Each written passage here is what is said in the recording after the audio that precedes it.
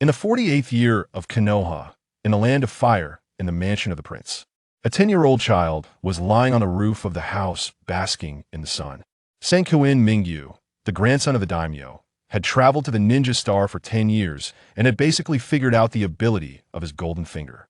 Senkuin Mingyu was immersed in consciousness and opened the biological illustration. I saw the animal patterns that lit up one by one were vividly displayed in the illustration. This was his golden finger of crossing. Every time an individual of a species was lit up, the average of the spiritual energy and physical energy of the species could be absorbed. Clicking on an illustration, a 3D picture of a wolf appeared in my mind, with all the fur, muscles, bones, and meridians in full view. Species: gray wolf, standard adult characteristics. Social: high endurance, keen sense of smell, cooperative hunting, medium size. Light up reward: physical and mental energy of adult wolf species. Gray wolf, standard adult. Classification: Mammalia carnivora Canidae canis. Physiological characteristics. 1. Body size data. Body length 105,160 centimeters excluding tail, shoulder height. 6,681 centimeters weight. Male 3050 kg, female 2,342 kilograms. Tooth formula: I33C11P44M 2342 teeth. 2. Special organs. Nasal mucosa area reaches 14 centimeters, human 2.4 centimeters. Retina contains 80 rod cells. Night vision ability is twice that of humans. Rotatable auricle has 270 sound source localization ability. 3. Movement system. Toe walking foot structure. Palm pad and toe pad form a composite shock absorption system. Maximum sprint speed 45-50 km/h. Continuous running endurance 2 hours day. Chakra characteristics. 1. Energy circulation. Basic chakra amount: none. Ordinary creatures do not synthesize spiritual energy and physical energy into chakra. Natural energy affinity tendency: none. 2. Innate ability: none. Behavioral characteristics: 1. Social structure, group size 525, hierarchical wolf pack. 2. Hunting strategy: group hunting, special products. None. Light up reward: obtain the average energy of a standard adult gray wolf. Physical energy 4.5, the average for humans is 10. Spiritual energy 2.8, the average for humans is 10. Remarks: a secondary carnivore in the food chain, a key species for controlling herbivorous animal populations such as deer and rabbits. There are many ways to light up. The simplest is to let the illustrated book absorb the corpse. And the complicated one is to put your hand on the creature, and then the illustrated book will light up after a few minutes of scanning. With the advantage of a traverser and the power given by the illustrated book, he quickly stood out from his brothers and sisters and successfully won the favor of the Daimyo.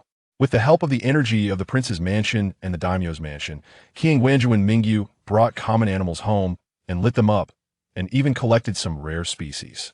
For example, plants with chakra. Species: mulberry tree, chakra variant. Features: psychic photosynthesis, excellent fruit, tough wood, natural affinity, lighting rewards. Trace life energy, trace chakra, natural energy affinity 1. Feeling the abundant chakra in his body, King Wanjuan Mingyu couldn't help smiling. But now the speed of improvement has slowly slowed down, and the rarer species and even the summoned beasts are no longer something that the little Karami in the prince's mansion can catch. As for the strong men in the daimyo's mansion, seriously speaking, not many people are willing to care about a child of a prince. And it is estimated that they can only be ordered a little if they become daimyo candidates. King Wanjuan Mingyu thought, it's time to go to Konoha. It's obviously more efficient to directly issue a bounty with money and let the ninja catch it. So, there's a problem. Where can you get so much money? Looking at the various information marked in the biological atlas, King Wanjuan Mingyu's thoughts kept coming. When he scanned a few plants, his eyes suddenly focused. This is it. He had seen this recipe in the family secret scroll. But a plant became extinct, so the recipe was also lost. But it would be fine to find a substitute according to the characteristics shown in the atlas. This template, mixed with honeysuckle and purple bead leaves, was analyzed into a 3-dimensional projection at the moment. When the biological atlas was automatically activated, the energy veins flowing inside each plant were clearly visible. I see. When passing through the 3-layer vermilion lacquer corridor, the attendant hurriedly saluted with a gold-painted lacquer tray. The incomplete seven-leaf lotus on the plate made him happy and effortless. This is a hemostatic herb commonly used by ninjas, but the atlas shows that its roots contain special energy. The study room was brightly lit with candles that night. Mingyu spread out 23 common medicinal materials on the sandalwood table, and the scanning beam of the biological atlas was like a flowing galaxy. When the microstructure of the seventh Biden's Pelosa was unfolding in the sea of consciousness, he suddenly grabbed the wolf hair brush, and the ink spread out on the rice paper. The strange ratio formula, the hemostatic formula, was now rejuvenated with the intervention of chakra energy. A month later, Qian Guangyuan Mingyu, who had finished the work, was still in high spirits. He called 3 servants and said, "Give me 2 cuts on my arm." The servants looked at each other, but did not dare to disobey the young master's order, and gritted their teeth and gave themselves 2 cuts. Seeing this scene, Qian Guangyuan Mingyu took out 2 bottles of hemostatics and 2 bottles of blood-regenerating agents. This bottle of hemostatics is applied externally, and this bottle of blood-regenerating agents is taken internally. You apply this bottle of hemostatics externally, and take this bottle of blood-regenerating agents internally. Qian Guangyuan Mingyu stared at the recovery effect with his eyes fixed on the comparison. After a while, the blood stopped flowing out of the wound where the hemostatic agent was applied at a speed visible to the naked eye. The originally rolled-up skin and flesh began to slowly shrink, and the bright red blood gradually dried up, leaving only a hideous blood scab. Although the wound was still there, it seemed that there was no sign of bleeding. The servant who took the blood-restoring agent, whose face was originally as pale as paper due to blood loss, gradually had some blood color. His breathing became steady from rapid. His eyes were no longer scattered, and his physical strength seemed to be slowly recovering. The originally weak body also had some strength and was able to sit up straight, but the wound was still bleeding. The servant who took both drugs at the same time not only had blood scabs on his wound, and the wound was slowly shrinking, but his face was also full of blood color. In contrast, the hemostatic agent has an immediate effect on treating bleeding from external injuries, curbing the bleeding in a short period of time and promoting the initial healing of the wound. While the blood-restoring agent has a significant effect on restoring the body's qi and blood and replenishing the energy lost due to blood loss, allowing the person who lost blood to recover his physical strength and mental state more quickly. The combined effect of the two seems to be even stronger. Seeing such an effect, Qian Guangyuan Mingyu's eyes flashed with an unconcealable excitement, and the corners of his mouth unconsciously rose, thinking to himself, "With this thing, the money-making plan is stable." Unable to bear the joy, Qian Guangyuan Mingyu took out a few bottles of blood-recovering and hemostatic agents and said, "Everyone go down to receive half a year's salary and another 2 months of paid recuperation. Take these medicines yourself, and you can see the effect yourself." The 3 servants were overjoyed and grateful. "Thank you, sir. Thank you, sir." Then they respectfully went down to receive their own rewards and vacations. Qian Guangyuan Mingyu understood that this piece of cake was too big, and he would definitely not be able to eat it. He had to go to his father. If not, his father probably couldn't do it either, so he had to go to his grandfather. Qian Guangyuan Mingyu hurriedly walked towards the Daimyo mansion with the carefully prepared medicine and full of expectations. Along the way, he kept rehearsing the scene of the conversation with his grandfather in his mind, and beads of sweat appeared on his palms. Qian Guangyuan saw his son looking heavy-hearted and rushing out, and couldn't help asking, "Mingyu, what are you going to do?" Qian Guangyuan Mingyu lowered his head and thought deeply, and didn't notice that his father was calling him. Qian Guangyuan shook his head. This kid, he has been enduring for so long, and he rushed out in a hurry. It seems that there is something important. Thinking of this, Qian Guangyuan smiled. This child has been smart and has ideas since he was a child. If you want to do it, just do it. The family has the confidence to support him in everything. At this time, Qian Guangyuan Mingyu ignored the hidden guard around him and stepped straight into the study. The rich scent of ink hit him. The daimyo was reviewing official documents at his desk. The current daimyo did not have the kind of extravagant and enjoyable heart that he would later have. He had just taken office not long ago and was still ambitious to make a career. Hearing the footsteps, the daimyo slowly raised his head in confusion. Who came in directly? Seeing that it was his favorite grandson, his eyes were full of majesty and kindness. Mingyu, why are you here? Qian Guanju and Mingyu took a deep breath, calmed down his excitement, bowed respectfully, and said, Grandpa, I came here today to discuss important matters. As he said that, he carefully placed 2 bottles of medicine on the table and introduced the magical effects of the medicine in detail to the daimyo, as well as his plan to sell the medicine for profit. The daimyo listened, and a trace of shock flashed in his eyes. Is your potion really so effective? Qian Guanju and Mingyu hurriedly said, Grandpa, how dare your grandson deceive you? This potion has been tested, and the effect is remarkable. Moreover, it is common for ninjas to get injured when performing tasks, and they must have a great demand for this potion. As long as we bring the potion to the market, it will be a great success. It is not even limited to ninjas. The blood-recovering potion can be used on women during menstruation and injured nobles. Who doesn't have 2 bottles of this good thing? The market value will be further expanded. The daimyo pondered for a moment and said slowly, the idea is good, but the initial investment is not a small amount. How much money do you want? Qian Guanju and Mingyu gritted his teeth and plucked up the courage to say, Grandpa, my grandson needs 1 million taels of gold as startup capital. The daimyo heard this, and his face changed slightly. 1 million taels? Do you know how much this is? 1 tael of gold is 10 taels of silver. To be precise, this is just the official exchange number. In fact, the exchange rate is even 115. This is 15 million silver. This amount is indeed not much for the daimyo's mansion. But this money is for the younger generation to practice, and it must not be approved by the daimyo's mansion. It must be taken from the daimyo's own treasury. This amount is not a small amount for the daimyo. Qian Guanyu and Mingyu quickly grabbed the daimyo's sleeve and said earnestly, Grandpa, grandson knows that this is not a small amount. But grandson is confident that as long as he has this money, he will definitely make the medicine famous in the ninja world and bring several times the profit to the family. I hope Grandpa can help. The daimyo looked at the earnest Qian Guangyuan Mingyu and thought secretly in his heart, this grandson has been smart and powerful since he was a child. Now he has such a wonderful idea. Maybe he can really make a name for himself. After a long silence, the daimyo finally spoke. Okay, I will give you 1 million taels of gold. But you must remember, don't let me down.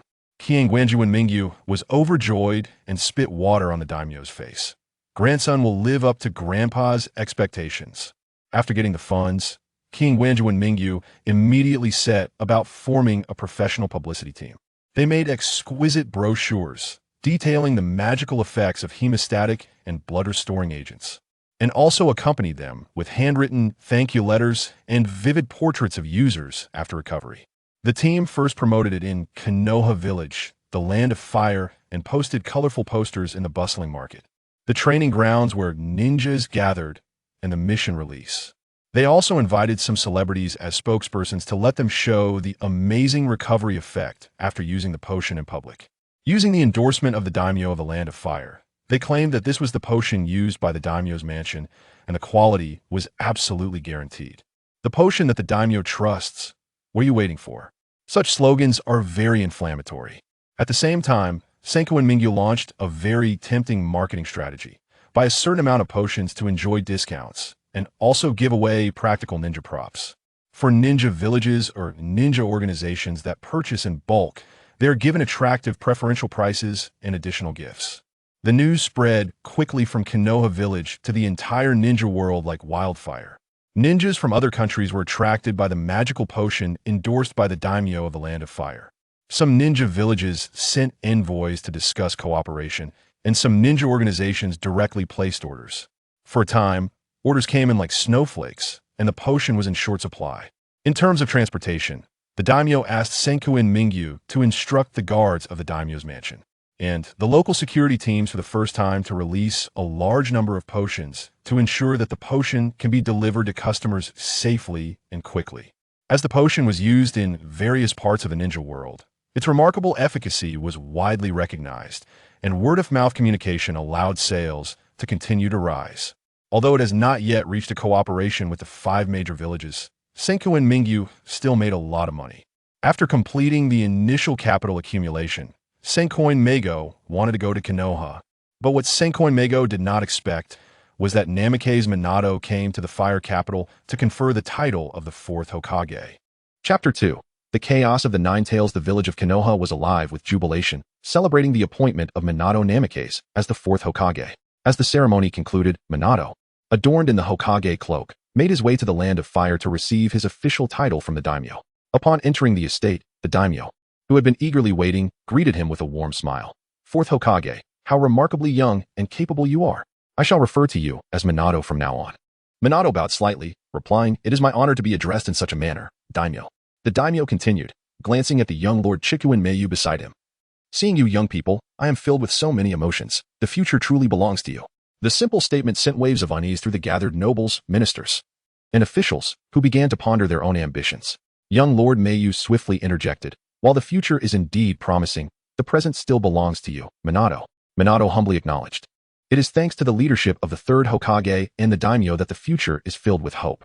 The Daimyo laughed heartily, waving his hand dismissively. "Oh, spare me the flattery, you young ones." Then, his expression turned serious as he addressed Minato. "Today, I have summoned you not only to formally bestow upon you the title of Hokage, but also to discuss another matter." Minato nodded attentively, his demeanor focused. "Please, Daimyo. Feel free to speak. I shall give my utmost effort." The Daimyo gestured to Lord Meiyu, who stepped forward, presenting 2 vials of potions with respect. "Lord Minato, these are my concoctions, a hemostatic agent and a restorative elixir. They have proven remarkably effective in minor conflicts within the Land of Fire, and I believe they would greatly benefit the ninjas of Konoha on their missions." Minato accepted the vials, examining them with curiosity and appreciation. "I have heard of the wondrous effects of these potions, but have yet to witness them firsthand." The Daimyo continued, "Meiyu is exceptionally intelligent. The potions he developed can significantly enhance the combat effectiveness and recovery of ninjas. I believe that if Konoha collaborates with Meiyu and procures these potions on a large scale, it would be advantageous for both Konoha and the Land of Fire. What do you think, Minato?" After a moment of contemplation, Minato shifted his gaze from the potions to Lord Meiyu, responding earnestly, "The matter of the potions is indeed crucial. However, as this concerns the safety and efficacy for many ninjas in Konoha, I must conduct thorough testing and evaluations before discussing it with our medical department. If the effects are as miraculous as rumored, Konoha would be more than willing to collaborate." Lord Meiyu smiled in agreement. "Indeed, your words are most wise, Lord Hokage. I too look forward to collaborating with Konoha to provide more security for our ninjas. Should you require any assistance, please do not hesitate to ask." The Daimyo nodded in satisfaction. "With young individuals like you, the Land of Fire has nothing to fear for its future. Minato, proceed with your testing and evaluations. Inform me of the results at your earliest convenience. Meiyu, prepare your finest work." Both men nodded affirmatively and exited the room under the Daimyo's watchful gaze, beginning to prepare for a collaboration that could have far-reaching implications. As they stepped outside, the warm sunlight bathed the surroundings in a gentle golden hue. Minato broke the silence with a friendly smile, extending his hand to Lord Meiyu. "It is a pleasure to meet you today, Lord Meiyu. I hope for your continued guidance in the future interactions between Konoha and the Land of Fire." Lord Meiyu eagerly grasped Minato and Appo's hand. Though his shorter stature made it a bit awkward, he stretched his arm and shook it vigorously, exclaiming, "You are too kind, Hokage. It is an honor to make your acquaintance. Should you need anything in the future, please feel free to command me." Minato nodded slightly, his expression earnest. "I am quite interested in your potions. Konoha is currently burdened with reconstruction tasks, and our ninjas often face perilous missions. If your potions indeed provide rapid hemostasis and restore vitality, it would be an invaluable asset to Konoha." A glimmer of excitement shone in Lord Meiyu's eyes as he responded. "Rest assured, Lord Minato, I have conducted extensive trials on this potion, and the results are remarkable. Not only does it expedite wound healing, but it also restores chakra in a short time, enhancing the endurance of ninjas." He then produced an exquisite small box from his robe, handing it to Minato. "This is a sample I specifically prepared. I kindly ask you to take it back to Konoha for your medical ninjas to examine." Minato received the box with care, tucking it into his ninja tool pouch with gratitude. "Thank you, Lord Meiyu. If the potions pass the tests, Konoha will certainly procure them in large quantities.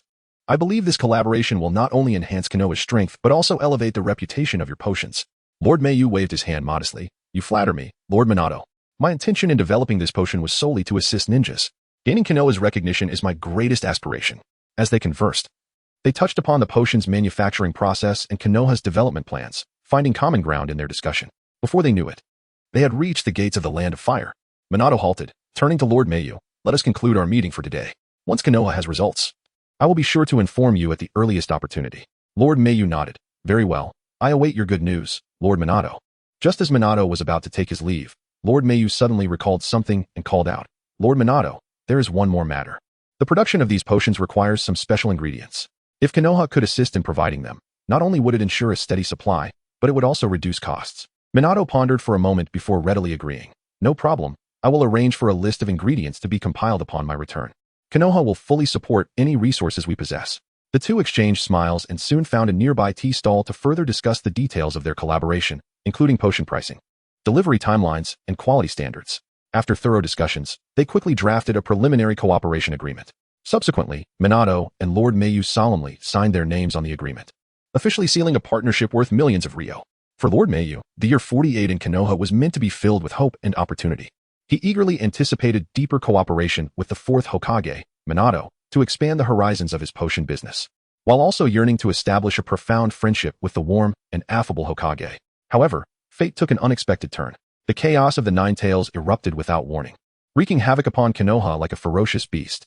When Lord Mayu heard the devastating news of the fourth Hokage, Minato Namake's demise, he froze, his mind blank and filled with disbelief and confusion.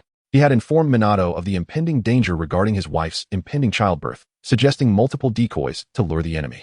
Yet the outcome remained unchanged. The man who always wore a warm smile and radiated hope had departed forever. According to reports, it appeared that the fourth Hokage had sacrificed himself. Even though Kushina had managed to suppress the Nine Tails using the restorative elixir, an unexpected figure appeared and captured Naruto, causing Kushina to lose focus and the Nine Tails to slip from her control. In a flash of lightning, the fourth Hokage reclaimed Naruto from the clutches of the white figure, only to turn back and witness Kushina on the brink of death. At that moment, even if he managed to seal the Nine Tails back, her body would not withstand it. Minato silently performed the Reaper Death Seal, allowing his wife to leave a fragment of chakra for their child. Once he regained his composure, Lord Mayu felt a tumult of emotions within him. Though they had only interacted for a few days, he held a deep admiration for the young fourth Hokage. Fortunately, the collaboration agreement established with the Leaf Village has now taken root, firmly securing a position within the medical framework due to the remarkable efficacy of the potions, with a steady stream of orders ensuring his profits. However, the current situation is becoming increasingly tense. The neighboring villages of Cloud and Rock have begun to stir, sensing the vulnerability of the Leaf Village following the turmoil of the Nine Tails incident, leading to a rise in border skirmishes. Qian Guangyuan Mingyu has keenly realized the necessity of regulating strategic supplies such as hemostatic agents and blood-replenishing potions, lest the fourth great ninja war be hastened. Anxious and resolute, he promptly convened his advisors for urgent discussions on countermeasures. In these tumultuous times, the medicines must not fall into the hands of enemies, nor serve as aid in their assault on the land of fire. One advisor voiced his concerns. Young master, our business is already established. How can we impose such regulations? Those buyers will not acquiesce easily. Qian Guangyuan Mingyu furrowed his brow, pondering for a moment before responding. From now on, we shall cease supplying suspicious buyers outside the borders of the land of fire. All orders must undergo stringent scrutiny to confirm the identity and purpose of the purchasers. Furthermore, we must collaborate with the Leaf Village, prioritizing the supply of potions to our own ninja villages when necessary.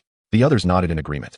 In the days that followed, Qian Guangyuan Mingyu personally oversaw the order review process, meticulously scrutinizing every transaction.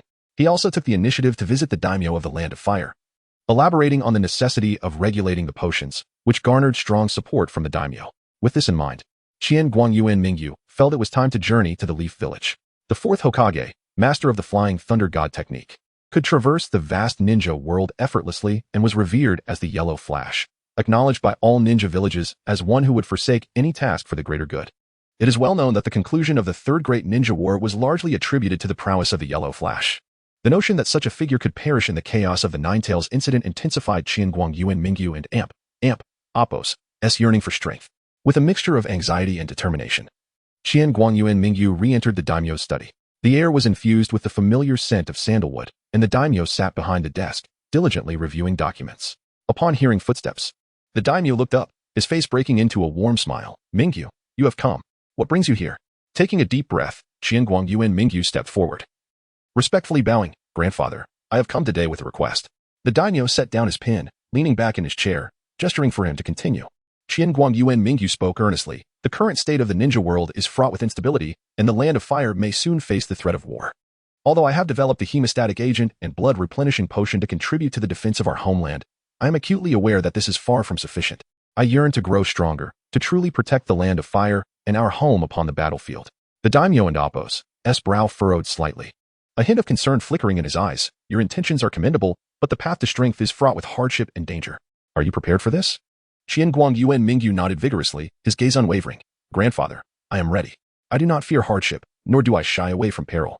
I hope you will permit me to seek powerful training resources to learn more formidable ninjutsu and taijutsu. The daimyo fell silent for a moment, then spoke slowly. I understand your aspirations, Mingyu. However, as the grandson of the daimyo, your every action reflects upon the family's reputation. I must be candid. You are the most exceptional among your generation, and I have intentions to cultivate you as the next daimyo. I cannot allow you to take unnecessary risks. Qian Guangyuan Mingyu paused, but his resolve remained firm. Grandfather, I understand your concerns. Yet, I do not wish to remain confined to the small confines of the fire capital. I desire to explore the world. Furthermore, I believe that only by becoming stronger can I uphold the family's honor. The daimyo regarded Qian Guangyuan Mingyu's determined eyes and sighed inwardly. He knew well the tenacity of his grandson. Once he set his mind to something, it would be challenging to dissuade him. Very well, as a future leader, he must not remain ignorant of the struggles of the world. After a long contemplation, the daimyo finally spoke. Very well, Mingyu, I grant you permission. But remember, above all, prioritize your safety. I will arrange for the family's shadow guards to protect you discreetly. Qian Guangyuan Mingyu was overjoyed, bowing once more. Thank you, grandfather. I shall not disappoint your expectations. The daimyo stood, moving beside Qian Guangyuan Mingyu and patting his shoulder. Go forth, my child. Pursue your path. But remember that the family will always be your steadfast support. Chapter 3. Apprenticeship with Orochimaru Konoha, Year 49. A gentle breeze stirred the youthful garments adorned with dark golden family emblems as Chikuin Meiyu stood with his hands clasped behind his back before the two most powerful figures in Konoha. With a tone of indifference, yet laced with a hint of dissatisfaction, he remarked, Third Hokage, Elder Danzo, I have come to bring financial support to Konoha. Is my presence unwelcome? Sarutobi Hiruzen exhaled a deep plume of smoke, his eyes obscured with an inscrutable expression, having immediately issued several thousand ABC-level bounties, amounting to nearly 100 million Ryo in task rewards. How could they refuse?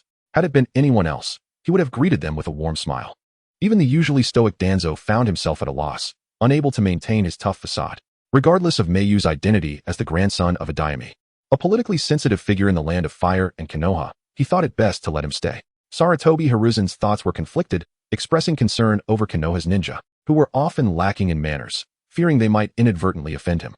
Chikuin Meiyu subtly threatened, no matter, I shall not hold others accountable for careless words. Furthermore, with so many bounties issued, they must bring those creatures before me, thereby alleviating Konoha's burdens. After all, Konoha is part of the land of fire, and I am merely showing compassion for the populace. This situation necessitated mentioning that in the land of fire, the Daimyo's estate and Konoha function under a dual system.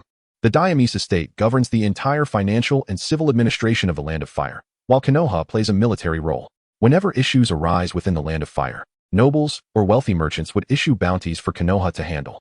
However, this leads to another issue. For most nobles, the resolution of problems is what matters, regardless of which ninja village is tasked with it, resulting in many orders being diverted to other ninja villages. This has fostered a lack of deep recognition of ninja villages among the majority of the populace in the land of fire, as ninjas are merely seen as hired hands, while local militia genuinely provide unpaid assistance. In light of the populace's discontent, Konoha's leadership must protect its own foundations, its ninjas. Thus, even now, the daimyo's estate cannot place a single individual within Konoha.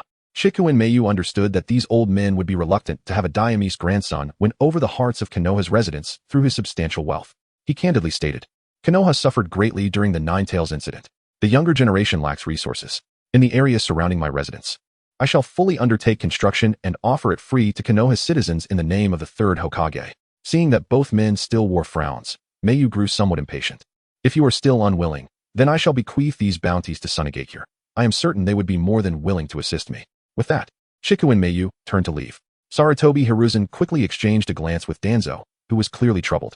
With gritted teeth, Danzo stepped forward, saying, Young Master Meiyu, there is no need for such haste. Konoha would certainly welcome you. We were merely considering various matters, and I hope you will not take offense. A slight smile graced Chikuin Meiyu's lips as he turned back, a glint of triumph flickering in his eyes. Very well, then I shall reside in Konoha. Thereafter, Chikuin Meiyu procured a spacious estate in Konoha and commenced his life there. He acted with extraordinary generosity, first fulfilling his promise by undertaking vast construction around his residence, erecting numerous new houses that were freely distributed to the citizens of Konoha. For reasons unknown, others soon learned that it was the third Hokage who sought the daimyo's grandson to fund the construction. In a short time, Chikuin Meiyu's reputation spread among the people of Konoha, and gratitude towards both the third Hokage and the daimyo's grandson flourished. Sarutobi Hiruzen and Danzo found themselves powerless to intervene. After all, they had expended a tremendous amount of wealth, and a bit of fame was a small price to pay, so they turned a blind eye. Shortly thereafter, Chikuin Meiyu turned his attention to Konoha's library of ninjutsu. He invested heavily in acquiring numerous B and C-level ninjutsu scrolls, sequestering himself within his estate to study tirelessly day and night. The intricate formulas and hand seals of ninjutsu held a unique allure for him. His learning speed was astonishing. Techniques that would take ordinary ninjas months or even years to master, he could comprehend in mere days. One day, while practicing wind release techniques, he noticed a deficiency in the existing techniques regarding the balance of attack range and power. After extensive contemplation and experimentation, he successfully improved the technique by altering the sequence of hand seals and the flow of chakra. The enhanced wind release technique not only expanded its attack range, but also multiplied its power several times over. Eager to showcase his findings, he headed to Konoha's training ground. At the training ground, numerous ninjas were diligently honing their skills. Chikuin Mayu stood firm, swiftly forming hand seals, and shouted, "Wind release." Gale burst. A fierce gust of wind erupted, sending debris flying and severing the surrounding trees. The ninjas present halted their activities, gazing in astonishment. What ninjutsu is this? It's incredibly powerful. An underling ninja exclaimed. I've never seen it before. It must be the improved wind release technique by young Master Chikuin. I heard he only recently began studying ninjutsu. His talent is frightening. Another ninja remarked. The news swiftly reached the ears of the third Hokage, Sarutobi Hiruzen, and Danzo. They exchanged worried glances, both harboring concerns. Sarutobi Hiruzen sighed softly. This child possesses extraordinary talent. If he could sincerely dedicate himself to Konoha, he would be an immense asset. Yet, as the grandson of a daimyo, the complexities of the forces behind him make him difficult to gauge. Danzo scoffed, regardless of his motives. We cannot allow him to act recklessly within Konoha. A flicker of inspiration ignited in Sarutobi Hiruzen's eyes. Perhaps integrating him into the Hokage's faction would align more closely with Konoha's interests. Meanwhile, Chikuin Mayu remained oblivious to their discussions, or rather, he simply did not care. Immersed in the world of ninjutsu, he continually explored and transcended boundaries.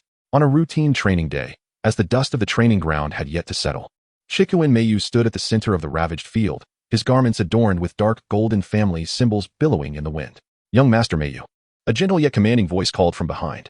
Turning around, he saw the third Hokage, Sarutobi Hiruzen, standing at the edge of the training ground, smoke curling from his pipe. Your talent in ninjutsu is truly astonishing. Mayu nodded slightly, a glint of sharpness in his eyes. You flatter me, Hokage-sama. It is merely a superficial improvement. Sarutobi Hiruzen took a few steps closer, his gaze sweeping over the chaos left in the aftermath. To enhance a sea-level wind release technique to such a degree transcends the realm of superficial. He exhaled a puff of smoke, casually inquiring, since you were so passionate about ninjutsu, do you have any particular goals? Mayu brushed away non-existent dust from his sleeve, his tone calm yet edged with sharpness. Hokage-sama, the path of ninjutsu is vast and profound. I am merely thirsty for knowledge. Unfortunately, he paused deliberately, the access I have to Konoha's ninjutsu library is quite limited. The two locked eyes. A silent contest of wills surging beneath their calm dialogue. Advanced ninjutsu. Sarutobi Hiruzen mused, stroking his pipe thoughtfully.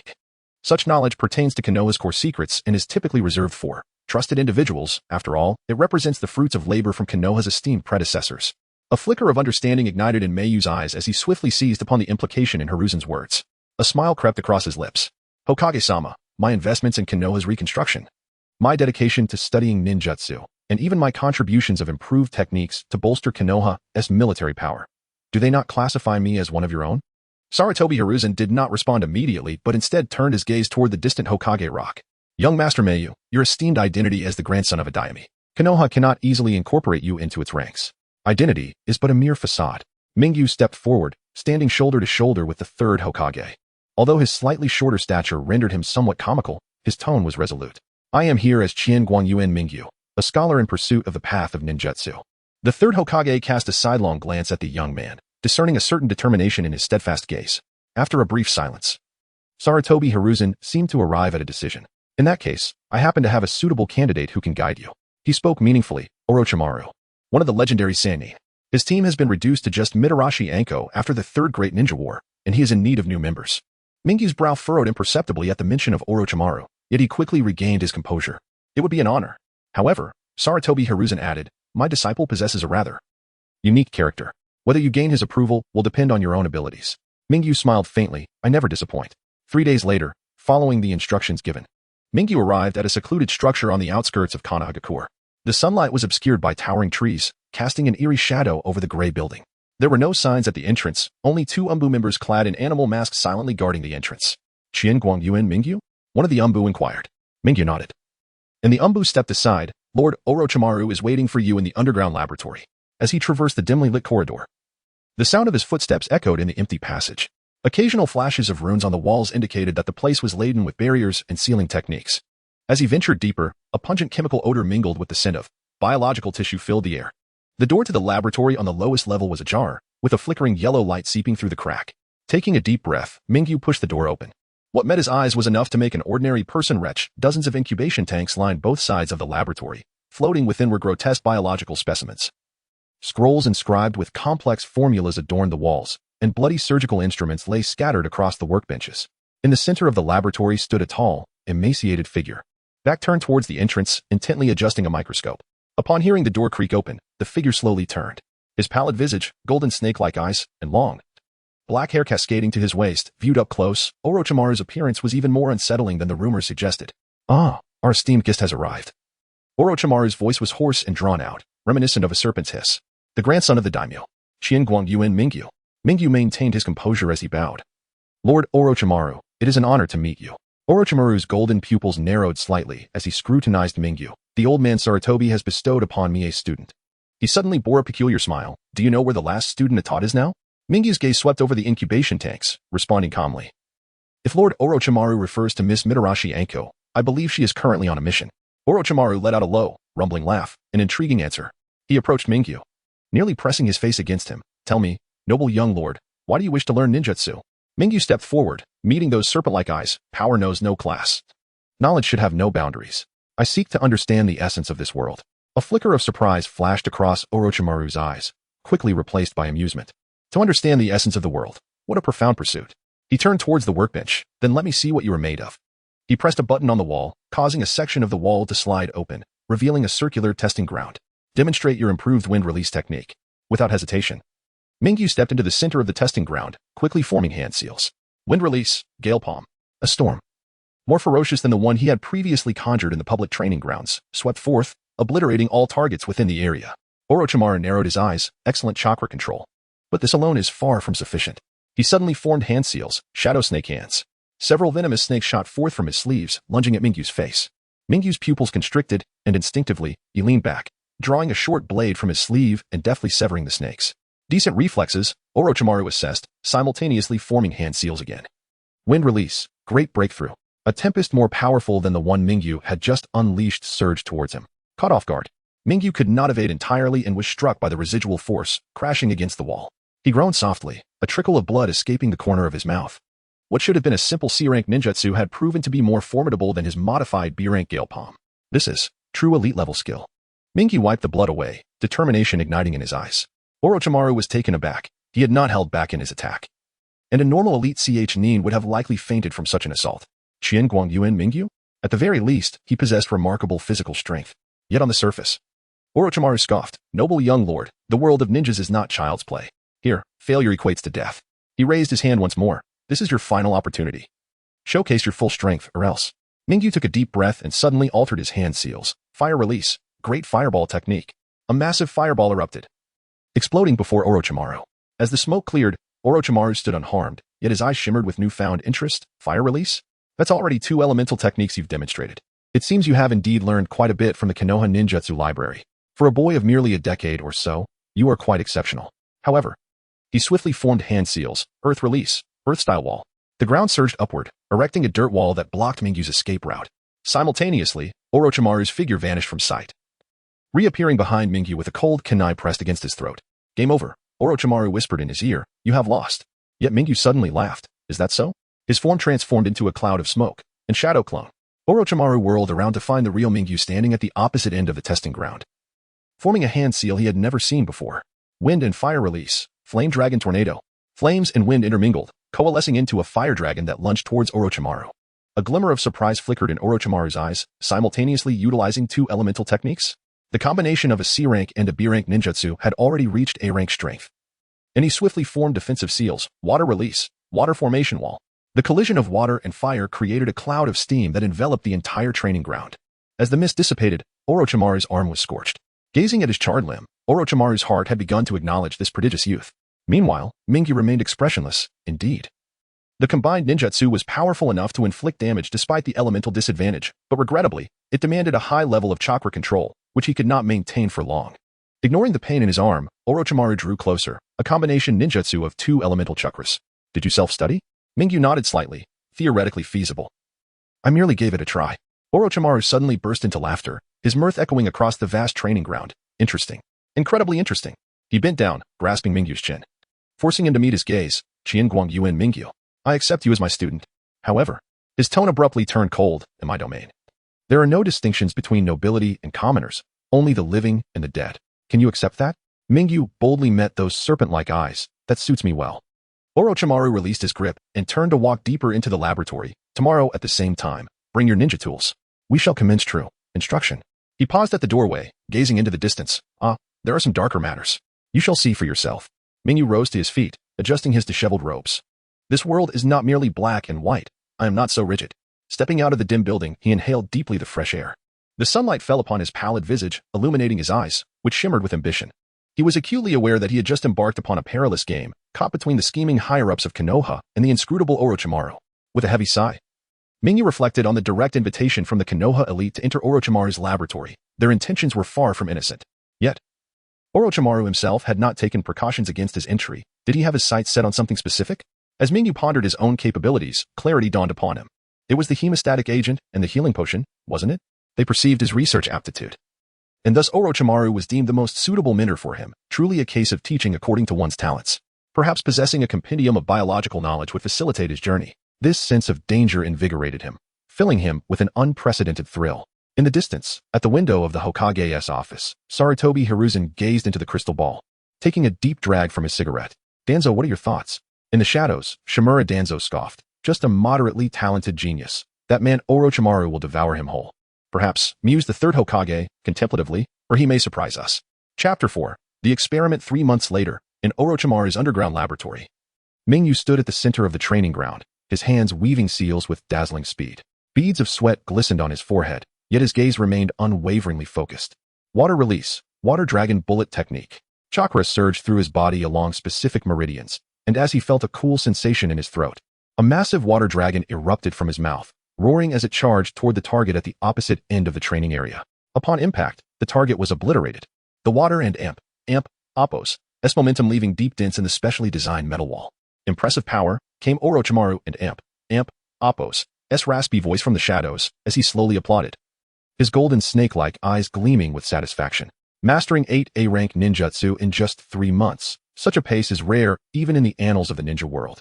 Orochimaru's thoughts drifted to the potential of the Sharingan's ability to replicate techniques. Although mere imitation, it nonetheless represented mastery. A flicker of yearning crossed his heart. Mingyu wiped the sweat from his brow, a slight smile gracing his lips. All thanks to your guidance, master. Orochimaru approached, his pale fingers gliding over the indents on the wall. Modesty will not serve you well, Mingyu. Your talent is enviable. He turned, his long black hair trailing behind him. Come with me. Deep within the dim laboratory, flickering candlelight illuminated Orochimaru's pale and profound visage. He stood before a long table strewn with scrolls and experimental apparatus, his fingertips lightly tapping the surface as if contemplating something profound. Mingyu, Orochimaru began slowly, his voice low and gravelly. Your rate of progress has indeed exceeded my expectations. Mingyu faced him, maintaining a calm demeanor, yet a glimmer of wariness flickered in his eyes. He understood that Orochimaru would not lead him into the core of the laboratory without reason. However, Orochimaru's lips curled into a knowing smile. Your abilities should not be confined merely to the study of ninjutsu. Mingyu narrowed his eyes slightly. What do you mean, master? Instead of responding directly, Orochimaru retrieved a scroll from beneath the table and gradually unfurled it. The scroll was densely inscribed with intricate formulas and diagrams of human meridians, with the words Impure World Reincarnation boldly emblazoned at the top. This is. Mingyu's pupils constricted. The technique of immortality. Orochimaru's voice slithered like a serpent. Speaking of transferring souls to inhabit another and Appos' body, thus achieving eternal life. Mingyu fell silent for a moment before lifting his gaze to meet Orochimaru and Appos' eyes. Do you wish for me to partake in this research? Orochimaru and Appos' smile deepened. You have studied blood replenishment and healing agents, possessing a unique understanding of the flow of chakra in the human body. Moreover, his gaze sharpened, your talent should not be squandered. Mingyu refrained from answering immediately, instead bowing his head in contemplation. He recognized that Orochimaru was testing him, probing his limits and ambitions. Simultaneously, Orochimaru sought to utilize Mingyu and Appos' status as the grandson of a feudal lord to shield himself. Yet, if the higher-ups in Konoha were to discover this endeavor, Even a feudal lord's grandson would face severe consequences, likely being expelled from Konoha and sent back to the Land of Fire. After a brief pause, he raised his head, determination radiating from his gaze. I am willing to participate in the research. A flicker of surprise crossed Orochimaru's eyes. Oh, you are so unhesitant? Mingyu replied with a hint of detachment. The technique of immortality is indeed worthy of exploration. However, I have one condition. Condition? Orochimaru regarded him with keen interest. All experimental subjects must be individuals who have taken lives or committed heinous crimes. Mingyu's voice was cold and resolute. I will not partake in experiments on the innocent. Orochimaru fixed his gaze upon him, his golden snake-like eyes narrowing slightly, as if assessing his resolve. After a long moment, he suddenly chuckled softly. Interesting. Truly interesting. Mingyu, you possess more principles than I anticipated. Mingyu remained silent, simply observing him calmly. Orochimaru gradually rolled up the scroll, his tone growing solemn. Very well. I agree to your terms. Your experimental subjects will only be those stained with blood. As Mingyu contemplated the implications of Orochimaru's words, a sense of heaviness settled in his heart, yet he quickly reconciled with the understanding of who his master truly was from the outset. Mingyu nodded. I am willing to assist you in your research. Orochimaru's smile grew increasingly enigmatic. Excellent. From this day forth, all research materials regarding this project will be shared with you. He turned and walked deeper into the laboratory, his voice echoing softly. However, Mingyu, remember this. On the path to immortality, some lines are destined to be crossed. I hope that when the time comes, you will still uphold your principles. Mingyu watched his retreating figure, his gaze deep and contemplative.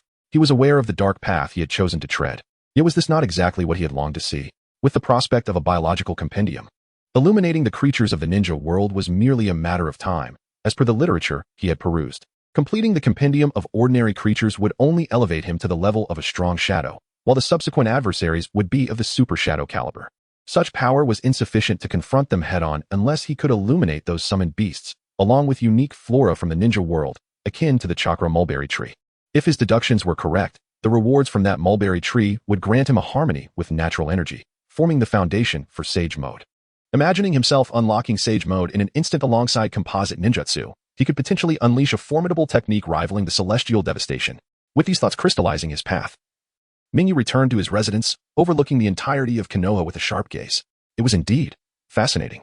The next simplest step would be to summon the corpses of small animals through bounties, while for colossal beasts like rhinoceroses, the information would be gathered until he possessed sufficient strength to traverse the ninja world and collect them. His second scheme involved gathering summoning beasts, as these chakra-infused creatures could yield substantial rewards. The third scheme entailed learning biological knowledge from Orochimaru, paving the way for creation, yes, creation, of summoning beasts and chakra plants. Only then would the biological compendium feature be fully realized, allowing him to grow infinitely stronger. Mingyu envisioned the future, his heart ablaze with ambition. Sanya, the white-haired youth, appeared behind him like a specter, kneeling on one knee, the short blade at his waist gleaming coldly. At your service. Suppressing his excitement, Mingyu turned to this young prodigy. At 16, the Jainin and Appos' prowess and swordsmanship rivaled that of elite Jainin, one of the top-tier forces secretly cultivated by the feudal lord's household. Here, he tossed the scrolls acquired from bounties to Tsanya. All large creatures that cannot be transported via sealing scrolls will be under your purview. I require detailed information regarding their locations, ecological habits, and potential threat levels. Sanya caught the scrolls steadily, glancing over them swiftly. A flicker of surprise flashed in his eyes. Ironclad rhinoceros, giant swamp crocodile, volcanic lizard. These are all A rank or above dangerous creatures. Is there a problem? Mingyu inquired with mild indifference. Sanya shook his head, his expression serious. No. I will expedite the compilation of the data. Very well. Mingyu nodded slightly. Additionally, keep an eye on information regarding summoning beasts, especially wild summoning beast populations beyond the 3 great sacred lands. Understood. Sanya replied succinctly, hesitating for a moment before asking, my lord. Do you intend to hunt these creatures personally? Mingyu and Appos' lips curled into a slight smile. Not for now, but in the future. They will all become part of my and Appos' collection. And Appos. Sanya refrained from further inquiries, bowing his head. I will cooperate fully. What do you think of your abilities in comparison to White Fang? Mingyu inquired whimsically. Currently, I am far from his level, but in the future, I shall surely surpass him. Kanjia possesses an unwavering confidence. At the tender age of 16, having attained his license, his prowess rivals that of the elite jonin of Konoha. With a youthful arrogance radiating from him, observing the white-haired boy before him, Mingyu suddenly felt a mischievous inclination. Kanjia, are you aware that there is a 12-year-old jonin in Konoha? Kanjia, with a cold demeanor, replied, yes, the renowned copy ninja, Kakashi. A smirk crept onto Mingyu and Appos' lips as he scrutinized the expression of this stoic youth. The Hitaki clan, from which Kakashi descends, is a branch that's separated from your family under the orders of the Daimyo at the inception of Konoha. In essence, Kakashi is your cousin. During the establishment of Konoha, various clans observed cautiously. The reigning Daimyo, in support of the first Hokage Hashirama, granted the Hatake clan the surname and allowed their independence as a ninja clan, signaling to other families the Daimyo and Appo's unwavering support for the Hokage. Consequently, many ninja clans expressed their eagerness to join Konoha. Drawn by the strength of the Senju clan and the financial backing of the Fire Country and Appo's Daimyo, Kanjiya appeared momentarily dazed by this revelation. Sensing the desired reaction, Mingyu set aside his playful demeanor and commanded, aside from regularly handling intelligence, you may arrange your time freely.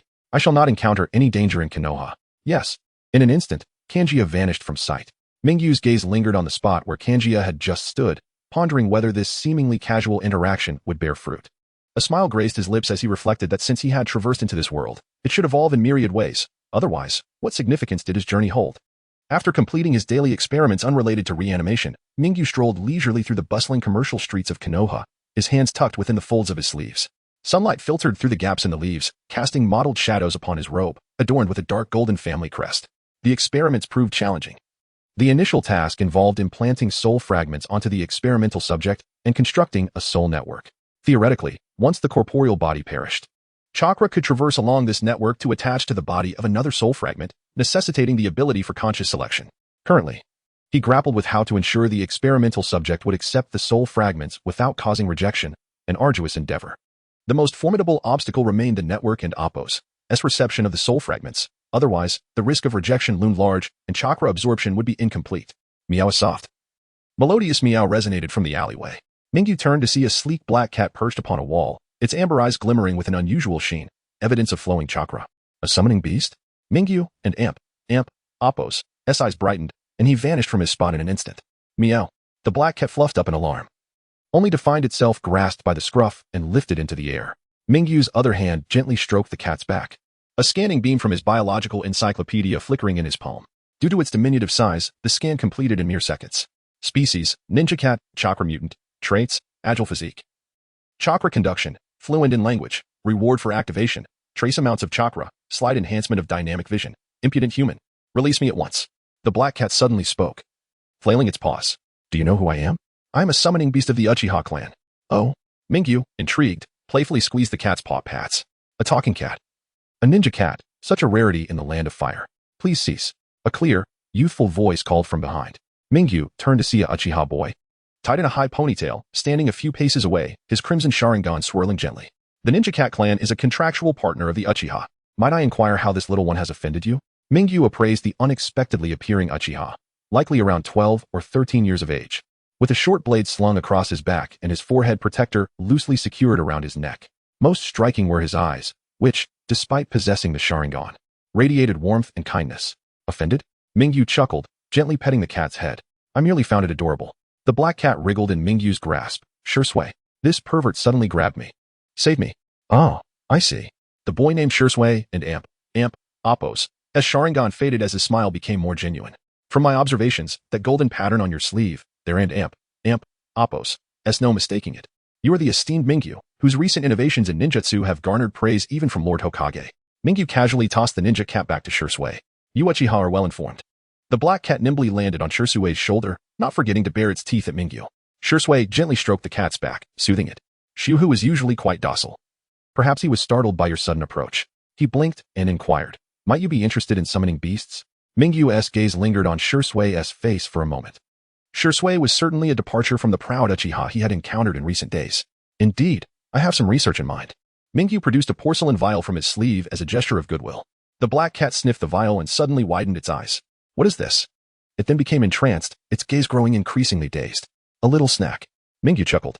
Consuming it can temporarily enhance chakra activity, keeping one's spirits elevated. Shursui nodded knowingly. I have indeed heard of your expertise in pharmacology. After a moment and Appo's hesitation, he proposed, shall we visit the dango shop ahead? The Uchiha possessed numerous texts regarding summoning beasts. As the sun dipped below the horizon, the dango shop owner stood astonished at the back corner, known for his solitude. The Uchiha prodigy Shursui was engaging in lively conversation with the renowned noble Mingyu. Even more astonishing was that the troublesome ninja cat lay obediently on the table, allowing Mingyu to scratch its chin. So, the summoning beasts reside in a realm known as the summoning world? Mingyu quickly jotted notes. Precisely. Shursui illustrated, for instance. The portal for the Ninja Cat clan, Xiaohu, lies within the Uchiha compound. The black cat rolled its eyes. Could you two refrain from disregarding the esteemed Xiaohu? And order 3 color dango while you and Amp, Appos, re-edit. Mingyu smiled and placed another order. As twilight enveloped the scene, he regarded Shursui with newfound depth. This Uchiha youth might indeed prove to be an unexpected ally in his research, and he found himself quite fond of the boy-esque character. Chapter 5. The situation of the Uchiha as spring gives way to winter. Time flows swiftly through its abundant moments. In the 50th year of Konoha, the withered maple leaves twirl gracefully before descending into the brook. Uchiha Shursui sits cross-legged upon a rocky riverbank, his fingers idly polishing a stone until it gleams. The familiar sound of wooden sandals approaches from a distance. He need not turn his head to discern the identity of the visitor. Only one person in all of Konoha would don noble attire for a stroll in the wilderness. This marks their 3rd meeting by the river this month. Mingyu lifts his garments and settles beside him, producing 2 warm tins of matcha from his sleeve. It appears the police force has been rather unoccupied of late. Shursui accepts the tea tins with a wry smile, his fingertips unconsciously tapping a rhythm upon their surfaces. In truth, I have been temporarily suspended. Mingyu raises an eyebrow, peering through the rising steam. He notices the faint dark circles beneath Shursui and Appos' eyelids, the telltale signs of overexertion from his Sharingan flickering at the edges of his tea-colored irises. Observing him closely, Mingyu discerns that Shursui's muscle tension has increased by 37% since their last encounter, a manifestation of prolonged unease. While the rhythmic tapping of his fingers signifies a mind in constant motion, is it due to the relocation order? Mingyu gently blows away the tea leaves. Suddenly, the rock beneath them fractures with a web of fine cracks. Shursui and Appos' grip on the tea tin has unknowingly deformed it, scalding tea seeping through his gloves. Even you have heard about it. He releases his hand, the misshapen tin clattering to the ground. This morning at the clan meeting, clan leader Fugaku announced that the entire clan would be relocated to the western outskirts of the village next month. Mingyu retrieves a handkerchief embroidered with golden thread and hands it to Shursui. He had learned, just 3 days prior, Danzo had smugly showcased a new map of the Uchiha territory to Sarutobi Hiruzen. The area is encircled by mountains on 3 sides, with the sole exit directly facing the Umbu training grounds. However, this knowledge seems more than coincidental. Mingyu suspects that Hiruzen deliberately passed this information through his subordinates as a means to gauge the Daimyo and Appos' stance. What has been the clan and Appos' response? What else could they do? Shursui removes his gloves, the red marks on his palms slowly healing from the burns. The radicals insist on demonstrating the Uchiha and Appos' fury to Konoha, while the conservatives propose submitting a petition to the Hokage. The Uchiha and Appos' wrath. To speak frankly, given the current state of the Uchiha, opposing all of Konoha would be akin to a mayfly attempting to shake a tree. The elite ninja of Konoha number no fewer than 100, while the Uchiha count only a handful of 3-tomo Sharingan. A single 3-tomo typically matches the prowess of 1.5 elite ninja, even in a best-case scenario. They could only contend with 40. Given this vast disparity in numbers, I estimate that Konoha would only need to sacrifice a few elite and several nin to entirely annihilate the Uchiha. Moreover, to put it bluntly, many of the 3-tomo Uchiha might not even prevail in one-on-one encounters against the elite ninja of other clans. Rebellion is futile. Mingyu coldly lays bare the paper-thin reality of their power, not to mention that other clans likely conceal their own secrets. The Daimyo and Appos' estate alone harbors 7 or 8 elite ninja beyond their visible guardians.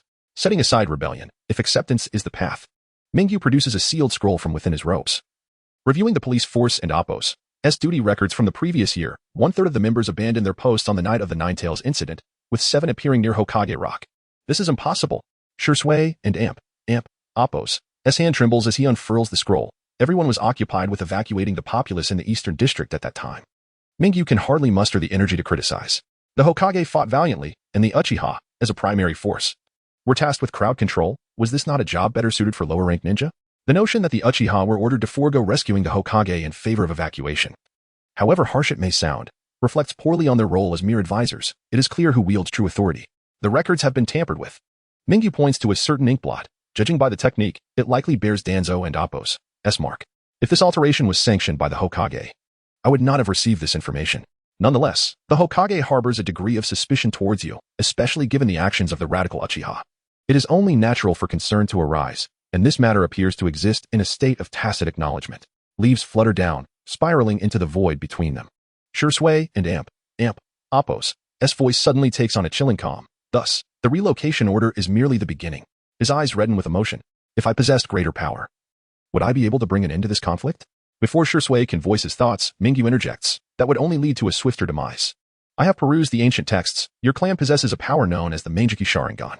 One or two Manjiki are ineffectual unless one reaches the strength of your ancestor. Uchiha Madara. The ranks of Konoha are not limited to just one or two. The third Hokage, Danzo, my mentor Orochimaru, and Akimichi Choza are all of the highest caliber. These individuals cannot simply be dispatched by a mere handful of Manjiki, and you have witnessed war. Even the mightiest individual cannot withstand the combined might of a platoon of Nin unleashing jutsu. While the Manjiki may offer temporary resistance, it cannot sustain against a full-scale assault. The third Raikage is renowned as the strongest spear and shield, regarded as the one closest to the god of shinobi. He was ultimately overwhelmed and perished after being pursued for 3 days and nights, with only elite Nin managing to claim his life. Though it is also true that the third Raikage delayed his full eruption of power. The crux of the matter is that with the Manjiki, the prime suspect behind the Ninetales incident emerges, and certain clans within Konoha can no longer remain indifferent. The Uchiha and Appo's plight transcends the pressure from the root. It is now the weight of all of Konoha and the Fire Nation bearing down upon them. Mingyu speaks with solemnity. Although Shisui does not grasp the metaphor of being pursued like a kite, he understands the essence of Mingyu's message. He gazes intently at Mingyu. His throat dry as he asks, "Does this include you as well?" Without hesitation, Mingyu responds, "Should the Uchiha rebel, regardless of right or wrong, they will inevitably vanish." Mingyu's gaze pierces into Shisui's soul, for the Daimyo will always stand behind Konoha. Seeing Shisui's dejection surface, Mingyu sighs with disappointment. The Senju clan was once immensely powerful, and even during the zenith of 2 Senju Hokage, they were forced to disband when facing the Sand Village in the Second Great Ninja War. Your Uchiha clan is inherently proud. I never imagined even the humblest among you would consider challenging an entire village with a diminished clan. Shisui and Appo's heart grows cold as ice. Despair creeping in, has the Uchiha truly no hope? Not even the Manjiki can save Konoha. Mingyu sighs slightly. Those embroiled in their own affairs often lose sight of reality. What I have just articulated are the worst-case scenarios and speculations. If the Uchiha refrains from rebellion, their contributions as founders of the village will shield them from overt hostility. Even if relocated to the outskirts, the Uchiha and Appo's resources would suffice to sustain the entire clan comfortably. However, should the Uchiha remain unsatisfied with their current state and seek further advancements, the situation would differ dramatically. Shisui is not particularly concerned for the lives of those radical clan members. He merely believes that the Uchiha's honor would transform from that of a founding clan into that of a traitorous one. And how could he face his ancestors who sacrificed their lives for this glory? Shisui ponders deeply, proposing a hypothesis. A glint of ruthlessness in his eyes. What if I were to eliminate all those who harbor thoughts of rebellion and then defect from the village? In that case, the Uchiha would not be burdened by these fools. Mingyu looks at his dear friend with a mixture of helplessness and affection. How naive yet endearing he is. Yet, such an action would require the Uchiha to sacrifice 90% of their assets, reducing their clan's strength to a mere quarter of its former glory. The Uchiha would transform from the foremost noble clan into a mere shadow, and with their bloodline, many predators within the shinobi world would seek to prey upon them. For no shinobi village could refuse the allure of Uchiha blood. The most painful aspect is that the Uchiha cannot simply dissolve like the Senju clan. The moment an Uchiha activates their eyes, others will recognize the 3 Tomo, making concealment impossible. Shisui laughs nervously. Indeed, that would leave the Uchiha with nothing. Watching Shisui's mental defenses crumble, Mingyu finally reveals his purpose. The best course of action is to eliminate those radical elements while allowing the Uchiha to preserve their strength. How could this be possible? The transplantation of the 3 Tomo Sharingan into other unawakened Uchiha Chunin, being of the Uchiha bloodline, would naturally entail a low rejection rate. With a period of adaptation, although it may not possess the potency of the original 3 Tomo, it could still attain the strength akin to that of an average Jonin. The two sat in silence, sipping the remaining tea, until dusk descended and they departed from the riverbank. Mingyu felt that the Uchiha were somewhat oblivious to their own circumstances. After all, which Hokage had not carved their path through combat? First and foremost, one must meet certain standards of strength, followed by the attainment of considerable prestige, and ultimately, undeniable contributions to the village. Take a glance at the current Uchiha. Their sole pair of Manjiki Sharingan is concealed. Through their recent conversation, it seems Shisui has also awakened, meaning that both pairs of Manjiki are hidden away. On the surface, their strength does not meet the required standards, and as for their reputation, the police force's daily acts of violence render any discussion of prestige moot. While it is true that the Uchiha clan has made significant contributions, what ninja clan hasn't he? Achieving the position of Hokage ultimately hinges on individual contributions. Consider the 4th Hokage, who emerged from obscurity, single-handedly influencing 3 battlefields, creating a phantom presence that decisively ended the 3rd Great Ninja War. His accomplishments and contributions are undeniably tangible. Likewise, the 3rd Hokage, called to duty in a time of crisis, following the 2nd Hokage's death amid the turmoil in Konoha, adeptly forged political alliances, prompting Iwagakure and Kirigakure to engage in conflict. leading to the mutual demise of the second Mizukage and the second Suchikage. His efforts stabilized Konoha amidst chaos while greatly advancing education, nurturing pillars like the legendary Three Ninjas, and subsequently producing formidable new forces such as the likes of Might Guy and Kakashi. As for the second Hokage, it is needless to elaborate. Following the death of the first, he led Konoha against 4 adversaries, with forbidden techniques contributing to 60% of the village's power. Who would not admire such feats? Now, reflect upon the current Uchiha clan leader, Fugaku Uchiha, who tightly conceals his pair of manjiki out of fear of exposure, with a focus on family over village. Lacking both achievements and contributions, how could he ever be deemed worthy of the title of Hokage? In jest, one might say that Fugaku's only path to becoming Hokage would be through fathering Itachi and Sasuke, thus having nurtured 2 potential leaders. Chapter 6. The drawbacks of would release. The migration of the Uchiha clan was in full swing. Meanwhile, in Orochimaru's underground laboratory, the dimly lit space was illuminated by flickering candlelight, casting shadows on the walls adorned with intricate sealing techniques. The air was thick with the faint scent of herbs mixed with the metallic tang of blood. On the experimental table lay several lifeless corpses, death row inmates from the land of fire and various bandits, their souls long departed, leaving behind mere vessels for study. Mingyu stood before the table, hands forming seals as chakra coursed through his fingertips. Beads of sweat formed on his brow, yet his gaze remained intensely focused. Reanimation technique. Release. As the final seal was completed, the corpses on the table suddenly convulsed violently, the meridians beneath their skin glowing with an eerie blue light, as if some energy flowed within. Moments later, the corpses and Appos eyes shot open, revealing a chilling glimmer in their pupils, fragments of souls that Mingyu had pre-injected. It worked. Came Orochimaru and Appos' hoarse voice from the shadows, his golden serpent-like eyes shimmering with excitement. He approached slowly, pale fingers brushing against the forehead of the corpse. Feeling the flow of chakra. The soul fragments are stable, and there is no rejection in the chakra pathways. Mingyu, we have finally succeeded. Mingyu exhaled a breath of relief, a slight smile gracing his lips. The process had gone more smoothly than anticipated. It appeared that the construction of the soul network was indeed feasible. Orochimaru chuckled softly, his voice reminiscent of a serpent and Appos' hiss. Next, we simply need to ensure that the main soul can smoothly transfer through the Appos network and Appos to a spare body upon death, and the technique of immortality will truly be realized. Mingyu nodded, though a flicker of concern crossed his eyes. However, currently we can only transfer a portion of the chakra. A complete soul transfer requires a more stable medium. Orochimaru narrowed his eyes, seemingly anticipating his concerns. The issue of the medium, perhaps we can find answers in the study of would release. Would release? As far as I know, this experiment was halted. Mingyu raised an eyebrow, finally being allowed to engage with this research. Indeed, but in the pursuit of unraveling the mysteries of ninjutsu, defying the prohibition is not without merit, is it? Orochimaru regarded Mingyu silently, who smiled in response. Exploration is often misunderstood by the ordinary. Orochimaru's lips curled slightly as he retrieved a scroll from his sleeve, unfurling it slowly. The scroll was filled with dense experimental data. The top boldly inscribed, First-Generation Cell Transplant Experiment. The cells of the first Hokage, Hashirama Senju, were imbued with potent vitality and natural energy.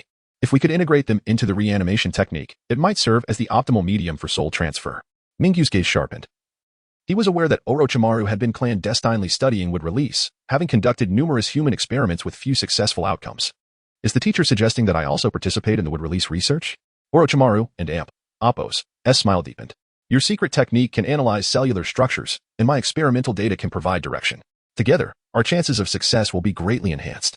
Indeed, Mingyu interpreted some biological encyclopedia abilities as family secrets. After a moment of silence, he chuckled softly.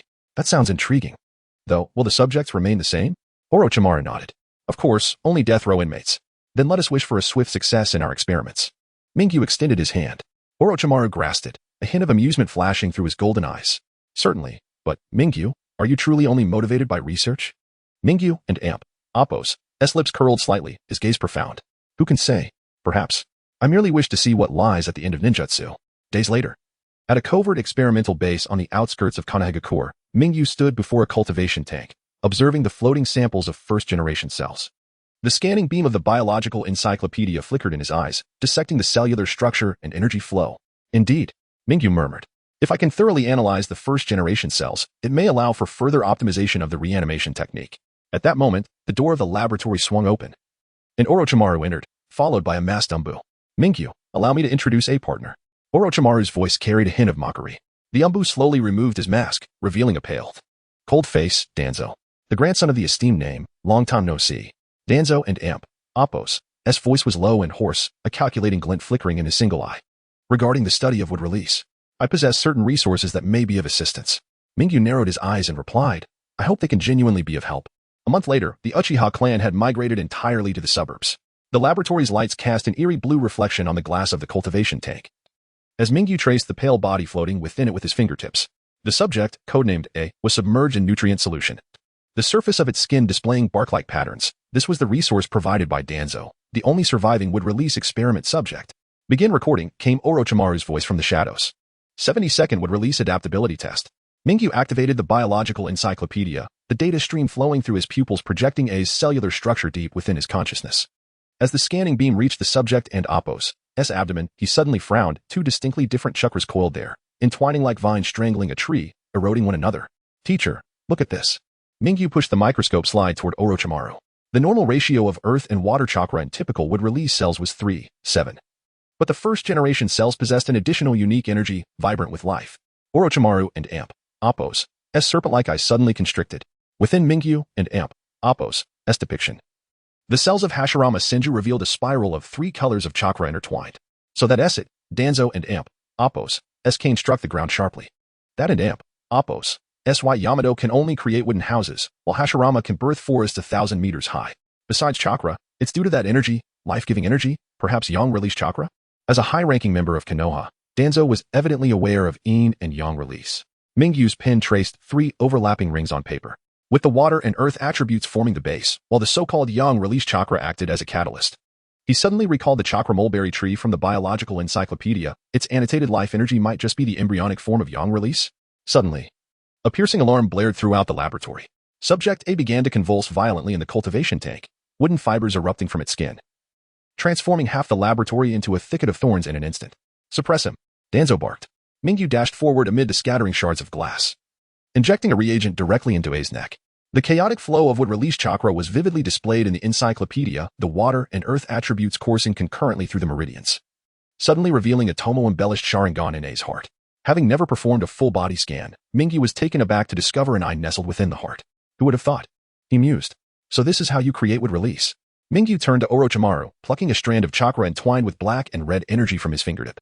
You use the Sharingan to forcibly balance the attribute conflict? Orochimaru's solitary eye narrowed to a slit. Indeed, the Uchiha's ocular power can indeed. But a single Tomo can only sustain this degree of would-release, utterly meaningless. Perhaps only something akin to the legendary Manjiki could balance the first generation and Appo's would-release. But the first generation required no external force, Mingyu interjected, producing the sealed sample of Hashirama's cells from his sleeve. Under the microscopic lens of the biological compendium, the tricolor chakra intermingles as naturally as breath itself, revealing the exquisite spectacle of pale golden threads actively weaving the attributes of water and earth. Orochimaru suddenly emitted a hoarse chuckle. Yang release. This is the true power of the divine. His long tongue flicked across his lips. Mingyu, can your secret technique perceive the essence of chakra? I can only see its characteristics, not comprehend its structure, Mingyu lamented, finally grasping why Hashirama and Appo's would-release could suppress the tailed beasts. Yang release grants not merely vitality but an absolute dominion over life energy. The enhancement it bestows upon the body and energy is so profound that it defies verbal articulation. This, indeed, is the key to resolving the energy depletion of the soul network. However, the most terrifying aspect lies in its autonomous consumption. The yang release chakra within Hashirama and Appo's cells voraciously absorbs the natural energy from the air, entering a sage mode that achieves a form of self-circulation. This phenomenon is dreadfully alarming. If this is the case, such energy could very well be the primary culprit behind the premature demise of the first Hokage, as it indiscriminately absorbs energy from its surroundings. What energy could be closer than that within the first's own body? Yet, why did Naruto, wielding the power of yang later on, not succumb to the yang release chakra? Mingyu speculated that it was due to his active dispersion of yang energy, while the would-release chakra, having been fused with his cells since its creation, formed a bloodline that could not be extricated. Suddenly, Danzo's cane interposed itself between the two. Now that we have identified the key, it is time to test its practical application. A glimmer of greed flashed in his single eye. I can provide more Sharingan. It would be futile. Mingyu retrieved Hashirama's cells from the experiment table and attempted a violent fusion using his ocular power. However, the intensity of the 3-tomo Sharingan limited the fusion, resulting merely in an increase in the quantity of would-release chakra without enhancing its potency. Danzo and Appo's expression darkened upon hearing this. Had he indeed targeted the Uchiha for naught? No, perhaps if one possessed a pair of Manjiki, they might withstand a stronger would-release. After all, Uchiha Madara had once stood against the first Hokage directly. With this thought, Danzo left, excitement propelling him to hasten his plans against the Uchiha, urging them to manifest a pair of Manjiki, not even bothering to bid farewell. Once Danzo had departed, Mingyu promptly shared his recent conjecture regarding yang release chakra with Orochimaru. Orochimaru, in a daze, mused, constantly absorbing energy to sustain the cells. But the cells within the body are perpetually generated and then ceaselessly absorbed. Indeed, reaching a certain threshold would lead to an inability to endure. His expression turned peculiar as he incredulously remarked, so the first Hokage did not succumb to illness, rather.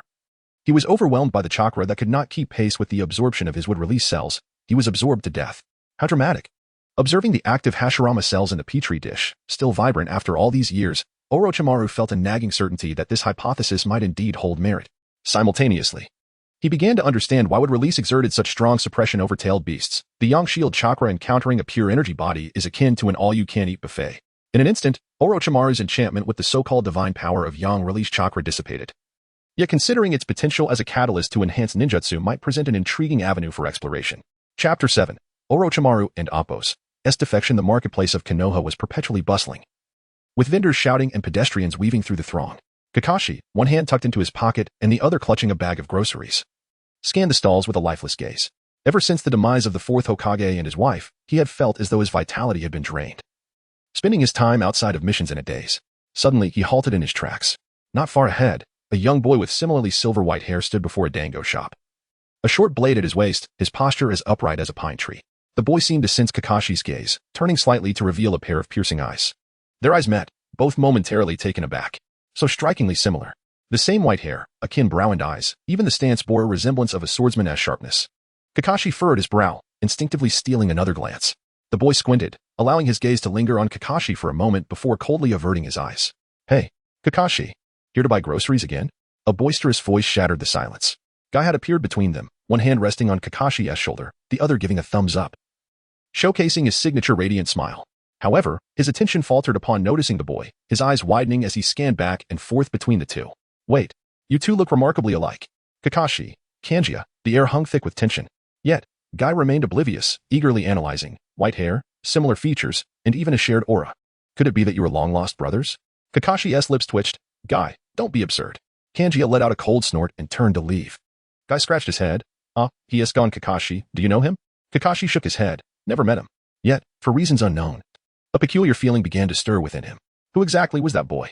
In the evening, at the estate of the Chikuin family, Kanjia knelt on one knee, respectfully reporting, Young master, today in the marketplace I encountered Hatake Kakashi. Mio, engrossed in perusing the chronicles of Hashirama's growth, lifted his gaze. Intrigued. Oh, what was the impression? Kanjia hesitated for a moment before coldly stating, weak. Oh, Mio raised an eyebrow, curious to hear more. A ninja. Yet ensnared in the shadows of his past, unable to extricate himself, even his blade is dulled. Kanjia's tone was icy. The sword of the Hatake clan ought not to be so. Mio chuckled lightly, rolling up the scroll. So, what did you do? Kanjia's expression darkened. I proposed a spar. And the result? He declined. Kanjia frowned, clearly dissatisfied with the outcome. Mio stroked his chin thoughtfully. Kakashi is indeed in a poor state, but he suddenly broke into a knowing smile. Kanjia, should you encounter him again, perhaps you could provoke him a bit. Kanjia lifted his gaze. What do you mean, young master? Mio smiled gently. Tell him if he cannot even wield a blade steadily, he ought not to call himself the son of the White Fang. A glimmer of determination flashed in Kanjia's eyes as he bowed his head. Understood. Cousin. Since you have chosen to languish, allow me to rouse you. Do you know why I speak of the Hatake clan? Kanjia tentatively ventured. Is it about the legacy of the White Fang's swordsmanship? Mio regarded him calmly, an expression as if he were not coveting another's legacy. Indeed. It is the legacy of the White Fang's swordsmanship. The Hatake clan originally branched off from the retainers of the Daimyo. This is their root. When it comes down to it, Kanjia and the White Fang belong to the same lineage. Thus, you, a prodigy of swordsmanship from the same bloodline, should be able to approach Kakashi without fear of interference from the third Hokage. Kanjia felt a twinge of embarrassment. The notion of coveting another and Appo's legacy clashed with his principles. Noticing Kanjia's reluctance, Mio coldly fixed his gaze upon him.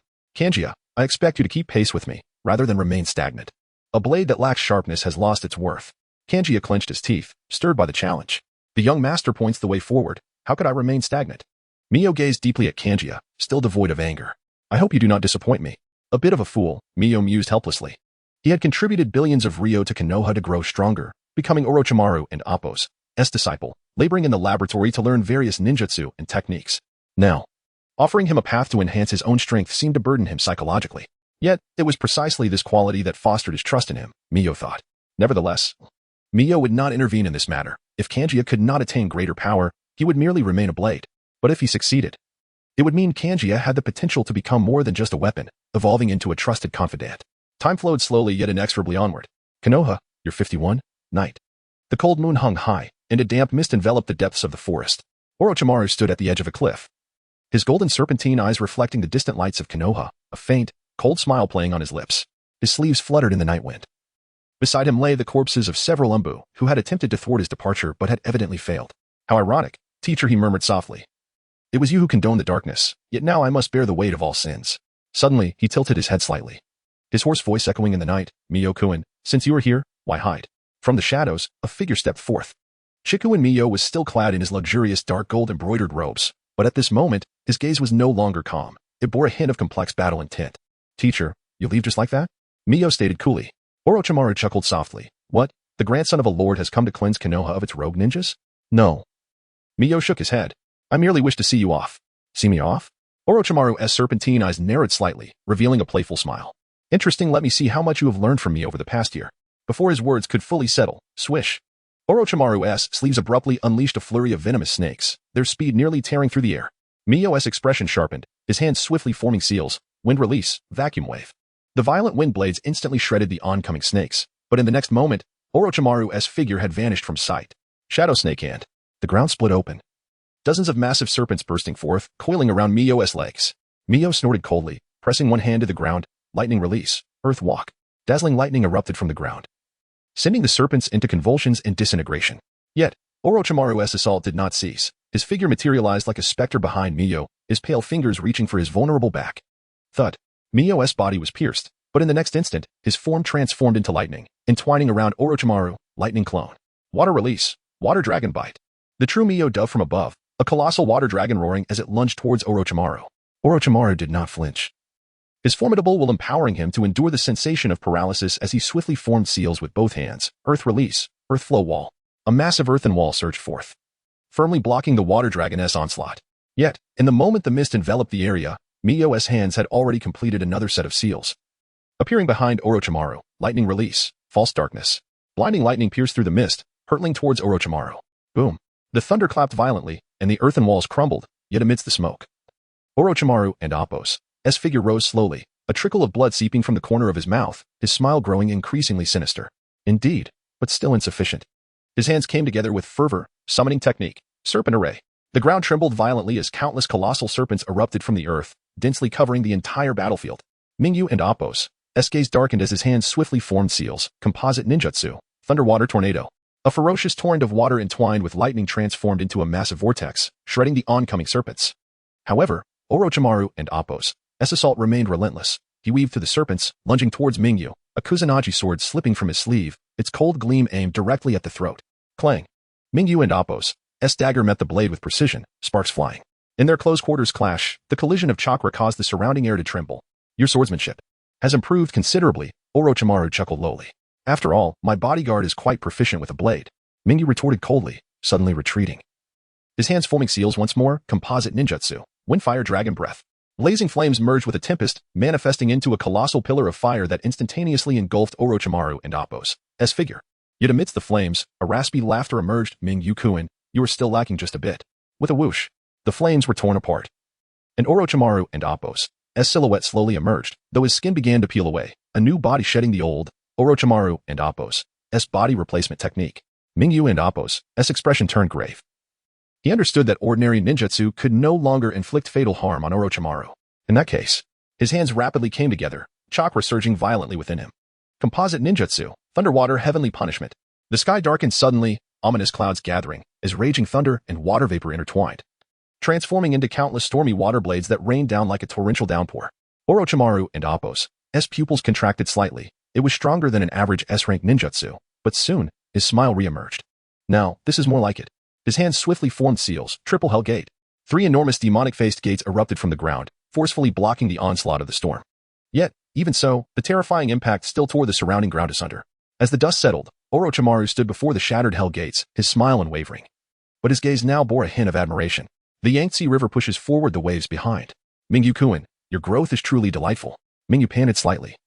Yet his gaze remained sharp. Teacher, are you truly leaving? Orochimaru chuckled softly. Konoha has decayed, and I have a broader world to explore. He turned slowly, facing away from Mingyu, his voice raspy and distant. I hope that when we meet again, you can surprise me further. Mingyu fell silent for a moment, ultimately sheathing his dagger, replying softly, take care. Orochimaru and Appo's figure gradually faded into the night, leaving behind a whisper that seemed to linger. Remember, the end of ninjutsu is immortality. Immortality, you say? Mingyu smirked. It was time for him to move forward. Konoha had been waited upon for too long. Konoha, indeed, was in decay. Meanwhile, Danzo, who had also conducted human experiments, remained unscathed. Was it because Orochimaru, as a new generation, would threaten your position, third Hokage? Mingyu quietly turned his gaze into the distance. There, the third Hokage, Hiruzen Sarutobi, stood atop the treetops, silently observing all. Beside him, an Umbu whispered, Hokage-sama. Shall we pursue? The third Hokage slowly shook his head, his expression complex. No. Let them go. He understood that this battle was performed for his sake. Mingyu and Appo's righteous severance from Orochimaru. He gazed in the direction of Mingyu and Appo's departure, inwardly sighing. This youth had grown to a degree that even Orochimaru acknowledged him. In the year 51 of Konoha, many events transpired. On a misty morning, the training grounds remained shrouded in fog. Sangya stood before a wooden post, his short blade unsheathed, the glimmer of the blade as pure as snow, each strike landing precisely on the same mark of the post, without a flaw. Your speed with the blade is commendable. A languid voice drifted from behind him. Sangya did not turn, merely replying, but still not fast enough. Kakashi leaned against a tree trunk, his dead fish eyes slightly lifting as he scrutinized this white-haired youth who bore a striking resemblance to his own demeanor. Ever since their chance encounter at the market, Sangya had occasionally appeared around him, neither initiating conversation nor deliberately avoiding him, as though in quiet observation. What is it that you truly desire? Kakashi finally spoke.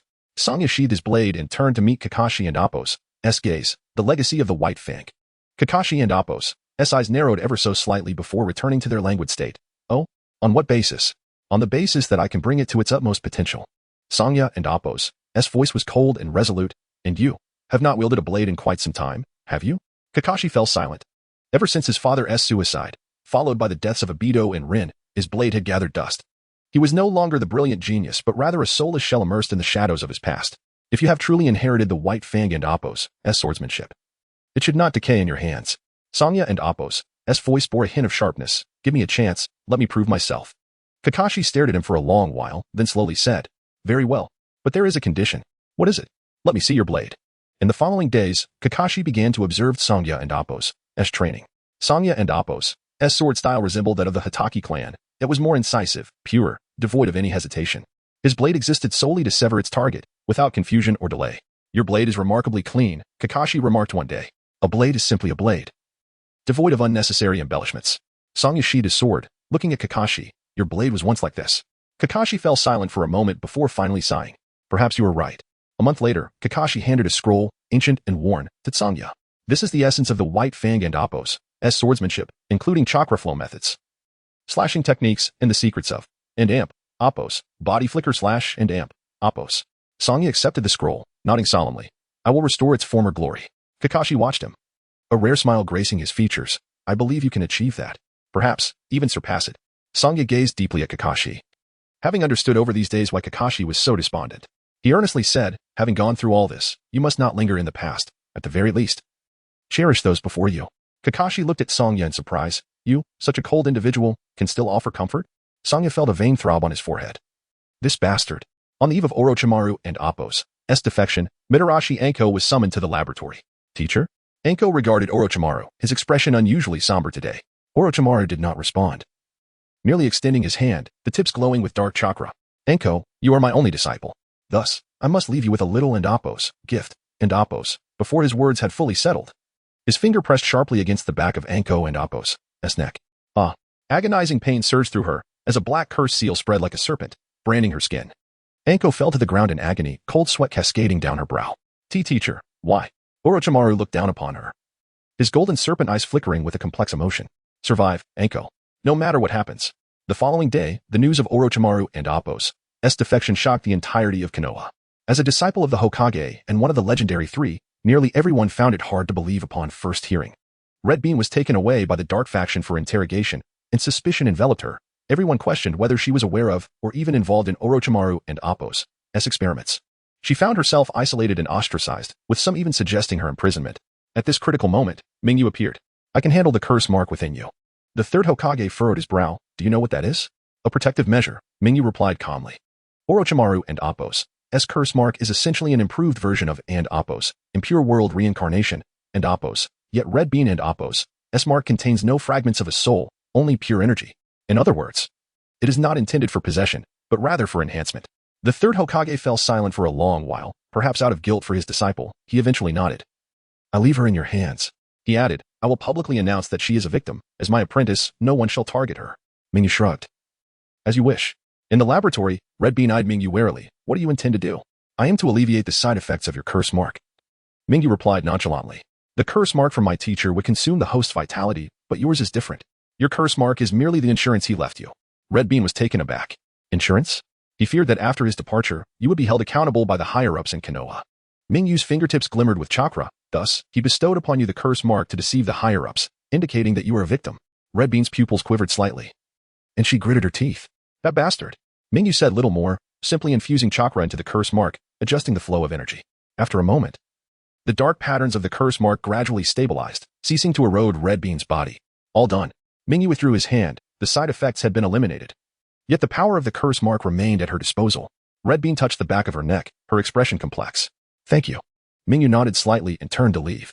He understood that Orochimaru had deliberately implanted the curse mark in Red Bean before his departure, both to protect her and to convey to Mingyu, I have thoroughly completed the impure world reincarnation.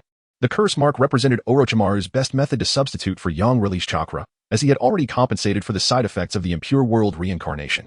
Chapter 8. The Heart of the Cloud Hidden Thief. As the morning sun cast its golden rays upon the entrance of Konoha village, the silhouettes of returning ninjas elongated against the light. Standing in the corridor of the Daimyo's villa was Senkin Akihito, his fingertips gently caressing a recently delivered secret letter. The note contained only a few terse words. The Cloud Hidden delegation has entered the village. Ah, is it this year? Akihito mused, his memory of the precise date somewhat faded.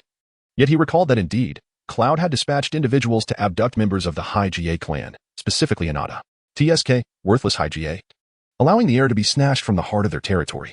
He narrowed his eyes slightly, a cold smile creeping upon his lips. Suga, at your service. Came the reply. Ever since the news of Orochimaru's defection spread throughout the ninja world, the internal power dynamics within Konoha had shifted, and Cloud had begun to stir restlessly. Now, under the guise of peaceful dialogue, they had sent a delegation. As night deepened, a shadow stealthily infiltrated the outskirts of the High-GA clan's land. The elite J-nin of the Cloud delegation, Yamatsuki Hate, moved like a specter along the rooftops, his target clear, the eldest daughter of the High-GA clan, Hinata. However, just as he was about to seize her, swish, a flash of cold steel sliced through the air. Hate's pupils dilated as he swiftly retreated. But the blade still grazed his arm. He looked up to find a white-haired youth standing beneath the moonlight, a short knife glinting ominously in his grasp. Is that a guard from the Daimyo's villa? Hate squinted, his tone darkening. Suga offered no reply, merely fixing him with a frigid stare, the tip of his blade raised, emanating a palpable aura of menace. Hate let out a sneer. A mere guard dares to obstruct the mission of the Cloud? Before his words had fully escaped, he formed a series of seals, lightning release, lightning body flicker. In a flash, he closed the distance, his fist enveloped in raging lightning as it hurtled towards Suga. Suga's gaze sharpened. He swung his blade horizontally, clang. The deafening sound of metal colliding echoed through the night. The two separated instantly, leaving a deep gash on Hate's gauntlet. While Suga shook his hand lightly, a smile playing on his lips, having gauged the opponent's strength. Next strike, I shall cleave you. Not bad. Hate licked his lips, a glint of bloodlust flashing in his eyes. Alas, you cannot stop me. With a sudden motion, he launched a signal flare into the sky. Boom. A blinding red light erupted against the night. This was the signal of failure, a command for Plan B. TSK. Suga slowly sheathed his blade. The adversary had no intention of remaining clandestine. Since a confrontation was inevitable, then let it be so. Outside the High-GA clan's territory, the remaining members of the Cloud delegation had long been lying in wait. The moment the signal flare shot up, they immediately adhered to the plan. Self-destruction. Thud. Kunai pierced through hearts, blood splattering. Konoha, the High-GA clan, slaying members of the Cloud delegation. A dying Cloud ninja let out a final, desperate scream. Cloud will never let this go. Before his words could fully escape, he breathed his last. All of this was witnessed by the hidden Umbu of Konoha, who were already lurking in the shadows. This is bad. One Umbu gritted his teeth. Cloud intends to frame us. The following day, the atmosphere in the Hokage's office was taut with tension. The urgent missive from Cloud had arrived. Konoha's High-GA clan had indiscriminately slain members of the Cloud delegation, and the culprit must be handed over, or else it would be considered an act of war. The third Hokage, Sarutobi Hiruzen, furrowed his brow, the embers of his pipe flickering ominously. Standing beside him, High-GA Hizashi bore a countenance as dark as a stormy sea. He understood that Cloud's true objective was not merely to seek the so-called perpetrator, but rather, the Byakugan. Should Konoha relent, the High GA clan would inevitably become prey to Cloud. At that moment, bang! The office door swung open, and Seiken Akihito entered with measured steps, followed closely by the stern-faced Suga. Hokage-sama, Akihito inclined his head slightly, his tone even. I shall handle this matter. The third Hokage looked up. Young Master Akihito. This issue pertains to the diplomacy of two nations. With a soft chuckle, Akihito interrupted. Diplomacy? The Cloud delegation brazenly intruded upon the High GA clan's territory, intending to abduct the daughter of the clan, and upon failure resorted to self-destruction to frame us. Does this truly qualify as diplomacy? His voice, calm yet imbued with an undeniable pressure, resonated in the room. If Cloud is so audacious as to employ such underhanded tactics to incite war, Akihito's gaze sharpened. Resolute. Then I shall not hesitate to inform them. The Land of Fire will stand firm until the end. Cloud Village, Raikage's office. The fourth Raikage, smashed his fist onto the table, roaring, the audacity of those brats from the Land of Fire is infuriating. Beside him, Suchikage frowned. Raikage Dano. Seiken Akihito represents the Daimyo's estate. His stance reflects that of the Land of Fire. Our initial plan was to compel Konoha to surrender the Byakugan, but now, the Raikage's expression darkened. He knew well that Cloud was not yet prepared for a full-scale war against the Land of Fire. And though the Daimyo of the Land of Earth was willing to provide substantial military funding, it paled in comparison to the entirety of the Land of Fire. Damn it. Finally, he gritted his teeth. We will temporarily retract our demands for retaliation, but Konoha must provide an explanation. Days later, Konoha and Cloud signed a temporary peace treaty, ostensibly resolving the misunderstanding, yet beneath the surface, tensions brewed ominously. The High GA clan had narrowly escaped disaster, their gratitude towards Akihito palpable throughout the clan. High GA Hizashi personally visited to express his thanks. Young Master Akihito, we are deeply grateful for your timely assistance. The High GA clan will ever remember your kindness. Akihito offered a faint smile, his demeanor polite yet distant. Clan head Hizashi, you flatter me. I merely acted as was required. His gaze remained tranquil, devoid of any intent to curry favor with the High GA clan, for his ambitions had never been confined to a single clan. Once Hizashi departed, Suga spoke quietly. My lord, why not take this opportunity to cultivate a relationship with the High GA? There be a Byakugan. Akihito shook his head, responding indifferently, though the Byakugan is formidable. The High GA clan is excessively insular. Their focus forever rests on the main house, rather than squander time trying to win them over. It is more prudent to concentrate on our own plans. He gazed out the window, his eyes distant. The afterglow of the setting sun bathed Konoha's streets in a warm orange hue, and Seiken Akihito stood by the window, his fingertips unconsciously tracing the frame. Suddenly, a brilliant flash of gold caught his eye. There, in the center of the street, walked a solitary boy, no more than 3 years old, his head bowed. That dazzling blonde hair, those familiar blue eyes. Akihito's fingers paused momentarily. Uzumaki Naruto. Memory surged like a tide. The golden-haired youth who had perished during the Nine-Tails incident, the one who always wore a warm smile, the fourth Hokage. Before Akihito's eyes, the image of Minato Namikaze, speaking amiably in the Land of Fire, flashed like a beacon of friendship. My lord? Suga sensed his master's unusual stillness. Akihito remained silent, his gaze fixed on the small figure below. Naruto wore noticeably oversized, tattered clothing, his little face smudged with dirt, as he kicked at the stones lining the road with his toes. The surrounding villagers deliberately avoided him, some casting disdainful glances. Monster. Stay away from him. Whispers of contempt floated on the breeze. Akihito's brow furrowed involuntarily. Is this how Konoha treats the son of a hero? When he first arrived in Konoha, there were murmurs about not letting the hero bleed and weep. These people truly disregard him, don't they? He recalled Minato's resolute decision to seal the Nine-Tails within his son and Kushina's tears as she embraced Naruto for the last time. TSK, he mused. These years have been too busy, constantly rushing to the laboratory, too exhausted to do anything but sip tea by the river before returning to training in ninjutsu. Suga. Prepare some snacks. Suddenly, Akihito turned, his robes billowing as he strode towards the door. Make it sweet. On the street, Naruto was crouched by the roadside, aimlessly drawing on the ground with a small twig. Suddenly, a shadow enveloped him. You're quite the artist, a clear voice resonated from above. Startled, Naruto looked up to see a young man adorned in splendid attire smiling down at him. That smile evoked a hazy memory of his parents, who occasionally visited his dreams. Is it really true? Naruto timidly inquired, his blue eyes sparkling with anticipation. Mingyu knelt beside him, pointing at the crooked lines on the ground. This resembles Hokage rock, doesn't it? It's quite similar. Naruto's eyes instantly lit up, as if stars had fallen within them. You're the first person to compliment my work. He joyfully danced about, only to shyly lower his head, confessing, actually, I was just copying the pattern from a ramen bowl. Mingyu chuckled softly, taking a food box from Sanjia's hands. Would you like some dango? The 3 colored ones are quite sweet. Naruto gulped, but cautiously took a step back. The old men say, one shouldn't eat others' food without permission. From the shadows, the ANBU ninja responsible for surveillance clenched his fists, ready to intervene. However, upon recognizing Mingyu's face, he relaxed his grip. The grandson of the Daimyo of the Land of Fire was beyond his interference. I am Chikuin Mingyu. Mingyu broke off a small piece of the dango and tasted it first, assuring, "See, it's not poisoned." Unable to resist, Naruto carefully accepted the dango. As the sweetness melted on his tongue, his eyes squinted in bliss. "It's so delicious. 100 times better than what the store uncle gives me." "Give? More like it's yours." Mingyu's expression darkened slightly. He gently patted Naruto's dirt-smeared golden hair. "Take your time. All of this is for you." Meanwhile, in the Hokage office, the third Hokage, Sarutobi Hiruzen, stood before the window, the embers of his pipe flickering in the dusk. The A&B reports prompted a deep sigh from him. "Hokage-sama, should we intervene?" "Not necessary." The third exhaled a smoke ring, his gaze complex. Young Master Mingyu wishes for Naruto's safe growth more than anyone else.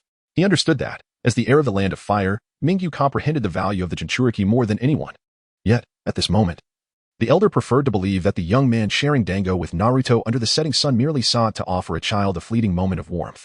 "Why are you so nice to me?" Naruto, mouthful of dango, mumbled curiously. Mingyu gazed at the setting sun, softly replying, "Because your father is a hero." "A hero?" Naruto's eyes widened. "Is my dad really a hero?" The old man never mentioned such things. Indeed, Mingyu's voice was soft yet resolute. He made the bravest choice to protect the village. Thinking of his parents, a wave of grievance washed over Naruto, and a tear unexpectedly rolled down his blue cheek. He hurriedly wiped his face with his sleeve, only to smudge it further. "How strange. The dango is so sweet. Why can't my tears stop?" Mingyu reached out, gently wiping away the traces of tears from the child's face. "Remember, no matter what others say, you are deserving of love. Your parents surely loved you more than anyone else." As dusk deepened, street lights began to illuminate the surroundings. The two figures, one large, one small, sat by the roadside, sharing a simple dessert.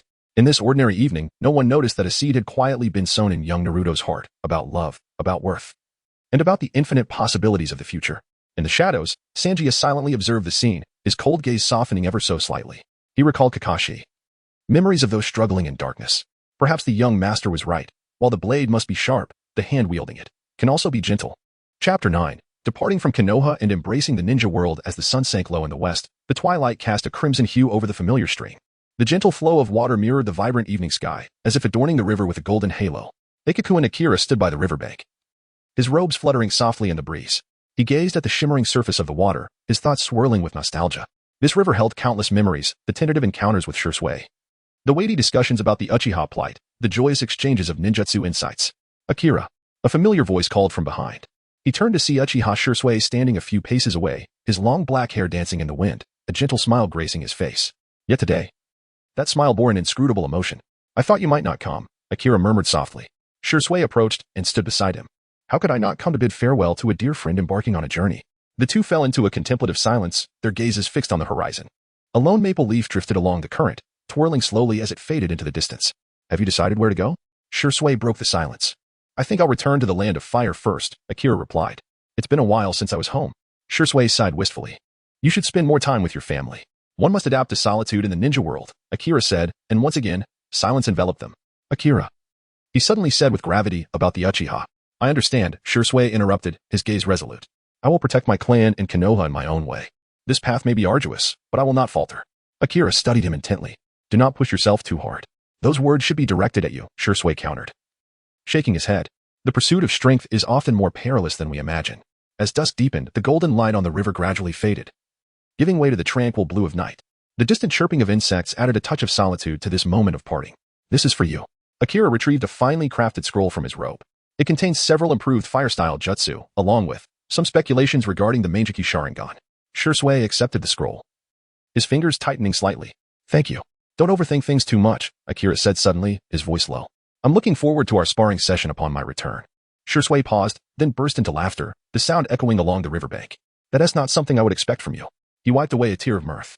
"Rest assured, before you return, I will ensure the Uchiha situation improves." Akira nodded, preparing to depart. "Akira," Shisui called out suddenly. Akira turned, seeing Shisui standing by the river, the rising moon casting a clear and solitary silhouette. "Promise you'll come back." Shisui's voice, though soft, was unwavering. "I will wait for you." A slight smile graced Akira's lips. "It's a promise." The night breeze swept by, carrying away their words. Akira's figure gradually faded into the shadows, leaving Shisui standing by the river, clutching the scroll tightly. The moonlight danced upon the water, scattering into countless silver specks, reminiscent of the days they had shared, brilliant yet fleeting. But Shisui knew this was not the end. Just as rivers ultimately converge into the sea, their paths would intertwine once more. At that time, he whispered to himself, "You must become stronger, Akira. So must I." As Akira prepared to leave Konoha, he made a point to converse with the third Hokage before his departure. The concealment of Naruto's identity as the fourth Hokage's son was understandable, but he should not be left to grow up so independently. He was still a child in need of support. The third Hokage explained that the common folk could not accept Naruto, as ninjas have their own missions in such matters. Enough. Akira interjected loudly. Third Hokage, you've played this game of passing the buck too far. Sarutobi Hiruzen chuckled, appreciating the boldness of the youth before him, who dared to confront him for the sake of his convictions. He calmly responded, as the Jinchuriki, he cannot be overly entangled with the common people. And he must not form too many attachments before he matures. If an enemy seizes upon his vulnerabilities, a moment's provocation could unleash the Nine Tails upon Konoha once more. This is the consensus among all villages. Akira paused, realizing the truth in Hiruzen's words. Indeed, if Naruto were provoked, he could be compelled to unlock the seal. Unless the Nine Tails were completely sealed away, it would hinder Naruto's growth. Presently, Akira lacked the power to resolve this issue. He conceded, then at the very least, let him experience more kindness. The third Hokage nodded slightly. As for the matter concerning the Uchiha, Akira had no intention of discussing it. To put it plainly, he lacked the qualifications and strength to alter the Hokage's policies or even those of the Hokage's advisors. Even the Daimyo would not directly intervene in Konoha's policies towards the ninja clans. In the land of fire, the brilliant sunlight bathed the castle walls in a warm orange hue, coloring the ancient stones. Eikaku and Akira stood before the city gates, gazing up at the towering entrance. A sense of long-lost tranquility washing over him. I'm finally back. After 2 years away, the land of fire remained vibrant. The streets bustled with people. The calls of merchants filled the air, and the aroma of grilled fish and sweet treats wafted through the atmosphere. Akira strolled along the familiar cobblestone path, the laughter of children echoing in his ears, while the distant strumming of a shamisen resonated, its melodious notes lingering in the twilight. Unconsciously, he slowed his pace. His gaze sweeping over the familiar shops lining the street. The old dango shop was still in business, the owner happily distributing sweets to children. The blacksmith's forge blazed with life, the rhythmic sound of hammer against metal ringing melodiously. Even the ancient cherry blossom tree at the corner still stood, though its flowering season had passed, leaving only lush green leaves swaying in the breeze. Nothing had changed. Yet, it felt as though everything had transformed. He glanced down at his hands, roughened from years of training in ninjutsu, the scars from laboratory experiments still visible on his knuckles. The experiences of the past 2 years in Konoha had transformed him from a young master who knew only the indulgences of aristocratic life. Can I truly reintegrate into this place? Young master? A surprised voice called from behind him. Akira turned to see an elderly maid holding a basket of vegetables, her face lighting up with joy upon recognizing him. It's really you, she exclaimed, hastening toward him, her eyes glistening. You finally returned. Akira was momentarily taken aback, then broke into a warm smile. It's been a while, Matsuko. Oh dear, you've lost so much weight. Matsuko fretted, scrutinizing him with concern. You certainly haven't been eating well out there, have you? I'll have the kitchen prepare your favorite taiyaki and red bean soup right away. Listening to her familiar chatter, the sense of estrangement within Akira gradually dissipated. He nodded gently. Thank you for your kindness. The courtyard of the family estate remained solemn and dignified, the crimson corridors winding elegantly, and the pond within mirrored the evening sky, koi fish gliding gracefully beneath the surface. As Akira stepped into the inner courtyard, a small figure suddenly dashed toward him. Brother. Instinctively, he reached out to catch her, looking down to find a 6 or 7-year-old girl gazing up at him with bright eyes. She wore a delicate kimono, her long black hair fashioned into 2 little buns. Her cheeks flushed like a cheerful sparrow. Chika? Akira exclaimed, surprised. You've grown taller. Of course. Chika puffed out her chest proudly. I eat well every day. Akira couldn't help but chuckle, ruffling her hair affectionately. Yes, very impressive. Chika was his half-sister. When he had left, she had been just 5 years old, shy and reserved. Now, she could run and jump, even daring to leap into his arms. Mingyu. A steady voice echoed from the corridor. He raised his head to see his father, the esteemed headmaster Qin Guang Yuan, standing there, clad in dark attire, his expression serious, yet his gaze softened somewhat. Father. Mingyu said, inclining his body slightly in a respectful bow. Qin Guang approached, scrutinizing him from head to toe, and eventually remarked, It is good that you have returned. Those 4 simple words warmed Mingyu's heart. His father remained unchanged, speaking little, yet concealing his care within the subtleties of his demeanor. And grandfather? Mingyu inquired. He awaits you in the study. Qin Guang paused, then added, His health has not been well lately. Do not keep him waiting too long. Mingyu nodded and then turned to Qian Xia. I will play with you later, all right? Qian Xia pouted slightly, but obediently released her grip, saying, Then elder brother must keep his promise. Indeed, I shall. The study of the head of the clan was still permeated with a faint scent of sandalwood. Ancient texts and scrolls were neatly arranged on the shelves, while a small table by the window held a cup of fragrant tea, steam rising gracefully. The esteemed clan head, Qin Guang Yuan Zongjing, reclined on a soft couch, resting with his eyes closed. Upon hearing footsteps, he slowly opened his eyes, his aged yet piercing gaze landing upon Mingyu. You have returned? Mingyu smiled gently, kneeling before him and bowing respectfully. Your grandson has returned. Did you enjoy your time in Konoha? The clan head grunted. Not precisely enjoyment, Mingyu replied candidly. I learned a great deal. The clan head scrutinized him for a few moments before suddenly sighing. You are indeed more promising than your father. At least you have the courage to venture out on your own. Mingyu remained silent, listening intently. I have heard you made quite a stir in Konoha, the clan head inquired leisurely as he picked up his teacup. You even dared to meddle in the Uchiha's mess? Mingyu shook his head. Not meddling, merely giving a slight push. The clan head scoffed. A slight push? Do you think I am unaware? If it were not for your firm stance regarding the Union delegation, those old foxes in Konoha would have retreated once more. Mingyu fell silent for a moment, then softly stated, I merely believe that some matters cannot always be retreated from. The clan head gazed at him for a long time, then suddenly smiled. Good, very good. He set down his teacup, his aged fingers lightly tapping the table. What do you intend to do next? Continue living as a noble in Konoha? Mingyu shook his head. No, I plan to travel across the ninja world. Oh? The clan head raised an eyebrow, intrigued. And what is your reason? To become stronger, Mingyu met his gaze, his voice calm yet resolute. I require power. The clan head narrowed his eyes, his expression profound. For what purpose? Are you not already quite strong? The 13-year-old heir apparent? Mingyu did not respond immediately. The study fell silent, save for the rustling of bamboo leaves in the wind outside. After a long pause, Mingyu finally spoke, to avoid future regrets. The clan head stared at him, and then suddenly burst into hearty laughter, a hint of satisfaction in his voice. Excellent. That is the spirit of a descendant of Qian Guangyuan. He stood and walked to the bookshelf, retrieving a scroll and handing it to Mingyu. Take this. Mingyu accepted it, puzzled as he looked at him. It contains information on various summoning plants, the clan head explained casually. It documents many perilous locations, some of which even the 5 great villages are reluctant to send their people to. Mingyu felt a surge of gratitude. His grandfather had never asked him why he sought to collect such knowledge, simply offering silent support. The clan head patted him on the shoulder, his tone unexpectedly gentle. Go. Pursue your aspirations. But remember, the family motto of Qian Guang has never been to remain docile. Rather, it is the victor shall reign. Mingyu grasped the scroll tightly, bowing deeply. Your grandson will remember.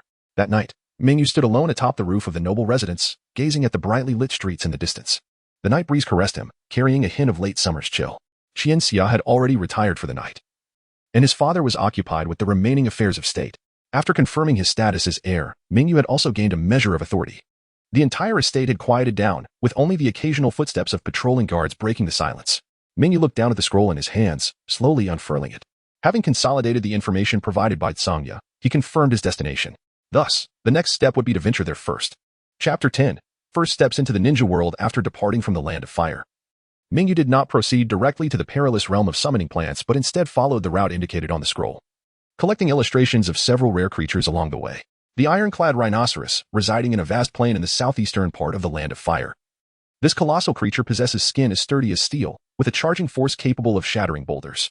As Sangya restrained it with sword techniques, Mingyu seized the opportunity to press his palm against its coarse skin, activating the scanning beam of the biological encyclopedia. Moments later, the encyclopedia illuminated. Species: ironclad rhinoceros, chakra mutant, traits: exceptional defense, massive charge, earth affinity, activation reward, minor chakra, earth affinity 1, the great marsh crocodile, lurking deep within the southeastern swamps. Measuring nearly 10 meters in length, it can manipulate water currents to form whirlpools. Standing at the water's edge, Mingyu formed hand seals, unleashing a bolt of lightning that struck the water, briefly stunning the massive creature. Sangya leapt onto its back, pressing a dagger against its neck, while Mingyu swiftly completed the scan.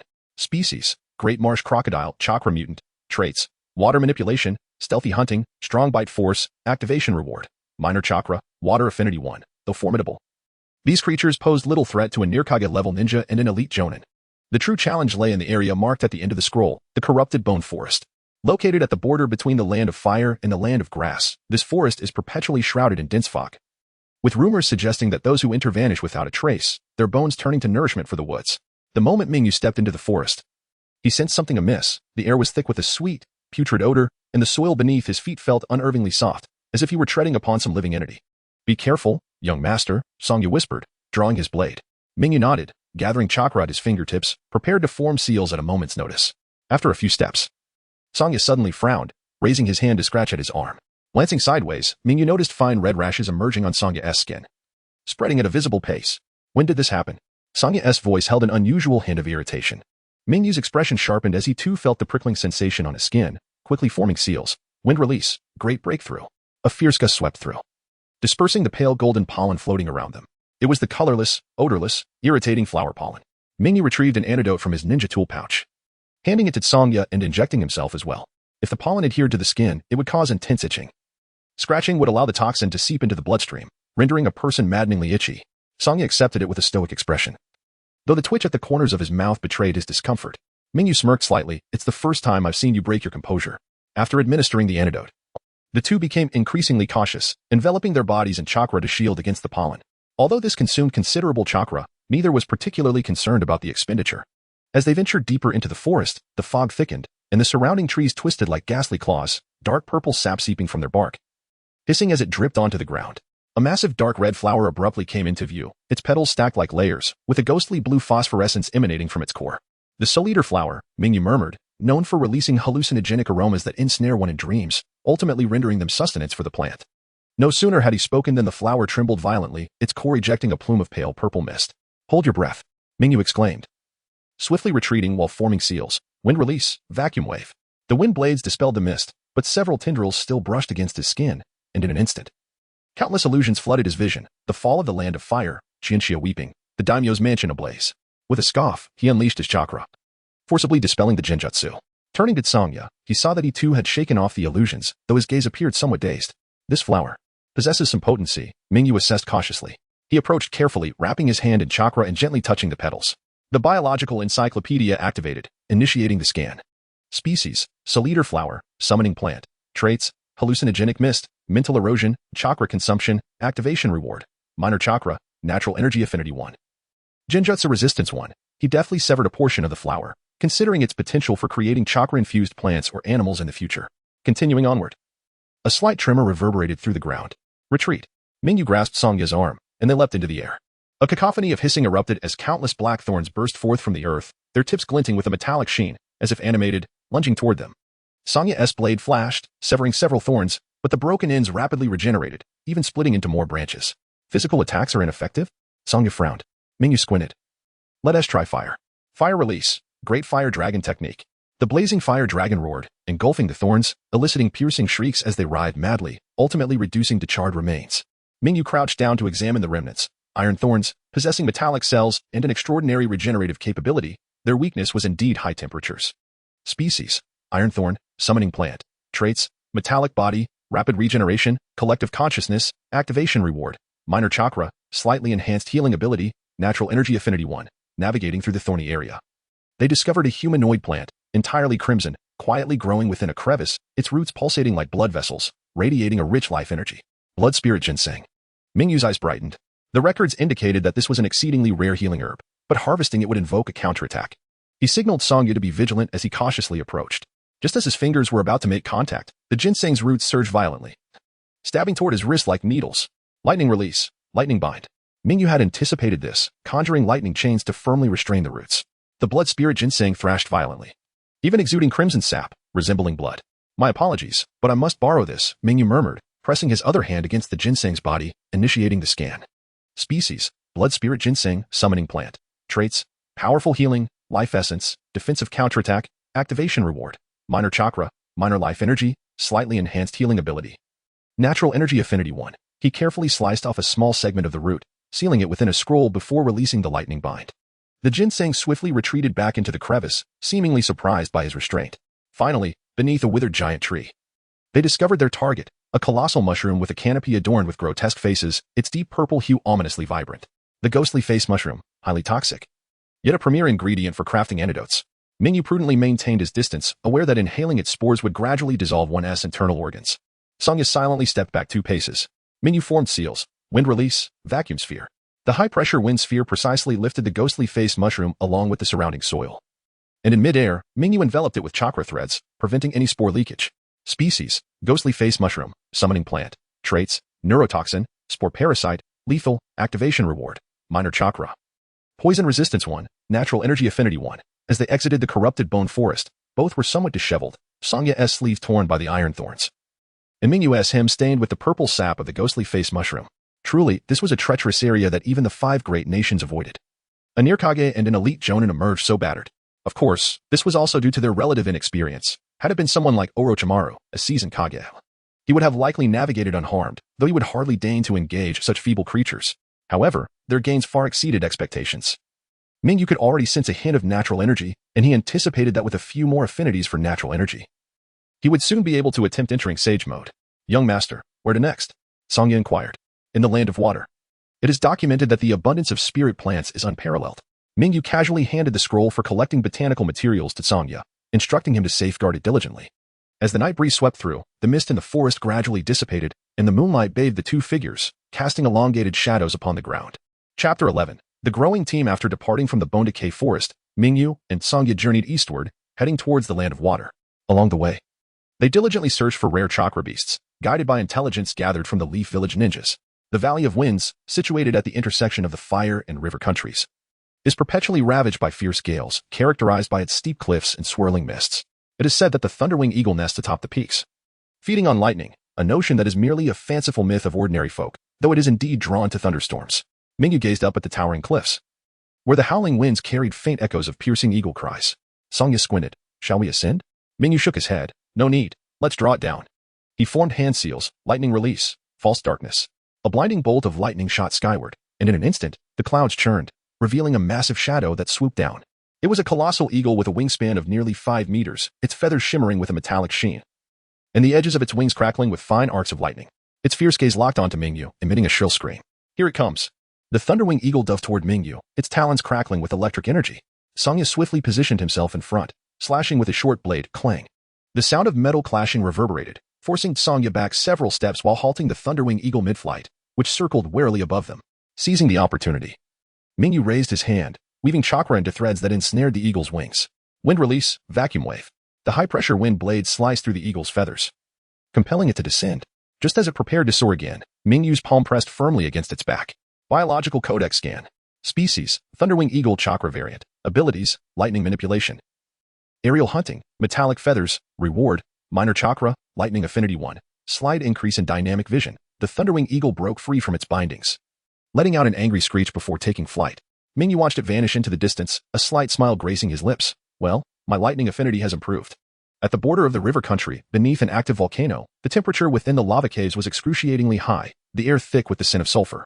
Fire lizards, known to swim through magma and spew flames capable of melting steel, awaited them. Mingyu stood at the cave entrance, waves of heat washing over him. Songya frowned. In this environment, my blade may suffer from the high temperatures. Mingyu nodded. I will take the lead. The two ventured into the cave, where the scorching rocks beneath their feet glowed with a dim red light. Not long after, a pool of lava ahead began to churn violently, and a massive lizard, entirely crimson with flames licking its back, slowly emerged, its golden slit-like eyes coldly assessing the intruders. Roar. The fire lizard opened its mouth wide, unleashing a torrent of searing flames. Mingyu quickly formed hand seals, water release, water barrier. Water clashed against fire, steam enveloping the cave as white mist obscured their surroundings. The fire lizard seized the moment to submerge into the lava, vanishing from sight. Troublesome. Mingyu squinted, attuning himself to the flow of chakra. Suddenly, the ground trembled beneath him. Below, Mingyu leapt upward just as the fire lizard erupted from the earth, its gaping maw aimed at his former position. Lightning release, earth walk. Lightning surged across the ground, stunning the fire lizard and halting its movements. Mingyu seized the opportunity, closing in swiftly, his hand pressing against its forehead. Biological codex scan. Species, fire lizard, chakra variant. Abilities, flame manipulation, magma adaptation, high temperature skin. Reward, minor chakra, fire affinity 1. Slight increase in heat resistance. The fire lizard, enraged, violently shook its head, prompting Mingyu to retreat while tossing a smoke bomb. Withdraw. The two hastily exited the cave, the furious roars of the fire lizard echoing behind them, though it did not pursue. Approaching a marshland near the land of water, perpetually shrouded in black mist, rumors spoke of serpentine spirit beast lurking within, capable of merging with shadows and executing silent hunts. The shadow serpent, adept at ambush, possesses venom that can paralyze the nervous system. Mingyu stood at the marsh's edge, the ground beneath him slippery and muddy, the eerie silence almost palpable. Songya gripped his short blade tightly, whispering, this environment is ideal for ambush. Mingyu nodded, forming hand seals. Wind release, great breakthrough. A fierce wind swept through, momentarily dispersing some of the black mist, revealing the marsh's true visage. Dead trees lay strewn about, the water surface glimmering with an unsettling green hue. Suddenly, ripples appeared on the water's surface. Here it comes. A massive black serpent shot forth from the shadows, moving so swiftly it seemed to blur, its venomous fangs aimed directly at Songya's throat. Songya reacted in an instant, blocking with his blade. Clang. The fangs clashed against the blade, sparks flying. Taking advantage of the moment, Mingyu formed hand seals, fire release, fireball. The fireball hurtled toward the shadow serpent, but it nimbly sidestepped, leaping and merging with the shadows, the flames passing through its illusion and striking the dead trees behind. Clever. A mid-air maneuver? A double jump? Mingyu narrowed his eyes. The shadow serpent reemerged, launching itself from another shadow. Sangya swiftly changed tactics, his blade crackling with lightning release, lightning fang. The arc of lightning struck the shadow serpent, eliciting a painful hiss and momentarily freezing its form. Mingyu seized the chance, closing in and pressing his hand against the serpent's scales. Biological codex scan. Species: Shadow Serpent, Spirit Beast. Abilities: Shadow Stealth, Neurotoxin, Double Jump Capability, Reward, Minor Chakra, Poison Resistance 1, Slight Increase in Body Control, Furious. The Shadow Serpent lashed out with its tail, but Mingyu had already retreated, tossing several smoke bombs in the process. Let's go. The two swiftly exited the marsh, the Shadow Serpent refraining from pursuit, merely watching them with cold eyes before sinking back into the shadows. At the border between the land of water and the land of river, after several days of arduous travel, Mingyu and Sangya finally reached the border of the land of water. The sea breeze caressed their faces, the air tinged with a salty moisture, and the distant horizon shimmered with dancing waves. The spirit plants and marine creatures of the land of water should suffice for my needs. Mingyu gazed into the distance, his expression contemplative. Moreover, the colossal beasts of the ocean are also among my targets. Sangya nodded. What is our next move? Mingyu retrieved a new scroll from his pocket, unfurling it to reveal the most perilous locales of the land of water. Let us first venture to the coral maze. Sangya glanced at the map. We will need a vessel. Mingyu smiled slightly. Already arranged. In the distance, a small boat approached slowly. At the bow stood a rogue ninja from the mist, Kisame Hashigaki. Ah, client. Sorry to keep you waiting. Kisame grinned, his shark-like teeth glinting ominously. Mingyu nodded. Let us embark. It is time to experience the specialties of the land of water. The waves surged as the boat drifted further away, sailing into the depths of the unknown sea.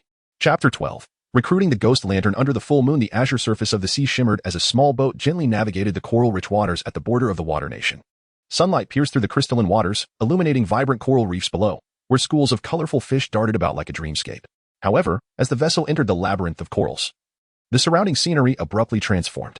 The water turned a profound shade of blue, light refracted in layers, and visibility became progressively obscured. The once clear coral formations began to distort, as if the very fabric of space was subtly writhing. At the bow of the boat stood the ghost lantern under the full moon, revealing shark-like teeth and a slight grin. The coral labyrinth, one of the most perilous secrets of the water nation. Mingyu leaned over the side of the boat, gazing at the submerged corals that flickered in and out of sight, murmuring, magnetic field interference? The full moon grinned wider. It's not merely the magnetic field. The corals here emit unique chakra fluctuations, disrupting perception and even affecting memory. Many ninjas who ventured in here forgot their identities and ultimately perished within. Sangya furrowed his brow. Then how do we explore? The full moon shrugged. We either gamble on luck or, he gestured toward the distant deep waters, we circumvent through the depths. The water pressure may injure us, but at least we won't become lost. Mingyu did not respond immediately, instead forming hand seals, shadow clone jutsu. 3 shadow clones leaped into the water, swimming off in different directions. However, mere minutes later, Mingyu suddenly grunted, clutching his forehead. Sangya quickly steadied him. My lord? Mingyu shook his head, his complexion slightly pale. The feedback from the shadow clones is chaotic. He closed his eyes, attempting to organize the information relayed by the clones, but the images resembled distorted dreams, corals writhing, water flowing backward. Even his sense of direction was utterly disoriented. TSK. Mingyu opened his eyes, a hint of gravity flashing within. Even the memories of the shadow clones were affected. The full moon spread his hands. I told you. This place is sinister. Mingyu remained silent for a moment before suddenly smiling. Then it's perfect. Sangya and the full moon simultaneously turned to him. Since perception will be disrupted, we shall merge them. The full moon raised an eyebrow. What do you mean? Mingyu did not elaborate but instead removed his outer robe, revealing a form-fitting black outfit, and then formed hand seals, water-style, water prison jutsu. A thin membrane of water enveloped his body, creating a rudimentary underwater breathing apparatus. Sangya, you stay on the boat and provide support. After instructing, he looked at the full moon. Lead the way, through the deep waters. The full moon whistled. All right. The employer has spoken. Beneath the deep sea, as they descended further, the surrounding light gradually vanished, leaving only the faint glow emitted by the corals. The water pressure felt like an invisible giant hand, squeezing his lungs, and his bones creaked under the immense burden. As a member of the Ghost Lantern clan, the full moon could liquefy his body, unaffected by the pressure, but Mingyu was different. His skin began to flush, veins slightly protruding under the high pressure, and breathing became laborious. Any deeper, and your organs will be harmed, the full moon cautioned. Mingyu pressed onward. Not enough yet. His voice resonated dully underwater, but his gaze sharpened. Mingyu could distinctly feel the deep-sea pressure fiercely constricting his body, yet simultaneously, a peculiar force began to awaken within him. Natural energy. The unique environment of the coral labyrinth made the flow of natural energy more vibrant than on land.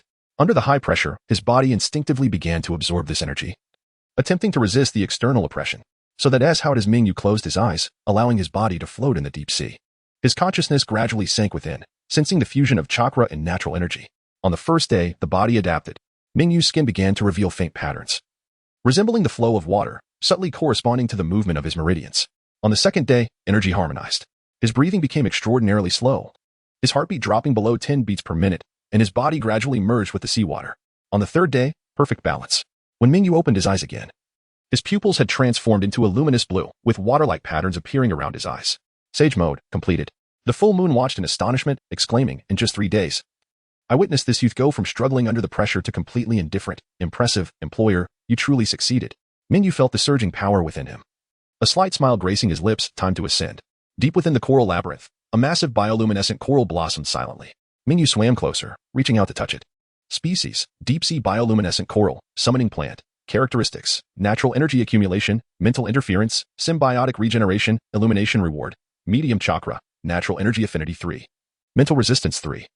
Water attribute affinity 3. When Mingyu resurfaced, Sangya immediately reached out to pull him aboard. Did you succeed? Mingyu nodded. The sage patterns around his eyes gradually fading, yet his pupils retained a hint of luminescence. The exploration of the coral labyrinth was nearing its conclusion. Standing at the bow, Mingyu's sage mode blue pupils gazed into the shadowy depths ahead. The water pressure there exceeded the limits of his physical endurance. Even sage mode could not entirely counteract it. In that area, the biological compendium indicated the presence of the abyssal giant squid and luminescent jellyfish. Mingyu murmured, but the pressure is too intense. I cannot descend. The ghost lantern under the full moon leaned against the side of the boat, a grin revealing sharp teeth. Need help, employer? Mingyu glanced at him. Can you dive? The full moon shrugged, his arms instantly liquefying into flowing liquid. Liquidization technique. Disregards water pressure. A glimmer of contemplation crossed Mingyu's eyes before he nodded. Then I must trouble you. Observing the full moon's mischievous smile, Mingyu added, the pay will be doubled. The full moon chuckled, at your service. For the next half day, using the liquidization technique, the full moon effortlessly submerged into the deep-sea forbidden zones, which even sage mode found challenging to reach. He wrapped the abyssal giant squid, luminescent jellyfish, and even a specimen of lava coral growing at the ocean floor's volcanic vent in his liquid form. Species, abyssal giant squid, summoning beast, characteristics, gigantic strength, ink illusion, regenerative limbs, illumination reward, medium chakra, body regeneration ability 2. Illusion resistance 2. Species, luminescent jellyfish, summoning beast, characteristics, nerve paralysis, collective consciousness, deep-sea stealth, illumination reward, small chakra, poison resistance 1. Species, lava coral, summoning plant. Characteristics, high temperature adaptability. Dual fire and water attributes, energy storage, illumination reward, medium chakra, fire attribute affinity 2, water attribute affinity 2, as Mingyu beheld the illuminated compendium with satisfaction. He turned to the full moon. Your liquidization technique is indeed convenient. The full moon grinned. The secret ninjutsu of the Ghost Lantern clan is not something just anyone can master. Mingyu did not respond but suddenly inquired, why did you become a rogue ninja? The full moon's smile faltered momentarily but quickly returned to normal. What? Is the employer suddenly interested in my past? Mingyu replied nonchalantly, just curious. The Ghost Lantern clan holds a prominent position in the mist. A talent like you shouldn't have fallen to the point of accepting dubious commissions. The full moon fell silent for a moment before scoffing. In the land of blood mist, there is no such thing as shouldn't. 2 years ago, my brother was merely 5. About to enter the ninja academy, but the academy's system is akin to a meat grinder. When Zabuza slaughtered his contemporaries, someone proposed reforms. I eliminated a few dissenters. It was that simple. Mingyu gazed at him, and after a brief moment, suddenly spoke, join me. The full moon raised an eyebrow. Oh? I require your abilities. Mingyu candidly replied, the art of water transformation is irreplaceable in deep-sea exploration, and my objective is to gather all the summoning beasts and plants, as well as large flora and fauna within the ninja world. The full moon narrowed his eyes. It sounds as though you're aiming to form a biological compendium collection team? You may interpret it as such, Mingyu nodded. The rewards will not be lacking monetary compensation, ninjutsu, resources, and even assistance in lifting your bounty. The full moon's pupil suddenly constricted. How do you intend to achieve that? I do not know, Mingyu replied calmly, but once I possess sufficient power, the Mist Village will not refuse my demands. Furthermore, allow me to reintroduce myself. I am Mingyu of Qianguang Institute, the next daimyo of the Land of Fire. A sea breeze swept over, and silence momentarily enveloped the ship. After a long pause, the full moon suddenly smiled. Interesting. He extended his hand. It's a deal, employer.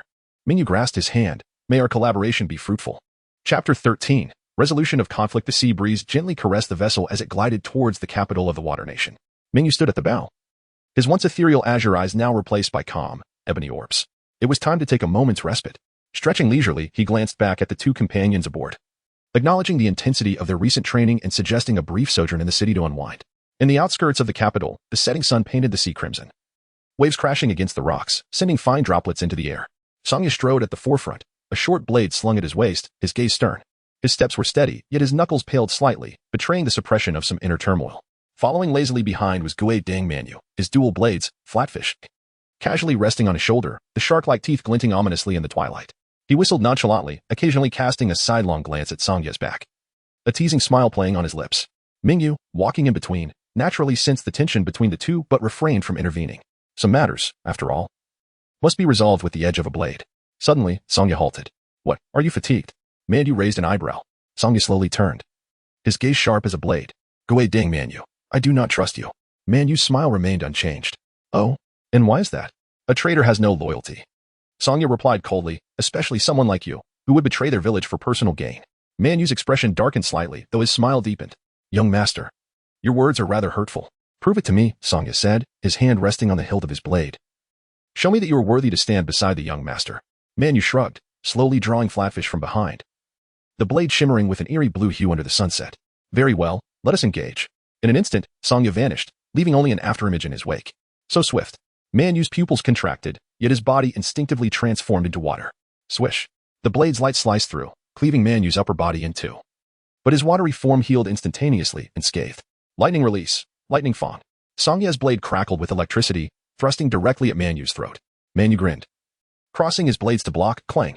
The surge of lightning erupted, sending Manyu staggering back, yet Flatfish mystically emanated ripples, dissipating the force of the lightning. Water release. Water iron cannon. Manyu formed a hand seal, unleashing a high-pressure water projectile.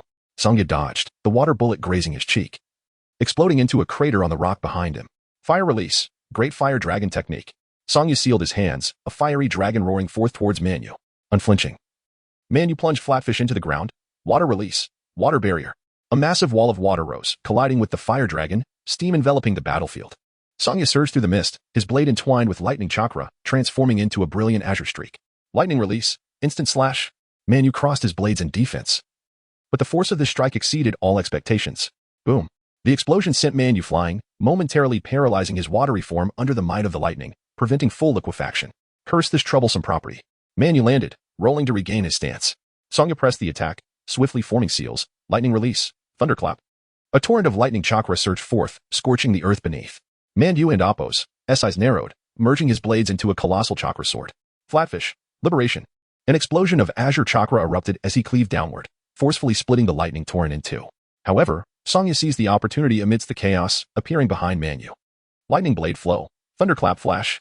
The blade struck like lightning, and once again, Manyu's watery form was constrained by the lightning, unable to evade completely. Splash. Water sprayed as a gash appeared on Manyu's shoulder. Water transformation technique. Feeling the lingering lightning within his watery form, he staggered back, yet his eyes sparkled with excitement. Not bad, young master. Without pause, Songye initiated another strike. Lightning blade flow. Thunder flash. Lightning surged forth like a spear, and Manyu, unable to transform into water, hastily evaded. Yet this time, Songye's blade veered unexpectedly, the lightning aimed not at Manyu, but at the ground beneath him. Boom. The ground erupted, sending shrapnel flying. And Manyu, unable to react in time, was thrust into the air, momentarily disrupted in his watery form. In that fleeting moment, Songye's blade was pressed against his throat. Songye did not pursue further but coldly regarded him. Shall we continue? Manyu, feeling the numbness in his body, suddenly chuckled. Enough, I concede. He sheathed Flatfish, raising his hands in defeat. Lightning release indeed counters me. You have won.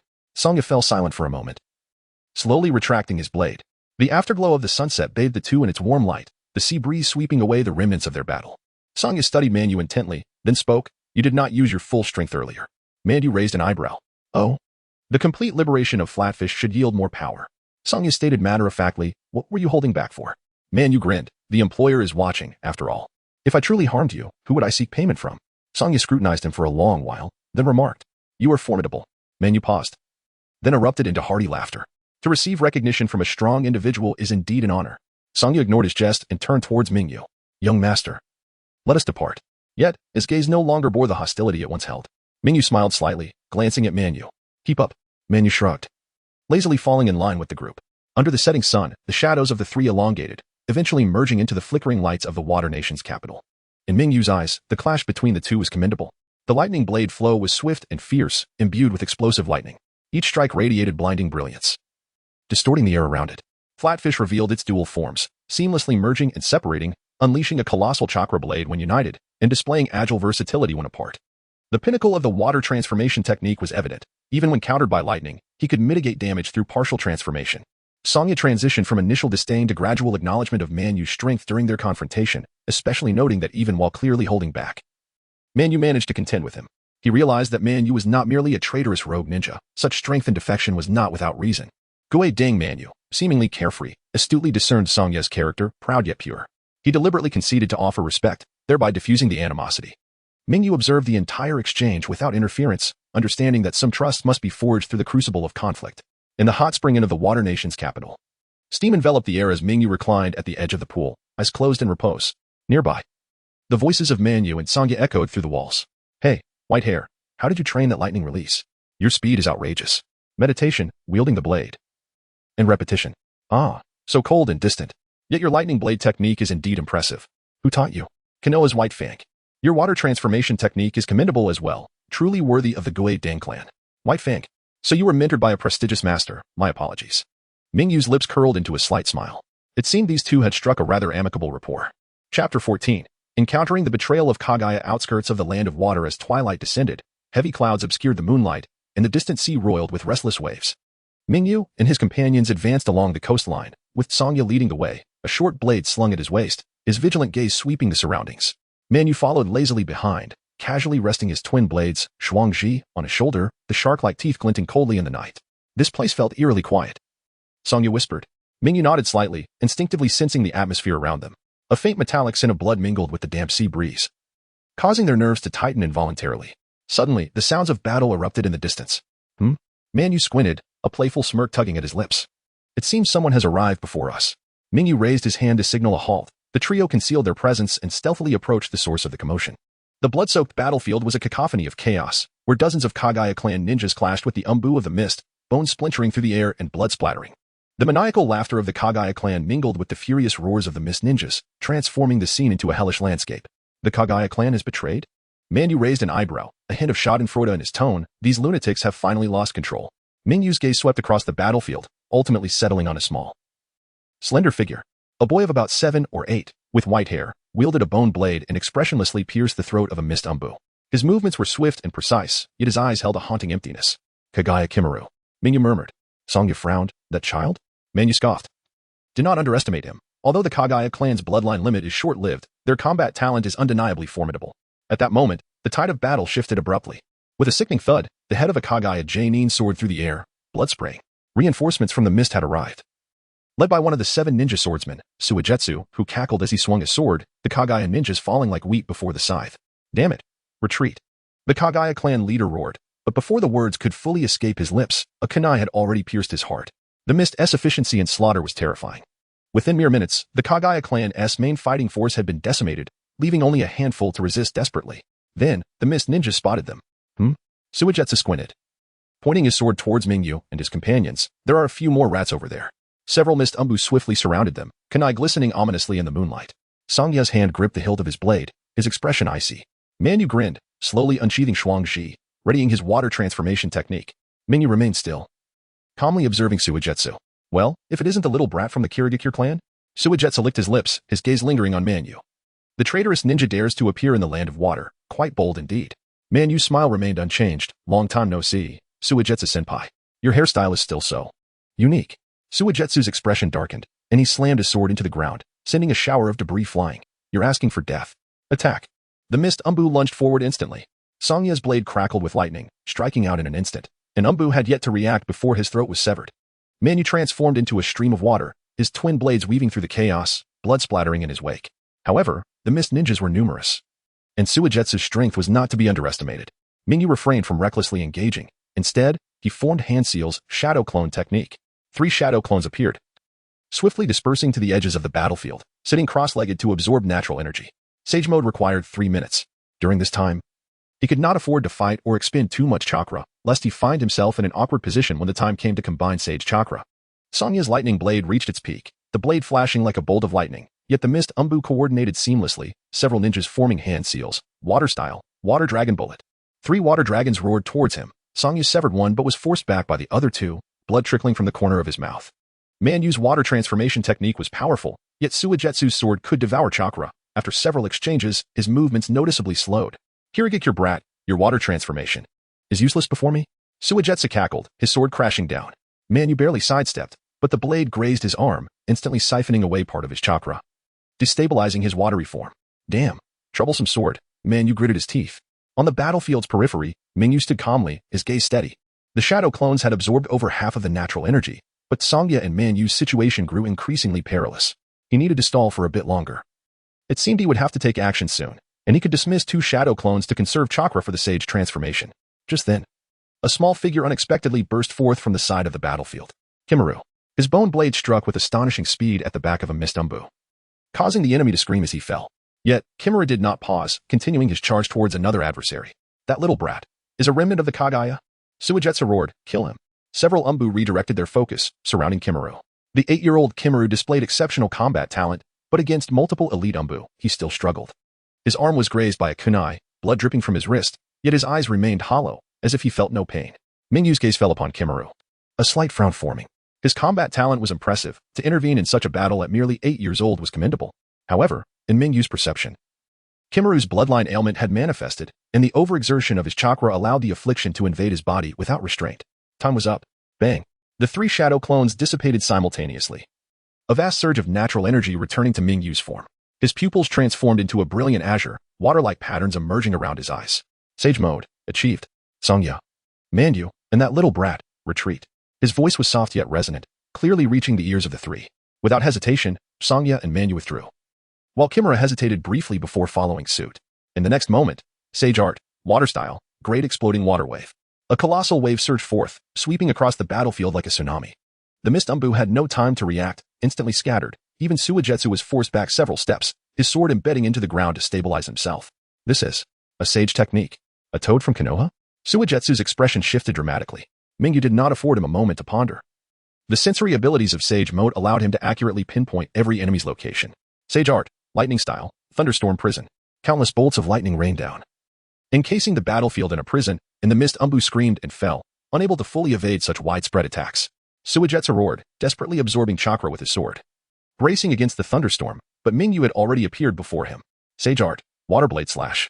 A brilliant blue water blade sliced through, cleaving a massive wound into Suigetsu's sword, causing it to convulse violently. What? Suigetsu's pupils constricted, and before he could react, Mingyu's second strike was aimed at his throat. Blood sprayed forth as Suigetsu barely managed to turn his head to avoid a fatal blow. Yet his shoulder sustained a deep gash that exposed bone. He staggered back, his complexion pale. Retreat. Retreat. The remnants of the mist swiftly withdrew, the battlefield falling into a sudden silence, leaving only the stench of blood and countless corpses. Songya and Manyu approached Mingyu, whose sage markings gradually faded. Young master, shall we pursue? Songya inquired. Mingyu shook his head. There is no need. He turned his head to glance at Jumaru, who stood not far away. The boy was covered in blood, the bone blade still firmly gripped in his hand, his vacant gaze fixed upon them. Manyu whistled. What shall we do with this lad? Mingyu fell silent for a moment before approaching Jumaru. The boy instinctively stepped back, slightly raising the bone blade. Mingyu halted, crouched down, and met his gaze. What is your name? Jumaru remained silent, merely staring coldly at him. The Kagaya clan is no more, Mingyu stated blandly. Will you come with me? Or stay here to await your demise? Jumaru's eyes flickered momentarily but soon returned to their lifeless state. Ultimately, he slowly lowered the bone blade. Mingyu rose and turned to Kanjiya and Manyu. Let us depart.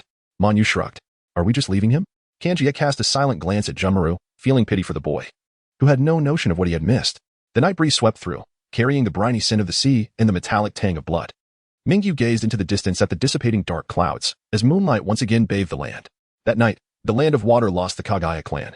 Just as Mingyu and his companions prepared to leave the bloody battlefield, the night wind suddenly fell eerily still. In the damp air, a raspy laugh echoed. What a splendid battle, Mingyu-kun. From the shadows, a tall figure slowly emerged. Pale features, golden serpent-like eyes, and long black hair cascading over his shoulders, Orochimaru stood in the moonlight, a familiar, playful smile gracing his lips. Kanjiya's blade was instantly drawn, lightning crackling along its edge. Manyu activated his water transformation technique silently, the twin blades shimmering with ethereal blue chakra. Both of them tensed, sensing the threat. Yet Mingyu raised a hand, signaling them to relax. There is no need for alarm. This person is my teacher. Teacher? Manyu raised an eyebrow, his shark-like teeth barely visible. He hardly appears to be a proper mentor. Orochimaru chuckled softly, his gaze sweeping over Manyu, lingering momentarily on his transformed arm. Ah, a young one from the Hozuki clan. Your water transformation technique is quite proficient. His attention shifted to Kanjiya. And you, the blade techniques of the White Fang? Fascinating. Kanjiya offered no reply. Yet his grip on the blade remained unwavering, the sense of danger emanating from this serpent far surpassed that of the earlier foe. Orochimaru dismissed them, turning his focus to Jinchuriki, who stood behind Mingyu.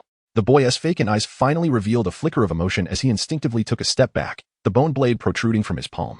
"Do not fear, child," Orochimaru said gently, leaning slightly forward, his golden slit pupils locking onto Jinchuruki's. "Your gaze resembles mine from years ago." Jinchuriki did not retract the bone blade, yet he did not strike. "What is your name?" Orochimaru inquired softly. After a brief silence, Jinchuriki whispered, "Kagaya Jinchuriki." Jinchuriki. Orochimaru savored the name as if tasting its essence. "Are you aware of the affliction you bear?" Jinchuruki's eyes shifted slightly. "The bloodline disease." Orochimaru's voice carried a hypnotic cadence. "The fate of your Kagaya clan." However, he slowly extended his hand. "I can assist you." Mingyu crossed his arms and chuckled. "Teacher, it hardly seems appropriate to entice a child in my presence." Orochimaru straightened, a glimmer of amusement flashing in his serpent-like eyes. "I am merely offering him a choice. Mingyu-kun, much like I did for you in the past." The night wind stirred, billowing Orochimaru's dark cloak. In the moonlight, his shadow elongated, resembling a poised serpent. Jinchuruki's gaze flickered between Mingyu and Orochimaru.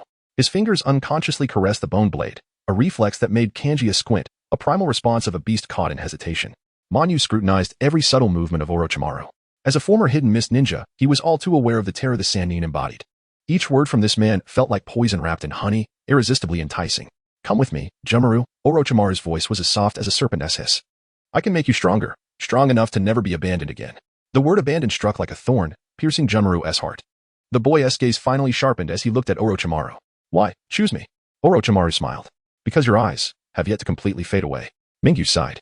"Teacher, your lines remain so." He paused, searching for the right word, dramatic. Orochimaru shrugged, unfazed. "As long as they are effective." Jinchuriki looked down at his bone blade. In his 8 years of life, it was the first time he had been chosen, rather than being treated as a mere weapon. The sea breeze carried the scent of blood, tousling his white hair. "I am willing to follow you." Orochimaru's smile widened, revealing sharp teeth. "A wise choice." Mingyu shook his head yet offered no objections. He understood that Jinchuruki's choice to follow Orochimaru might be for the best, at least that madman could indeed delay the onset of the bloodline disease. "Then, I bid you farewell." Orochimaru nodded slightly and turned, vanishing into the shadows. Jinchuriki trailed behind him, his small figure quickly consumed by the darkness. Manyu finally exhaled, his water transformation returning to normal. "Your teacher is indeed a dangerous individual." Kanji sheathed his blade, his brow furrowed. "That child, he will survive." Mingyu gazed toward the direction they had vanished, knowing that with Orochimaru, it was certainly preferable to dying in some corner. The night deepened. The waves crashed against the rocky shore, as if mocking the insignificance of humanity. Chapter 15. The gathering storm. The gloomy sky loomed ominously. Heavy clouds roiling above as if ready to unleash their downpour at any moment. Rain had already begun to fall, fine droplets piercing the earth obliquely, transforming the forest into a hazy dark landscape. Water dripped from the leaves, creating ripples in the accumulating puddles and producing a soft, rhythmic patter. In the distance, the mountains were shrouded in rain and mist, their outlines blurred like a watercolor painting soaked in water. Deep within this tranquil rainforest, a distorted figure gradually emerged from the trunk of a tree. Its white body and spiraled mask revealed only a single eye that gleamed with a chilling light. Obito's voice, laced with a twisted mirth, confirmed the intelligence. The grandson of the Fire Country's Daimyo, Kiku and Akira, was currently within the borders of the Water Country, standing in the rain. Obito did not bother with an umbrella, allowing the cold droplets to soak through his dark cloak. Water cascaded down his mask, splattering against the ground and creating tiny splashes. His gaze pierced through the curtain of rain, fixated on the distance as if he could transcend space and directly lock onto the figure of the youth. "Sage mode?" His voice was low and hoarse, reverberating like an echo from the abyss. "Yes," White Zetsu nodded with a grin. "And it seems not the sage mode learned from Jiraiya or the fourth Hokage from Miyaboka Mountain, but rather one he comprehended on his own. If allowed to mature, he could potentially become a hindrance in the future." Obito remained silent. The sound of rain intensified, the dense droplets pounding against the leaves and creating a cacophony of rustling. His thoughts swirled amidst the rainfall. The grandson of the Fire Country's Daimyo, the next heir to the title, a genius capable of mastering sage mode. Such an existence, if left unchecked, could likely become a variable in the Moon's Eye plan. Interesting. Obito finally spoke, his voice tinged with a cold, playful malice. "A young master who should be enjoying the luxuries of noble life has come to the Water Country to cultivate sage mode?" White Zetsu tilted his head. He seems quite obsessed with power. "Obsessed?" Obito scoffed. "Foolish." His fingers tightened slightly, water slipping through the gaps. Those who are consumed by their obsession for power will ultimately be devoured by it. However, since he is so fond of training, let him remain in the Water Country forever. Obito's voice was soft, yet it sliced through the rain like a poison blade. "Let the Mist Ninja take care of him." White Zetsu blinked. "Mist? They might not have the courage, after all. He is the heir to the Daimyo. That decision is not theirs to make." Obito slowly turned. the single eye beneath his mask glimmering with a crimson hue. White Zetsu grinned. Ah, how tyrannical, I like it. Obito offered no reply, merely gazing intently at the rain. The water flowed down his mask like silent tears. He too had once been a youth, once devoted to protection. Yet in the end, the world bestowed upon him only betrayal and despair. A genius? Obito murmured, his voice almost a whisper, merely the nourishment for an early demise. He lifted his hand, distorting the space at his fingertips, swirling ripples slowly expanding. Go forth, let the blood mist of the Mist Village be stained anew with crimson. His figure was gradually consumed by the vortex, ultimately vanishing into the curtain of rain. The forest once again fell silent, leaving only the relentless sound of rain continuing to wash over the world. In the mist-covered Mist Village, the air was thick with humidity and the scent of rust. Inside the water shadow building, the fourth Mizukage, Yagura, stood quietly before the window, his emerald eyes reflecting the hazy mist outside. Though his frame was slight, he emanated an undeniable aura of authority. Suddenly, his gaze became slightly unfocused, a flash of crimson flickering at the depths of his eyes. Jinjutsu, it has come again. His consciousness felt as though it was being dragged into the depths of the ocean, vision warping, a low, cold voice echoing in his ears. Yagura, find them, kill them. The man wearing the vortex mask stood at the abyss of his consciousness, a single eye glowing crimson, the three tomos slowly rotating. Yagura's fingers unconsciously tightened, nails digging into his palm, drawing blood. Again this. His soul struggled, yet his body felt as if it were manipulated by invisible threads, unable to resist. Yes, Yagura heard his own voice, unnaturally calm. The masked man's figure gradually faded, leaving only a whisper. Do not disappoint me, Mizukage. When Yagura's consciousness returned, his forehead was already drenched in cold sweat. He slowly raised his hand, gazing at the bloodstains he had inflicted upon himself. A flicker of pain and fury flashing in his eyes. Damn it. He knew he was being controlled, understood that the blood mist policy of the Mist Village, the annihilation of the Kagaya clan, and even the deaths of many members of the Umbu were all orders from that man, yet he could not resist.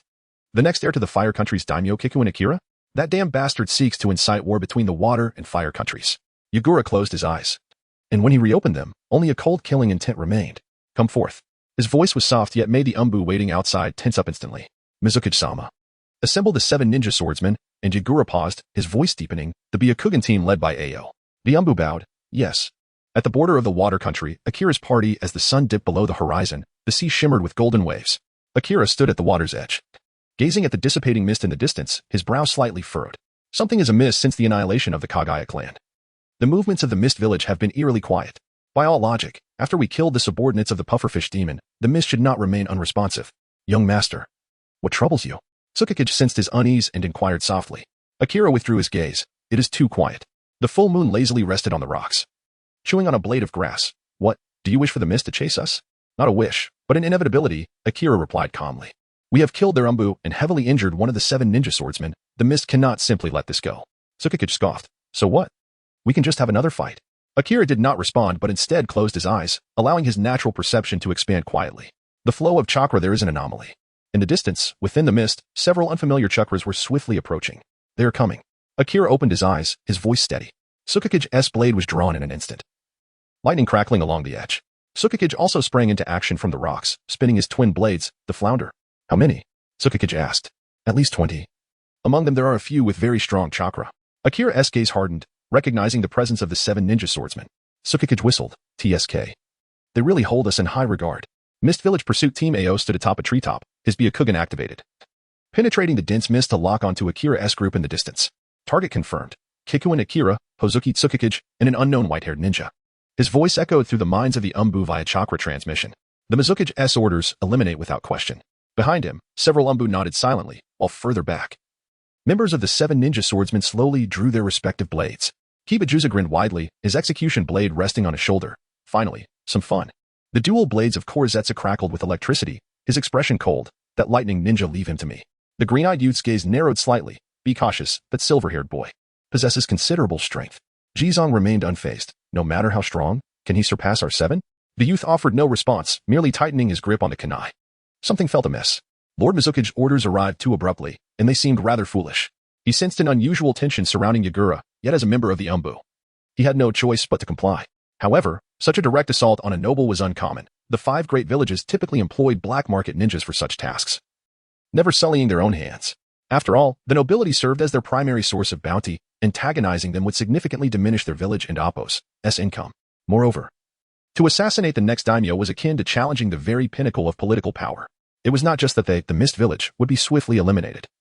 Even if they refrained from action and fell to the hands of the light, Mist would still treat the captured with cordiality, subsequently engaging in shrewd negotiations with the Land of Fire to reap the rewards from their bounty. Chapter 16. The moment the sea breeze surged violently, and mist rolled ominously. Mingyu stood upon the rocky outcrop, azure patterns resembling celestial beings slowly spreading from his eyes as natural energy surged into his veins like an unstoppable tide.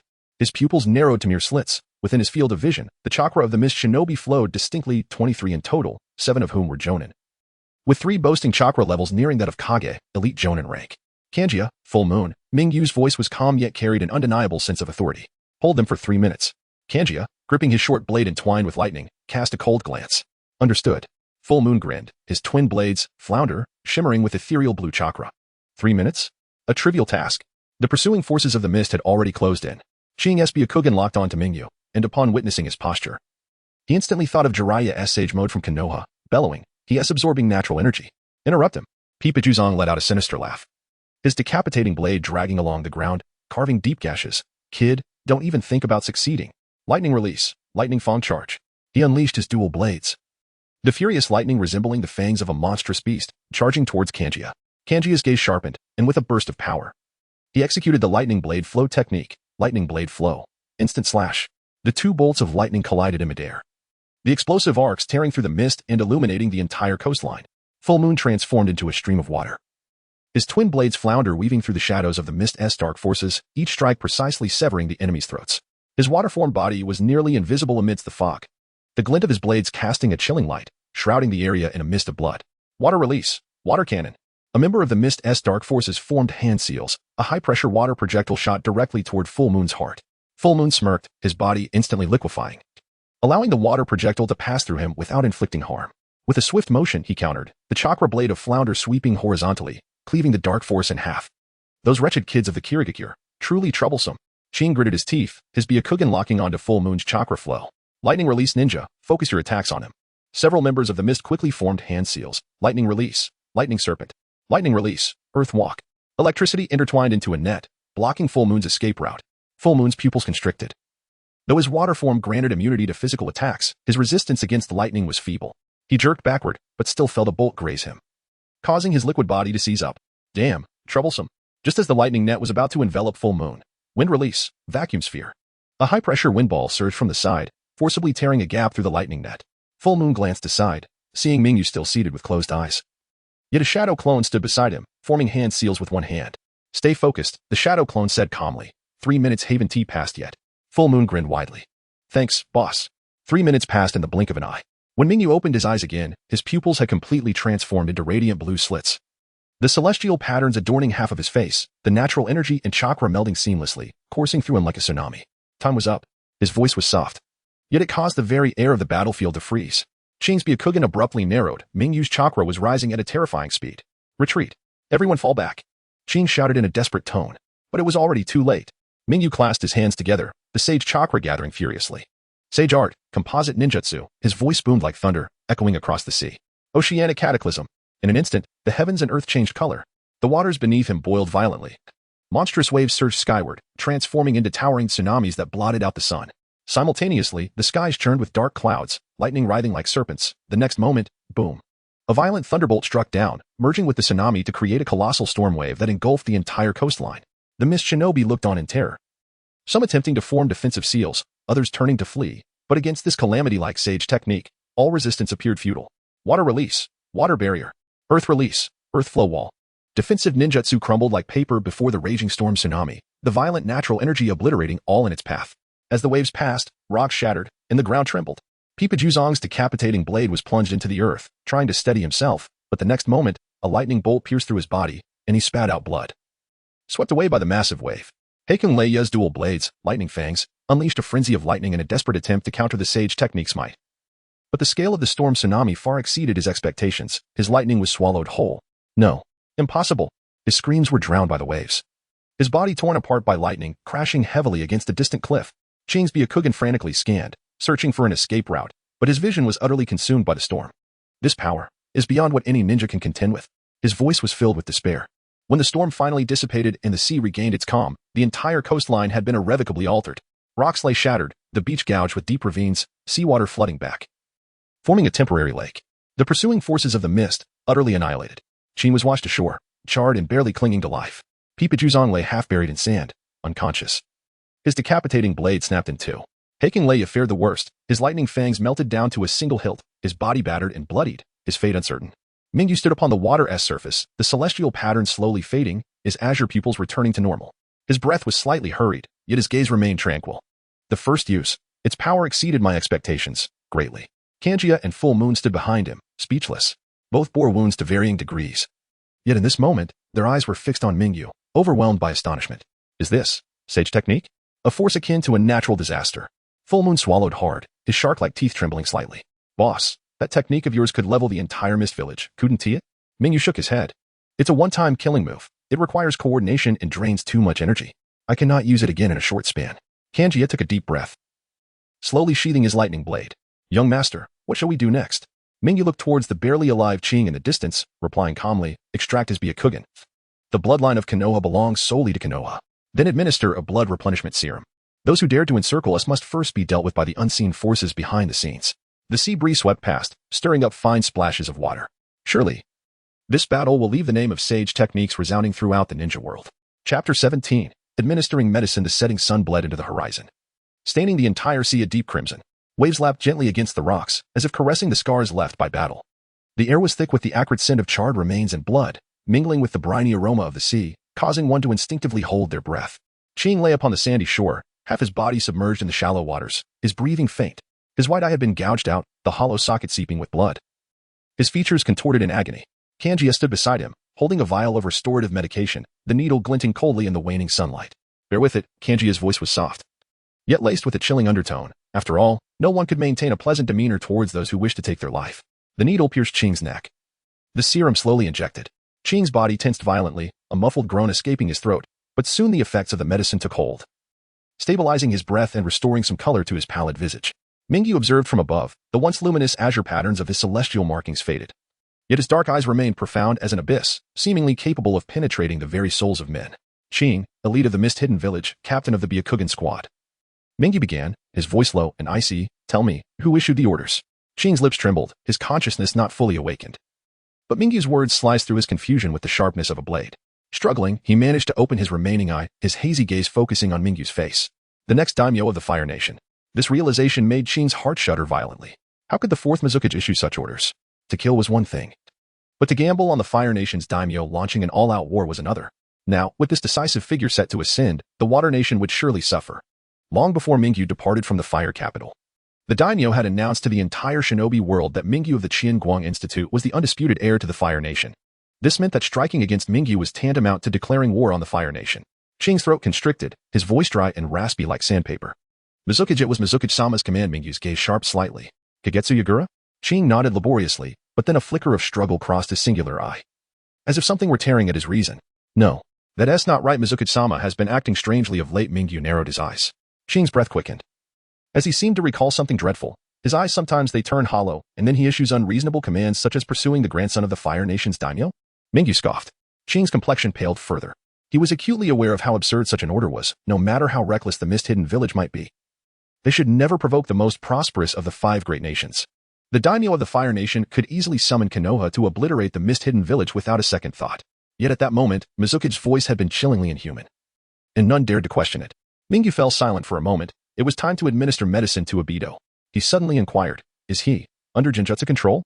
Qing's pupils contracted sharply. This hypothesis had flickered through his mind countless times, yet he had never dared to voice it. After all, to manipulate the leader of a village was an unfathomable terror.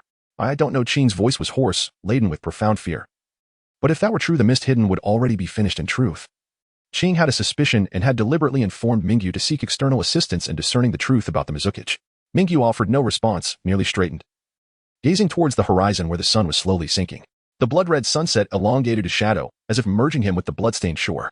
Jinjutsu controlling the Mizukage? Only a select few in the entire shinobi world could achieve such a feat. Uchiha Obito. He murmured the name, his voice so soft it was nearly swallowed by the sound of the waves. Qing did not catch it, but Kanjia and Manwei keenly picked up on Mingyu's whisper. Kanjia's gaze sharpened like a knife, puzzled as to how this name resembled that of Kakashi's Uchiha Obito. Wasn't he dead? Meanwhile, Manwei raised an eyebrow, revealing a hint of shark-like teeth, a smile both playful and perilous, pondering that whoever this was, their employer would surely eliminate him. A 12-year-old capable of shadow manipulation could not possibly exhaust their chakra with a mere jutsu, Such cataclysmic techniques were not used lightly. Coupled with the identity of the Fire Nation's Daimyo, Manwë could only chuckle every day. Employer, it seems we've landed ourselves in quite a predicament, Manwë drawled lazily. Mingyu did not reply, instead turning toward the coastline. His steps were steady, yet each stride felt as though it tread upon an invisible chessboard. If Obito indeed orchestrated events from the shadows, then the pursuit by the mist-hidden village may merely be the commencement. And perhaps the Mizukichi would need to take action as well. Furthermore, his celestial techniques had likely drawn the attention of the Akatsuki. He pondered whether Yahiko had perished. And if the Akatsuki were still under Nagato's control, his memory somewhat hazy. The sea breeze rustled Mingyu's garments. His gaze was as tranquil as the deep sea. Yet turbulent currents brewed beneath. Kanjia, he stated, secure the Byakugan and return it to Konoha, presenting it to the third Hokage. And by the way, inform him that the Mizukichi may have become a puppet to another. And it would be prudent to test the waters with other factions of the mist-hidden village. Kanjia inclined his head slightly, understood. Should we pressure the third Hokage regarding the Mizukichi? Mingyu shook his head. No, if the Mizukichi is indeed controlled, a puppet would not respond to pressure. Hearing this, Ching felt a modicum of reassurance. As long as there was no direct lockdown, it would suffice, for much of the Water Nation's supplies were imported from the Fire Nation. And it could also facilitate the investigation into the Mizukichi's authenticity. Manwë whistled, and one of us.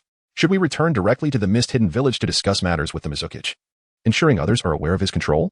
Mingyu shook his head, a cold smile curving his lips. No, we shall adhere to our original plan. Remaining in the Water Nation for a while longer, I have several places yet to visit. Moreover, if someone wishes to play, we shall indulge them until the end. A single blow to commence is preferable to 100 blows thereafter. If I were to flee at the first sign of trouble, then my training as Mingyu of the Qianguang Institute would have been in vain. As the sun fully descended beneath the sea, darkness enveloped the land. Qing lay on the shore, gazing at the three retreating figures, his singular eye filled with complex emotions. Musing how fortunate it would be if this lord were the daimyo of the Water Nation. He hastily contacted those within the village, extracting from his waist a scroll. Reluctantly producing the restorative medication he had procured from the black market. TSK, you better repay me well for this. Then he proceeded to inject the serum into Hachiya and Hachira. Chapter 18, The Might That Shakes the Ninja World, Konoha Village. Hokage Office. The golden rays of the setting sun streamed through the window, casting light upon a mountain of documents. Sarutobi Hiruzen held his pipe, from which wisps of smoke spiraled upwards, his gaze fixed upon the scroll before him, lost in contemplation.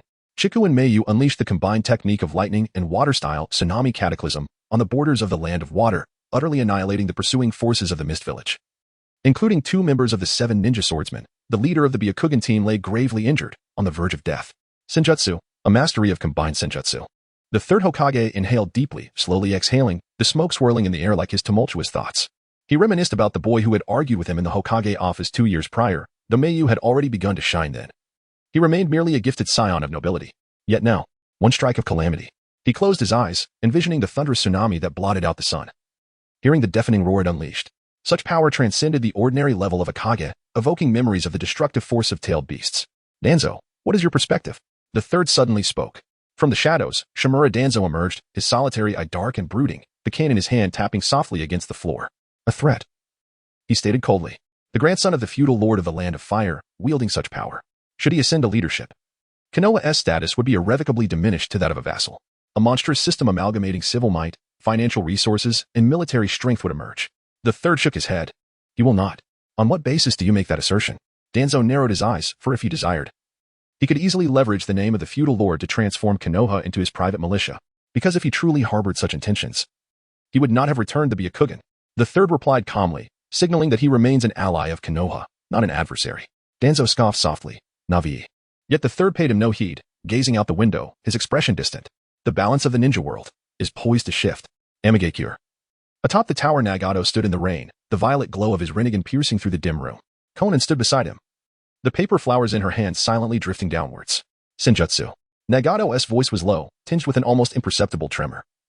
It was not the system of Mayaboka Mountain, but rather his own comprehension. Konan furrowed her brow slightly. Such power could jeopardize our plans. Nagato remained silent. He had witnessed Jiraiya's senjutsu and Orochimaru's forbidden techniques. But he had never encountered anyone capable of mastering such a level of natural energy control at such a tender age. Like a calamity, the information regarding Madara was erroneous. Nagato slowly remarked. He had underestimated this individual. Konan looked at him. Should we adjust our plans? Nagato did not respond immediately, instead lifting his hand. Rainwater coalescing in his palm, revealing a blurry reflection. For now, we shall observe. He finally said. If he obstructs the tailed beast collection plan, then he shall be erased. No matter how powerful he is, he remains but a human. In the end, mortals cannot triumph over gods. Kirigakure. Mizukichi building Yagura sat in the Mizukichi's seat, his emerald gaze slightly unfocused, his fingers unconsciously tapping the armrest. Failed? He asked softly, his voice echoing from a distant place. The kneeling Umbu below him was drenched in cold sweat. Yes, Lord Ao is gravely injured. And both Kisame and Raiga remain unconscious. The Byakugan has been seized. A strange smile suddenly curled at the corners of Yagura's mouth. How intriguing. His gaze momentarily vacant, he soon regained composure. Relay the order to temporarily cease the pursuit of Chikuen Meiyu. The Umbu hesitated. Mizuki-sama? Follow the order. Yagura's voice was as frigid as ice. The Umbu bowed and retreated, while deep within Yagura's singular eye, a glimmer of crimson slowly emerged, only to swiftly dissipate. Obito's will had, for the first time, been shaken. Obito stood in the void of darkness, the single eye behind his mask glinting with a dangerous light. Feeling the tremors from Yagura, he remained unfazed. Senjutsu, he murmured, his voice hoarse and cold. White Zetsu emerged from the ground, grinning. Oh dear, this is troublesome.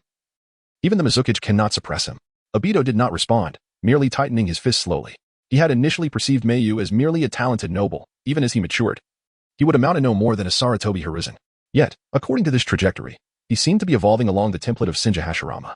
Now, that strike approached the destructive power of a tailed beast bomb. What word from Nagato? He asked coldly. White Zetsu shrugged. For now, we observe, without provoking him. Obito scoffed. Foolish. He turned, the space around his fingertips distorting. Since the mist cannot contend with him, let his name rise higher. Surely the 5 great villages would not wish to witness the emergence of a super Kage.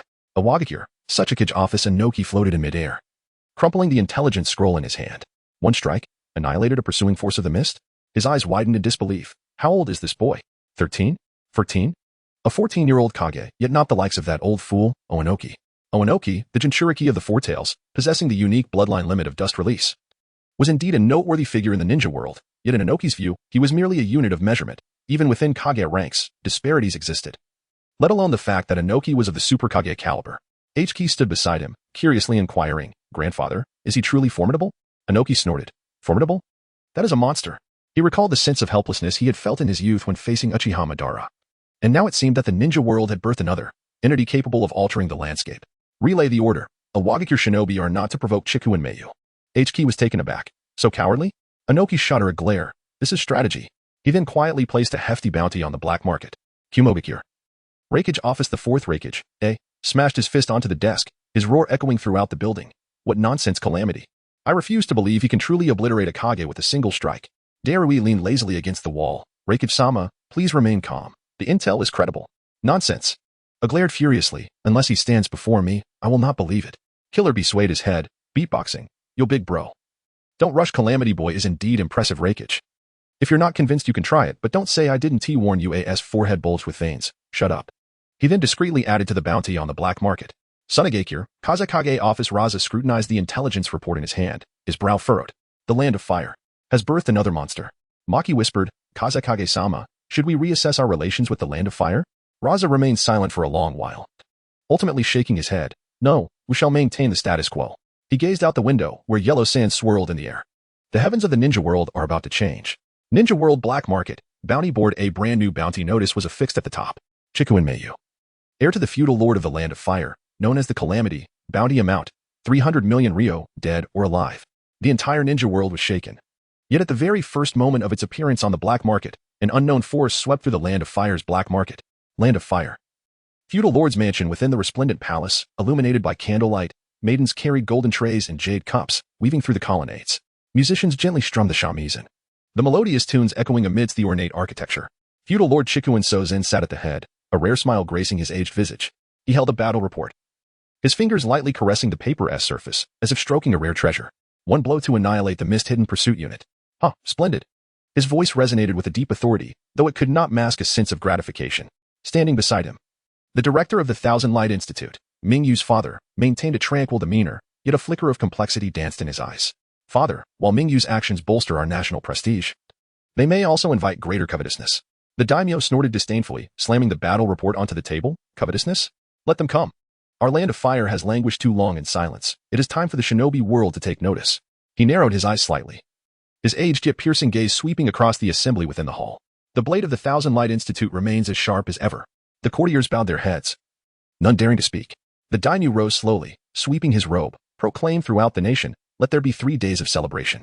All citizens of the land of fire shall receive a dough of rice and a piece of cloth to commemorate my grandson's might that resonates through the shinobi world.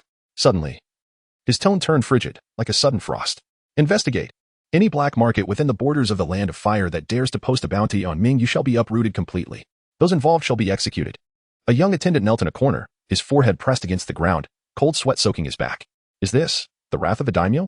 Who knows if the future figure will be similarly merciless, leaving a trail of 100,000 corpses in his wake. He discreetly lifted his gaze and caught sight of the daimyo's aged yet resolute silhouette, reminiscent of a slumbering lion, finally awakened. He recalled a youth he had glimpsed from afar within the estate, serene in countenance, with profound eyes, perpetually clear-minded, starkly different from the ordinary nobleman. Perhaps the heavens of the Land of Fire are indeed about to change. In a clandestine underground black market along the borders of the Land of Fire, several rogue shinobi congregated under the dim candlelight, their eyes glinting with avarice as they fixated on a brand-new bounty notice. 300 million ryo. Heh. The head of this kid is worth as much as a tailed beast. Shh, lower your voice. Do you wish to die? That is the grandson of the daimyo. What is there to fear? In the black market, bounties know no rank. Before the words had fully escaped his lips, boom. The ceiling suddenly collapsed. Amidst the swirling dust, dozens of warriors clad in crimson armor stood ready with drawn blades, exuding a chilling aura. The leading commander, with a stern visage and a glinting sword at his waist, pronounced with a voice that clashed like iron, by the order of the daimyo, kill. The flash of blades was like snow, and blood splattered 3 feet high. Within the Rain Country embassy, several diplomats from minor nations sat solemnly around the flickering candlelight. One blow to annihilate the mist-hidden pursuit unit. This is beyond mere genius. A 13-year-old shadow level, and even capable of sage techniques. Is the Land of Fire about to produce a second Hashirama Senju? Mind your words. Do you wish to invite calamity upon yourself? The assembly fell silent, the only sound being the flickering candlelight casting shadows on their fearful faces. One murmured, remember that face. In future dealings within the shinobi world, if you encounter this person, retreat at all costs. Another chuckled wryly, retreat? If he truly wishes to kill you, where could you possibly escape? Late at night in the daimyo's estate, as the celebratory clamor began to wane, the daimyo stood alone in the courtyard. Gazing up at the starry sky, the night breeze tousled his graying hair. Mingyu, oh Mingyu, he whispered softly, a smile curling at the corners of his mouth. I have indeed not misjudged. Behind the corridor, 2 maidservants held tea and snacks, whispering to one another. Have you heard? The young master, in that battle in the Land of Water, supposedly even stirred the ocean waves. Is that true? He seems so gentle usually. Sure, what do you know? True strength lies beneath the surface. One maidservant suddenly blushed. If the young master returns, I wonder if he will glance at us. The other poked her forehead. Dream on. A person of his caliber is not someone we can covet. Director of the Thousand Light Institute stood by the window of his study, clutching a sealed letter penned by Mingyu himself. Father, I am well. Do not worry. Just 7 simple words, yet they rendered him speechless for a long while. This boy has caused such a great uproar, and he offers only do not worry. He rubbed his temples but couldn't help but chuckle softly. Very well. If a disturbance is to be made, let it be one that shakes the very heavens. Outside the window, dawn began to break, heralding the arrival of a new day. Chapter 19, The Daily Life of the Thousand Light Pavilion in the Early Morning. The forest was shrouded in a thin mist as sunlight filtered through the gaps in the leaves, casting a gentle glow upon the makeshift campsite. The campfire had long since extinguished, leaving only a wisp of blue smoke rising into the air. Kanjiya knelt on one knee, meticulously organizing his ninja tool pouch. He arranged the kunai and shuriken by size, each one polished to a brilliant sheen, and retightened the bindings of the scrolls to ensure they would not loosen during battle. His movements were precise and silent, as if even his breathing was deliberately softened, fearful of disturbing the still-resting Mingyu. Kanjiya, don't you get tired doing this every day? Manwei yawned as he emerged from the tent, holding a freshly caught fish in his hand. Your tools won't become sharper just because you polish them a bit more. Without lifting his head, Kanjiya replied calmly, the condition of one's tools is a matter of life and death. How tedious, Manwei scoffed, turning towards the riverbank. Skillfully gutting the fish and removing its bones and scales. His knife skills were remarkably swift, slicing the fish into thin, delicate fillets, neatly arranged on a clean leaf. At that moment, Mingyu awoke, stretching lazily as he sauntered over. He glanced at Manue's handiwork and raised an eyebrow, saying, with knife skills like that, it would be a shame if you didn't become a chef. Manwei grinned, his shark-like teeth glinting in the morning light. Boss, care to try? I guarantee it's fresher than the sashimi at Ichiraka Ramen. All right, Mingyu replied, sitting cross-legged as he received the warm tea Kanjiya offered and took a sip. Kanjiya, this tea is quite good. The water temperature is just right. Kanjiya bowed his head slightly. I am glad you like it, my lord. Manwei continued slicing the fish while teasing. This guy even uses chakra to control the water temperature when brewing tea, such a severe case of obsessive-compulsive disorder. Kanjiya shot him a cold glance. Better than your method of cutting fish. Mingyu couldn't help but chuckle. You two are quite the pair, one with obsessive tendencies, and the other wasting ninja tools. Manwei shrugged and presented the fish slices before Mingyu, pulling out a small bottle of sauce from his pack as if performing a magic trick. Try this, my exclusive secret recipe. Mingyu picked up a slice, dipped it in the sauce, and was pleasantly surprised by the sweet and slightly spicy flavor, the fish melting almost instantaneously on his tongue. You really can cook? Manwë proudly lifted his chin. Born of the mist, wilderness survival is a fundamental skill. Besides, I can't just gnaw on soldiers' pills every day. Eating too many of those would dull my sense of taste. Kanjiya silently passed a cup of sake to Mingyu, who took it, teasing, "You even prepared sake? Are you trying to turn me into a noble lord?" Kanjiya responded earnestly, "Your diet and daily affairs should be well arranged." Manwë rolled his eyes. "Here we go again. Boss, you need to rein him in. At this rate, he might even lay out a carpet for you to walk on." Mingyu shook his head with a smile. "Let him be. But Manwë, your culinary skills are indeed impressive. From now on, the meals are your responsibility." Manwë feigned a dramatic gasp, clutching his chest. "Alas, I, a candidate for the 7 ninja swordsmen, have been reduced to a mere cook." Kanjiya coldly retorted, "You never made the cut anyway." Manwë, watching the two bicker, brought a subtle smile to Mingyu's lips. Such daily interactions eased the tension that had gripped him. As night fell, the crackling fire illuminated the surroundings. Mingyu leaned against a rock, poring over entries in a biological compendium, while Kanjiya remained vigilant nearby, and Manwë lounged lazily on a branch, chewing on a blade of grass. "Kanjiya, go get some rest. I'll take the first watch," Mingyu said, closing the compendium and looking up. Kanjiya shook his head. "My lord should rest. I am not tired." Manwë scoffed from his perch. "Come on, your eyes are almost as red as a Sharingan. If you keep this up, the boss might have to carry you." Kanjiya frowned. "I am not that fragile." Mingyu chuckled. "All right, we'll take turns keeping watch. That's an order." Only then did Kanjiya nod slightly and sit down by the fire, maintaining a posture as if ready to draw his blade at any moment. Manwë leaped down from the tree and squatted by the fire, tossing in a few pieces of dry wood. "Boss, do you think we'll run into the Mizukage if we stay in the land of water?" Mingyu replied nonchalantly. Even if the Mizukage wanted to come, others would obstruct him. This time, he sent his direct umbu. And the other ninja clans from the mist will likely bicker with him for a while. Mingyu felt no concern, after all. Even if the Mizukage tried to bring others to confront him, he was confident in his ability to depart unscathed. After all, he was a disciple of Orochimaru. Manwë grinned. "Then that's perfect. I can enjoy a leisurely life of wandering for a while." Kanjiya coolly remarked, "You lazy sloth." Manwë theatrically placed a hand over his heart. "Kanjiya, that is quite hurtful. Though I may be a bit lazy, I can still spar with the 7 ninja swordsmen. I do possess strength, and I train regularly." Suddenly, Mingyu recalled something and turned to Kanjiya. "By the way, didn't he spar with Kakashi before?"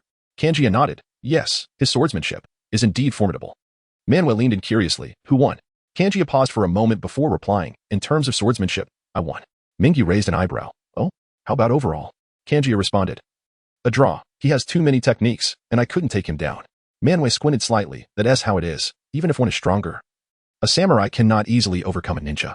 This is why samurai have been edged out by ninjas: longer training periods, heavy reliance on talent, and crucially, ninjas tend to win due to their diverse techniques." With an impassive expression, Kanjiya unsheathed his short blade, the edge glinting in the firelight. "Do you want to try?" Manwë immediately raised both hands. No. I don't want to be charred inside and out in the dead of night." Mingyu shook his head, laughing softly. "All right. Everyone rest. We have to travel tomorrow." Kanjiya sheathed his blade but remained seated by the fire, evidently not intending to sleep just yet. Manwë sighed and patted his shoulder. "You really are something. Fine. I'll keep you company for a while." Kanjiya glanced at him, seemingly surprised. Manwë shrugged. "Don't get the wrong idea. I just don't want you to fall asleep and leave the boss hungry in the middle of the night." Mingyu chuckled lightly. "Then I truly thank you."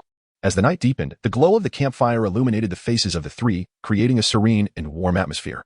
Chapter 20. The journey approaches its end. The morning mist lingered, and the sea breeze enveloped them with a briny scent.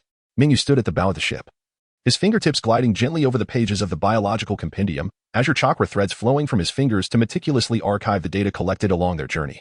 Shadow clones were dispersed along the ship's sides, holding scrolls, their eyes shimmering with a faint glow as they etched the structures, meridians, and chakra flow patterns of the observed creatures.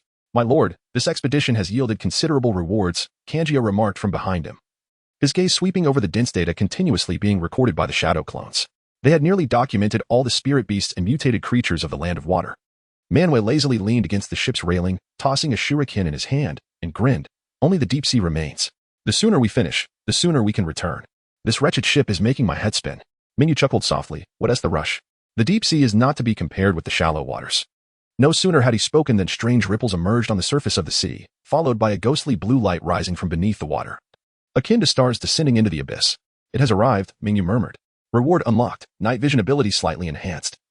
Water affinity 1 species. Bioluminescent jellyfish, glimmering drifter, spirit beast, traits. Night sensibility, soft body, energy rhythm reward unlocked. Minor chakra, night vision ability slightly enhanced. Energy control slightly improved. Water Affinity 1A colossal, translucent jellyfish appeared, its bell measuring the size of a grinding disc. Fringed with dozens of slender tentacles that shimmered with a soft blue light, resembling a river of stars beneath the sea. Its body pulsed with chakra channels, akin to fine blood vessels, glowing rhythmically with each breath. Beautiful indeed, but a sting from it would likely cause pain for half a year, Manwë squinted, instinctively rubbing his arm. Mingyu's shadow clone quickly formed seals, concentrating chakra into a thread that gently touched the jellyfish's surface. The compendium illuminated, rapidly detailing the jellyfish's entire meridian map on the scroll, capturing the trajectory of its tentacle movements and the patterns of its chakra flow with precision. Recording complete. The shadow clone whispered before dissipating, its memories returning to the main body. Mingyu slightly closed his eyes. Sensing the feedback from the newly unlocked compendium, their perception and night vision abilities appeared to be enhanced, allowing for clearer vision even in the dim depths of the ocean. Suddenly, the ship trembled as a bizarre fish darted past beneath the waves, its dorsal fin serrated and gleaming with a metallic sheen under the sunlight. Its body was flat like a manta ray, yet its head bore a shark-like ferocity, filled with sharp teeth. Its eyes nearly imperceptible from years of dwelling in the lightless depths. That creature is quite the eyesore, Manwë remarked disdainfully. Kanji furrowed his brow. Its skin structure is unique, capable of withstanding deep-sea pressure. Mingyu nodded, and the shadow clone moved again, pressing chakra against the fish's back. The compendium analyzed swiftly. Its skin possessed a special gelatinous layer that buffered water pressure, and the arrangement of its muscle fibers differed from ordinary fish, enabling agile movement in extreme depths. Species: deep-sea monster, sawtooth ray, spirit beast. Traits: sharp teeth, pressure resistance, adaptive skin reward unlocked, minor chakra, skin resilience slightly enhanced. Pressure resistance 1, water affinity 1. Recording complete. The shadow clone dissipated, and Mingyu felt his skin tighten slightly, as if an invisible layer of protection had been bestowed upon him. A faint rustling sound emanated from beneath the ship, followed by a semi-transparent octopus slowly surfacing. Its skin shifted colors continuously from deep blue to purplish red to emerald green, resembling flowing neon lights. Strangely, its eyes refracted light, inducing dizziness with just a glance. An illusion-type creature? Kanji immediately became alert, his hand resting on the hilt of his blade. Mingyu, however, smiled, finding it intriguing. As the shadow clone approached, the octopus seemed to sense a threat, its skin abruptly turning a blinding crimson, its 8 tentacles flaring wide, releasing a subtle yet intricate chakra wave, an illusion. Yet, the shadow clone was prepared, chakra flowing precisely within its body, instantly unraveling the illusion's interference. The compendium glowed, capturing the octopus's nervous system. The illusion was not reliant on ocular prowess, but rather on rapid color changes of its skin and specific frequencies of chakra that directly interfered with the opponent's visual nerves. Species: iridescent octopus, mirage spirit beast. Traits: camouflage, ink expulsion, intelligent creature reward unlocked, minor chakra, illusion resistance 1, chakra control slightly improved, water affinity 2. Brain processing power slightly enhanced. Recording complete. The shadow clone dissipated, and Mingyu felt his chakra control becoming more refined. The threads of chakra flowing even more smoothly at his fingertips, his mind clearer. Just as they presumed, the recording was nearing its conclusion. An enormous splash erupted from the sea. A massive maw, lined with barbs, surged forth, its diameter exceeding 3 meters, the depths of its throat as dark as an abyss, exuding a foul stench. Its body resembled a grotesque eel, yet its head was akin to a bottomless pit, capable of easily swallowing the entire vessel. By the heavens! Manwë instantly transformed, drawing his weapon. Is this creature starving? Kanji's lightning blade crackled with electricity, but Mingyu raised a hand to halt them. Hold on. It is merely drawn by the chakra. The shadow clone rapidly formed seals, gathering a sphere of pure chakra in his palm, which he gently tossed towards the gaping maw. The creature inhaled sharply, swallowing the chakra sphere, and soon after, a faint blue light illuminated within its body. The compendium's analysis completed in an instant.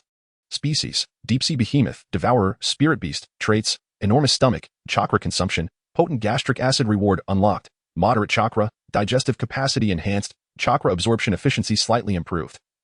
Water affinity to its stomach could decompose chakra, converting it into its own energy. Mingyu narrowed his eyes, intrigued. If thoroughly studied, they might develop a new chakra absorption technique. At the moment the recording concluded, a slight warmth spread through Mingyu's abdomen, as if his digestive system had received some form of optimization. All right, the warm-up is over.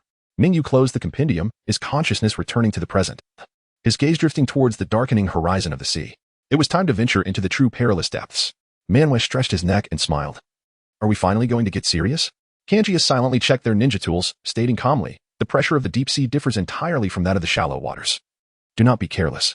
Mingyu smiled gently, gathering a strand of chakra at his fingertips, azure patterns slowly crawling up his cheek. Let us proceed to the final perilous location, the deep sea.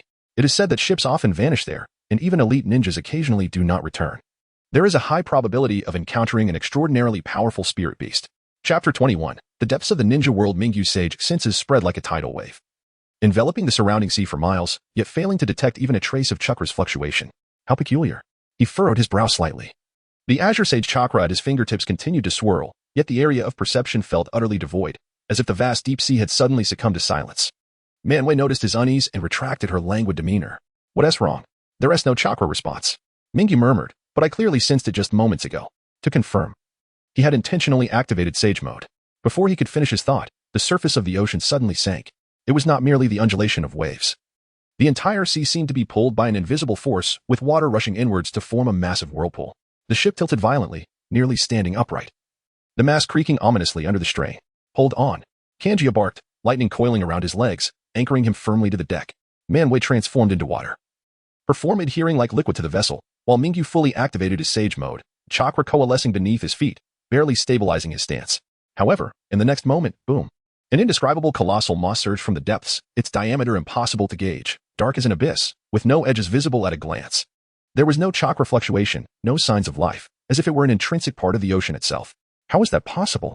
Mingyu's pupils contracted sharply, his sage senses frantically scanning, yet it remained void. The natural energy had perfectly merged with chakra. It had entered sage mode. A giant beast in sage mode. What a jest. A creature of such size would possess Bija-level chakra, and combined with sage mode, its sheer power could trample the entire ninja world. Yet, why was there no mention of this in the original text? Thoughts raced. The slug, the toad sage, and that sage from the dragon cave all seemed extraordinary, yet had not made an appearance. Did they possess the resilience to survive the destruction of the ninja stars? The summoning realm. In the instant the great maw closed, the water, the ship, and the three were all engulfed. Darkness descended. Mingyu's consciousness revived as he fell, his body crashing onto a soft, damp surface. He quickly rolled over and activated his sage senses once more, yet still could not detect any chakra fluctuations. Kanji, Manwë, he called softly. Here. Kanji's voice echoed from nearby, a flicker of lightning illuminating the surroundings. Manwë emerged from a puddle, shaking her wet hair. Ugh, this place is truly disgusting. Mingyu surveyed his surroundings, his pupils narrowing slightly. Above them was a translucent flesh wall, emitting a faint blue glow, resembling some biological membrane that filtered the deep sea's light. Below lay a vast expanse of water, diluted by the giant beast's gastric fluids, presenting an eerie pale gold hue, exuding a faint natural energy. Most astonishingly, this space contained a complete ecosystem. Schools of fish that had been swallowed swam in the water, their sizes exceeding those of their counterparts outside, their scales shimmering with a metallic sheen, evidently nurtured by natural energy over time. Coral reefs grew on the flesh wall, displaying a bizarre purplish-red color, their tendrils gently swaying as if alive. There were even translucent plankton-like creatures drifting into space, illuminating this deep-sea prison like fireflies. This. Manwë floated up from the water, shaking her damp hair. Are we being kept as snacks? Kanji observed their surroundings coolly. This isn't merely a digestive system. It is a semi-independent world. Mingyu took a deep breath, fully extending his sage perception. It seems to be nurturing the consumed creatures here, utilizing natural energy for slow digestion while absorbing their chakra properties. So those fish. Manwë squinted. Are they domesticated reserves?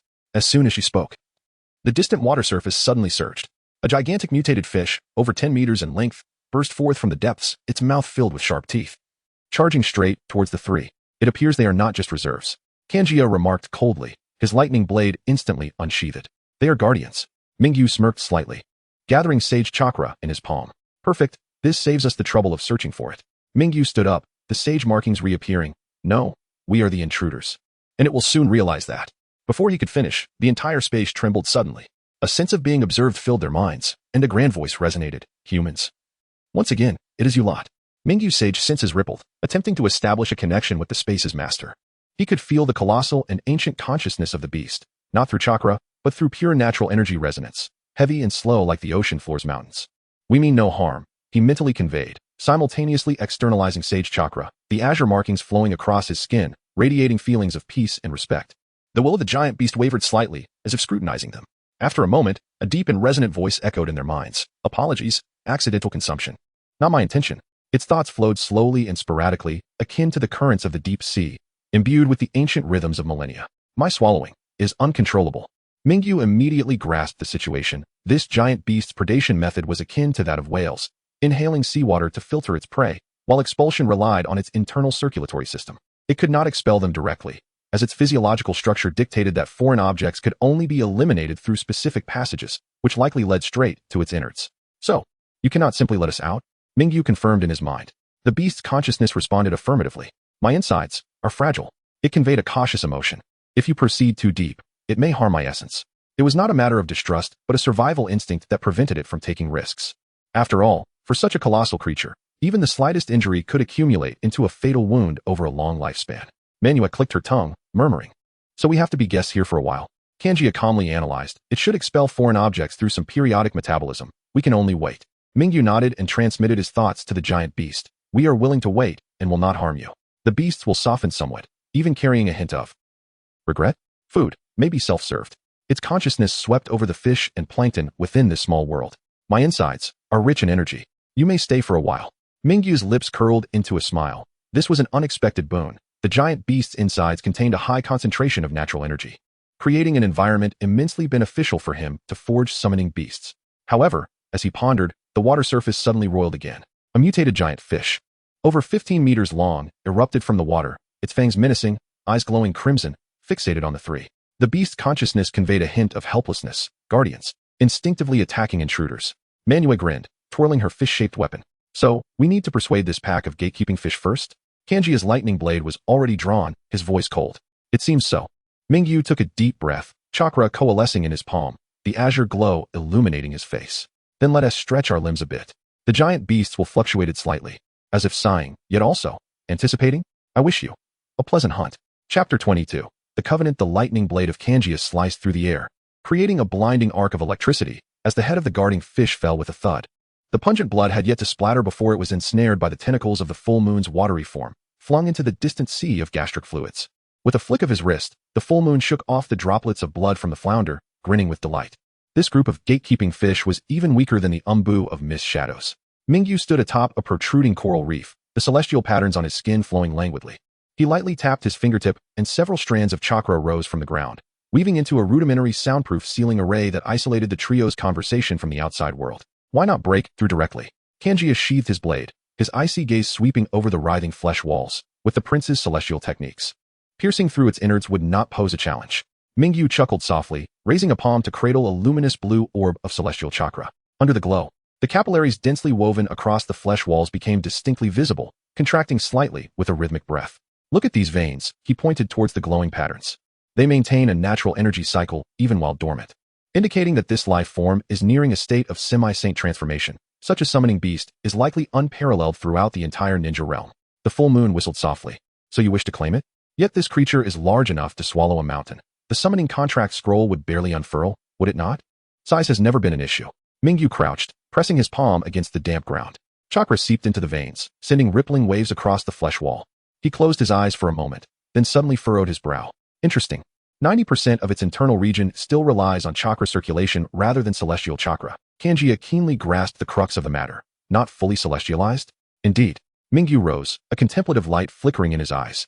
I suspect it keeps these summoning fish to absorb their chakra. After all, such a colossal body demands an unfathomable amount of energy for complete transformation into a celestial form. Moreover, enveloping such a vast physique requires an incredible amount of natural energy, which this giant beast evidently lacks the capacity to absorb. As if affirming his conjecture, a great wave suddenly surged from the distant sea of gastric fluids. A six-gill shark, over 20 meters in length, burst forth from the waters. Its forehead embedded with 3 crimson chakra crystals, a clear sign of mutation. Fostered evolution through cannibalism, the full moon squinted, realizing that allowing the fish to devour one another would ultimately yield a highly efficient chakra battery from the survivor. At that moment, the consciousness of the giant beast stirred. Tinged with a hint of embarrassment, I must evolve. Kanjia felt a twinge of awkwardness. He hadn't anticipated that this giant beast could hear them despite the soundproof seal. The fragmented images of thoughts flooded the minds of the three, an ancient body slumbering in the deep sea, each heartbeat triggering undercurrents. The outer layer of its skin had already begun to celestialize, yet its innards remained cocooned within chakra. It needs more chakra. Then absorb natural energy to merge into celestial chakra, but more time. Ah, I see. Mingyu suddenly laughed. You are afraid. The flesh wall trembled violently. Once fully celestialized, your metabolic process will change completely. He pointed towards the floating, luminous microorganisms. These symbiotic beings, the fish you've nurtured, including your current digestive system, will collapse. You hesitate to take that final step. Should you fail, it would mean death. For the demise of these ecosystems would render it incapable of sustaining such a colossal frame. After a lengthy silence, the giant beast released a prolonged sigh. You are indeed wise. Kanjia raised his lightning blade slightly. My lord, shall we enforce the contract? No, Mingyu shook his head, as celestial chakra suddenly surged forth like a tide. The azure luminescence transformed into countless fine threads, intertwining with the natural energy pathways on the flesh wall. I offer you a better choice. His voice was deep, yet held an irresistible power. Sign a contract with me, and I shall provide you with immense chakra, even finding ways to grant you vast natural energy to assist in your evolution. The entire space fell into silence. The sea of gastric fluids ceased its tumult. The fish froze in place. Even the glow of the microorganisms became still. The will of the giant beast trembled violently, as if engaged in an unprecedented struggle. Finally, a voice, 100 times clearer than before, resonated within the minds of the three. Conditions? Mingyu's lips curled into a smirk. 2 matters.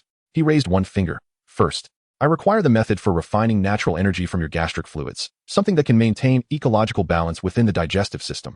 This technique is worthy of research. He raised a second finger. Second, learn the reverse summoning technique. Mingyu's gaze burned with intensity, fixed on the quivering flesh wall as he continued.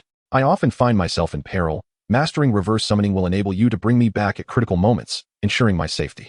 The giant beast remained silent for a moment, its consciousness fluctuating with a complex wave, as if weighing the pros and cons. Kanjia and the full moon exchanged glances, gripping their weapons tightly.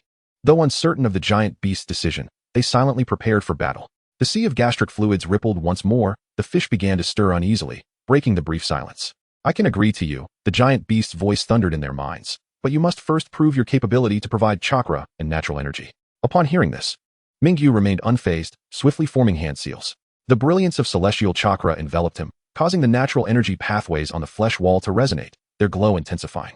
Simultaneously, he sent a strand of chakra into the giant beast, following the path of energy circulation, where chakra and natural energy began to merge, smoothing out the previously sluggish cycle. The giant beast emitted a low groan, its consciousness shifting from caution to surprise, clearly sensing the vastness and uniqueness of Mingyu's chakra. Yet, it was still insufficient. Quality is high, yet quantity is lacking. I trust you. The giant beast finally spoke. The contract can be established. In an instant, a powerful contract light surged from Mingyu's palm, merging into the flesh wall, while a unique imprinting force flowed back into Mingyu, signifying the formation of the contract. Now, impart to me your method of refining natural energy, Mingyu stated. The consciousness of the giant beast wavered, and a stream of information surged into Mingyu's mind, a complex and intricate method of energy transformation.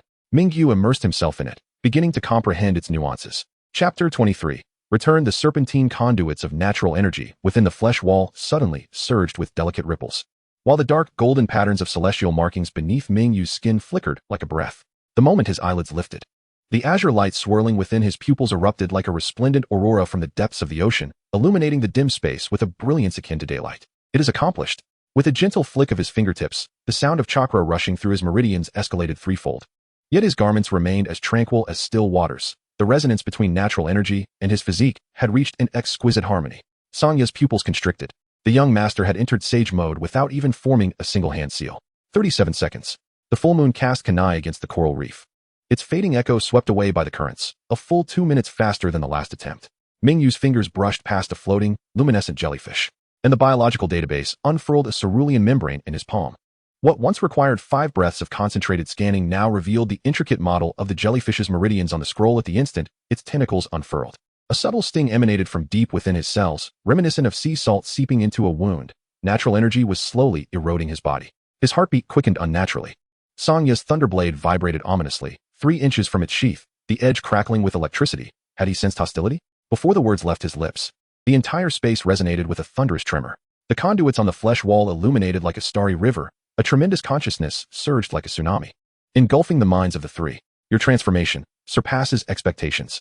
An ancient voice, heavy as silt, reminded them that natural energy is incomparable to chakra. It is a tsunami, a monsoon, an embodiment of the will to live.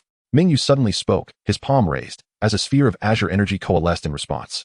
Unlike the gentle form of ordinary sage chakra, this orb and Apos' surface was adorned with sharp protrusions, each edge tearing through the air as if it contained a tempestuous storm from the ocean's depths. The handle of Tsongya's blade hummed with vibrations, while the full moon's watery form rippled with scales, an innate warning inscribed within their genetics. The method of refinement you imparted. Mingyu gazed at the fracturing and reconstituting energy sphere. It was not mere energy transformation, but a resonance of symbiosis. The sigh of a colossal beast stirred the sea of gastric fluid, and a mutated tiger shark, its dorsal fins barely breaking the surface, was instantly thrust back into the abyss. For a millennium, you are the 7th to attain this path. The flesh wall cracked, revealing a pale, golden membrane akin to an amniotic sac. The first 6. had all become nourishment for the coral of the deep. Mingyu dispersed the energy sphere with a wave of his hand, the celestial markings receding beneath his skin like retreating tides. The failures. They had all attempted to learn Sage Mode directly, when this technique is best suited for shortening the time to merge Sage Chakra. I am the Devourer of Seas. The true name of the colossal beast echoed through the space, causing all luminous creatures to flicker in unison. Take your companions and depart from the wind path. As the starlight illuminated the gill slits for the third time, the end of his words was violently shattered by the compression of space. Mingyu briefly plunged into darkness. When he opened his eyes again, he found himself within a massive gill-like structure. Countless strands of pale golden fur swayed in the dimness, each pulsating with cataclysmic natural energy. Hold tight. Mingyu formed hand seals with unprecedented designs, the celestial patterns spreading like a web from his heart, enveloping his entire being in an instant. Sanya plunged his thunder blade into the rock wall, while the full moon transformed into a watery membrane, wrapping around his waist. The tempest arrived without warning, not a mere gust, but an utterly compressed storm of natural energy. The moment Mingyu's chakra cloak made contact, it disintegrated like torn paper. Fine droplets of blood seeping from his pores. Young master. Sanya's furious roar was torn to shreds by the howling winds. Mingyu's pupils narrowed into slits. Chakra surging wildly. Breathe in rhythm with the frequency of the fur. The sound waves generated by the resonance of chakra pierced through the storm. Sanya. Adjust the lightning frequency to 37 Hz. Full moon. Extend the water form to its limits. Tricolored radiance erupted in the pitch-black wind path. Mingyu was enveloped in a swirl of gold and blue sage chakra. Sanya's form crackled with purple lightning, while the full moon transformed into a transparent membrane, encasing his companions. As the third beam of starlight penetrated the gill slits above, Mingyu seized 2 strands of fur. The energy nodes indicated by the biological database materializing clearly before his eyes. Now, the sage chakra transformed into a blade, piercing the node, and the storm abruptly stilled. The primordial energy of the Devourer of Seas surged through the, instantly coating Mingyu's celestial markings in a faint gold. Go! The energy backlash erupted like a cannon. The 3 transformed into streaks of light racing toward the exit.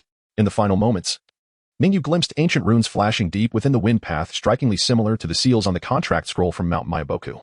The sea erupted in a towering column of water nearly 100 meters high, moonlight cascading anew upon the drenched garments of the 3. The full moon collapsed against the rocks, laughing heartily. Next time, could you give a heads up before using me as a human cannonball? Sanya silently wiped his thunderblade, the blade reflecting the furrowed brow of the young man. Mingyu opened the database, data streaming across the pale blue screen. Species, Devourer of Seas, Ancient Spirit Beast. Deep Sea Symbiont. Traits, Ecological Symbiosis, Natural Resonance, Energy Co-Frequency, Primordial Transformation, Unlock Reward, Abundant Chakra, Natural Energy Affinity 8, Water Attribute Adaptability 10, Physical Vitality 5. His fingertip brushed against the close button as the young man gazed toward the distant coastline. Let us return to the land of fire. The sea breeze tousled his damp hair, the azure glow in his eyes not yet fully faded, but now tinged with an unwavering resolve. Chapter 24. The Plea of Shirzue in the Land of Fire. The warm sunlight streamed through the ornate window grills, casting delicate rays upon the interior. Mingyu reclined comfortably on the expansive, soft, intricately carved bed, enveloped by the gentle warmth. It had been over a month since he returned from his deep-sea expedition, and during this time, he had luxuriated in the rare tranquility, savoring each leisurely day with utmost ease. On the table lay a letter sealed with wax. Quietly awaiting his attention, it was from Shirzue. The messenger was none other than Shirzue's loyal feline companion, Xiaohu. At that moment, the little creature was nestled on a soft couch in the side hall, indulging in the gentle ministrations of a maid. Its eyes narrowed in bliss as it occasionally flicked its tail in contentment.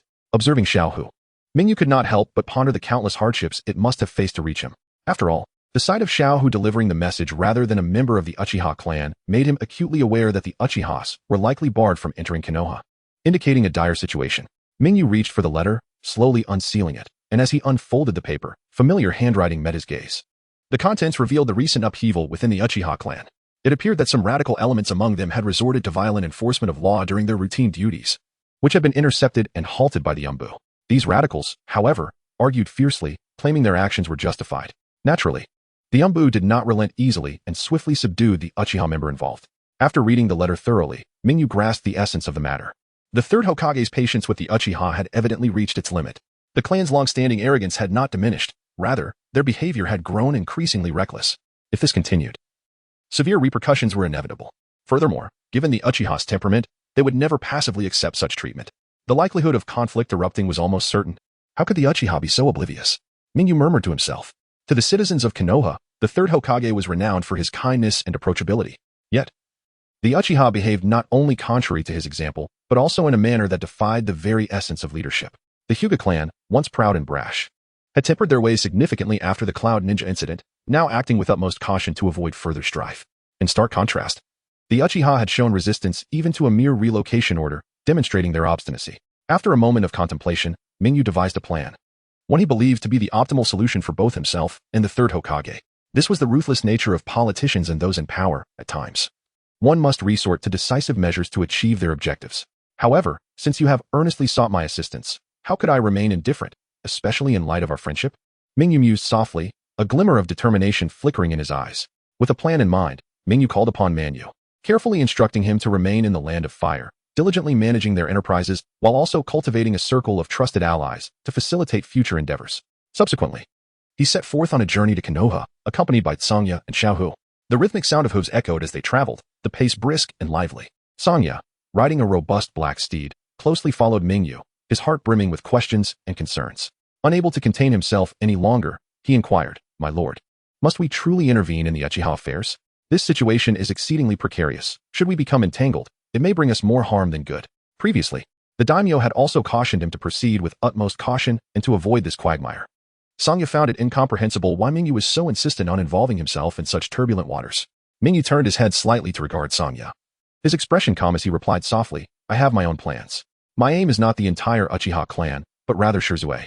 At this moment, Mingyu had already turned 15, the childishness of his youth having vanished, replaced by an intensity and maturity that belied his age. In Mingyu's heart, Shirzue held immense significance, far surpassing that of the entire Uchiha clan combined. Their deep-seated friendship was paramount, but more importantly, Shirzue possessed abilities that were unparalleled. Mingyu had long harbored a vision. The creation of summoning beasts was overly reliant on chance, with both the process and timeline fraught with uncertainty. However, should a powerful Jinjutsu master assist him, the scenario would transform dramatically.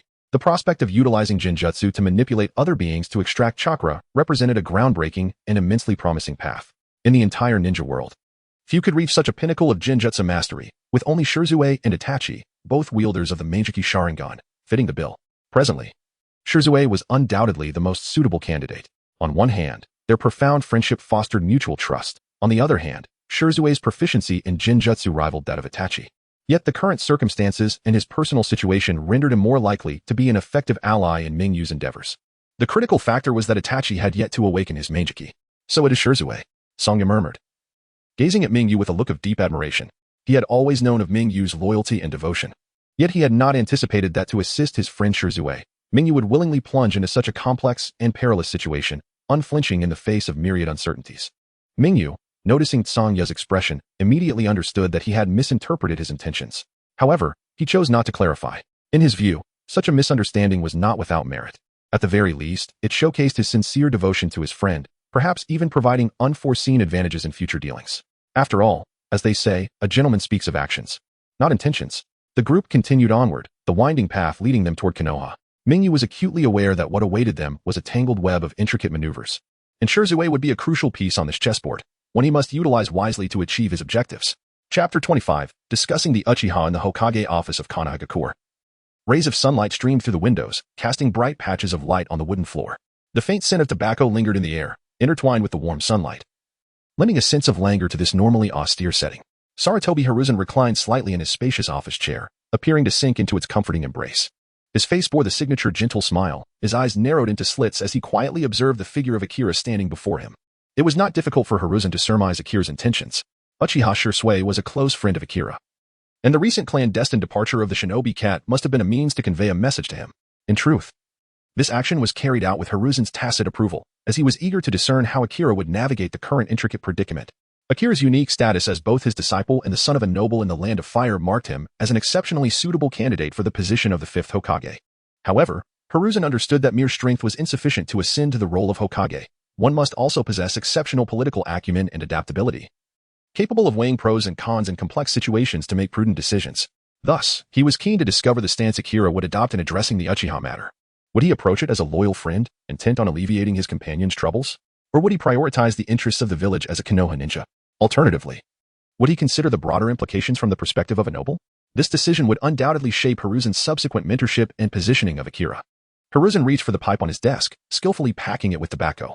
After igniting it and inhaling deeply, he released a thick cloud of smoke that curled languidly into the air, a tangible manifestation of his complex emotions at that moment. "Are you here to assist Shirzue in resolving his dilemma?" he inquired, his voice low and gentle, tinged with the concern of an elder for a younger counterpart. Akira stood tall and composed, his demeanor steady. Upon hearing Hiruzen's question, he shook his head lightly, his tone resolute. No, Third Hokage. I am here to help you solve the problem. As soon as he spoke, Danzo, who had remained silent until then, could not suppress a derisive snort. His brow furrowed. His expression rife with discontent and disdain, he directed a piercing gaze at Akira. Humph, how utterly arrogant. What insights could a mere youth like you possibly offer? To Danzo. Akira was nothing more than an inexperienced young man, audaciously claiming he could assist in resolving such a significant issue, a clear demonstration of his naivety. Unperturbed by Danzo's derision, Akira continued calmly, allow me to analyze the current situation. The rebellious sentiments within the Uchiha clan are glaringly evident. With your strategies, I assume you have already sought to win over Shursui and Itachi. Should the Uchiha indeed launch a rebellion, Konoha's formidable strength would likely ensure a decisive victory. He paused momentarily, his gaze sweeping over Hiruzen and Danzo before shifting the focus, however. We must also consider a more pressing concern, the stance of the other four great nations. Recall that during Orochimaru's defection a few years back, the 3rd Tsuchikage Inoki and 4th Reikage A had contemplated seizing the opportunity to strike. Hiruzen's expression tightened at this revelation, instinctively tapping the ashtray. Akira's words articulated the very fears that had long haunted him. While it would not be particularly challenging for Konoha to subdue a single Uchiha, what truly concerned him was the reaction from the other four nations. Should Konoha sustain significant damage due to an internal conflict with the Uchiha, the other nations might seize the moment to launch their own offensives, plunging Konoha into a perilous predicament. Reflecting on this, Hiruzen couldn't help but let out a silent sigh. Last year, he had dispatched individuals to investigate the situation in the Land of Water, and indeed, the Mizuki's demeanor appeared unsettling, as if plotting something. Meanwhile, Tsunagakure, having suffered grievously during the Third Shinobi World War, had yet to fully recover and posed little immediate threat. Currently, vigilance was paramount concerning Kumogakure and Iwagakure, both of which possessed formidable strengths capable of holding their own against Konoha. If the Uchiha's rebellion were to occur, and both nations took advantage of the chaos, Konoha would find itself in dire straits. Moreover, as one of the founding clans of Konoha, the Uchiha possessed deep roots and extensive influence within the village. Without sufficient justification, it would be unwise to act against them. Yet, waiting for the Uchiha to fully prepare for rebellion would undoubtedly result in significant losses for Konoha. As these thoughts swirled in his mind, Hiruzen felt a wave of frustration. The radical Uchiha were indeed a source of relentless vexation. Danzo, furrowing his brow, regarded the loquacious Akira with palpable impatience. Unable to contain himself, he pressed, "You've said so much, but what exactly is your solution?" Without hesitation, Akira replied, "Eliminate a portion, suppress another, and win over the rest." Danzo scoffed at this response. To him, it merely echoed the very actions Hiruzen was already undertaking. There seemed little need for this young man to audaciously voice what was already in motion. It appeared Akira had discerned Danzo's skepticism, and he continued to elucidate calmly. The Uchiha who were suppressed will undoubtedly harbor resentment towards Konoha. At this juncture, the noble houses can step in to offer them positions as protectors. Those Uchiha who have failed in their rebellion will find themselves without alternatives. Consequently, the gratitude of those who once held grievances against Konoha will be fully ignited, resulting in a true consolidation of their allegiance. Simultaneously, the remaining active forces among the suppressed Uchiha would continue to reside within the Land of Fire, ensuring that Konoha's foundational strength would not suffer substantial losses. Thus, the crux of the matter lies in the segment to be eliminated. Who will carry out the elimination? How will the event be framed, and how will we define this incident? All these aspects require meticulous consideration. The most pivotal element is the framing, to preserve the Uchiha's reputation while maintaining their dignity, winning hearts while not allowing them any substantial power. At this juncture, Akira paused slightly, a glint of sharpness flickering in his eyes. He understood that the definition of this incident's nature was of utmost importance. If labeled as a Uchiha rebellion, neither the suppressed nor the reconciled Uchiha would willingly accept such a designation. For the Uchiha, their clan's honor was paramount, and such a definition would undoubtedly insult their entire lineage. Akira articulated the intricate strategies clearly. With the support of the noble houses, the defeated Uchiha would lose their voice in resistance. Through careful selection, those unwilling to submit, characterized by their defiance, would be placed on the elimination list. The conciliatory members would be afforded the opportunity to live peacefully within Konoha, with the critical stipulation that the civilian populace of the Uchiha would remain unscathed. Hiruzen listened intently to Akira's proposal, taking a deep breath. He silently admired the ingenuity of the plan put forth by Akira, finding it far superior to his own initial approach. Previously, he had merely contemplated gathering some while suppressing others, never considering how to approach consolidation from such a high vantage point. The members of the Uchiha clan are characterized by their fierce temperament and obstinate nature. It seems that those who could be subdued have already been, leaving behind only the most rebellious individuals, causing considerable frustration. At this moment, upon hearing Mingyu's words, Sarutobi Hiruzen suddenly realized that such a strategy was indeed possible. To grant amnesty to those Uchiha who had been suppressed, offering them a new path while preserving their honor, and simultaneously holding leverage over them would not only alleviate their grievances but also render them useful to Konoha, a truly clever maneuver. Sarutobi could not help but feel deep remorse. Had he known, he would have allowed Danzo to apply pressure on the Uchiha openly, thus plotting a more forceful strategy that would lead to a complete rupture between the Uchiha and Danzo, igniting conflict. In such a scenario, the Hokage, positioned at a higher authority, would naturally be able to absorb the suppressed faction. The Uchiha clan would never accept those who had been suppressed, for fundamentally, they would be seen as rebels against Danzo. To accept these individuals would imply that the entire Uchiha clan was in opposition to Danzo. And attacking a Hokage advisor is a capital offense, an unacceptable risk for the Uchiha. Thus, a compliant, potent, and isolated Uchiha contingent would fall into his hands. He could then publicly assert that Danzo was unjustly oppressing the Uchiha, using this as a pretext to dismantle Root. Simultaneously, the suppressed Uchiha could be directed towards unsavory tasks, fostering a favorable reputation for the Uchiha clan while winning the hearts of those subdued, making them willingly serve Konoha. Moreover, the doves he had previously courted, such as Itachi and Shisui, would naturally continue to be of service to him. Consequently, aside from Danzo and the deceased Uchiha, everyone else would reap benefits, resulting in a harmonious outcome.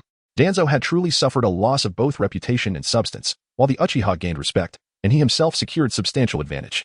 As Sarutobi contemplated this, he could not help but sigh deeply. He felt he had missed a significant opportunity. How could he not have conceived such an excellent plan? Regrettably, it was now too late, with the Uchiha rebellion imminent and their hatred directed towards all of Konoha. This method might no longer be applicable, but observing Mingyu, it was evident he harbored ulterior motives and strategic plans. Perhaps entrusting this matter to him would be wise. Sarutobi raised his head, his gaze piercingly assessing Mingyu. He silently admired the young man's exceptional political acumen. In such a complex situation, to devise such a multifaceted strategy in such a short span of time was indeed astonishing. It seemed the role of future Hokage was best suited for this young man. Otherwise, when he became a prominent figure, Konoha's current generation might find themselves outmaneuvered. He resolved within himself to nurture Mingyu diligently, ensuring he would become a pillar of Konoha's future, leading the village towards an even more glorious tomorrow. Chapter 26. Setting the tone within the Hokage office in Konoha, a faint scent of tobacco lingered in the air, as sunlight streamed through the gaps in the window, casting dappled shadows across the room. Sarutobi Hiruzen sat behind his desk, wearing a smile that could not quite mask the fatigue evident in his eyes. The issue concerning the Uchiha clan weighed heavily on his heart, a burden he had carried for years without finding an ideal resolution. The arrival of Akira brought a flicker of hope to his spirit, prompting his tone to unconsciously soften. "I trust you have a solution in mind, Akira." Akira stood tall, exuding confidence and determination, and responded without hesitation. "Indeed, Third Hokage. I assure you that I will execute the entire plan without jeopardizing Konoha's fundamental interests." At this, Danzo could not help but emit a derisive snort. He scrutinized Akira, contemplating. This young man possesses remarkable talent in ninjutsu, has made significant contributions to research, and demonstrates a political acumen far beyond his years. He resembles an enhanced version of Orochimaru, evoking thoughts of the second Hokage's reincarnation.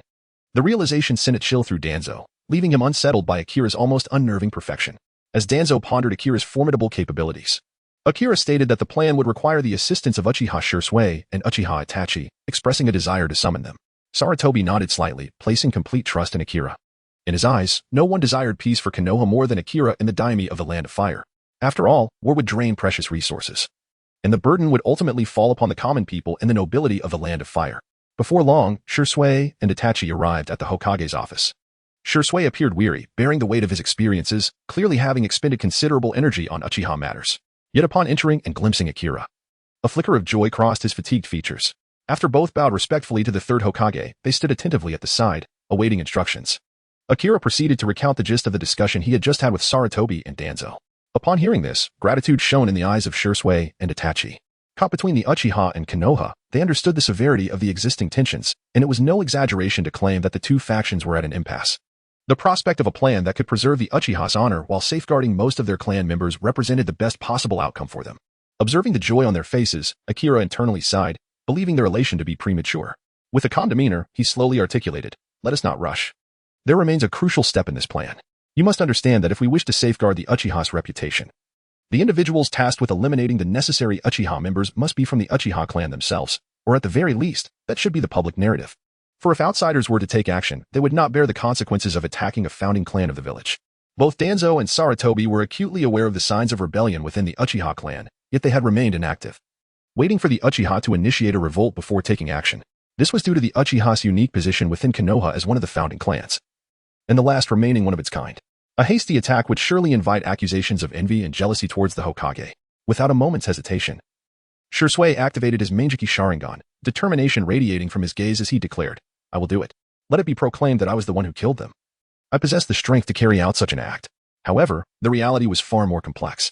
Relying solely on Shisui, even with his Manjiki Sharingan, would make it exceedingly difficult to deal with those troublesome targets. Support from the root organization was essential, as the opposing side boasted a dozen wielders of the Sharingan, alongside numerous others with lesser versions. Both Danzo and Saratobi were taken aback by the sight of Shisui's extraordinary Manjiki pattern, their hands trembling involuntarily as they instinctively shifted away. They silently wondered, when did this young man awaken his eyes? The sudden emergence of a pair of unknown abilities left them feeling quite uneasy. Itachi, on the other hand, was not overly surprised by Shisui's activation of the Manjiki Sharingan. During their training sessions, he had suspected as much. Shisui's ocular prowess was clearly superior to his own. The disparity between their three Tomo Sharingans should not have been so vast. Now it was evident that Shisui's awakening was entirely expected. As Itachi prepared to speak, Akira directly ignored him, maintaining a steady gaze locked on Shisui's eyes. He understood that Shisui would step forward to shoulder this burden, and the unfolding of events was all part of his design. Nevertheless, a twinge of guilt arose within him as he softly stated, "You will become a rogue ninja, forever departing from Konoha." Upon hearing this, Shisui's face broke into a relaxed smile, his first genuine smile in a long while, for the Uchiha, for Konoha. "It is all worth it." Akira smiled in return, saying, "Leave it to me. I will arrange a suitable future for you." Shisui instinctively glanced at the third Hokage. His mind clouded with uncertainty. Was it truly appropriate to discuss the fate of a rogue ninja so openly? Saratobi's expression bore a hint of regret as he earnestly remarked, "Shisui, you are a good child. In my heart, you shall always be a ninja of Konoha, a true and proud ninja of our village." Saratobi's words struck Shisui profoundly, shattering his emotional defenses. Tears welled in his eyes as he fervently declared, "My entire life has been dedicated to being a ninja of Konoha." Witnessing this scene, Akira felt a profound sense of helplessness. He believed that the third Hokage, even with Shisui on the verge of becoming his subordinate, was still employing emotional manipulation. Danzo chose to remain silent, recognizing that since a solution had now been established, any further antagonism towards the Uchiha would be too conspicuous, potentially revealing his own secrets, particularly the cells of Hashirama and the implanted Sharingan within him. Such revelations would lead to significant complications. Nonetheless, Danzo felt a simmering frustration. After all, who would not desire the power of the Sharingan? Especially after acquiring a technique as formidable as Izanagi, his craving for the Sharingan intensified. After all, more lives meant more opportunities. In the Hokage office, the tone had been set. Akira, Danzo, and Saratobi began deliberating the specific details.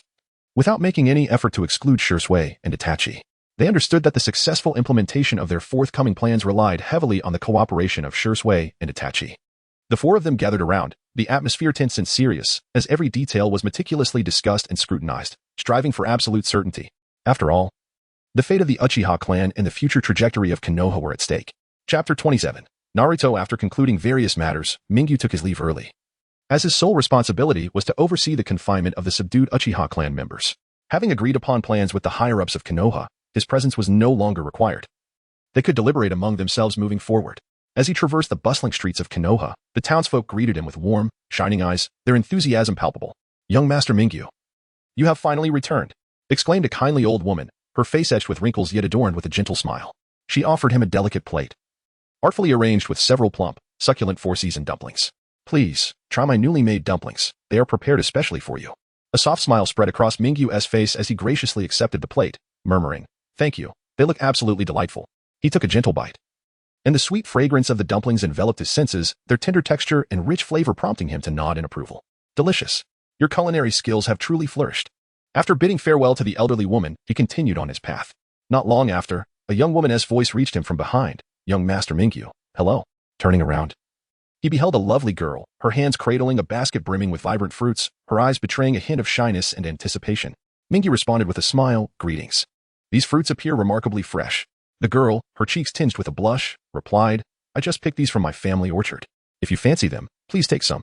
He politely declined, "Thank you for your kindness, but I have matters to attend to. Please, keep them for yourself." Although slightly disappointed, the girl nodded with a smile. "Very well, young master, you have your business." As Mingyu continued onward, he was filled with a sense of nostalgia. His efforts over the years to foster relationships with the citizens of Konoha seemed to bear fruit, as their goodwill and respect toward him were evident. Before long, he found himself by the riverside, where tranquility reigned. The water flowed gently, accompanied by a refreshing breeze. At that moment, a scene captured his attention. A blonde-haired child stood on the path, gazing intently at a dark-haired boy by the riverbank, his eyes reflecting a yearning expression. Mingyu instantly recognized the blonde as Naruto and the dark-haired boy as Sasuke. Sasuke held his head high, an air of pride surrounding him. It appeared Naruto sensed Sasuke's reluctance to play, and his once eager face fell into one of dejection as he lowered his head, preparing to leave with heavy steps. Sasuke observed Naruto's retreating figure, curiosity flickering in his eyes. Moved by Naruto's despondency, Mingyu approached him swiftly, calling out gently, "It's been a while, Naruto." Startled by the familiar yet somewhat distant voice, Naruto turned abruptly. Upon seeing Mingyu's humble and graceful presence, his eyes lit up, and a broad smile blossomed on his face. Despite the passage of 2 years, he vividly remembered this kind older brother who had once treated him so well. "Mingyu and I," Naruto exclaimed excitedly, eager to rush forward and embrace him. Yet, upon reaching Mingyu, he suddenly hesitated, nervously twisting his hands in front of him, feeling bashful as he stood still. Mingyu, looking at the endearing Naruto, unhesitatingly scooped him up, chuckling, "My, Naruto, how you've grown." As Naruto felt the warmth of Mingyu's embrace, a wave of comfort washed over him, and he instinctively wrapped his arms around Mingyu's neck. After a moment, Naruto shifted in Mingyu's arms, sensing a gaze upon him. He turned to find Sasuke watching him with a sideways glance, a smirk playing on his lips. Naruto's face flushed crimson, and although he felt reluctant, he gently pleaded with Mingyu, "Mingyu and I, please put me down." Mingyu obliged, setting Naruto down and turning to Sasuke with a smile, "You must be Sasuke. It's a pleasure. Itachi often speaks highly of you, calling you a very charming child." At this, Sasuke's face flushed with embarrassment, and he retorted loudly, "Charming? I'm about to attend the Ninja Academy. Soon, I shall become a powerful ninja." Mingyu couldn't help but chuckle at Sasuke's prideful demeanor. To him, the boy was indeed quite adorable at this age. Looking at the two youngsters, Mingyu suggested, "Shall we go for a bite to eat?" "My treat." Naruto's eyes sparkled with excitement at the prospect. Yes. It would be wonderful to eat with Mingyu and I. Sasuke, however, puffed up his chest and declared, "No. I'm going home. My mother has dinner ready for me." With that, he turned and hurried away. Mingyu watched Sasuke's retreating figure, shaking his head slightly before leading Naruto towards the Ichiraka ramen shop. Along the way, Naruto chattered cheerfully like a little bird, recounting tales of his recent life. Mingyu listened patiently, occasionally chiming in, reflecting on Naruto's optimistic and resilient character. But the townsfolk no longer targeted him. The lingering resentment from years past still made them distant towards Naruto. Before long, they arrived at Ichiraka ramen. The enticing aroma enveloped them as the owner spotted Mingyu and Naruto, greeting them warmly, "Young Master Mingyu, Naruto, welcome." "The usual?" Mingyu nodded, guiding Naruto to his seat. Moments later, 2 steaming bowls of ramen, adorned with an array of toppings, were served. Naruto, unable to contain his excitement, eagerly grabbed his chopsticks and dug in, exclaiming through mouthfuls, "So delicious. Ichiraka ramen is the best." Mingyu couldn't help but laugh at Naruto's contented demeanor. After finishing their meal, dusk began to settle. Mingyu escorted Naruto out of the ramen shop, preparing to take him home. On the way, Naruto suddenly halted, looking up at Mingyu with earnestness. "Mingyu and I had such a wonderful time today. Thank you." Gently ruffling Naruto's hair, Mingyu replied, "Silly boy, there is no need for formality with me. If you ever need anything, don't hesitate to come to me." Naruto nodded vigorously, his eyes shining with gratitude. After safely returning Naruto home, Mingyu walked alone on the path back to his residence. The moonlight bathed him in a silvery glow, casting a long shadow behind him. As he reflected on his encounters with Naruto and Sasuke that day, he pondered whether the boy had too few friends, though he hoped things would improve at the Ninja Academy. Chapter 28. The Ninja School opens. Konoha Village basked in the warm embrace of sunlight, radiating a vibrant atmosphere as it marked the significant day of the ninja school's commencement. The pathway leading to the school was filled with children harboring dreams and aspirations, their voices rising and falling like a joyful chorus of birds. Not far away, Sakura Haruno walked alongside Ino Yamanaka, with her flowing pink hair dancing in the breeze. Sakura exuded a gentle yet resilient demeanor, her cheeks flushed with shyness as her furtive glances occasionally fell upon Sasuke. Ino, with her striking orange bob, was straightforward and cheerful. Keenly sensing her friend's feelings and teasingly remarked, "Sakura, stop staring. You'll strain your neck." Sakura's cheeks turned crimson as she quickly retorted, "Ino, don't say such things." The two laughed and entered the campus together.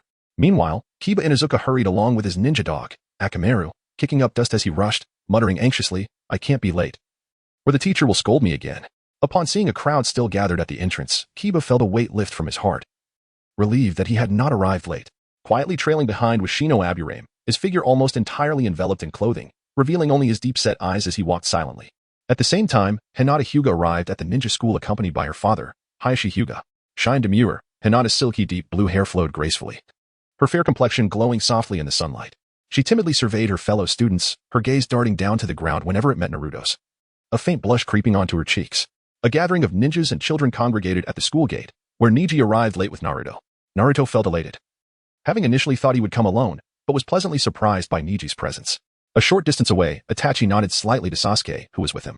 Niji sighed inwardly, realizing that Itachi had used a shadow clone to bring Sasuke along, despite having previously hinted that he need not partake in this affair, suggesting he could simply take his father's place later. The third Hokage stepped forward and began, as long as there are leaves dancing in the wind, the fire will continue to burn. The shadows of the flames will illuminate the village and allow new leaves to sprout. In contrast, the atmosphere at the South Shrine of the Uchiha clan was starkly different. Shirsue's face was shrouded in shadows, his tone cold and resolute. This is the perfect moment to instigate a rebellion. The Uchiha clansmen who had gathered exchanged glances, and Uchiha Dato, who had long advocated for the uprising, excitedly shouted his approval, before hesitantly adding, "But shouldn't we prepare more thoroughly?" Shirsue replied indifferently, "The more we prepare, the more Konoha will be ready. Acting now will catch them off guard." Without hesitation, Itachi stood up and vehemently opposed, "The peace of the village is hard won. We cannot destroy it for selfish desires." Fugaku was taken aback. The clan meeting, which had traditionally been a platform for debate, had escalated to such an extent. Shirsue, who had always advocated for peaceful coexistence with the village, now sought outright rebellion, while his own son Itachi staunchly resisted. It was utterly unbelievable. Shirsue wasted no time on idle chatter, activating his Manjiki Sharingan, unleashing a torrent of chakra that pressed heavily upon Itachi. "Those willing to join me, stand behind me." Itachi gritted his teeth and shouted, "Shirsue, do you want to see both the Uchiha and Konoha destroyed?" The Uchiha clansmen exchanged glances, then one by one, they rallied behind Shirsue. The power of the Manjiki Sharingan made them believe that the Uchiha's victory was inevitable. Only 7 Uchiha remained by Itachi's side, while behind Shirsue stood 52 elite Uchiha, all at least CH Nin rank, possessing dual Tomo Sharingan.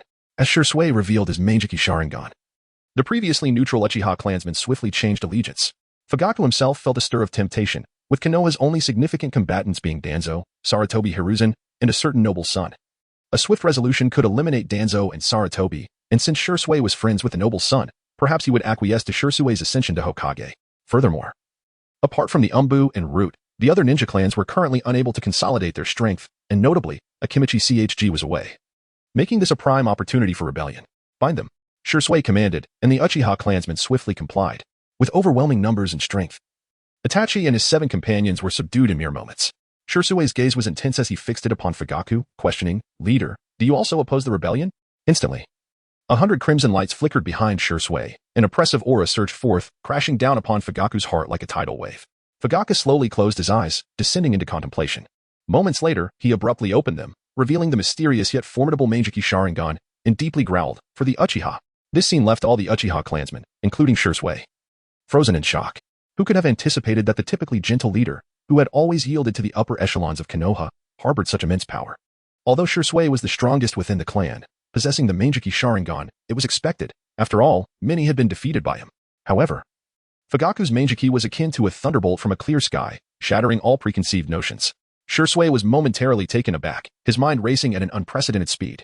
Initially, his plan seemed flawless, to smoothly seize command, keeping Fugaku, Itachi, and other descenders firmly under control at the South Shrine. Next, according to a prearranged list, he would select certain Uchiha of notable strength but negligible impact to gather the remaining clansmen, preparing for an uprising, thus executing a perfectly timed maneuver. Subsequently, he would personally lead this fervent and obstinate group of elite Uchiha to ambush the Root and eliminate them entirely, while those dispatched to gather the clansmen would be suppressed by the Umbu as soon as they completed their task. However, Fugaku's Manjiki had completely disrupted his plan, leaving Shirsue unprepared. His thoughts became a tangled mess as he frantically devised countermeasures, beads of cold sweat forming on his forehead. Observing Shirsue's troubled expression, Fugaku felt a surge of confusion and inquired, "Shirsue, what is the matter?" Shirsue forced a calm facade, striving to conceal any signs of unease, and swiftly replied, "We need to send a team to gather the Uchiha clansmen." Without hesitation, he rapidly listed names, Uchiha Asazawa, Uchiha.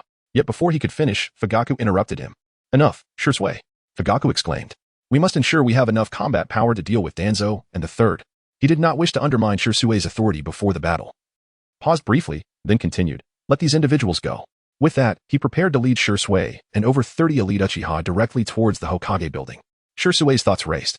They could not go to the Hokage building, as that would solidify the Uchiha's rebellion. The plan had to lead them to the Root. In a critical moment, Shirsue hastily interjected, "Leader, we must first eliminate Danzo to create a time advantage. Once we deal with Danzo, the Uchiha clan will have gathered by then. And at that moment, the third Hokage will be unable to rally support from the other ninja clans. We can attack simultaneously and strike directly at the Hokage building." Fugaku pondered briefly, deeming the strategy viable. He promptly replied, "All right." Chapter 29, The Uchiha Rebellion in a dimly lit corner of the Root base. Permeated by the stench of decay, a rusty iron gate stood ominously before him. Time had etched countless mottled marks upon it, the rust flaking off like dried scabs at the slightest touch. Calmly, Shui approached the iron door, his steps heavy, each stride akin to treading upon his own heart. At that moment, he was engulfed by a tumult of conflicting emotions, acutely aware that his forthcoming actions would burden him with an unimaginable infamy. Yet, for the sake of the Uchiha's future, he had no other choice. Finally, he reached the iron door and slowly extended his hand, palm pressed against the cold, rust-riddled surface. At the very instant his hand made contact, the long-hidden dark red runes within the door flared to life, erupting with a blinding and eerie luminescence. As if awakened from a deep slumber, this radiance, sharp as blades, instantaneously dispelled the suffocating darkness surrounding him, yet only served to illuminate the unease within Shirsui's heart. Fugaku stood silently behind Shirsui, his posture unyielding, resembling an immovable mountain, exuding an innate authority. The elite Uchiha warriors behind him were arrayed in tight formation, their shoulder guards locked together, their chakra intertwining to form an invisible yet formidable aura. This aura seemed to be the final glimmer of the Uchiha clan, struggling to shine amidst the darkness, proclaiming to the world that even in adversity, this once glorious family possessed an undeniable power. Patriarch. The barrier here at root is even more fragile than we anticipated. Shirsui slightly turned his head, his peripheral gaze inadvertently sweeping across the fan behind Fugaku, a symbol of the Uchiha clan leader's honor. At that moment, the fan quivered subtly with Fugaku's steady breaths, the fiery patterns upon it appearing to dance, as if heralding an impending storm. Shirsui silently pondered the impending turmoil. Once unleashed, he feared for the safety of his kin. However, he suppressed his reluctance and spoke in a hushed tone, as per the original plan. I will lead a frontal assault while you and a select few elite flank from the side, catching them off guard. His voice bore a resolute and determined tone, though his heart ached with an unnameable pain. Fugaku nodded slightly, his mesmerizing crimson Sharingan slowly rotating in the shadows, the gleam in his eyes akin to burning blood flames. Laced with vigilance and gravity, he was acutely aware of the peril inherent in this operation, equally concerned for the safety of the clan, yet as the patriarch, he had to make the decision. Exercise utmost caution. Those wretches at root are cunning and treacherous, undoubtedly laying numerous traps, particularly that scheming Danzo. We must not underestimate them. Fugaku's voice was deep and powerful, offering encouragement to the others while bolstering his own resolve. As his words fell, the iron door emitted an eerie creaking sound, as if burdened by endless suffering, or perhaps a sinister omen. Suddenly, 3 shadowy figures descended like phantoms from the rooftop, their dark cloaks billowing in the wind, resembling the outstretched wings of a demon. The kunai in their hands glinted with a lethal sheen, and the prominent serpentine emblem upon their foreheads appeared particularly ominous in the darkness, as if mocking the Uchiha's audacity. They finally revealed themselves. Uchiha Inabe's eyes widened in fury, flames of rage igniting within them, fueled by both hatred for the enemy and a yearning for battle. He roared as he hurled 3 shuriken, determined to establish dominance over these root ninjas. The shuriken whistled through the air like meteors, speeding towards the adversaries. Yet, at the moment of contact, the enemies deftly evaded the assault.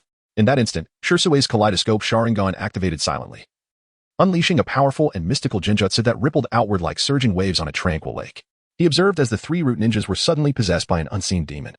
Clutching their throats in agony, their faces contorted in excruciating pain, blood gushing from their fingers to pool upon the ground in horrifying puddles.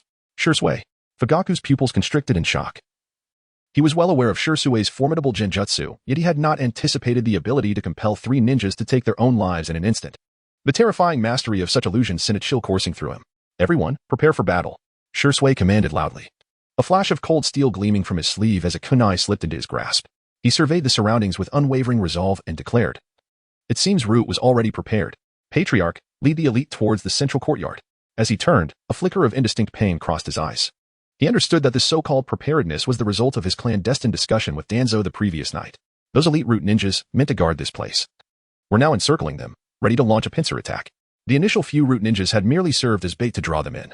With this realization, Shirsui felt a bitter pang in his heart, as though betraying his clan, yet he remained steadfast in the belief that this was the only path to save the Uchiha. At that moment, the sharp sound of a blade slicing through the air echoed from above.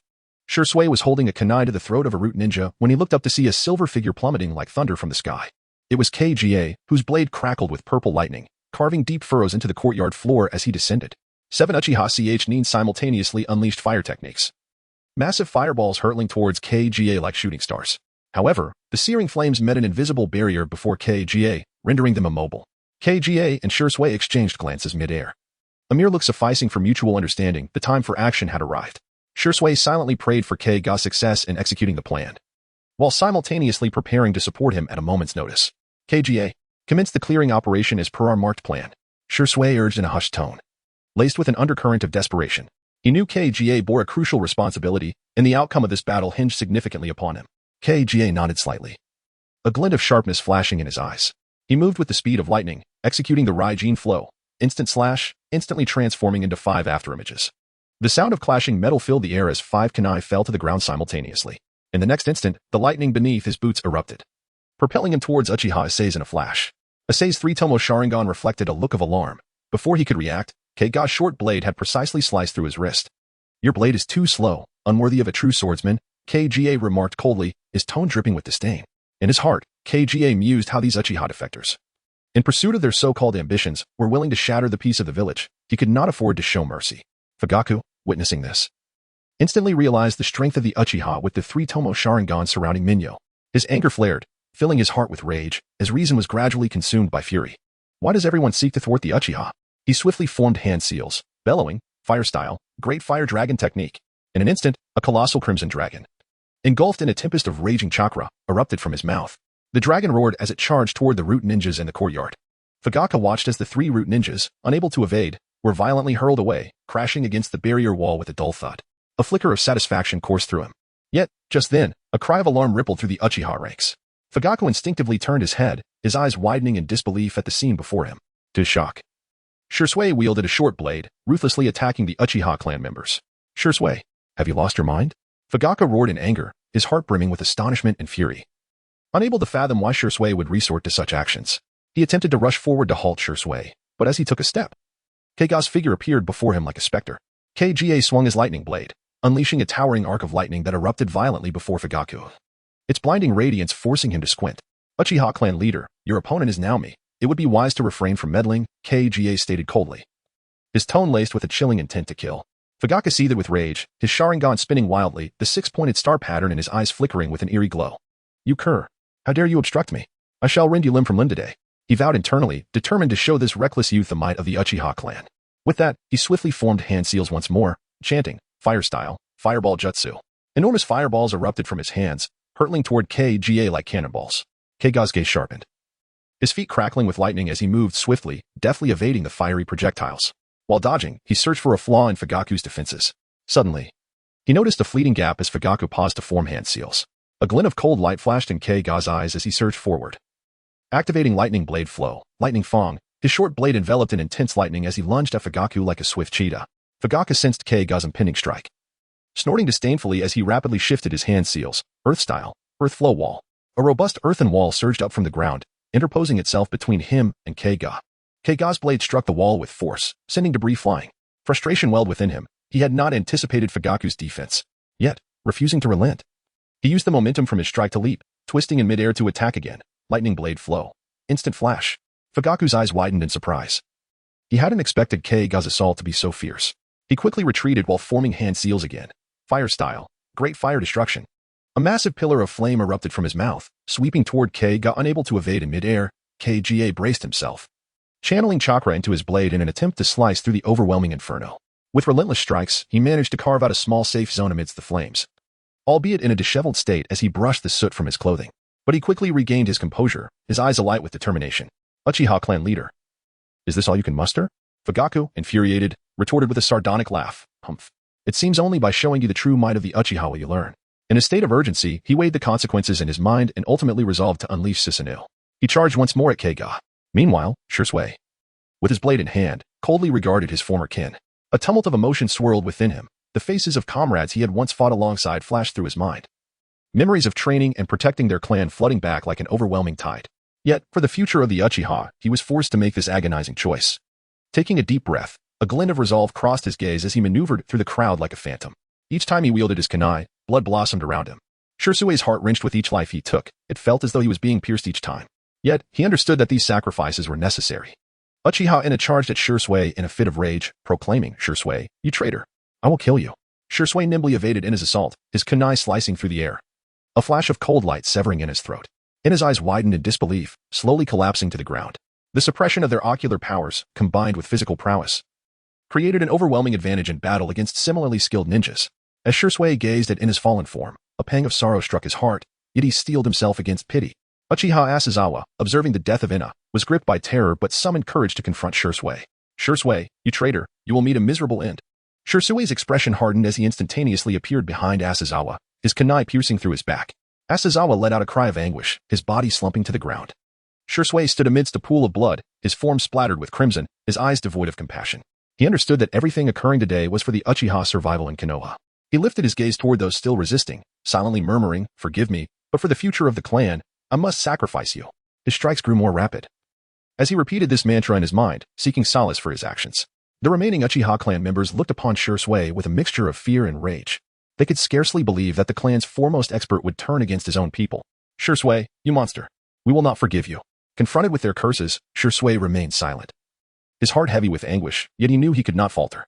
He continued to wield his short blade, advancing toward the steadfastly resisting clan members. His steps resolute and unwavering. He reminded himself that this was a burden he must bear, even if it meant being misunderstood by his kin and despised by the world. He had to carve a path for the Uchiha's future. Ninjas from the root organization concealed around them began to emerge, encircling the Uchiha clan members. At this moment, the Uchiha found themselves trapped in a dire predicament. Simultaneously, within the Uchiha compound, numerous Umbu had long been lying in ambush. As the defected Uchiha members crossed into the compound, the Umbu swiftly sprang into action, quickly subduing them with their superior coordination and strength. At that moment, Itachi arrived. Having removed his restrictions and leading a group, his demeanor calm, he sought to reassure the panicked clan members, striving to instill a sense of calm. "Do not fear, everyone. It is all over now, and we will be all right." Inwardly, Itachi reflected on the unfolding events, relieved that everything had gone according to plan. He resolved to protect the remaining clan members, ensuring they would not suffer further harm. Chapter 30. One wave settles. Another rises at that very moment within the Hidden Leaf Academy. Itachi's shadow clone dissipated into thin air without warning. That fleeting remnant served as a silent signal, conveying critical information to the two hidden figures lurking in the shadows. Sasuke stood frozen, his expression etched with confusion, his eyes betraying an unsettling mix of bewilderment and unease at his brother's sudden disappearance. On the podium, the third Hokage was fervently delivering his speech, momentarily faltering as his gaze caught the instant of Itachi's clones vanishing. However, he quickly regained his composure, continuing to speak passionately as if the interruption had been but a fleeting distraction. Amidst the crowd, Mingyu stood with a slight smile, gently pinching Naruto's chubby cheeks. Contemplating inwardly, it seems that Shursui has commenced his planned actions. He then took Naruto's soft hand, walking steadily towards the bewildered Sasuke. "Your brother informed me that there is a clan meeting today, along with some internal sparring. The shadow clone might dissolve early, so he entrusted me to look after you until I return you home tonight." Mingyu spoke with a calm demeanor, his gaze radiating a reassuring warmth. Sasuke's face flickered with defiance as he retorted, "I don't need your help.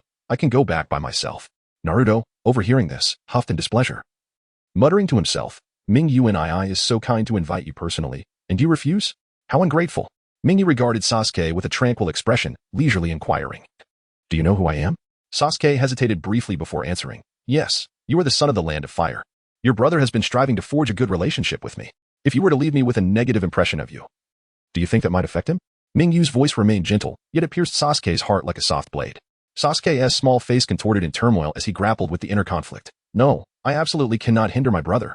Resolving this, he nodded with a conflicted expression, murmuring, "Understood. I will obediently follow you." Mingyu nodded contentedly, inwardly chuckling. This classic Japanese narrative always proves effective. "Sasuke, you surely don't wish to become a stumbling block for your brother, do you?" Once the third Hokage concluded his impassioned address, Mingyu led the two young ones to Ichiraka ramen. "Master, 3 bowls of tonkatsu ramen, with extra toppings." Mingyu called out with familiarity. "Coming right up."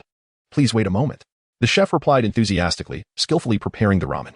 Naruto stood eagerly beside them, his eyes sparkling with anticipation as he occasionally cast curious glances at Sasuke. Soon, 3 steaming bowls of tonkatsu ramen, brimming with toppings, were placed on the table. Naruto, unable to contain himself, eagerly grabbed his chopsticks. But just as he was about to dig in, he turned to Sasuke, recalling something. He set down his chopsticks, tilting his head with curiosity, and asked, "Sasuke, what do you do at your clan meetings? Is it more fun than Ichiraka ramen?" Sasuke lightly furrowed his brow, a hint of disdain crossing his features. Clan meetings involve clan members gathering to spar and discuss family matters. There is nothing particularly entertaining about it, unlike you, who only thinks about food all day. Naruto, hearing this, immediately bristled, puffing out his cheeks in indignation. "Ramen is delicious. Every time I finish a bowl, I feel full of energy and run faster than usual. Can participating in clan meetings make you stronger?"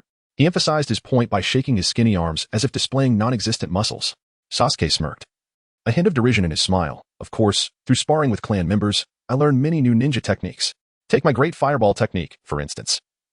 It has grown stronger through countless practice and battles. Unlike you, who just eats ramen, dreaming of becoming strong without effort." Sasuke added silently. Though he had never attended a clan meeting, he could not show weakness before this brat. Naruto was thoroughly incensed by Sasuke's words. His eyes widening as he slammed his chopsticks down, placing his hands on his hips, and retorted loudly, "Don't underestimate me. While I may not be as strong as you now, I train diligently every day, and one day, my strength will surpass yours. Then you'll see that I am more than just a ramen-loving fool." Sasuke raised an eyebrow, unyieldingly countering, "We shall see when you can catch up to me. But with your gluttonous demeanor, I see little hope." The two exchanged barbs, neither willing to yield, the air around them thick with tension. Mingyu, sitting beside them and enjoying his meal, shook his head with a resigned smile, gently advising, all right, you two, stop quarreling and eat your ramen before it gets cold." As they quickly finished their noodles, Mingyu suddenly stood, his gaze fixed intently on a particular direction, his expression turning gravely serious. In an instant, mysterious flowing patterns emerged at the corners of his eyes, reminiscent of ancient runes, emanating an otherworldly glow. A surge of azure chakra enveloped him, billowing like a tempestuous tide, entwining him like a flowing stream. The radiant chakra illuminated the entire ramen shop, warping the surrounding air with its formidable power. Water, Sage Mode. This was the perfect fusion with the forces of nature, embodying a complete affinity for the water element. The chakra surrounding Mingyu resonated intensely with the environment, causing the water molecules in the air to be irresistibly drawn towards him, forming swirling water veils around him. In this form, he could unleash water release without hand signs, and the release techniques could be directly manipulated, granting him mastery over the water's essence. His hair danced wildly in the breeze of his chakra, exuding an extraordinary and powerful aura. At the same time, Mingyu quickly addressed the chef, "Please keep an eye on these two little ones for me. I have an urgent matter to attend to." With that, Mingyu vanished from the spot, leaving only an afterimage behind. He surged towards the route with terrifying speed, tearing through the air with a piercing whistle. The ground bore the marks of his chakra's impact, narrating tales of his might and urgency. What a hassle. I thought I wouldn't have to intervene. Mingyu silently lamented about the foolish Abido. What could be his purpose in meddling now? Is he after a few Sharingan for his Izanagi backup? Or does he believe Shui has defected and wishes to recruit him? With these thoughts racing through his mind, Mingyu continued to accelerate toward the unknown peril, undeterred. Chapter 31. The predicament of the Uchiha within the confines of Ichiraka Ramen and Konoha. Sasuke and Naruto stood as if ensnared by an invisible spell, frozen in place. Their eyes were transfixed ahead, their minds replaying the recent scene like a relentless carousel. The powerful and enigmatic figure had etched itself indelibly into their consciousness, an imprint that time could scarcely erase. The innocence of their youth was vividly displayed on their faces, eyes wide with shock and awe. A singular question surged unbidden within their hearts. What on earth was that? How could it be so striking, so mesmerizing? This formidable power felt like a magical key, unlocking the door to their yearning for the unknown, filling their tender hearts with longing. Standing nearby, the ramen chef had ceased his movements, his hands pausing in the act of cleaning dishes, his gaze reflecting a mix of alarm and uncertainty. Throughout his acquaintance with this young gentleman, Mingyu had always been a figure of remarkable uniqueness. Adorned in simple attire, his demeanor exuded an air of grace and composure, maintaining an unflappable calm regardless of the circumstances, as if the tumult of the world could not stir even a ripple in his tranquil heart. Yet just moments ago, Mingyu had appeared transformed. Though he did not display overt panic, the mere furrowing of his brow was a sight the chef had never witnessed before. Surely, something of great significance had transpired, he mused, a tinge of worry creeping into his eyes. As he speculated on the gravity of the situation, he swiftly extended his arm to block Sasuke and Naruto, who were eager to rush outside. With a warm smile, he spoke in a gentle tone, "Your elder brother, Daimyo, specifically instructed you to remain here under my care. You must not wander off." Upon hearing this, Naruto's head drooped like a deflated balloon, his face a mask of dejection as he trudged back to his seat, muttering, "But I really want to know what that was." In stark contrast, Sasuke remained resolute, his lips pressed tightly together, his expression a canvas of defiance and determination. He paid no heed to the chef's words, his feet poised like springs, ready to dart out once more. At that moment, the door to the ramen shop swung open gently, and a white-haired ninja, wearing his forehead protector askew, sauntered in leisurely. His presence inadvertently obstructed Sasuke's path. "Boss, I'll have a bowl of tonkatsu ramen," the white-haired ninja intoned in a deep, tranquil voice, imbued with an innate languor. After placing his order, he casually reached out and grasped the back of Sasuke's collar, as if lifting a mischievous kitten. Lowering his gaze to meet that of Sasuke and Naruto, he spoke slowly, "You two should remain here and wait patiently for your elder to come fetch you. Do not think of running off." This white-haired ninja was none other than Kakashi. Beneath his calm exterior, however, his mind was anything but tranquil. Although he had heard tales of the young gentleman's formidable reputation, knowing of his prowess that had earned him the moniker of Calamity in the Land of Water, it was only upon witnessing the earlier scene that he truly grasped the visceral impact of such power. Kakashi understood all too well that Sasuke, Naruto, and the chef were far too weak to comprehend the sheer terror of the earlier oppressive force. In his keen perception, had that mysterious figure harbored any murderous intent, the very instant he acted could have extinguished Kakashi's life like a candle flickering in the wind, leaving no chance for resistance. In truth, Kakashi had received a covert order from the Hokage the previous day, instructing him to discreetly protect the Nine-Tails Jinchuriki, Naruto, on this day. Now, with a slight furrow in his brow, his mind raced with thoughts. It appeared that something monumental was poised to occur today. However, given the current circumstances, it seemed unlikely that it would affect this place. Otherwise, the Hokage would have taken more stringent measures, such as relocating Naruto to a safer, concealed location. Kakashi speculated. Based on the scenes he witnessed, that Itachi had dispelled his shadow clone, and Mingyu had intentionally brought Sasuke and Naruto along. Could it be? He pondered. Dismissing the chaotic thoughts from his mind, he now sought to distance himself from troublesome matters. Meanwhile, in a concealed and enigmatic base of the root within Konoha, time rewound briefly. Fugaku, having activated Susanoo, was enveloped in flames of fury, his entire being engulfed in a state of utter madness. His eyes were bloodshot, a manifestation of his fear of the unknown and his anxiety for his clan's fate intertwined.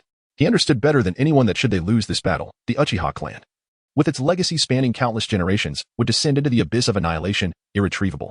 Ignoring the substantial drain on his ocular power, Fugaku channeled his chakra in a frenzy, summoning a towering orange half-armor giant that rose steadily before Kage, emanating an overwhelming and ferocious aura, as if awakened from the depths of ancient times.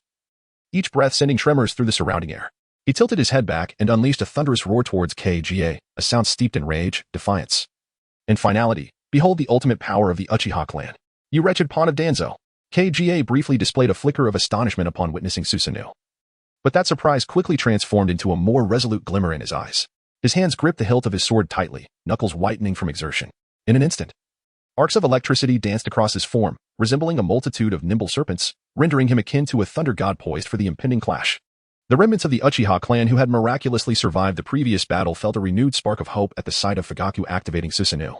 Their previously dim eyes now shone with exhilaration, as if they beheld the dawn of their clan's resurgence. The clan leader has unleashed his might. We are saved, they shouted, their voices brimming with excitement and fervor, their morale soaring. Yet, their elation was short-lived. Almost simultaneously, another equally massive green half-armor giant erupted from the ground like a mountain, looming ominously. This green giant emanated an eerie yet powerful presence, each of its movements laden with an overwhelming sense of oppression. Before the Uchiha could fully grasp the shocking turn of events, the green giant unleashed a more terrifying and bloody slaughter. Its attacks were swift and lethal, each swipe of its arms a tempest, ruthlessly obliterating everything in its path. Damn you, Shursui. Even if I perish, I will not spare you. The Uchiha cried out in despair and fury, helplessly watching their kin fall one by one beneath Shursui-'s Susanoo's relentless onslaught. Their hearts surged with rage and hatred. Yet all they could muster were impotent curses directed at Shursui. In the face of such brutal reality, their words seemed feeble, as they had no capacity for resistance. Only the desperate hope of evading Shursui-'s assaults. Surrounding the battlefield, the root ninjas resembled a pack of well-trained wolves, encircling the Uchiha clan members attempting to break through. Their gazes were devoid of warmth, fierce and unyielding, while the weapons in their hands glimmered with a chilling light. Each time a member of the Uchiha sought to breach the encirclement, they would unhesitatingly wield their blades, repelling the Uchiha back time and again, forming an insurmountable barrier of steel that confined the Uchiha within this deadly prison. Chapter 32, Mutation Thunderblade, Thunder Roar. Kanji bellowed, his aura surging to its zenith, imbued with an unwavering resolve and ferocity. His voice cut through the battlefield's clamor like a tangible blade. In an instant, a deafening thunderclap erupted, reverberating across the sky as if the heavens themselves had split apart, distorting the surrounding air and creating a resonant hum. Kanji's chakra surged like a torrential black tide, wildly converging into the ninja blade in his grasp. Overwhelmed by the pressure, the blade emitted a piercing wail, trembling violently as if in agonizing struggle. Cracks spread across its surface like a grotesque spider web. The Susanoo controlled by Fayek loomed like a towering orange mountain, exuding an oppressive aura that instilled fear, resembling an unassailable fortress. Sensing the lethal threat of Kanji's strike, Fayek's gaze sharpened, and he poured the full power of his Sharingan into the Susanoo. The orange chakra enveloping it intensified, the armor's patterns appearing as intricately carved as stone, each inch a testament to its indomitable defense, pulsating like a blazing sun, dazzling and fervent. In a blink, a cloud of smoke erupted, reminiscent of a mushroom cloud from a nuclear explosion, swiftly enveloping the battlefield. After a moment, the smoke began to dissipate, revealing Kanji kneeling on one knee, gripping the shattered remnants of his ninja blade. His knee struck the ground heavily, kicking up a cloud of dust. His complexion was as pale as parchment, devoid of color, beads of sweat rolling down his forehead as he gasped for breath, his chest heaving with each labored inhale. Filled with bitterness and despair, his chakra had been depleted like a raging tide, and in this moment, he feared he had lost the strength to fight on. Gazing up at the majestic Susanoo, radiating an aura akin to divinity, a glimmer of hopelessness and reluctance flickered in Kanji's eyes. Faced with this nearly invincible entity, his disadvantages were painfully evident. Should he fail to breach its defenses, his high agility would become meaningless. Fayek, perched upon the shoulder of the Susanoo, looked down upon Kanji with an expression that shifted from astonishment to dread. Lowering his gaze to the chest of the Susanoo, he noted a startling gash. the chakra at its edge flickering as if recounting the perilous moment that had just transpired. By a hair's breadth, Kanjiya's blade had nearly penetrated the core of the Susanoo, threatening to shatter its impregnable defenses. Fayek felt a surge of relief. The tension in his heart eased slightly, grateful that the blade had shattered at such a critical moment. For otherwise, he would have faced severe injury. Observing Kanjiya, now weaponless and exhausted, a cruel and merciless smirk curled on Fayek's lips, his eyes glinting with a bloodthirsty light. Without hesitation, he dismissed the Susanoo, his figure darting towards Kanjiya like a bolt of black lightning, his speed so swift that he left only an afterimage, poised to end the battle and claim Kanjiya's life. Wind release, vacuum sphere. A sharp, icy voice pierced the temporary calm of the battlefield, akin to a blade in the cold night. Several transparent wind blades, like death's arrows shot by the Grim Reaper, surged towards Fayek with a howling wind. As the wind blades sliced through the air, a cacophony of tearing sounds erupted. Fayek's pupils contracted sharply, activating his body flicker technique, his form flickering like a wraith as he narrowly evaded the lethal onslaught. Enraged, he turned, his gaze fierce and fiery, directed at the source of the jutsu. His eyes ablaze with fury, as if ready to incinerate his foe with a single glance. Tuanzo. Fayek growled through clenched teeth, his voice laced with boundless hatred, reminiscent of a chilling echo from the depths of hell. When enemies meet, the animosity is palpable. Fayek's face contorted with rage, his features twisted into a grotesque grin as he fixated on Tuanzo. In his heart, he believed that had it not been for this cunning and treacherous individual relentlessly targeting the Uchiha clan, they would not have fallen to such dire straits, their family's glory and future shattered by his own hands. Tuanzo wore his customary inscrutable expression, his lips curling into a slight smirk as he prepared to belittle Fayek with mocking words. Yet Fayek had no interest in his taunts. His mind was consumed with a singular thought, to rend Tuanzo into pieces to assuage his burning hatred. Amaterasu. Fayek's eyes flared open, the Manjiki Sharingan spinning rapidly, his blood-red gaze radiating a frenzied yet resolute light, 2 crimson marks adorning his face, his ocular power dangerously overextended. But to eliminate Tuanzo, all was worth the risk. In an instant, a powerful black flame, as if summoned from the depths of hell, engulfed Tuanzo with overwhelming force. The black flames roared with unrestrained fury, crackling as they consumed all in their path. Tuanzo's anguished screams pierced the air, a heart-wrenching sound that sent shivers down the spines of those nearby, raising goosebumps in response. Fayek reveled in Tuanzo's cries, unable to contain his exhilaration, his laughter echoing across the battlefield. Ha ha ha. Tuanzo, you wretched old dog. Look at you now. His laughter was unrestrained, his face alight with triumph and glee, as if years of pent-up resentment had finally found release, resonating audaciously through the chaos. Before long, Tuanzo lay motionless upon the ground, devoid of life. The surrounding root members gasped, Lord Tuanzo. Yet, feeling the cursed seal binding them, they silently resumed their encirclement of the battlefield. Fayek, his smile still manic, turned his gaze back to Kanjiya, menacingly stating, It is your turn now. His eyes brimmed with murderous intent, as if Kanjiya were already ensnared in his grasp. As he spoke, he began to approach Kanjiya with steady, oppressive strides. However, at that moment, an overwhelming sense of dread surged through Fayek, akin to a tidal wave crashing upon him. His smile froze, his muscles stiffening, eyes wide with terror as his pupils dilated. He swiftly turned to look behind him. Ah! A scream shattered the air, filled with shock and fear, laced with boundless despair. The seemingly dead Tuanzo had reappeared behind Fayek like a specter, a bizarre, triumphant grin plastered on his face as his gnarled hand, sharp as a claw, swiftly plucked one of Fayek's Manjiki Sharingan from its socket. Fayek clutched his bloodied eye, disbelief etched across his features, his voice a tremulous roar. Izanagi. How is this possible? How could you possess Izanagi? His voice quivered with shock and fury, a tempest of indignation and disbelief raging within him. Unable to comprehend that Tuanzo had mastered such a clandestine and forbidden technique of the Uchiha clan, Tuanzo placed the Manjiki Sharingan into a glass vial, letting out a derisive chuckle, his laughter dripping with mockery and pride, as if taunting Fayek's ignorance. Fool. When Uchiha Chiri sought to quell the Uchiha clan's internal strife, he entrusted both Izanagi and Izanami to the second Hokage.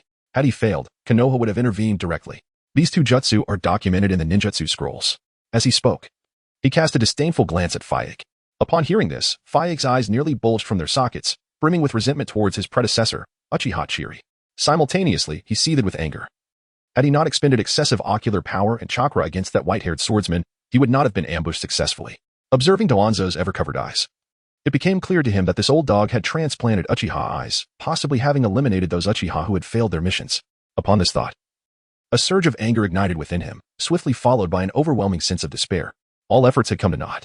Just as Fujiyama was engulfed in a tempest of rage and hopelessness, a pale hand suddenly emerged from behind him, swiftly and silently plucking away the last of his kaleidoscopic Sharingan.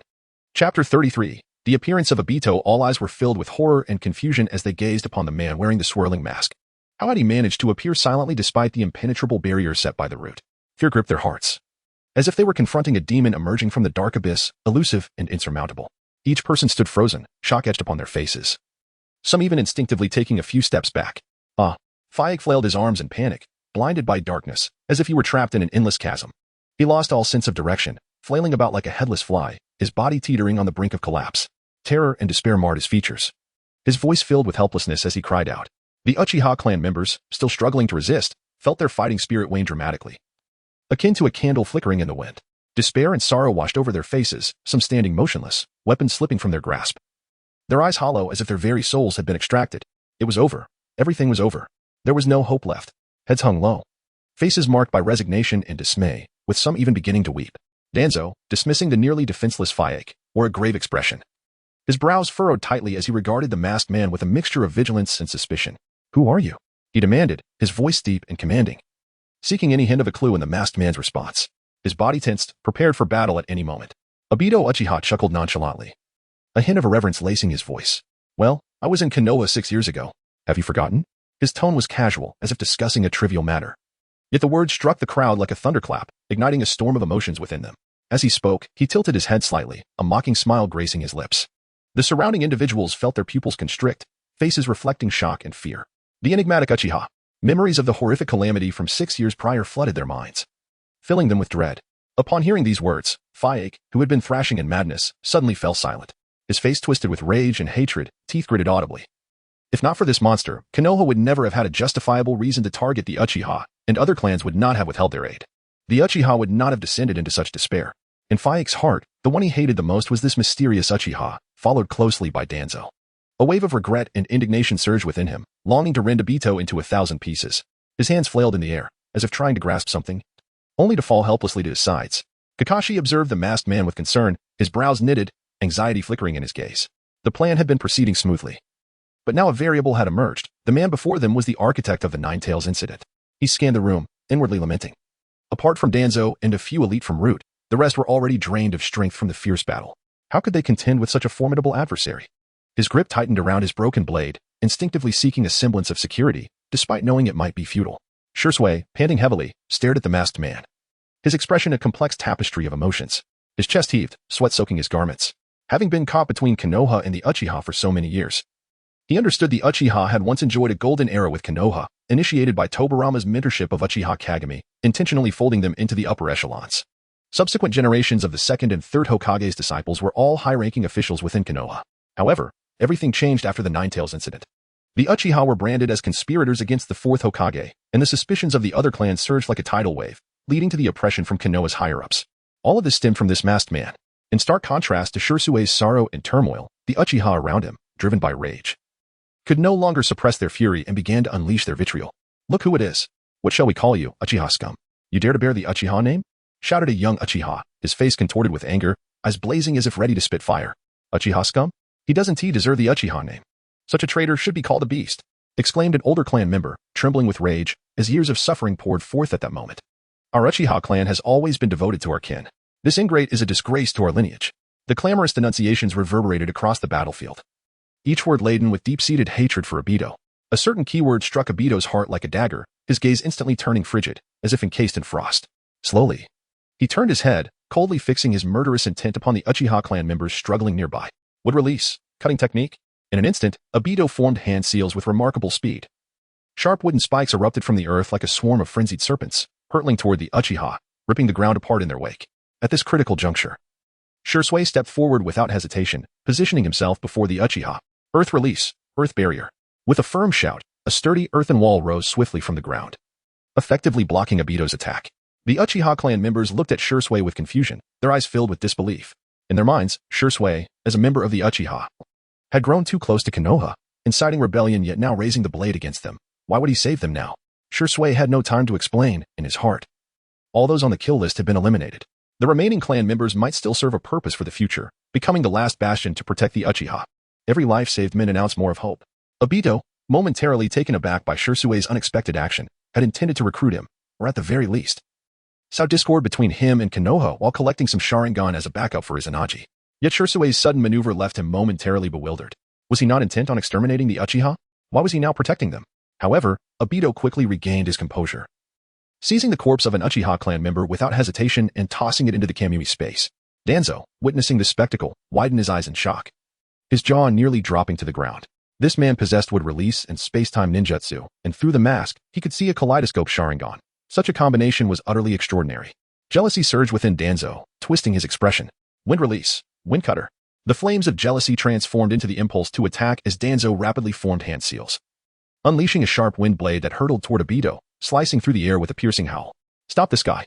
Retrieve those corpses, Danzo shouted, attempting to rally the others to reclaim the bodies seized by Obito. Obito's figure flickered, effortlessly evading Danzo's assault.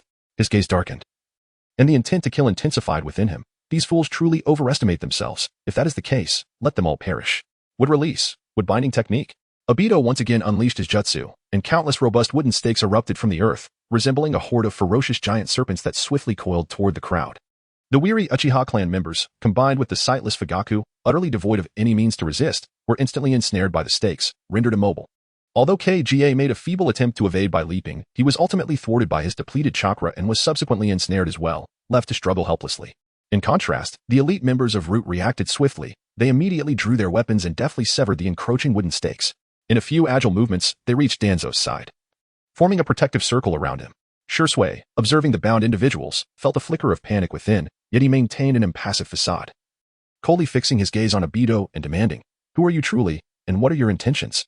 His voice bore a hint of menace, seeking to unearth the true motives behind Obito's actions. Chapter 34. The turmoil of Obito within the concealed and eerie stronghold at the roots. The atmosphere was stifling, almost suffocating. The surrounding walls were adorned with bizarre runes, emitting a ghostly glow, as though countless eyes were watching from the shadows. Obito stood in the darkness, his posture tall yet emanating a rebellious aura. He slightly raised his chin, his voice deep yet clear as he uttered three words, Uchiha Madara. Danzo's half-lidded eyes widened instantaneously, filled with disbelief and astonishment. He almost immediately retorted, "Impossible. If you were Uchiha Madara, you wouldn't be here indulging in such trivialities. Uchiha Madara is capable of single-handedly overwhelming the entire Konoha, unlike you, who resorts only to these insidious plots. Who are you really, pretending to be someone you're not?" Danzo's face was etched with fury, his tightly clenched fists turning pale from the strain. His relentless pursuit of the powers of wood release and the Sharingan stemmed from the unreasonable strength of Uchiha Madara and Shinja Hashirama. In his heart, Madara was a godlike figure, and the person before him, cloaked in shadows, seemed far from it. Upon hearing Danzo and Appo's words, the previously uncertain crowd seemed to find their resolve. The mere thought of facing the legendary Uchiha Madara sent shivers down their spines, for he was a figure capable of obliterating them effortlessly. At this moment, hearing Danzo and Appo's judgment, their taut nerves relaxed somewhat. However, Obito chose not to elaborate further. A glint of ruthlessness flashed in his eyes as he swiftly displayed his might, hands forming seals. And he bellowed, "Fire release, great fire annihilation." In an instant, a roaring inferno erupted from his mouth, akin to an enraged dragon, lunging towards the crowd with ferocity. Where the flames swept through, the air crackled with heat, scorching waves assaulted the skin of those present. Shursui, witnessing the scene, felt a surge of urgency. In a flash, he appeared beside Kaguya. His eyes were bloodshot, veins bulging on his forehead as he desperately squeezed his ocular power, attempting to activate Susanoo once more. A faint green light enveloped his body as the skeletal structure of Susanoo began to manifest, but ultimately could only maintain its first stage. Nevertheless, it was sufficient to safeguard Kaguya. A sorrowful expression etched on Shursui and Appo's face as he gazed at the surrounding Uchiha. In his heart, he silently lamented, "I'm sorry. With this unforeseen development, you all once had a chance to survive." The Root ninjas quickly reacted, forming a protective barrier around Danzo. They synchronized their hand seals and shouted in unison, "Water release, water formation wall." A colossal wall of water surged upward, acting as an impenetrable shield between the flames and the crowd. As water collided with fire, hissing sounds erupted, and vast amounts of steam filled the stronghold. Danzo stood behind the group, glaring at the distant Uchiha with anger, his eyes filled with greed and resentment. He thought bitterly, "I've only obtained a single Manjiki and a few corpses. This is nowhere near enough for my experiments." Just as the Uchiha were engulfed by the flames and despair began to creep into their hearts, suddenly, torrents of water enveloped the air without warning. These streams moved as if imbued with life, swiftly encasing everyone in a massive water sphere, isolating the flames outside. Then, a series of thunderous roars approached from the distance, growing louder, reminiscent of rolling thunder from the horizon, causing discomfort in everyone's eardrums. In mere moments, all eyes instinctively turned toward the source of the commotion. A striking blue figure darted through like lightning, so swift that it was nearly indistinguishable. This figure charged directly at Obito, and before the astonished onlookers, he swung a punch imbued with overwhelming force, piercing through Obito's form. Mingyu and Appo's silhouette appeared beside Kaguya, the water currents effortlessly slicing through the wooden stakes binding her. He squinted slightly, his voice dripping with disdain. "Is it you who dares to lay a hand on my dear subordinate?" Boom. The sound reverberated again, as if the earth itself trembled. Did the arrival precede the sound? Obito's pupils constricted, sensing unprecedented pressure. Yet, he maintained his indifferent tone, a natural disaster, perhaps? Seeing Obito's calm demeanor, Mingyu couldn't help but chuckle. He harbored no fondness for this individual. With a smirk, he taunted, the architect of the Nine Tails tumult, Uchiha Obito. What brings you to Konoha this time? As he spoke, Mingyu's gaze swept across the vicinity, instantly noticing the absence of Fugaku and Appo's eyes. A chill flickered in his gaze as he continued, here to steal the Sharingan. Are you? Have you mastered Izanagi? These words struck like a thunderbolt, inciting a wave of shock through the crowd. Everyone turned to stare at Mingyu, grappling with the staggering revelations contained within his brief remarks. The sheer volume of information left them utterly bewildered, struggling to process the implications. Kaguya recalled a moment in the Land of Water when the young lord had murmured Obito and Appo's name. Upon returning, he had inquired about Obito's deeds from Kakashi, initially thinking he had misheard due to inattention. Now, piecing everything together, he was gripped by terror. Realizing that the entire shinobi world seemed to be manipulated by an unseen hand, likely belonging to the enigmatic Uchiha Obito before him. Danzo regarded Mingyu with a penetrating gaze, one filled with surprise and a hint of scrutiny. Then he shifted his attention back to Obito, his expression growing grave. He was well aware of Obito's notoriety. The incident involving Kakashi's Sharingan had stirred significant commotion, and he had been monitoring it from the shadows. Shursui was left in shock, unlike the others. He had encountered Obito before. In his youthful perception, Obito had always been the considerate, helpful young man, despite others in the clan belittling Obito, deeming him a failure. Shursui had never shared that view. He had always admired Obito, witnessing him aid others. And he was one of the few who could naturally interact amicably with the rest of Konoha. At this moment, gazing at the cold, masked figure before him, Shursui found it impossible to reconcile him with the warm-hearted boy he once knew, his heart filled with disbelief. Fugaku and the other Uchiha stood frozen, their expressions a mix of confusion and shock. The revelations were too overwhelming for them to comprehend, and they struggled to believe that the mysterious person before them was, in fact, Uchiha Obito. Obito, having had his identity unveiled by Mingyu, fell silent. He paused for a moment, uncertain of how to respond. Subsequently, he quietly formed hand seals, disregarding the potential exposure of his strength. If those present were to survive, his plans might be thwarted significantly. A flicker of resolve flashed in his eyes as he declared, would release, advent of the trees. In an instant, the ground trembled violently as numerous thick trees burst forth from the earth, their branches extending like massive tentacles, thrashing toward the crowd with wild abandon. Chapter 35, the one-sided onslaught. Mingyu's expression grew heavy with concern. If he were alone, he could unleash a large-scale ninjutsu without hesitation. However, he had to consider the safety of his companions.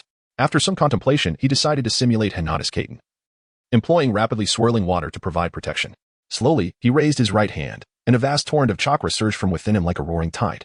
In an instant, a colossal volume of water spiraled around the group, moving with the grace of a celestial dragon, beginning to spin at an alarming speed.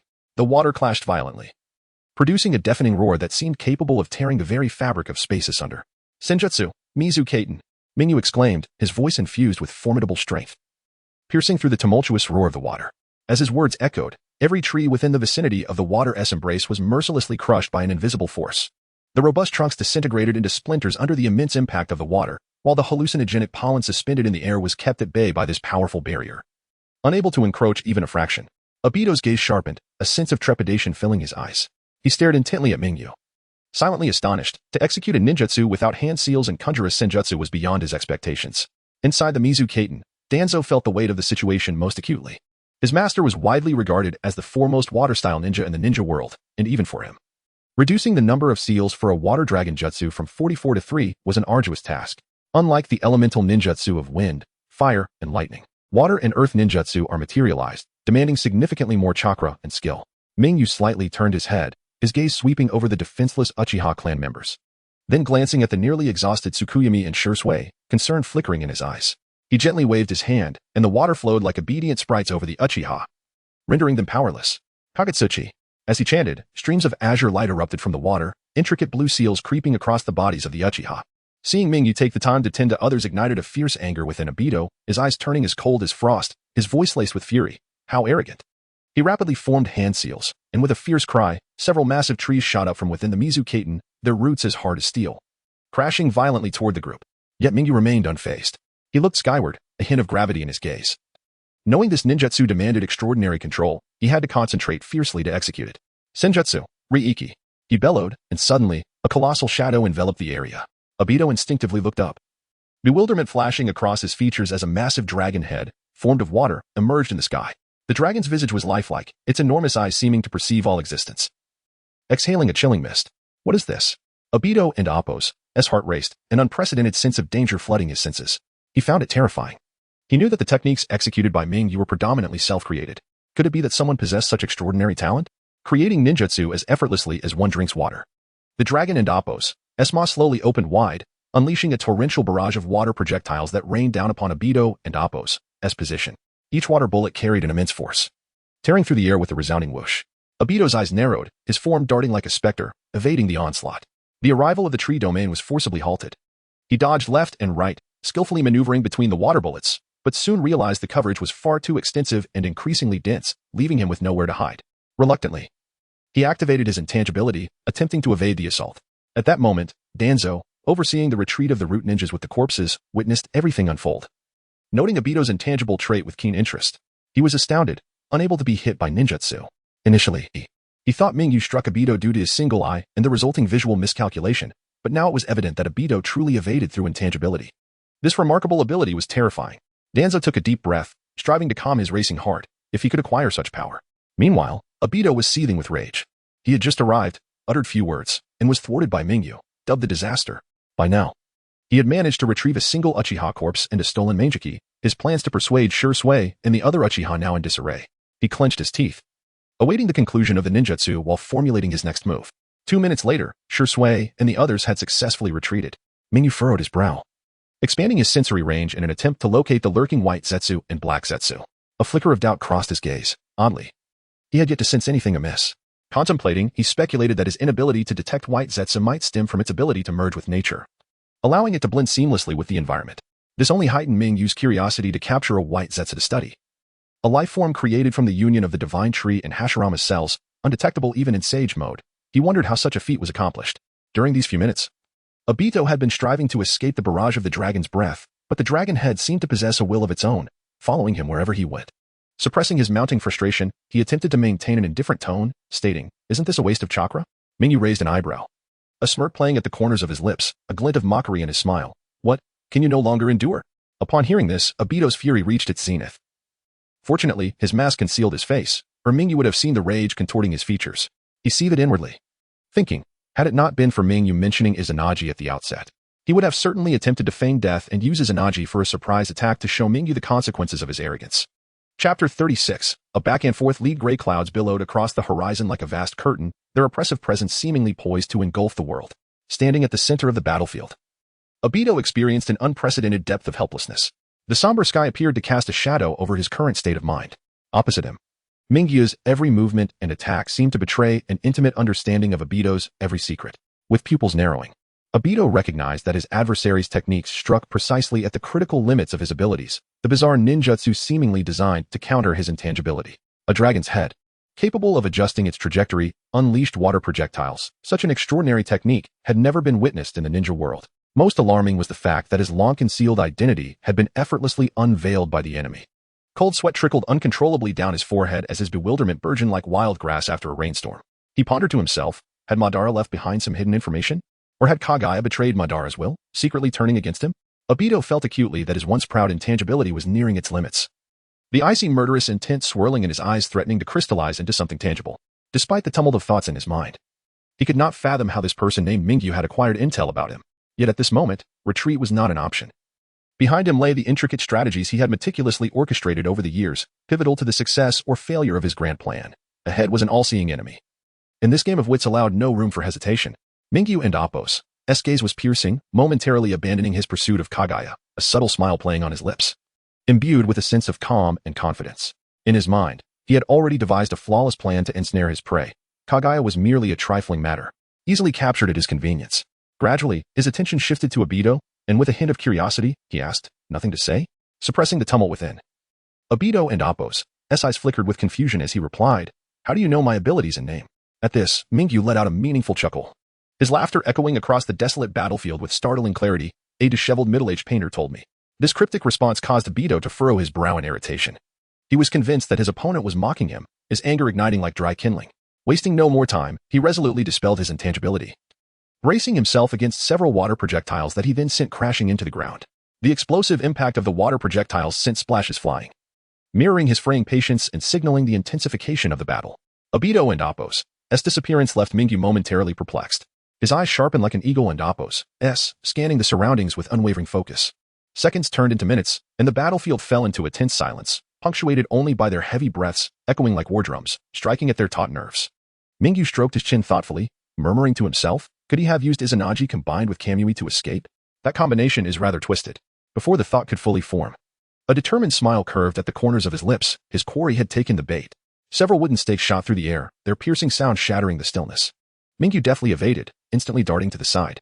Yet, something uncanny occurred. The wooden stakes seemed to possess a mind of their own, erupting from the earth at their intended landing points. Reacting swiftly, Mingyu conjured a torrent of water, leveraging the rebound to propel himself into the air once more. However, even more astonishing was the fact that multiple wooden stakes had seemingly anticipated his trajectory, surging from the ground to precisely seal off his escape route, weaving an impenetrable web of death around him. Mingyu's gaze hardened. The swirling water lacked the velocity to crush the stakes. Instantly, the water coalesced into a protective barrier, attempting to mitigate the stakes' impact. He calculated the stakes' trajectories at lightning speed, narrowly dodging at the last moment to avoid critical injury. Simultaneously, his chakra erupted within him like a volcanic eruption, the immense force shattering the surrounding stakes. The broken stakes lost much of their potency, although they pierced his flesh. They failed to inflict fatal wounds. Such a powerful combination, Mingyu noted, feeling the sting of pain yet suppressing it, his eyes sparkling with excitement.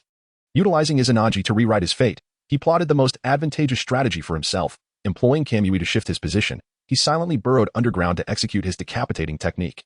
In the darkness, he manipulated the trajectories of the wooden stakes, demonstrating an impressive mastery over chakra, as well as an ability to operate without visual perception, truly commendable. His words conveyed both admiration for Obito and Appo's prowess and a cautionary awareness of his opponent. This battle was far from over. Before Mingyu could catch his breath, the wooden stakes erupted once more from the earth, bearing down on him with lethal intent. Mingyu furrowed his brow, though the current situation was unfavorable. Obito lacked the advantage of initiative, rendering such attacks nearly impossible to land. Just as he prepared to evade, an indescribable force of attraction enveloped him, distorting space itself, leaving him with a sensation of weightlessness and immobility. A jolt of realization struck Mingyu. Obito had unleashed Kamui. He found himself in a dilemma. Forcibly breaking free would result in being struck by the wooden stakes, while evading them would mean sacrificing a portion of his body to the spatial distortion. Mingyu couldn't and Appo's helped but chuckle in disbelief. Such an intricate combination had never been presented in the original narrative, yet here, Obito and Appo's successive moves flowed seamlessly one after another. Resigned, he endured the wooden stakes and swiftly exited the distorted range of Kamui. As he felt the stakes pierce his abdomen, a sharp pain surged through him, overwhelming him with helplessness. I truly need to exercise caution, he admonished himself internally. Noticing that Mingyu had sustained a penetrating injury, Obito finally revealed himself, a gleam of triumph in his eyes. Though I don't and Appo's, to know how you acquired my information, it no longer matters. It and Appo's, as time for you to die. Mingyu regarded Obito with a peculiar expression, a hint of derision in his tone. Has anyone ever told you how dull you are? You just came out like this? Were you waiting for me to grow weak? Or perhaps hoping for my demise? Please, in a ninja battle, one must always be on guard. What if I detonated a trap at the last moment? Obito paused, momentarily taken aback, unable to grasp the meaning behind Mingyu's words. Under his somewhat dazed gaze, the wooden stakes embedded in Mingyu and Appo's body were expelled by a brilliant blue chakra, the wounds quickly ceasing to bleed and beginning to scab over. Obito and Appo's eyes widened in disbelief. How is this possible? Mingyu shook his head. With so many living beings illuminated, his innate self-healing ability was already formidable. After activating Sage Mode, his control over his body had significantly improved, even allowing him to consciously manage his healing ability for targeted recovery. Though such penetrating injuries demanded a considerable amount of chakra, it remained within his tolerable limits. Excitement coursed through Mingyu. This was the first time he had suffered such a significant setback, making him acutely aware of his lack of combat experience. He should have created 2 shadow clones and launched an attack the moment Obito emerged. With a resolute gaze, Mingyu turned to Obito and declared, "Now, let us commence the second round." As his words fell, the atmosphere on the battlefield grew tense once more, heralding the onset of a new bout. While the ultimate outcome of this fateful confrontation remained shrouded in uncertainty and suspense, with both combatants yet to reveal their true cards. Chapter 37. The Rise and Fall of Kings. With eyes ablaze, Obito fixed his gaze upon Mingyu of the Thousand Light Temple, his expression rife with unquenchable resentment and ferocity. He understood that engaging in a war of attrition against Mingyu did not daunt him. Yet, this was not his territory, to clash with Mingyu on the land of Konoha. Even if he exhausted all his power and revealed all his trump cards, the likelihood of vanquishing the formidable foe before him was exceedingly slim. Moreover, the root ninjas and the Uchiha clansmen had already fled, and intelligence regarding their movements would undoubtedly have been leaked. Continuing this confrontation was evidently futile. Merely laying bare his own secrets, Mingyu astutely sensed the waning resolve in Obito and Appo's eyes, failing to detect any hint of offensive intent from him. He recognized that detaining Obito was nearly impossible, and thus a smirk graced his lips as he mockingly inquired, "What this, Uchiha Kenshi? Are you planning to retreat already?" Obito disregarded Mingyu and Appo's taunt, his body rapidly being drawn into the Kamui space. His gaze was unprecedentedly cold as he replied icily, "We shall meet again." His voice bore the chill of winter, laden with an ominous threat. Mingyu and Appo's own eyes mirrored the frostiness, unwavering as he retorted, "Indeed, we shall. When next we cross paths, I shall personally capture you and force you to kneel before the grave of the fourth Hokage." His words resonated with unwavering conviction, exuding an undeniable determination. As Obito vanished, Mingyu too turned to depart, yet the oppressive air of hostility lingered, heavy upon the desolate land. Within the concealed chamber of Root, the atmosphere was as tense as the stillness before a tempest. The third Hokage sat regally upon his throne, flanked by Danzo and Mingyu. Below them, several Uchiha clansmen were bound, including Fugaku, alongside a dozen others who had been captured amidst the chaos of the Root conflict and during the Uchiha and Appo's mobilization. Itachi and Shursui stood silently at either side, their expressions a tapestry of complexity. Itachi bowed his head slightly, a glimmer of helplessness and turmoil in his eyes. Shursui, with lips tightly pressed, clenched his fists, knowing that adhering to the plan would demand his sacrifice. The third Hokage inhaled deeply, his authoritative voice resonating within the room. "Are you aware of your crimes?" Fugaku, deprived of his eyes, seemed a soulless husk, slumped on the ground, his heart extinguished. He could scarcely comprehend that Shursui, whom he had trusted implicitly, would betray the Uchiha, and that his son Itachi had chosen the side of Konoha. This succession of blows had stripped him of all hope. In the face of the victors and vanquished, he implored the gathered dignitaries to spare the other Uchiha, asserting their innocence in the betrayal. As he spoke, Fugaku knelt without hesitation, his forehead striking the ground with a dull thud, as if beseeching the unfairness of fate. The remaining Uchiha, who had intended to unleash a torrent of curses, swallowed their words upon hearing Fugaku and Appo's plea. They exchanged sorrowful glances, struggling against their bindings and following Fugaku and Appo's lead. Bowing their heads heavily. Once proud, the Uchiha now appeared utterly helpless and diminutive under the weight of destiny. Danzo scoffed coldly, taking on the role of the antagonist. How eloquent, but who can guarantee that no remnants of dissent linger? His eyes shimmered with a chilling glint, his words imbued with unyielding authority. "That is unacceptable." Fugaku cried out in terror, fully aware of the true nature of Root, a hell on earth where even the deceased would face torment, and the living would endure unspeakable horrors. His voice was steeped in despair, as if he could already envision his clansmen suffering within the confines of Root. Shursui and Itachi exchanged glances, words caught in their throats. They recognized Mingyu's frigid demeanor and understood that this was not the moment to plead for mercy. Forcing their words back down as anxiety and helplessness swirled within them. Danzo and Appo's cold laughter echoed, dripping with disdain. "A clan of traitors dares to speak here?" His icy words pierced deep into Fugaku and Appo's heart. Indeed, the Uchiha were no longer a clan of honor, but had transformed into a faction of betrayal. This sudden shift igniting a firestorm of anguish within every Uchiha present. Fugaku and Appo's heart plummeted. He understood that Konoha intended to hold the Uchiha clan accountable for their actions. The visage of his wife and the innocent face of Sasuke flooded his mind, an overwhelming sense of dread consuming him. Since Itachi had chosen Konoha, he would undoubtedly protect their mother and brother, but what of the remaining Uchiha? As the clan leader, he should have borne the responsibility of safeguarding his kin. Yet now he felt he had led them into the abyss. He agonized over the fate of his clan's elite, most of whom lay slain. And the few remaining here faced judgment. The loss of the Uchiha's protective power meant that their once robust revenue streams, such as the blood pool security assignments, would vanish, leaving them bereft. The clan's territory would be forfeit, and the Uchiha civilians would be dispersed into Konoha, never again able to provide sanctuary for their kin. As these thoughts coursed through him, regret and anguish surged like a tide, flooding the hearts of every Uchiha present. They felt as though they had become the architects of their clan's demise, burying the Uchiha and Appo's legacy. Yet Danzo continued to provoke. "Why not convene a meeting of the ninja clans now? Let us first pass judgment on these Uchiha, then deal with the Uchiha clan thoroughly." His words slithered like a demon in Appo's whisper, leaving Fugaku trembling in fear. Fugaku, struck with horror, cast aside the remnants of his dignity. Fervently prostrating himself until his forehead bled, "I beseech you, esteemed lords, grant the Uchiha a path to survival. Only we are traitors, the others are truly innocent." His voice trembled with desperation, a poignant plea. The remaining Uchiha, witnessing their leader and Appo's abject humility, felt an overwhelming sorrow. They joined Fugaku in his supplications. The once proud Uchiha now grappling for a shred of hope for their clan's survival. Observing this scene, Mingyu felt a faint sigh of relief. Thankfully, according to the prior plan, he had dealt with the more obstinate and radical elements. The captured Uchiha were either those with cherished ties or of comparatively gentle disposition, leaving room for negotiation, thus easing the precarious situation. Now, it was merely a matter of awaiting the arrival of the principal actors. Mingyu cast a glance at Shursui, nodding slightly in acknowledgement. Chapter 38. Distribution of interest. Jishui inhaled deeply, his chest rising and falling violently, realizing that the moment of utmost significance had arrived. He slightly lowered his head, his tone somber yet resolute. For the honor of the Uchiha clan, I humbly request to bear this infamy myself. Let it be proclaimed that I slaughtered the majority of the Uchiha clan members and subsequently defected from the village. His voice was not loud, yet it detonated like a heavy bomb, stirring tumultuous waves in the hearts of those present. Itachi, upon hearing this, stepped forward urgently, his face etched with anxiety and concern. No, Jishui. Surely there must be another way. It need not come to this. His eyes were filled with earnestness as he attempted to dissuade Jishui from this notion. However, Jishui met the bewildered gazes of the Uchiha with a solemn expression, speaking with a sense of righteousness.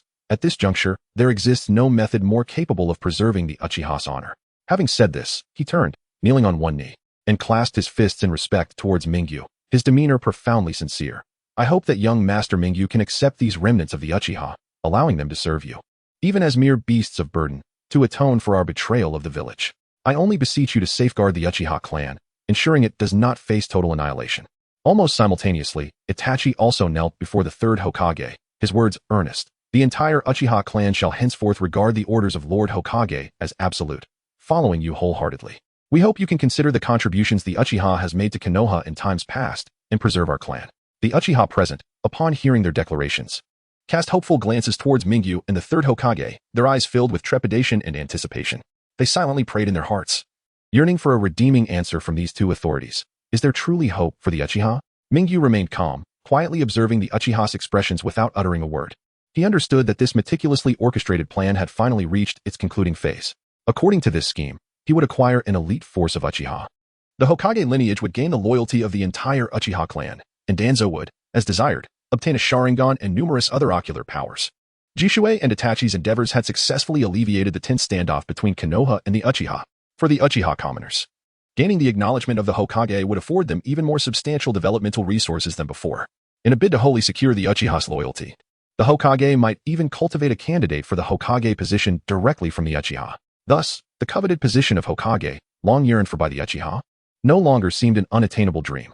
Those involved in the betrayal, however, would need to face appropriate punishment, a facet of the plan jointly devised by Mingyu and others. Representing the greatest assistance Mingyu could offer Jishui.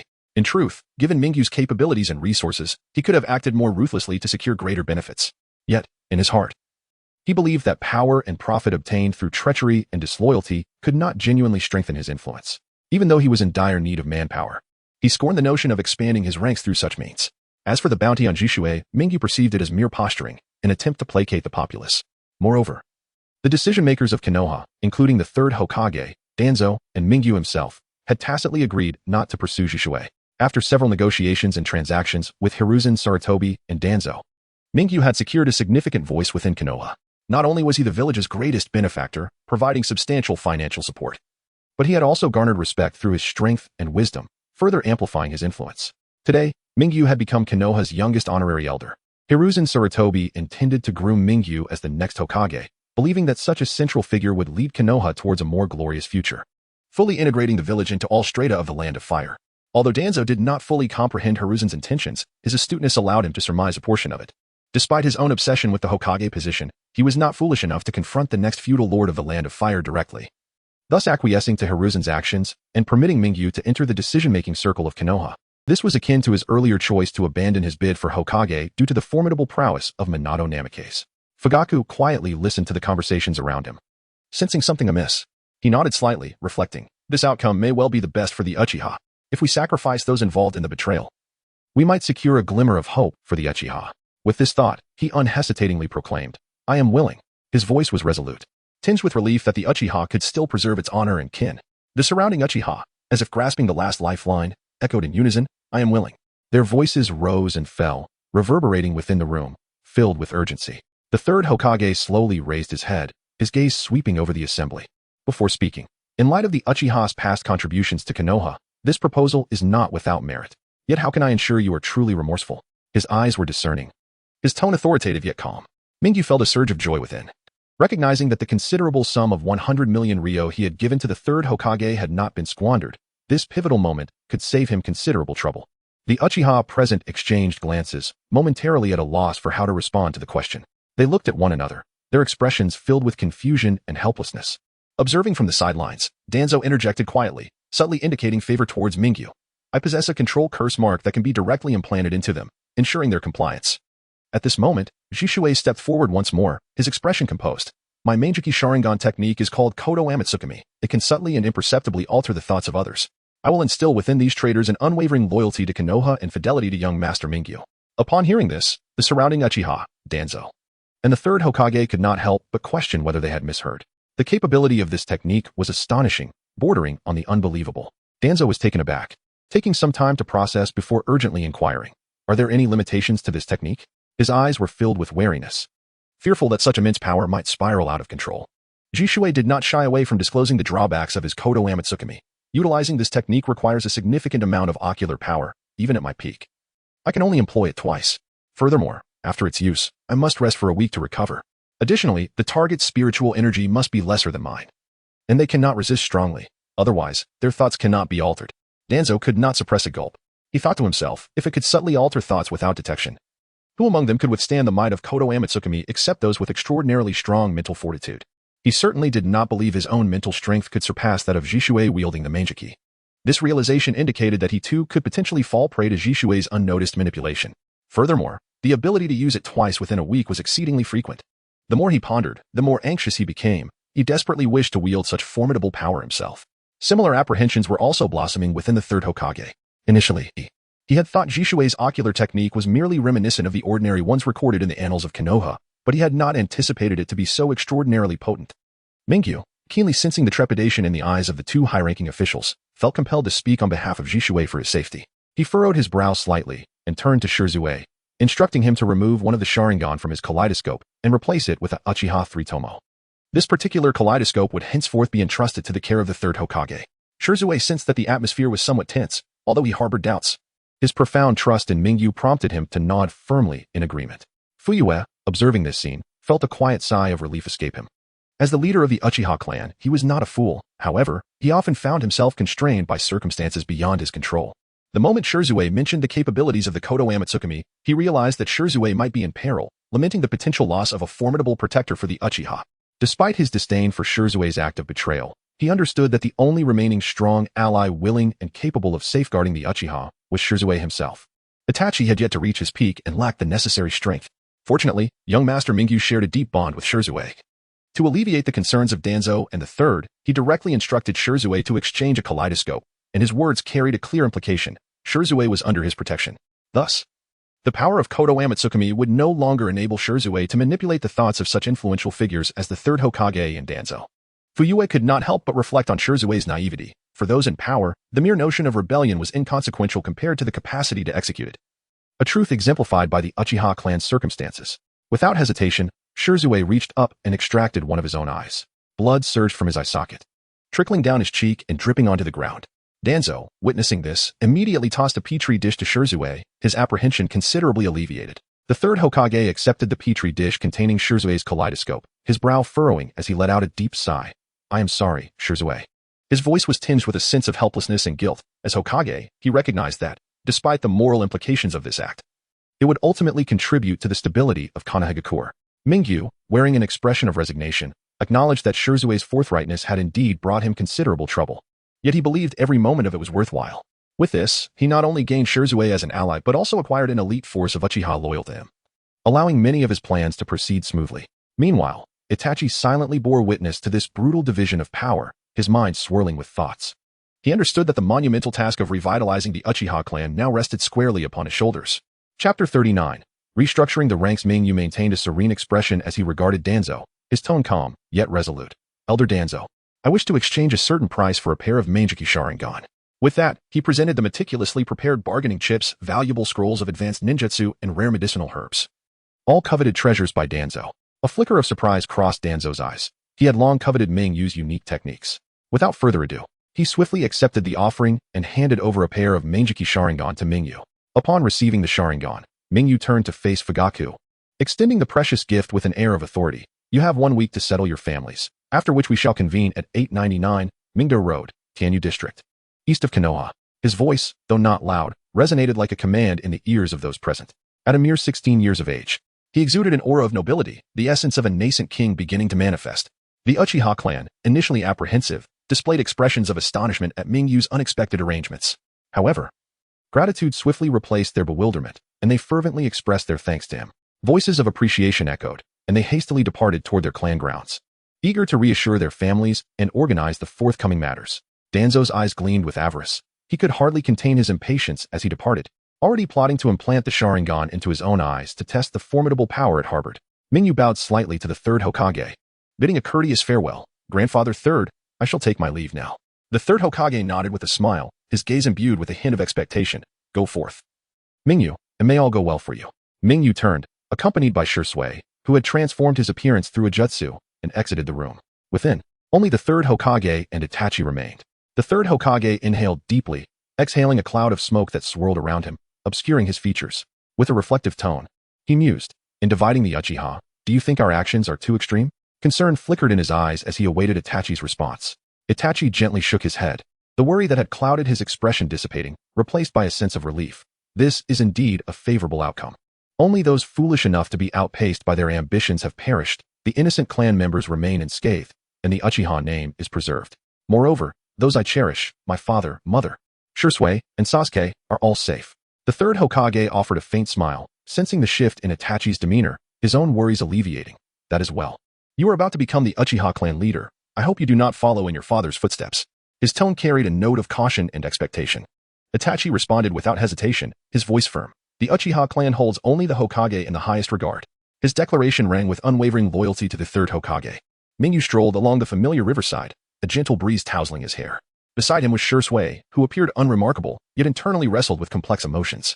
Mingyu picked up a stone from the ground and tossed it into the river, causing ripples to spread across the water's surface. At this point, "There's no use regretting it," he remarked, his voice carried away by the wind. Shisui's face brightened with a smile. The heavy burden he had been carrying was finally lifted, leaving him with an unprecedented sense of ease. "No regrets. This is the best conclusion." His gaze radiated relief as the years of turmoil and anguish faded away. Mingyu turned to meet Shisui's eyes with sincerity. "The promise I made remains valid. Come to my side." His tone was resolute, as if pledging something significant to Shisui. Shisui hesitated slightly. "As a rogue ninja, won't that affect your reputation?" Concern flickered in his mind, wishing not to bring trouble to Mingyu. Mingyu gently rubbed his forehead, a hint of exasperation in his voice. "Shisui, after all this time together, how can you still be so naive? The authority of the Fire Country lies with my grandfather. If I wanted to clear your name, it would only take a few words. If it weren't for your concern for the Uchiha's reputation, your bounty wouldn't even be publicized." His words carried a mixture of teasing and seriousness. Shisui chuckled awkwardly before adopting a serious demeanor. "Then, Lord Mingyu, from this day forth, I shall be your most loyal subordinate." His eyes brimmed with determination, as if he had resolved to follow Mingyu unconditionally. Nearby, the vigilant Kga stirred, his brow tensing with irritation as he silently seethed. "I am the most loyal subordinate of young Master Mingyu, the inherently malevolent Uchiha." Yet he suppressed his frustrations, choosing to remain silent. Mingyu also composed his expression, standing tall and serious. "Welcome to my ranks, Shisui." His voice resonated with authority and a hint of joy. Having spent ample time with Mingyu, Shisui was well acquainted with his playful mannerisms and promptly straightened up, exclaiming, "It is an honor to join your ranks, General Mingyu." His voice brimmed with vitality, dispelling the earlier gloom. Through Mingyu's playful remarks, an invisible barrier between them quietly dissolved. Shisui reflected on how Mingyu had always been his steadfast anchor, offering reassurance in every circumstance. After arranging accommodations for Shisui, Mingyu turned to pressing matters. "Kga," he called softly. Kga immediately knelt before Mingyu, respectfully declaring, "Your subordinate is here." His eyes shone with loyalty, ever ready to heed Mingyu's command. Mingyu gazed into the distance, speaking slowly. "Go to the Land of Fire and instruct the Full Moon to relocate all personnel from the Research Institute to Konoha." A glimmer of anticipation danced in his eyes, as if envisioning the flourishing of the institute within Konoha. "Yes," Kga replied without hesitation, preparing to depart at once. Mingyu added, "Provide them with various economic incentives and benefits to ensure their willingness to relocate. Moreover, increase the funding. We must ensure they feel secure in conducting their research in Konoha." He understood the importance of these researchers and was determined to retain them at all costs. Taking a deep breath, Mingyu exhaled slowly. How many years had it been, from the 48th year of Konoha to the current 54th? A span of 6 years. In the first year, he diligently accumulated resources, earning the full support of the Daimyo's court. In the subsequent 2 years, he studied ninjutsu under Orochimaru, developing techniques and participating in various research projects, spending countless nights in the laboratory. Afterward, he traveled for 2.5 years, witnessing the extraordinary wonders of the ninja world while enhancing his own prowess. Finally, he devoted 6 months to the focused development of various ninjutsu. These 6 years shaped the person he had become, rendering him more mature and powerful.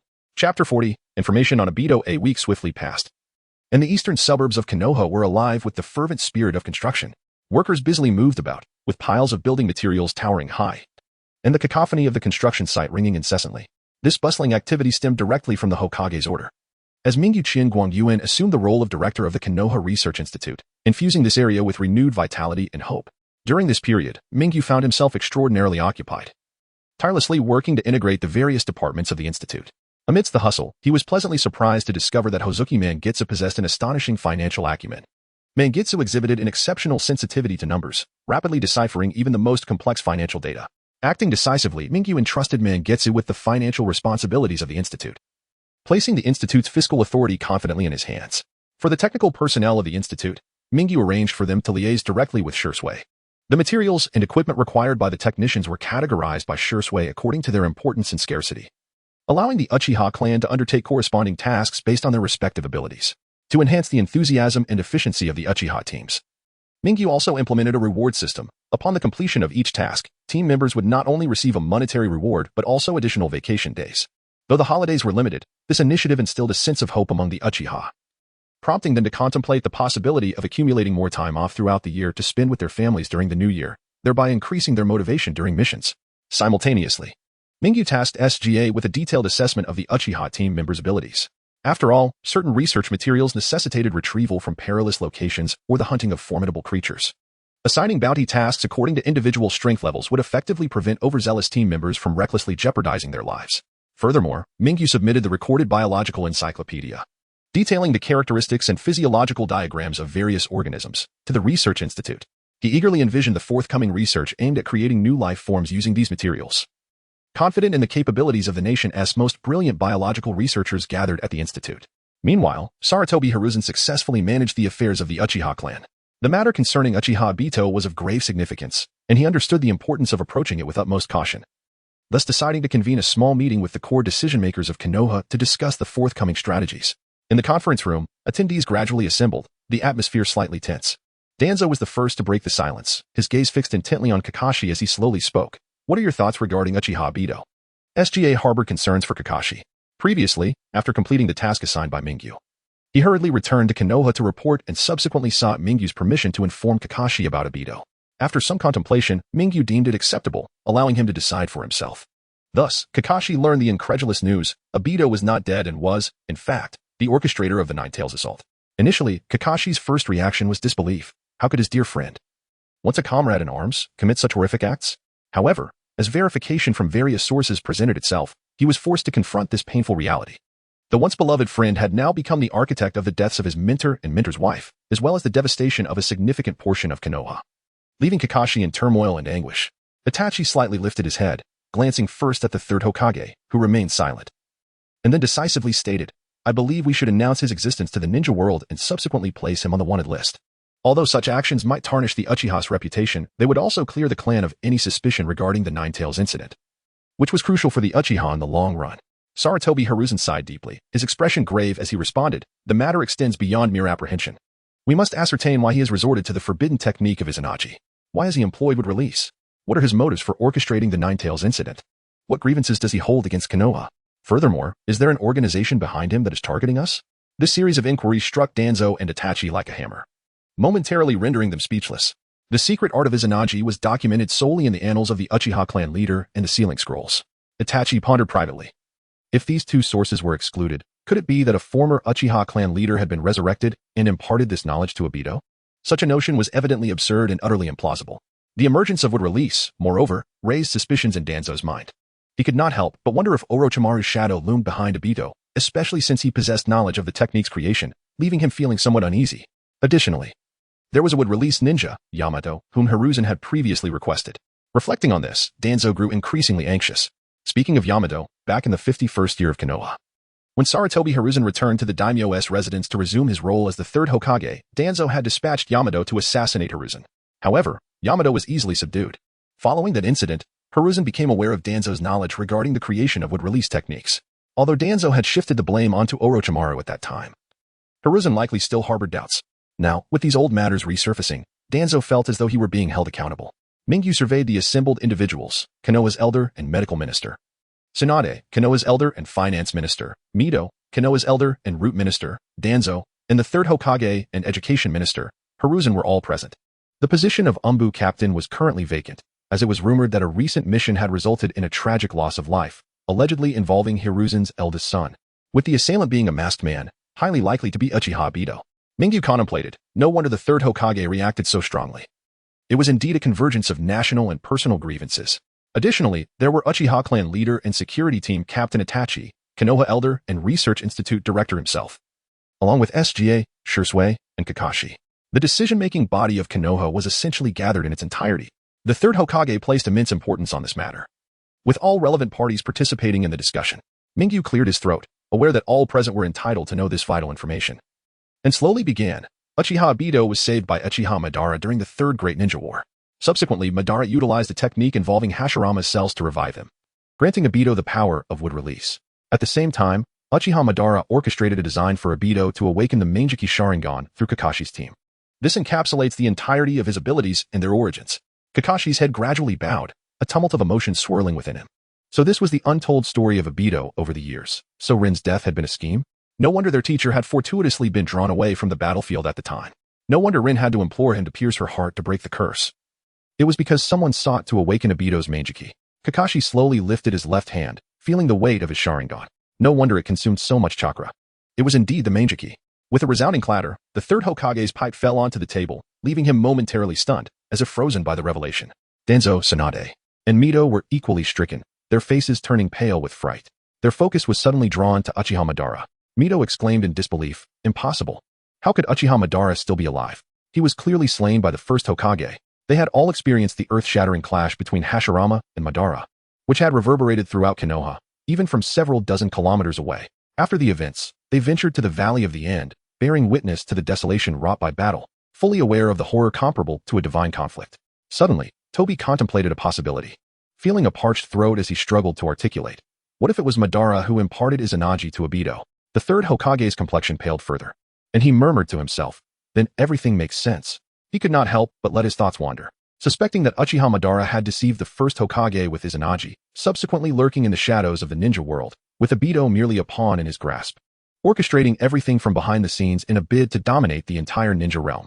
Mingyu sensed the older generation's emotions spiraling out of control, reflecting on the profound shadows cast by Senju Hashirama and Uchiha Madara, whose formidable legacies had indeed suppressed an era. To prevent the group from succumbing to excessive panic and wild conjecture, Mingyu felt compelled to interrupt their reverie. Madara is already deceased. Presently, their organization is led by Ibito. Sarutobi Hiruzen immediately recalled the incident involving the water country, and after a brief contemplation, everything fell into place. The fourth Mizukage had indeed been under the control of Uchiha Madara, which explained why he had been so frenzied in his attempts to strike against them. Mingyu seamlessly directed the source of information towards the Daimyo's estate, affirming, indeed, it was this incident that prompted the Daimyo's office to investigate them. Chapter 41. The turmoil at the Ninja Academy. Toanzo's gaze remained firmly fixed on Kakashi, his eyes subtly revealing a different intent as he began to articulate his true thoughts. Could it be possible that the Sharingan bestowed upon Kakashi by Ibito has evolved into a Manjiki Sharingan? His voice, though not loud, resonated with a clarity in the quiet conference room, akin to a stone cast into a tranquil lake, sending ripples across the surface. Upon uttering these words, it was as though a thin veil had been pierced, and all eyes in the room swiftly converged upon Kakashi. The space-time ninjutsu is widely acknowledged as one of the most precious and formidable techniques within the ninja world, and the linkage between this Sharingan and the space-time capabilities exhibited by Kakashi was undeniable. If Toanzo and Appo's speculation held any truth, the power contained within would be unfathomable. Kakashi, under the weight of so many scrutinizing gazes, felt a sense of bewilderment as confusion and contemplation flickered in his eyes. Over the years, he had harbored numerous questions regarding this Sharingan. Under normal circumstances, a Uchiha Nin would possess sufficient chakra to handle the consumption of a 3-tomo Sharingan, while a Nin could wield it at will. Yet, he had always sensed that his chakra was woefully inadequate to support the use of this eye. Until now, he had attributed this to his non-Uchiha heritage and the inherent differences in his physiology. However, prompted by Toanzo's insinuation, he began to reconsider the possibility that this Sharingan had indeed evolved into a Manjiki. Kga felt a surge of concern for his dear friend. If this were to be coveted, Kakashi's frail frame would be unable to withstand it. After all, even Shisui had to relinquish one of his Manjiki under the protection of Lord Minato. The third Hokage's expression darkened slightly upon hearing Toanzo's words. He picked up his pipe and struck it firmly against the ashtray, dislodging the ashes, his voice low yet imbued with an undeniable authority. This matter has already been settled. That Sharingan belongs to Kakashi. As he spoke, a warning glimmered in his eyes as he cast a penetrating glance at Toanzo, seemingly cautioning him against any rash actions regarding the Sharingan. Toanzo felt the weight of the third's warning and slowly lowered his gaze, the brilliance in his eyes dimming. He understood that he had already acquired a Manjiki and that greed could lead to perilous consequences. His inquiry about Kakashi's Sharingan had merely been a test. At that moment, the ever-quiet Mai Gi finally spoke up. I have heard from KGA that you often find your chakra insufficient, correct? Generally speaking, when a Sharingan is transplanted into a non-Uchiha, rejection is the typical outcome. Since you can sustain this Sharingan, even if it consumes more chakra than for a standard Uchiha, your skills should allow you to manage at least a 3 tomo. He paused briefly, surveying the faces around him before continuing. Therefore, it is indeed quite plausible that it has evolved into a Manjiki. However, given that Kakashi has adapted to this Sharingan for quite some time now, I would not recommend stripping him of it. After asserting his position, Mai Gi gradually closed his eyes, leaning back in his chair as if he wished to withdraw from further discussion on the matter. KGA, observing this scene, felt a wave of relief wash over him. Among the 3 titans of Konoha, 2 had explicitly declared their intent to protect Kakashi's Sharingan, while Toanzo seemed to have merely probed, suggesting that Kakashi was, for the time being, safe. Tsunade and Mito did not particularly concern themselves with the ownership of the Manjiki, being more focused on the well-being of the village and not necessitating the cultivation of excessive power. Itachi, however, regarded his former captain Kakashi with a sense of surprise. He was acutely aware of the challenges associated with awakening a Manjiki. He himself had yet to succeed, which underscored its difficulty. The prospect that Kakashi, an outsider, might have awakened a Manjiki filled Itachi with genuine admiration for his senior's talent. Shursui furrowed his brow slightly, a glimmer of hesitation in his eyes as he spoke slowly. What if I were to go undercover as a Beto? I have a feeling he might have sought to recruit me during his last visit. His tone carried a hint of uncertainty, but was laced with a resolute willingness to take risks for Konoha's sake. Mai Gi, still with his eyes closed, spoke casually yet confidently. There is no need. I possess an intimate understanding of their abilities, and I will provide you with detailed intelligence. Going undercover is not only perilous, but also an endeavor fraught with futility. His words instilled a renewed sense of respect among those present for his prowess and intelligence-gathering capabilities. The 3rd Hokage observed Mai Gi's confidence and felt a sense of comfort. He mused that the future indeed belonged to the youth. With such capable and wise young individuals, Konoha's future appeared brighter. With that, he rapped the table and declared, "This meeting is hereby adjourned. Kakashi, Itachi, you 2 remain. I have a few matters to discuss privately with you." After the meeting concluded, Mai Gi strolled leisurely along the streets of Konoha, feeling a sense of ease wash over him. Having been preoccupied with various affairs for some time, he finally had the opportunity to unwind and meander through the streets. Recently, he had conceived some new ideas regarding biological research and contemplated reaching out to Orochimaru, who possessed unique insights in that field. He also longed for the resources of the Richi cave, mulling over how to make contact with Orochimaru as he walked. At that moment, a small figure with yellow hair suddenly darted around the corner, sprinting rapidly and on the verge of colliding with a street vendor's stall. Mai Gi, quick on his feet, reached out and grasped the back of the boy's collar, pulling him back with a hint of confusion. "Naruto, why are you running so fast?" Naruto's face, initially flushed from exertion, instantly transformed from anxiety to joy as he exclaimed, "Mai Gi and I." In quick succession, a small figure with black hair followed suit from around the corner, and upon seeing Naruto, he shouted angrily, "Naruto!" Naruto and Appo's smile evaporated the moment he heard that voice, replaced by a look of resignation as he muttered, "Oh no." Shursui, standing nearby, had just begun to raise his hand to greet Sasuke but abruptly halted mid-motion, recalling that he was currently in disguise. If he were to greet him carelessly, his identity might be revealed. Thus, he stifled his impulse, allowing a gentle smile to grace his lips as he quietly observed Naruto and Sasuke engage in their playful banter. As the 2 drew nearer, Sasuke, initially fixated on Naruto, inadvertently glanced to the side. Upon recognizing the figure beside Mai Gi, he paused in surprise. "It's you." However, his mind was preoccupied with the thought of reprimanding Naruto, so he merely cast a cursory glance before redirecting his focus back to Naruto, unleashing a torrent of playful taunts. Mai Gi watched the spirited exchange between the 2 youngsters with keen interest, leaning in slightly to listen. Before long, he grasped the situation at hand. It turned out that Shursui's bounty had already been issued, with the official verdict stating that a rogue Uchiha had slaughtered elite members of the Uchiha clan before fleeing the village. This news stirred up a storm among the students at the Ninja Academy, sparking fervent discussions. The majority of students condemned Shursui's defection, deeming his actions unforgivable. Yet a minority expressed admiration for his strength, marveling at his ability to single-handedly take down so many Uchiha elites. As a member of the Uchiha clan, Sasuke felt a twinge of discomfort upon hearing disparaging remarks about Shursui and could not help but step forward to counter them. With utmost seriousness, He asserted to his classmates that Uchiha Shisui was innocent. In his heart, he believed that the gentle and kind older brother could never commit such acts, and there must surely be an insidious conspiracy behind it all. Upon hearing these words, Naruto instantly became invigorated and exclaimed, "A conspiracy? Where is this conspiracy coming from? This is a warrant issued by Grandpa Third Hokage. Are you implying that Grandpa Third has wrongfully accused Uchiha Shisui?" The two held firmly to their respective viewpoints, neither willing to concede, and thus a dispute ensued. However, lacking systematic training, Naruto was clearly no match for Sasuke in terms of strength. Within a few exchanges, he was effortlessly subdued by Sasuke, and even Kiba, who believed Naruto was correct, stepped forward only to receive a beating as well. As the situation escalated, a student informed Iruka, who, upon witnessing the chaotic scene, promptly reprimanded the three and subsequently ordered them to stand in the corner as punishment. Just yesterday, when Itachi came to pick up Sasuke from school, Naruto had intentionally shouted about Sasuke being punished, which left Sasuke feeling utterly humiliated. Thus, today a scene of the two chasing each other down the street unfolded. Upon grasping the situation, Mingyu couldn't help but chuckle softly a couple of times and turned to look at Shisui, his gaze tinged with a hint of remorse. He understood well the immense sacrifice Shisui had made for the preservation of the Uchiha clan's honor. At this moment, Shisui's heart was overwhelmed with emotion. He had never anticipated that Sasuke would place such unwavering trust in him.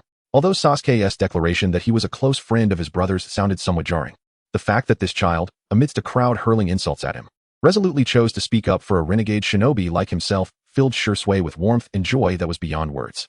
Chapter 42. Contacting Orochimaru. Sasuke and Appo's gaze lingered on Kage for a moment, his lips slightly parted as if he wished to speak, yet hesitated. Shisui noticed Sasuke and Appo's unusual demeanor and gently leaned forward, inquiring, "Dear child, do you have something to say?" Sasuke recalled his father and Appo's Fugaku's assessment of Kage from a few nights prior. At that time, his father had spoken with a grave yet admiring expression, stating, "He is a formidable warrior on the verge of mastering the sword, and soon, his name will be revered throughout the ninja world." Upon hearing this, Sasuke instinctively retorted, "What does it matter how strong he is? He could never rival the Uchiha." Fugaku and Appo's expression grew complex as he sighed softly, lamenting, "If I were to face him now, I would fall to his blade within 5 exchanges." Sasuke had never witnessed such recognition of another and Appo's strength in his father's eyes, igniting a newfound curiosity about those outside the Uchiha clan. Sasuke and Appo's thoughts were simple. He yearned for his father and Appo's approval. Yet, he recognized his own inadequacies in ninjutsu compared to his brother, Itachi Uchiha. Thus, a new notion blossomed in his mind. Perhaps studying swordsmanship under such a powerful figure would earn him his father's admiration. With this thought, Sasuke's eyes transformed with unwavering determination. Approaching Kage, he bowed deeply and sincerely declared, "Yes, esteemed sir, please take me as your disciple. I truly wish to learn the art of the sword." Kage raised an eyebrow, a flicker of disdain crossing his eyes. After all, he was a master who took on only the worthy. This boy showed no understanding of decorum, lacking even the proper formalities, and had come unaccompanied to seek apprenticeship. With a dismissive tone, Kage replied, "I do not accept mediocrity." Sasuke and Appo's face flushed crimson at those words, and he vehemently protested, "I am not mediocre." His voice brimmed with youthful defiance. Naruto, witnessing this exchange, recalled the time Sasuke had bested him and felt a pang of discomfort. After much hesitation, he summoned the courage to say, "Mingyu, will you teach me to train?" Mingyu paused, realizing that Naruto was indeed at an age where he should be laying the foundations of his training. He stroked his chin thoughtfully, considering that among his capable subordinates, only Kage seemed available at the moment. A smile crept onto his face as he mused, "You have come seeking me." Thus, he instructed Kage, assess their talent and perseverance, help them establish a foundation, but be careful not to injure them. Although Kage was reluctant to take on these two youngsters, he had no choice but to comply with his master and Appo's orders. He coldly stated, "Follow me," and turned, striding away. Exchanging a glance filled with excitement, Naruto and Sasuke hurriedly trailed after Kage, who led them away. Shisui observed their departing figures, a smile of contentment gracing his face. These spirited children held infinite potential for the future. With this thought, he bid farewell to Mingyu and dashed back to the research facility to continue cataloging the materials needed for the bounties. Meanwhile, Mingyu continued to wander the streets alone. As he strolled, he unexpectedly spotted a familiar figure, Akane. Target acquired. She stood at a street-side food stall, savoring a skewer of dumplings. Mingyu approached her with a warm smile. "Greeting, junior sister."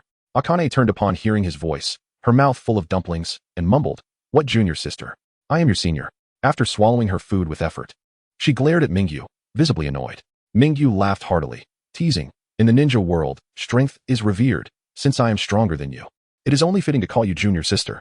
Akane scoffed. You, a busybody, actually have time to stroll about?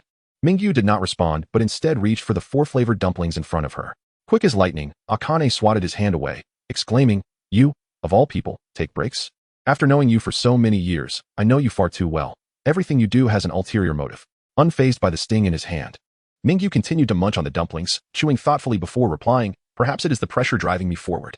Akane called over the stall owner and ordered 10 more skewers. Then curiously asked, Pressure? You are the grandson of a prominent clan and recently became an elder of Konoha. What pressure could you possibly face?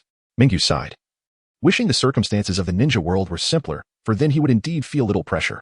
Yet, the thought of the formidable enemies lurking in the shadows, akin to Tsutsuki, kept his heart in turmoil. Seeing that Mingyu was unwilling to elaborate, Akane pressed further. Are you truly just out for a stroll? Mingyu chuckled softly and replied, Actually, I came to find you. With that, he swiftly formed a hand seal. Suddenly, Akane felt a sharp pain at the nape of her neck, her eyes widening in astonishment as she gazed at Mingyu in disbelief. He refrained from immediately explaining, for he understood that the curse mark Orochimaru had left on her was not merely a means of redemption. After all, there were countless methods for absolution. Such a convoluted approach was unnecessary. The curse mark's most crucial function was to create a communication channel known only to him. At that moment, a small white snake appeared on the table, its eyes fixated on Mingyu. Akane, witnessing this, seemed momentarily entranced as she murmured, Teacher. The small white snake glanced at Akane before returning its gaze to Mingyu. Unfazed, Mingyu produced a scroll. The snake, upon seeing it, coiled its tail and opened its mouth wide, swallowing the scroll, which was larger than its own body, before vanishing without a trace. Akane shook her head with a wry smile, realizing he had indeed come with purpose. With a hint of resignation, she said, You were truly formidable. Tirelessly busy for years without a moment and Appo's rest. Is this truly necessary?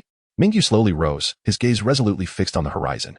His tone imbued with unprecedented determination. It is necessary. For the peace of the ninja world, for all that I hold dear, and for myself. All of this must be done. With that, Mingyu bid Akane farewell with a cheerful demeanor. Akane touched her neck, watching his retreating figure, and thought, You two are remarkably alike. Chapter 43, Mysterious Creature's Time, like an arrow released from a bow, flies with remarkable swiftness, in the blink of an eye. A year has quietly elapsed.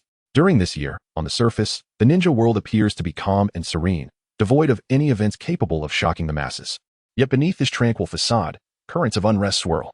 The third Hokage of Konoha, Sarutobi Hiruzen, is acutely aware of the peculiar situation in Kirigakure, where the state of Mizukage Keiki Shikagatsu has been a source of persistent concern, likely under covert manipulation. In a bid to mitigate potential crises, he has dispatched capable ninjas multiple times to Kirigakure, attempting to establish contact with the Mizukage and ascertain the prevailing circumstances.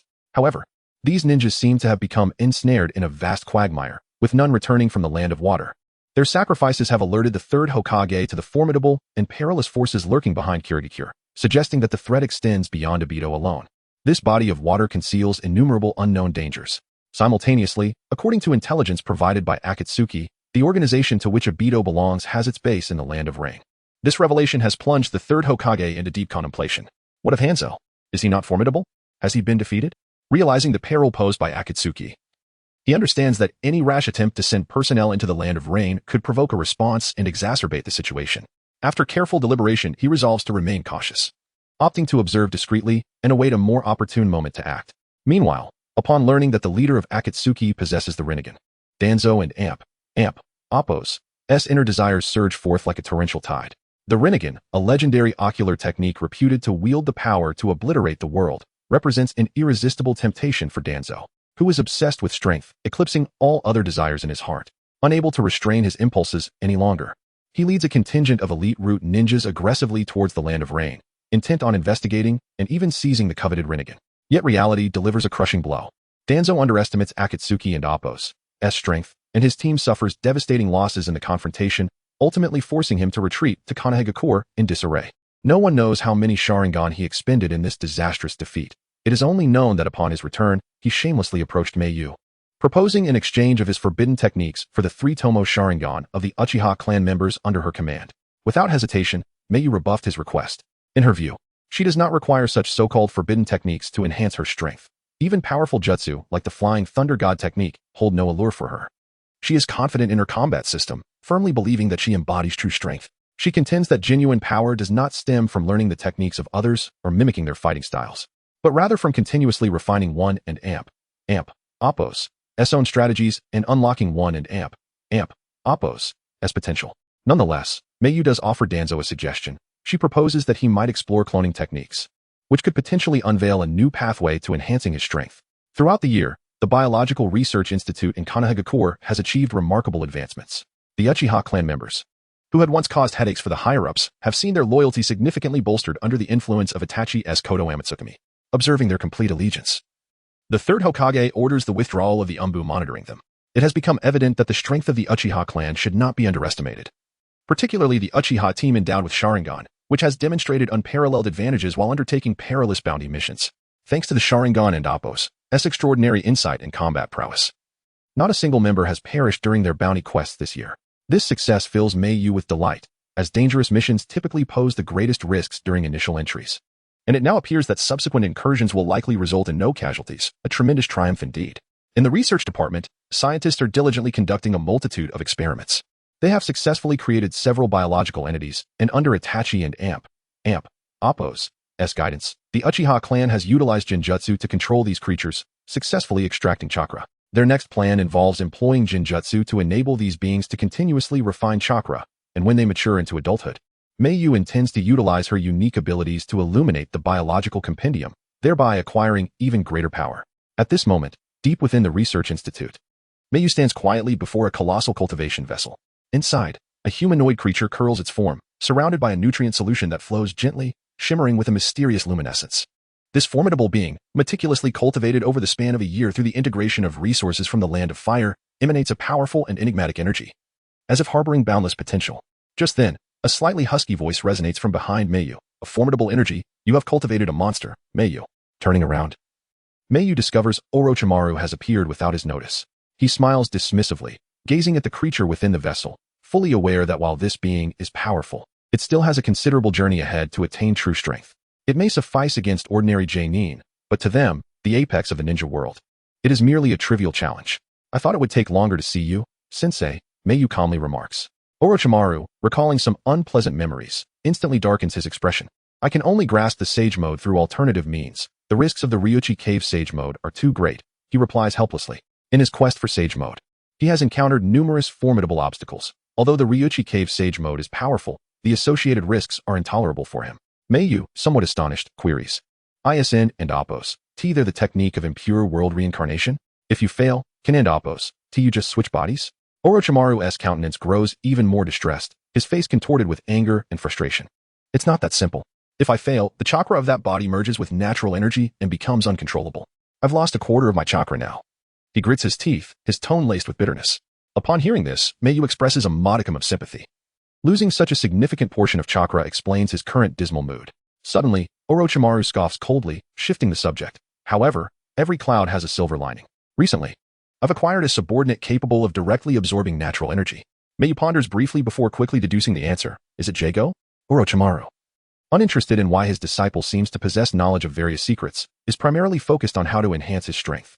Indeed, I've also developed the second form of the cursed seal, which can directly fuse with the natural energy of an elite Jonin, significantly amplifying the power of ninjutsu, a pseudo-sage mode. Meiyu understands his teacher well. He knows that if Jago can directly assist Orochimaru in attaining true sage mode, Orochimaru will undoubtedly seek more than just the so-called second form of the cursed seal. Is this the limit that Jago can provide? He inquires tentatively. Orochimaru nods with a hint of annoyance, acknowledging that the cursed seal's limit can only add chakra equivalent to that of an elite Jonin, which, at their level, is merely a marginal enhancement. It seems he must embark on a new project in his pursuit of power. Seizing the moment, Meiyu extends an olive branch. I possess a summoning beast that is akin to a partial sage mode. You may draw inspiration from it, Sensei. Orochimaru's interest peaks immediately. He understands the strength of his disciple, and if Meiyu suggests it can be emulated, it must contain significant merit. Oh? Excitement gleams in his eyes as he eagerly inquires. Orochimaru then elaborated. What are the conditions? Minkyu unhesitatingly pointed towards the creature in the petri dish and earnestly stated, perfect this being, rendering it infinitely closer to perfection. Without a moment and Appos' hesitation, Orochimaru readily agreed. This was indeed a project that piqued his interest. A flawless body serving as a vessel for reincarnation would undoubtedly enhance his power. No problem. I will devote all my techniques to it, he proclaimed with unwavering confidence. However, Orochimaru was acutely aware that hastily shaping such a being would require a substantial expenditure of chakra. You understand. Cultivating a being of this caliber swiftly demands an immense amount of chakra, he cautioned. Mingyu's gaze was resolute, radiating a sense of determination. In truth, He had long harbored a goal. I will capture a tailed beast to use as a source of energy, he stated coldly. Orochimaru and Appo's lips curled into a subtle, enigmatic smile. How ruthless, Mingyu. Chapter 44. The capture of the tailed beast in the village of Takigakure, nestled between the nations of fire, earth, and wind. A vibrant atmosphere permeated the air, bustling with the comings and goings of villagers and travelers alike. The streets were lined with an array of food stalls, each emanating tantalizing aromas that beckoned passers-by to pause and indulge. Kanjia, clad in casual attire, sat at a food stall, relishing a specialty delicacy from the land of waterfalls while casting a perplexed glance at his companion, Mingyu. My lord, he inquired, what brings us all this way? Mingyu, unabashed, continued to savor his meal and declared loudly, to capture the seven tails. His voice rang out, attracting curious stares from nearby diners. Kanjia's eyes widened in astonishment, a myriad of questions flooding his mind. Quickly surveying his surroundings, he noted that the crowd appeared largely unfazed, allowing him a moment of relief. Leaning closer to Mingyu, he lowered his voice, laced with concern. My lord, this matter involves the tailed beasts. Is it wise to speak so openly? To Kanjia, tailed beasts were not mere entities. Their existence intertwined with complex political ramifications, and any misstep could potentially ignite a diplomatic crisis. The unique positioning of Takigakure, acting as a buffer between the three nations, had long established an unspoken consensus regarding the preservation of the seven tails. Mingyu, however, remained nonchalant, casually summoning the vendor for more delicacies as he replied dismissively. What is there to conceal? Capturing the seven tails is as mundane as any other task.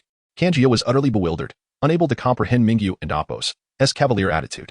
The sensitivities surrounding tailed beasts were well known, and mishandling such a situation could jeopardize Konoha and Appo's standing. Yet, he recognized Mingyu and Appo's penchant for his own schemes, though a sense of unease lingered within him. At that moment, Mingyu recalled a recent scene following the school's final evaluations where Naruto had approached him, brimming with excitement and anticipation for praise. With this in mind, he engaged Kanjia in light conversation. In this assessment, Sasuke claimed first place, while Naruto secured the second. Your teachings have proven effective, surpassing even those of the renowned clans. Kanjia, slightly embarrassed, rubbed his nose at the compliment. Reflecting on his training methods, he acknowledged that he had been rather rigorous, leaving both Naruto and Sasuke often bruised. However, it was precisely such intensive training that had cultivated their current prowess. As Kanjia considered Naruto and Appo's performances during training, his demeanor shifted to seriousness. In truth, he possesses considerable talent in swordsmanship. Mingyu nodded in agreement, recognizing that being an Uchiha, it was not surprising for Sasuke to excel in such an area. Kanjia subtly corrected him, asserting that it was Naruto and Appo's innate ability that truly shone. Mingyu paused, momentarily taken aback. Naruto? In my memory, he has always been associated with ninjutsu, particularly his signature Rasengan and shadow clone techniques. It's challenging to align him with swordsmanship. Kanjia affirmed with a nod, his eyes reflecting admiration. Initially, I too deemed Naruto somewhat dull, struggling to control his chakra. Yet, as time progressed, I began to realize his uniqueness. He displays an extraordinary focus and an unwavering conviction. Throughout this year of training, his persistence has surpassed even my own in the past. Kanjia reminisced about the countless times Naruto had fallen during practice only to rise again, deepening his affection for the spirited young ninja. Sasuke indeed has notable talent and a strong capacity for learning, Kanjia continued, but in terms of determination and concentration, he pales in comparison to Naruto. Furthermore, swordsmanship heavily relies on intuition, the feel of battle. Naruto's aptitude in this regard is exceptional, while Sasuke tends to overly depend on his eyes and sensory perception. In my estimation, Naruto will undoubtedly advance further along the path of swordsmanship. Mingyu contemplated Kanjia and Appo's words. Reflecting on Naruto's journey, it was evident that the Rasengan had become his hallmark technique. If he could channel that fervor and talent into swordsmanship, perhaps he could indeed carve out his own legacy. He silently chastised himself for having previously confined Naruto to a singular identity based on his frequent use of ninjutsu, overlooking his potential in other realms. With a slight nod, Mingyu reassessed his perception of Naruto, realizing that this perpetually vibrant child had a knack for delivering unexpected surprises. Indeed, Naruto is quite remarkable. By the way, the national treasure of the land of demons, the Ghost Tier Village, has resurfaced. This journey serves not only to capture the seven tails, but also to procure that sword for you. Kanjia was momentarily taken aback, warmth flooding his heart. The Ghost Tier Village sword was an invaluable treasure, its worth immeasurable. My lord, that is far too precious, and it belongs to another nation. Would it be appropriate for us to take it? He hesitated. Mingyu rolled his eyes at Kanjia and Appo's earnest demeanor, retorting, what do you mean and Appo's, take and Appo's. They lack the means to control that sword and have sought assistance from Konoha. I intend to resolve their predicament while acquiring the sword, and they would be more than pleased with a form of compensation. In truth, Mingyu was compelled by necessity. Although the feudal lord and Appo's estate possessed several commendable swords. None were compatible with Kanjiya's lightning affinity. To provide Kanjiya with a fitting weapon, he resolved to secure the Ghost Tier Village sword. As Mingyu finished speaking, he grabbed a nearby drink and took a hearty sip. Just then, a group of ninjas entered the food stall, accompanied by a vendor. The vendor pointed at Mingyu and Kanjiya, exclaiming, "It and Appos. S them. They intend to capture the Seven Tails." The leading Takigakure ninja bore a fierce glare, hostility evident in his demeanor as he bellowed, "Outsiders, you are under arrest." His voice exuded an unyielding authority, implying that with a mere command, he could easily subdue both Mingyu and Kanjiya. Mingyu shrugged in resignation, reflecting on the reliable intelligence indicating that the host of the Seven Tails was nearing the end of their endurance, and Takigakure was preparing to replace them. He had set out with good intentions, hoping to capture the Seven Tails during this transition, allowing the current host to enjoy a few more days of normalcy without the burden of the tailed beast. Yet, it appeared the other party was unappreciative of his goodwill. Before the Takigakure ninjas could make any further moves, a brilliant blue chakra erupted around Mingyu, illuminating the area with a mesmerizing glow reminiscent of ethereal depths, radiating immense and enigmatic power. Simultaneously, intricate patterns resembling flowing water began to emerge at the corners of his eyes, marking his entry into sage mode. These patterns flickered with a life of their own, exuding a unique aura of natural energy. Water Sage Mode. Before the Takigakure ninjas could utter threats or commands, Mingyu unleashed a powerful technique. Sage Art, Water Release, Circular Surge. A torrent of water erupted, expanding outward from him, forming an invisible wall imbued with tremendous force. As the water surged forth, the air seemed to compress, resonating with a low hum. The Takigakure ninjas were caught completely off guard, unable to mount any defense before being swept away by the overwhelming current, their eyes rolling back as they succumbed to unconsciousness, their bodies collapsing to the ground. Meanwhile, the civilians had long since fled at the first sign of danger. Mingyu had intentionally moderated the power of his sage techniques, otherwise these assailants would likely have been reduced to mere pulp. Mingyu, utilizing the perceptive abilities of the sage mode, searched for the approximate location of the Seven Tails. He turned to Kanjiya and said, "Kanjiya, you should head to the City of Ghosts and wait for me there. Moreover, make sure to inquire about the local specialties. Remember, I intend to savor a variety of delicacies, so do not disappoint me." His tone was relaxed and casual, as if he had merely accomplished a trivial task, and the impending mission to capture the Seven Tails was merely another ordinary journey. Kanjiya showed no hesitation. He possessed absolute trust in Mingyu's strength. In his heart, Mingyu was an invincible being, and no one in the entire ninja world could rival his master. He nodded resolutely and replied, "Yes, my lord. I shall set off at once. Rest assured, I will gather comprehensive information on the specialties of the City of Ghosts." With that, Kanjiya vanished in a flash, like a bolt of white lightning, swiftly heading towards the City of Ghosts.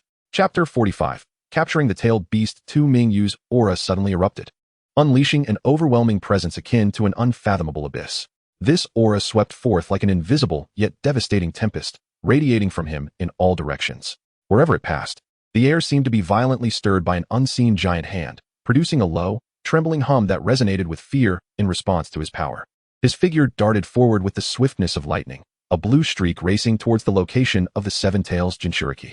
As he advanced, his speed generated fierce winds that howled past him, causing the sturdy trees by the roadside to sway violently, their leaves rustling in a cacophony that seemed to herald the impending fierce battle. After a while, Takigakure finally sensed the presence of this extraordinarily powerful aura. In an instant, the entire village was engulfed in a shrill alarm, the piercing sound reverberating through the skies, shattering the tranquility that had once prevailed. Upon hearing the alarm, terror instantly etched itself onto the villagers' faces as they scurried about in a panic, utterly bewildered by the ominous turn of events. The village leader, Mizukichi, stood on the high lookout tower in the center of the village, his expression grave and stern. He swiftly scanned his surroundings, calling out commands to evacuate the villagers while systematically rallying the ninjas of Takigakure. He understood that this crisis was fierce and required immediate organization of an effective defense. Otherwise, the village would face catastrophic disaster. Upon receiving their orders, the ninjas hurriedly converged from all directions. Mingyu, utilizing his formidable perceptive abilities, soon found himself standing before the young Jinchuriki, Rin. He paused momentarily, surprised to discover that the host of the Seven Tails was so remarkably young, his youthful visage still bearing traces of innocence. However, beneath his sharp perception, he sensed that Rin and Appos' life force flickered like a fragile candle in a tempest, at any moment poised to be engulfed by relentless darkness. The frailty of that life force tightened Mingyu's heart. He hoped fervently that the Seven Tails did not perish within him. Rin gazed at the imposing intruder emanating a powerful aura, a melancholic smile slowly gracing his lips, infused with boundless resignation and sorrow. "Are you the one here to invade the village?" His voice was soft, yet it seemed to draw upon the last remnants of his strength. "It appears that even in my final moments, I can still contribute to the village. His words carried a resolute acceptance of death, despite the immense agony racking his body, his eyes still shimmering with the steadfast spirit of self-sacrifice for his village. Mingyu, probing further with his senses, discovered that the sealing techniques on Rin were riddled with flaws, a dire situation indeed. The surging chakra of the tailed beast flooded his body like a torrent, incessantly threatening his life with each passing moment. Just imagining it was enough for Mingyu to comprehend the excruciating torment Rin endured, a pain that gnawed at his very marrow, perpetually tormenting both body and soul. Curiosity piqued, Mingyu inquired, knowing full well that becoming a Jinchuriki means the tailed beast will continuously erode your life force. Do you not harbor resentment towards the village for treating you this way? Upon hearing this, Rin's body stiffened momentarily, an expression of profound desolation emerging in his once dull eyes. He remained silent for a moment, then slowly lifted his gaze towards the horizon, speaking in a calm tone. This is my fate. From the moment I became a Jinchuriki, I knew this would be my end. What is there to resent? His voice was devoid of emotion, as if he had fully accepted the fate that awaited him. Mingyu, taken aback, found himself at a loss for words, yet he had no intention of altering Rin's perspective. He merely sighed softly. Die, intruder! Rin suddenly exclaimed, his eyes widening as he shouted fiercely. Engaging in idle chatter with an enemy? Impossible. He merely needed to prepare his technique. With his roar, countless flickering shards of toxic phosphor erupted from his body, swirling about like a frenzied swarm of bees, hurtling towards Mingyu with alarming speed. According to the intelligence Mingyu had gathered, contact with these phosphor shards would not only induce hallucinations, but also inflict excruciating pain at the point of contact. Yet, Mingyu remained unperturbed, his expression calm as he slowly raised his right hand, precisely targeting Rin. This motion allowed him to control the chakra's flow more smoothly. In an instant, the sage chakra within him surged forth like an unstoppable river, gushing out with tremendous force. This chakra rapidly coalesced before him, forming an immense water sphere in the blink of an eye. The water sphere was crystal clear, resembling a massive blue gem that emanated a soft azure glow, both mysterious and beautiful. However, beneath this alluring exterior lay formidable power. In a heartbeat, the water sphere enveloped both the phosphor shards and the Seven Tails Jinchuriki. As Mingyu shouted, Sage Art, Water Release, Super Large Water Prison Technique, Rin felt an irresistible force binding him, rendering his muscles immobile, as though ensnared by invisible shackles. His eyes widened in disbelief, filled with shock. Was this instantaneous? And such an enormous control technique? How could he manage long-range control from such a distance? The astonishing nature of these abilities left Rin utterly astounded. In his understanding, such techniques were beyond the capabilities of an ordinary ninja. It defied all logic. As time passed, Rin's feelings of unwillingness and anger surged more fiercely, the suppressed power within him roiling violently. Red chakra from the tailed beast began to manifest around him, akin to flames burning brightly, radiating immense heat. The high temperature caused steam to fill the water sphere, granting Rin some room to maneuver.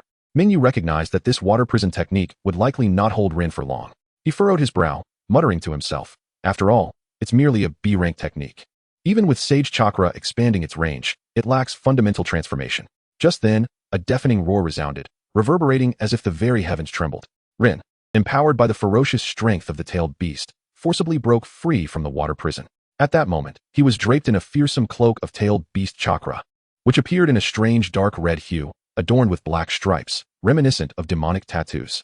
Rin's eyes glimmered with a blood-red glow as he emitted a beast-like roar, exuding an overwhelming and feral aura, as if he had wholly succumbed to primal instincts, becoming a creature driven solely by the desire to attack. Mingyu keenly sensed that Rin's life force was growing increasingly frail, akin to a flickering candle in the wind, ready to extinguish at any moment. His gaze sharpened as he contemplated. It was imperative to prevent the tailed beast from perishing alongside this individual. A swift resolution was necessary. Rin charged at Mingyu like a frenzied beast, disregarding everything in his path. His speed was astonishing, creating a powerful gust that made the surrounding air buzz. Mingyu and Appo's eyes narrowed, and he effortlessly sidestepped Rin and Appo's charge. His movements were agile and fluid, as if he had anticipated this moment. In an instant, he pivoted and appeared beside Rin, delivering a powerful palm strike to his abdomen. At that moment, countless streams of water surged forward, akin to agile water serpents, swiftly coiling around Rin's form. These torrents of water differed vastly from the previous techniques of water imprisonment.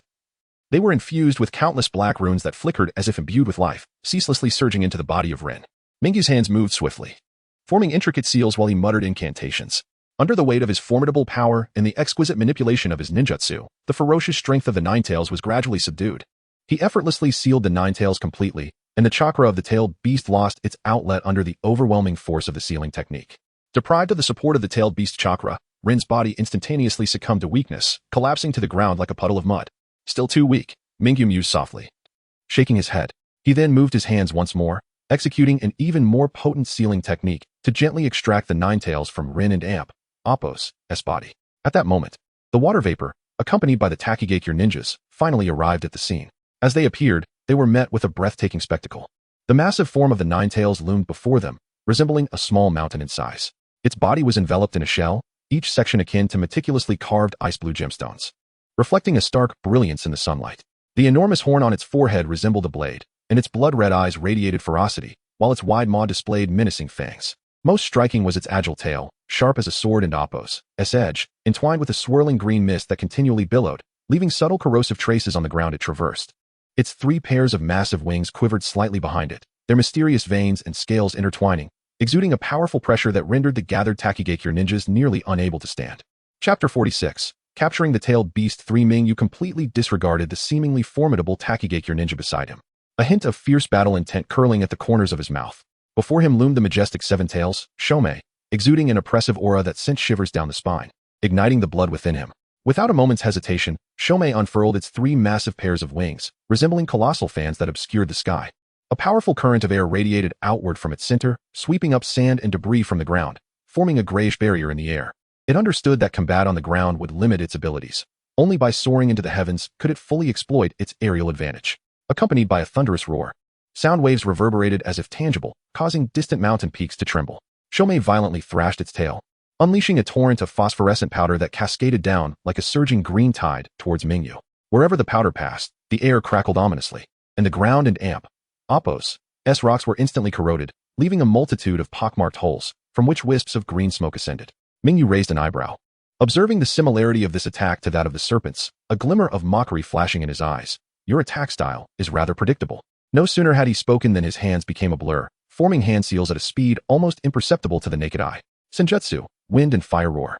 He bellowed, as a torrent of scorching chakra converged in his mouth, erupting into a massive flame that surged forth, enveloping the air in a fiery wave. As the flames ignited everything in their path, they crackled with explosive sounds. The clash between fire and phosphorescent powder erupted violently, akin to a volcanic eruption, shaking the very earth beneath them. The powerful flames surged like an unstoppable tide, swiftly consuming all the phosphorescent powder. As crimson tongues of fire reached toward the sky where Shomei hovered, transforming the heavens into a sea of fire. However, the time taken to form the seals afforded Shomei a chance to react. Chakra surged wildly around Shomei, its 6 wings spinning like high-speed turbines, generating a hurricane potent enough to tear through space itself. The hurricane sliced through the sea of flames, creating a wide area devoid of fire. As Shomei deftly navigated through the tempest, easily evading the direct onslaught of flames, the scattered embers fell like meteors, igniting fierce blazes upon contact with the ground. The fire rapidly spreading and engulfing everything in its vicinity. Mingyu sighed inwardly. This was the reason he favored water release at this stage. Only with water release in Sage mode could he execute techniques instantaneously without hand seals. Seizing the advantage in this ever-changing battlefield, his gaze suddenly sharpened, his right hand slicing upward like a sword toward the sky. In an instant, it seemed as though the very fabric of space was torn asunder, revealing a tumultuous celestial river. The river surged forth, roaring as it coiled around Shomei, expanding at an astonishing rate. In the blink of an eye, a colossal water prison ensnared the 7 tails, the waters roiling and crashing against the surface, producing a deafening cacophony. Shomei roared in fury, its voice filled with defiance and wrath. Wind chakra swirled violently around it, the scales along its tail standing erect like unsheathed blades. With a sudden lash of its tail, numerous razor-sharp wind blades shot forth in a fan-like array, moving so swiftly they left only afterimages in their wake. These wind blades, like invisible curved sabers, precisely sliced through the surrounding water, creating a series of muffled splashes as the water was fragmented into countless droplets, cascading like a gentle rain. As these droplets fell upon the flames on the ground, they instantly generated vast amounts of steam, a white mist sweeping across the battlefield in a tidal wave. Mingyu, like a specter, vanished into the mist, his sensory abilities in Sage mode honing in on Shomei's location with radar-like precision. Suddenly, he burst forth from the thick fog, appearing behind Shomei. With a shimmering blue water blade in hand, he plunged towards Shomei and Appo's wing with lethal intent. Shomei reacted with remarkable speed, its massive tail sweeping toward him like a thick steel whip. Mingyu deftly sidestepped the attack, his water blade slicing through the air, leaving a deep gash on Shomei and Appo's tail that exposed bone. Shomei howled in agony, a deafening roar filled with rage and suffering. It flapped its wings violently, generating powerful gusts that dispersed the surrounding steam. Simultaneously, it unleashed a toxic green beam from its mouth, staining the air with an eerie hue. Mingyu clapped his hands together, Senjutsu, water curtain heavenly splendor. A gigantic water curtain surged forth, acting as an impenetrable shield against the beam and Appo's assault. Yet, the force of the beam was too formidable. Upon contact, the water curtain quivered violently, ripples forming on its surface as if it might shatter at any moment. Seizing the fleeting opportunity, Mingyu swiftly clasped his hands together, chanting, Senjutsu, water dragon frenzy. For massive water dragons erupted from the surface, each stretching dozens of meters in length, their bodies undulating as they charged toward Shomei, steam rising in their wake. Shomei flapped its wings, summoning gusts of wind in an attempt to disperse the water dragons. However, under Mingyu and Appo's command, the water dragons moved with exceptional agility, deftly weaving through the storm like nimble fish. Ultimately, the 4 water dragons ensnared Shomei, constricting tightly, causing it to emit pitiful cries. In a frenzy, Shomei struggled, releasing a barrage of wind blades that shot forth like a rain of arrows. Mingyu, swift as lightning, navigated through the onslaught of wind blades. His right hand clenched toward Shomei, Senjutsu, water blade annihilation array. The water surrounding Shomei transformed into countless tiny water blades, launching from every direction toward it. These blades fell like rain, piercing Shomei and Appo's form, leaving it riddled with wounds, eliciting anguished roars. Yet, the 7 tails, a formidable beast, remained resilient. These injuries were not fatal. A glint of madness flickered in its eyes as its chakra surged like boiling magma. The immense power erupted explosively, shattering the surrounding water blades and dragons. Shomei opened its massive maw, beginning to condense a tailed beast ball, radiant light erupting from its mouth, illuminating the entire battlefield. The brightness intensified. Resembling a miniature sun rising above the battlefield, the overwhelming energy waves distorting the air around it. Observing Shomei and Appo's actions, Mingyu chuckled lightly, his tone relaxed. You lack any sense of battle. Charging the tailed beast ball in my presence is a glaring oversight. He slowly raised his right hand toward the sky. Unbeknownst to him, dark clouds had gathered, and flashes of lightning flickered ominously within the thick layers. As he lifted his hand, brilliant rays of light pierced through the clouds, as if summoned. The thunderstorm raged within the canopy. With a thunderous roar, lightning, like a celestial dragon, burst forth from the clouds, perfectly merging with the water surrounding Shomei, forming a colossal electromagnetic field. In the distance, Takigakure and Appo's leader, Mizukage, gazed in awe as a brilliant bolt of lightning struck the mist-laden water, imbuing it with tremendous electrical energy, creating an enormous net of electricity that enveloped Shomei.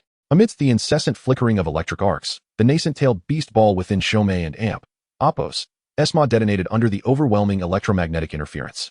The explosive sound was deafening, the shockwaves radiating outward like a tsunami. Shomei, unable to withstand the tremendous force, crashed heavily to the ground, creating a massive crater. Seeing this, Mingyu promptly produced a pre-prepared sealing gourd, chanting incantations as it emitted a dazzling light, a tremendous suction force emanating from its opening. Chongming attempted to struggle, yet under the overwhelming force of the seal, its movements gradually became sluggish. Ultimately, the immense form of Chongming was slowly drawn into the sealing gourd, and with a soft crack, the mouth of the gourd closed automatically, completely sealing the 7-tailed Chongming within. Chapter 47. The conclusion of the journey to Takigakure in the moment of sealing the 7 tails. An ethereal blue glow emanated from Mingyu and Appo's fingertips as he pressed his palm against the surface of the sealing gourd. An invisible torrent of data surged into his consciousness, and the biological compendium began to automatically analyze this extraordinary life form. Species, tailed beast, special life form. Traits, chakra refraction, spatial awareness, scale powder paralysis, crystallization corrosion, camouflage mimicry. Cocoon transformation, reward for activation. Abundant chakra, wind affinity 8, earth affinity 4, agile stature, significantly enhanced chakra perception range, chakra mimicry. Cocoon rebirth, Mingyu concentrated as he sensed the transformation within his body. Chakra surged like the tides. Yet he unexpectedly discovered that the total energy acquired this time was 30% less than the reward from the devouring of the sea demon whale. Just as he furrowed his brow in contemplation, a peculiar perception suddenly expanded from his forehead, allowing him to discern the flow of air within a 20-kilometer radius. The trajectories of chakra, and even the heartbeat of the ninjas from Takigakure. Indeed, a smile crept upon his lips as he condensed a stream of transparent wind blades at his fingertips, which turned to dust upon contact with the ground. The rules of the biological compendium became increasingly lucid in his mind. Energy rewards adhered to species averages, while special ability rewards were precisely amplified according to individual characteristics. Choosing the 7 tails as the first tailed beast to activate, a decision meticulously deliberated upon, now revealed its extraordinary value. With a thought, a pair of magnificent wings, formed from condensed chakra, unfurled behind Mingyu. The translucent feathers shimmered with a cerulean glow, each plume flowing like water, and due to the nature of water, They would instantly restore even if shattered. He leapt gently, the wings slicing through the sky, producing a crisp sonic boom. As he soared, he was delighted to find that not only had he gained the ability to fly, but his precision in chakra manipulation had also significantly improved. Previously, he needed to raise his hand to calibrate the chakra direction to hit a target with large water techniques. Now, he could conjure a towering water vortex in midair with mere thought. As he descended, the wings transformed into specks of starlight that faded away. Mingyu gazed at the distant battlefield, still shrouded in smoke, and mused to himself. Had he possessed this ability earlier, the battle would have been considerably easier. By seizing aerial dominance and utilizing spatial awareness to lock onto targets, he could imprison the Seven Tails with water prison and infuse it with lightning, concluding the fight in mere moments. Mingyu caressed the sealing gourd in his hand, the patterns on its surface becoming exceptionally distinct beneath his fingertips. His thoughts drifted back several years, and unpleasant memories surged forth like a tide, a fierce glint flashing in his eyes. It is time to teach them a lesson. Just as this thought took root in his mind, he saw Mizuki cautiously approaching with a group of Takigakure ninjas. Mizuki was overwhelmed with fear, longing to flee this perilous place, yet as the leader of Takigakure, with so many ninjas watching, he could not simply turn and run. Thus, he steeled himself, advancing step by step toward Mingyu. Upon his closer approach, he recognized the figure before him as Mingyu of the Thousand Light Temple. Renowned in the ninja world in recent years, the one dubbed the Calamity of the ninja realm. Mizuki involuntarily swallowed hard, his gaze sweeping over the surrounding ruins. Remnants of the battle between Mingyu and the Seven Tails. The thought of Mingyu and Appo's terrifying power made him tremble uncontrollably. Suppressing his inner terror, he stammered. Might I inquire why you seek to capture the tailed beast belonging to Takigakure? Mingyu scoffed, his voice dripping with disdain. Belonging to Takigakure?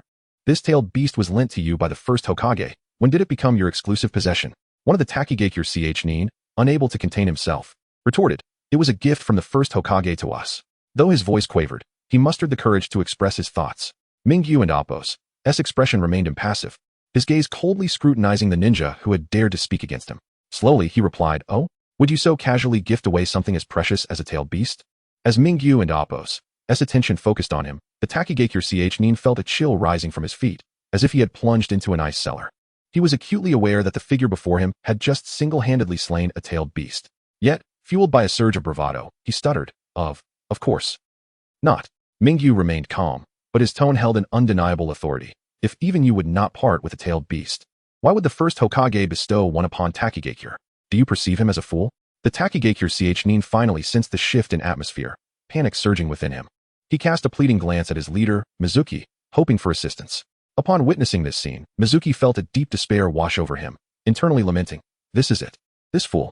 Fearing further provocation of Mingyu and Appo's ire, Mizuki quickly interjected, Yes, Lord Mingyu. The Seven Tails has belonged to Konoha since ancient times.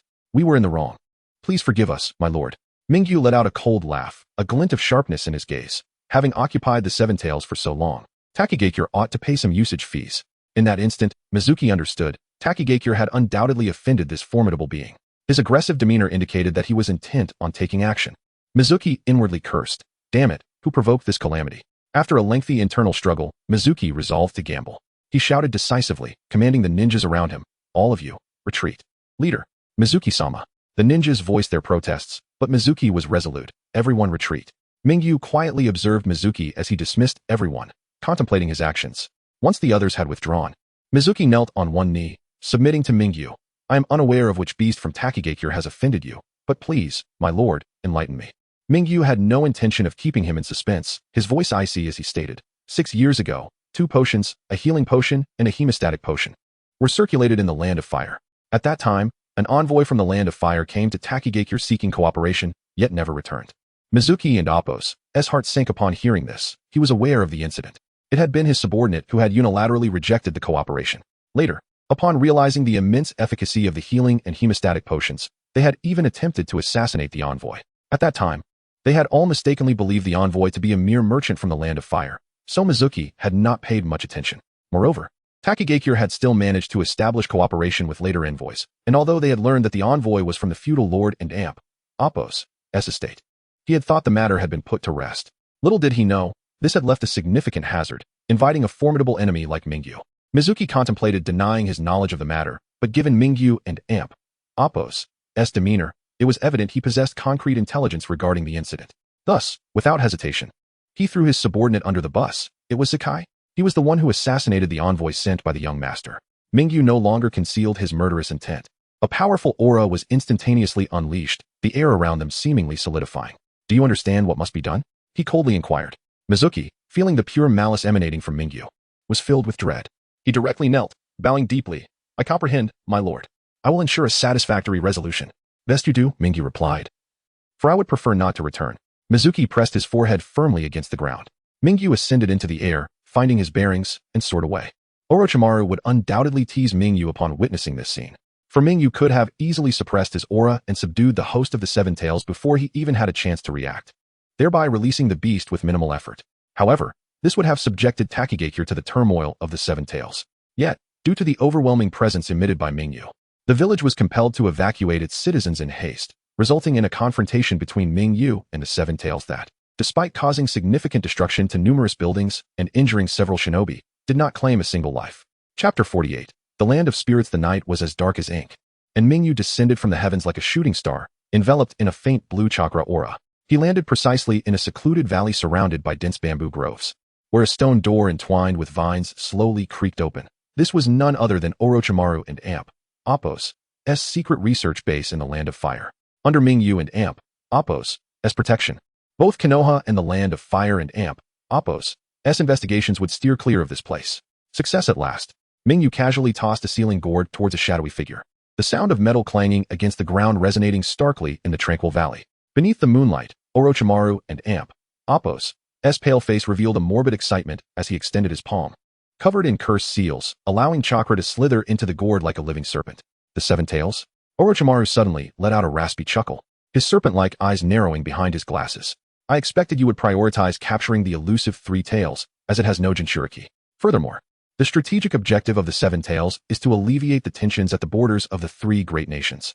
I imagine it won't be long before Suna and IWA apply pressure on Konoha.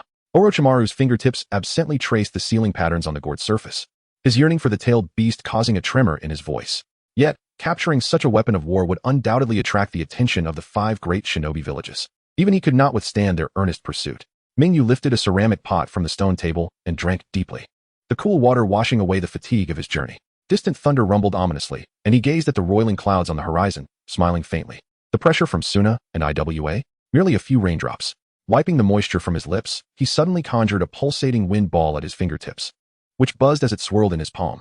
Teacher, pressure is akin to the chakra in our hands. The wind ball erupted violently, sending cracks spiderwebbing across the stone table. As long as one possesses sufficient strength, one can wield control at will. Orochimaru let out a low, delighted laugh, his sleeve slipping to reveal a myriad of cursed seals on his arm. This body was nearing its experimental limits. He yearned to create a perfect vessel.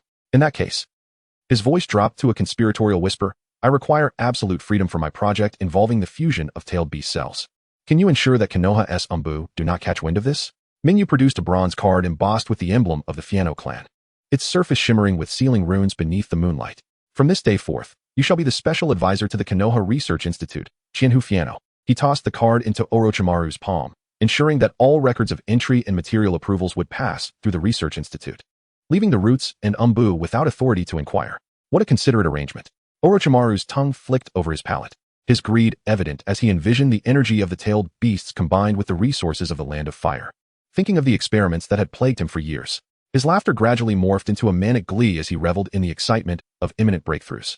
To a fruitful collaboration, Mingyu and Orochimaru clasped hands firmly, their palms igniting with a strange luminescence. In that fleeting contact, a wave of dangerous energy surged through the air, startling the night owls that resided in the forest outside the laboratory. Orochimaru's eyes glimmered with an inscrutable light. You have grown ever more formidable, Mingyu. At dawn, as the first rays of sunlight pierced through the clouds, Mingyu unfurled his newly acquired chakra wings. The azure aura expanded behind him into magnificent wings, each flap summoning powerful gusts of wind. He cast a final glance at the silent Land of Fire before soaring toward the Land of Spirits, leaving behind a fleeting trail of light across the sky. In the City of Spirits, the Miko shrine was suffused with the enigmatic scent of sandalwood incense. Miko, clad in a pristine white priestess robe, fidgeted anxiously, the silver bells in her hair jingling softly with her movements. Her fingertips unconsciously caressed the bronze candlestick on the altar, its surface gleaming from years of gentle touch.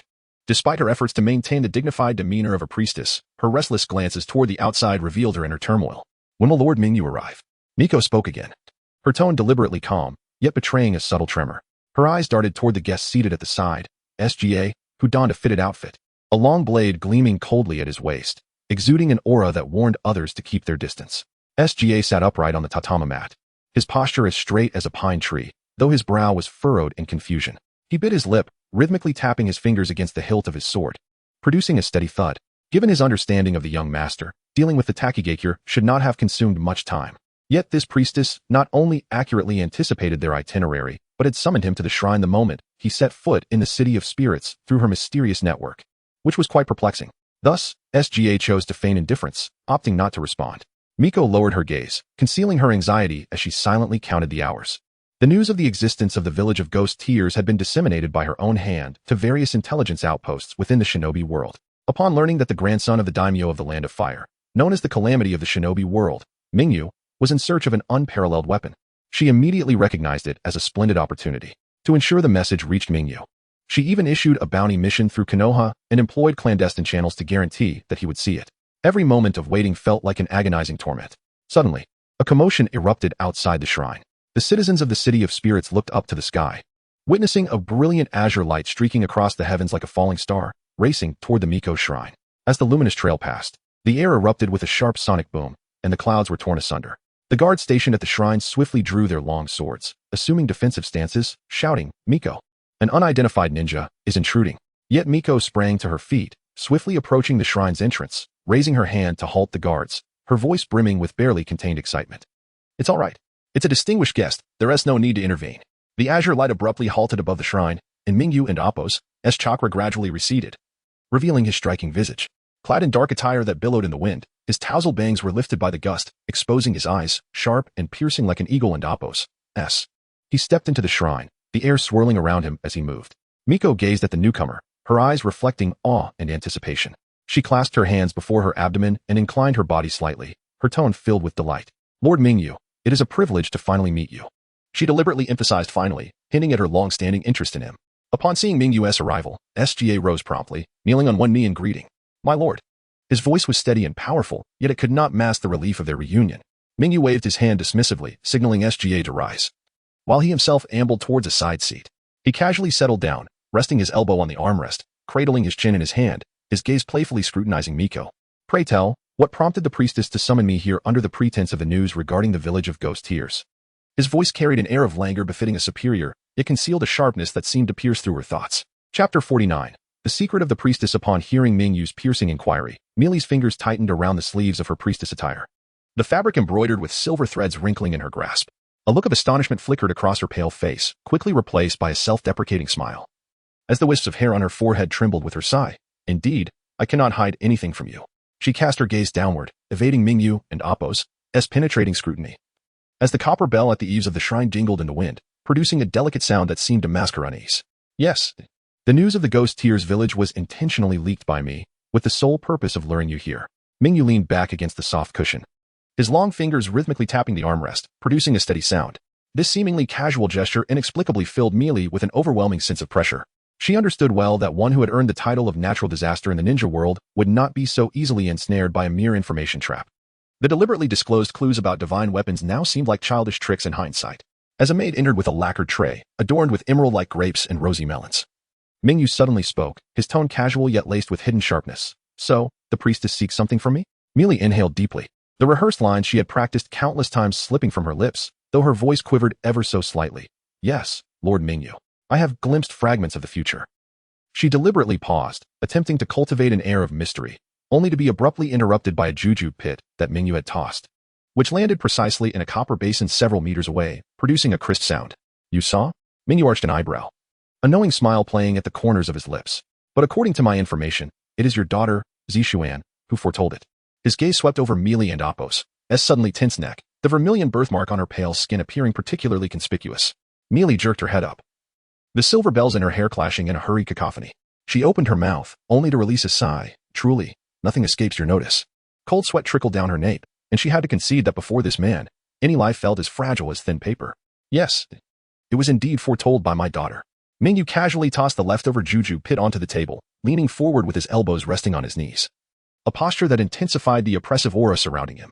"I have heard that each priestess has a short lifespan, living only up to 30 years at most. You must be 25 now, correct?" This statement struck Meili like a dagger to her heart. She instinctively bit her lip, her nails digging into her palm. Yes, the entire ninja world was aware of this fact. She recalled the increasingly haggard reflection in the mirror, the searing pain that would strike in the dead of night. As if an invisible hand were choking her throat. Yet Mingyu suddenly relaxed, leaning back against the cushion once more, plucking another jujube and tossing it into the air. As the jujube arced, he nonchalantly asked, "Why is that?" The question floated lightly, as if he were inquiring about the weather. Meili and Appo's gaze fell upon the shadow at Mingyu and Appo's feet, where a trembling cricket curled up. She tightened her grip on the talisman hidden in her sleeve. The runes inscribed with her own blood now radiating heat. This was the greatest secret of the priestess lineage, a shackle passed down through generations, and they had always sealed away a monster, the Wraith. She suddenly lifted her head, determination flashing in her eyes. As the words escaped her lips, a sudden gust of wind outside the shrine intensified, swirling a storm of dry leaves that battered against the window, as if the slumbering monster was awakening in the darkness. Mingyu narrowed his eyes slightly, rolling the juju pit between his fingers, listening intently to Meili and Appo's tearful narration. The tales of ancient wars and mysterious pacts swept past his ears, yet only the words container and constraint made his pupils constrict. When Meili finally uttered that the priestess existed in symbiosis with the Wraith, he abruptly stood, his boots thudding heavily against the floor. "I believe I understand now." Mingyu strode forward with swift steps. Instinctively, she recoiled, only to be seized by her wrist. His palm was scorching, as if flames were coursing through her veins. "Once I have dealt with all the ninjas that harm you, should I separate the Wraith from the priestess? Is that possible?" Meili and Appo's eyes widened, the silver bells in her hair shaking wildly in disbelief. She suddenly realized that this man before her exuded an aura of peril, akin to the lightning before a storm, deadly, yet irresistibly enticing. Mingyu had closed his eyes, chakra weaving through her meridians like a spider and Appo's web. As he encountered the thick, dark energy, his brow furrowed sharply. The power of the Wraith clung to him like a living entity, attempting to devour his senses. "What about your daughter?" He suddenly opened his eyes, the cold glint within sending chills through Meili and Appo's body. "Let me examine the priestess power within her." Meili gazed at Mingyu and Appo's hand gripping her wrist, where the skin had already begun to show an abnormal flush. She bit her lip, ultimately releasing the talisman hidden in her sleeve. Perhaps this man, known as the Natural Disaster, truly could break the curse of the priestess lineage. In the tense atmosphere, Zishuan, clad in a pale pink priestess robe, was led into the hall by a maid, her delicate steps faltering. The girl lowered her head, clutching the hem of her garment. As the bells in her hair tinkled softly with her trembling shoulders, her youthful face betraying her anxiety. "Come here." Mingyu beckoned to Zishuan, his voice low yet commanding, imbued with an irresistible pressure. Zishuan bit her lip and stepped forward hesitantly, the hem of her skirt brushing against the cold stone floor. In an instant, a brilliant blue water pattern enveloped Mingyu, fine droplets of mist coalescing into glistening beads at the tips of his hair. Sage mode. As he entered sage mode, his pupils glowed with a deep azure hue, chakra weaving into Zishuan and Appo's meridians. The moment this power touched the girl, it collided with a thick, tar-like darkness. The oppressive aura surged violently, like living tendrils, fiercely wrapping around Zishuan and Appo's vitality, each pulse accompanied by a corrosive sting. Mingyu and Appo's brow furrowed deeply, the veins on his temple pulsating slightly. He could clearly sense that this force was more vibrant than when it resided within Meili, assimilating Zishuan and Appo's life force at an alarming rate. The standoff seemed to last an eternity, and just as Mingyu was on the verge of amplifying his chakra output, a fissure suddenly appeared in the darkness. He keenly detected the flickering glimmer of Zishuan and Appo's primordial power within the gap, akin to a candle flame swaying yet unextinguished amidst a torrential downpour. Finally, his tense shoulders relaxed, and he exhaled deeply, the chakra in his palm gradually retracting, droplets cascading from his fingertips and staining the ground with dark marks. "It can be separated." He lifted his gaze to Meili, a meaningful smile gracing his lips. Meili and Appo's tense body immediately slumped against the cushion, tears streaming uncontrollably from her eyes. Meanwhile, Zishuan, still bewildered, gazed at her wrist, where the residual blue glow slowly faded. Unaware of the peril she had just escaped, had it not been for Mingyu safeguarding her fragment of chakra, she likely would have been assimilated. Chapter 50. Maitreya and Appo's resolve. Mingyu raised his hand to signal, prompting the serving maidens within the hall to bow and withdraw, with Ziyuan gently ushered out by Maitreya. The young girl cast a fleeting glance back, her eyes reflecting a mixture of innocence and trepidation towards the uncertain future, as the intricately carved wooden door slowly closed. Silence enveloped the hall, punctuated only by the delicate chime of copper bells swaying in the breeze. "First, we must deal with those ninjas. Do we have any intelligence on them?" Mingyu leaned back against the soft cushion, his fingers unconsciously tracing the armrest, his gaze as profound as a bottomless abyss. Maitreya, upon hearing this, displayed a look of confusion on her pale face, gently shaking her head. Ziyuan and Appo's prophecy reveals only fragmented glimpses. She knows a group of ninjas will attack, but beyond that, she remains utterly oblivious. Her voice carried a note of helplessness, for as a priestess, she was unable to prepare adequately for the impending crisis. Priestess, instruct your people to investigate the ninjas that have recently entered the Ghost Nation. Mingyu turned to Maitreya, his tone brooking no dissent. He then addressed the nearby Kanjia. Kanjia, eliminate all the ninjas that have recently infiltrated the Ghost Nation. Yes. Kanjia knelt on one knee, accepting the command. His figure vanishing like a wraith into the shadows beyond the hall. Maitreya opened her mouth as if to protest but ultimately swallowed her words. She clenched the sleeves of her garment, the fabric embroidered with silver threads crumpling in her palm. Is it too cruel to kill them all? Among those ninjas, there might be pitiful souls coerced into their tasks, or perhaps innocent bystanders merely passing through. Seemingly perceiving her turmoil, Mingyu elucidated, Priestess, in the world of ninjas, none are untainted by blood. Each one counts, none die unjustly. His voice was calm yet bore the weight of countless life and death experiences.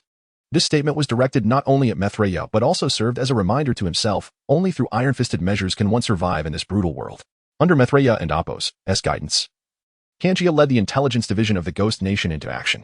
They moved like harbingers of death through the night, leaving a chilling silence in their wake. Each hidden operative was swiftly eradicated, and a suffocating atmosphere enveloped the entire Ghost Nation. When only the two of them remained in the hall, Mingyu sighed softly. Priestess, I am powerless to assist you, but your daughter still has hope. Maitreya and Appo's lips curled into a bitter smile upon hearing this, her eyes momentarily revealing a flicker of relief. I have long sensed that the power of the Wraith has become one with me. Fortunately, Ziyuan is still young, and the fusion is not yet complete.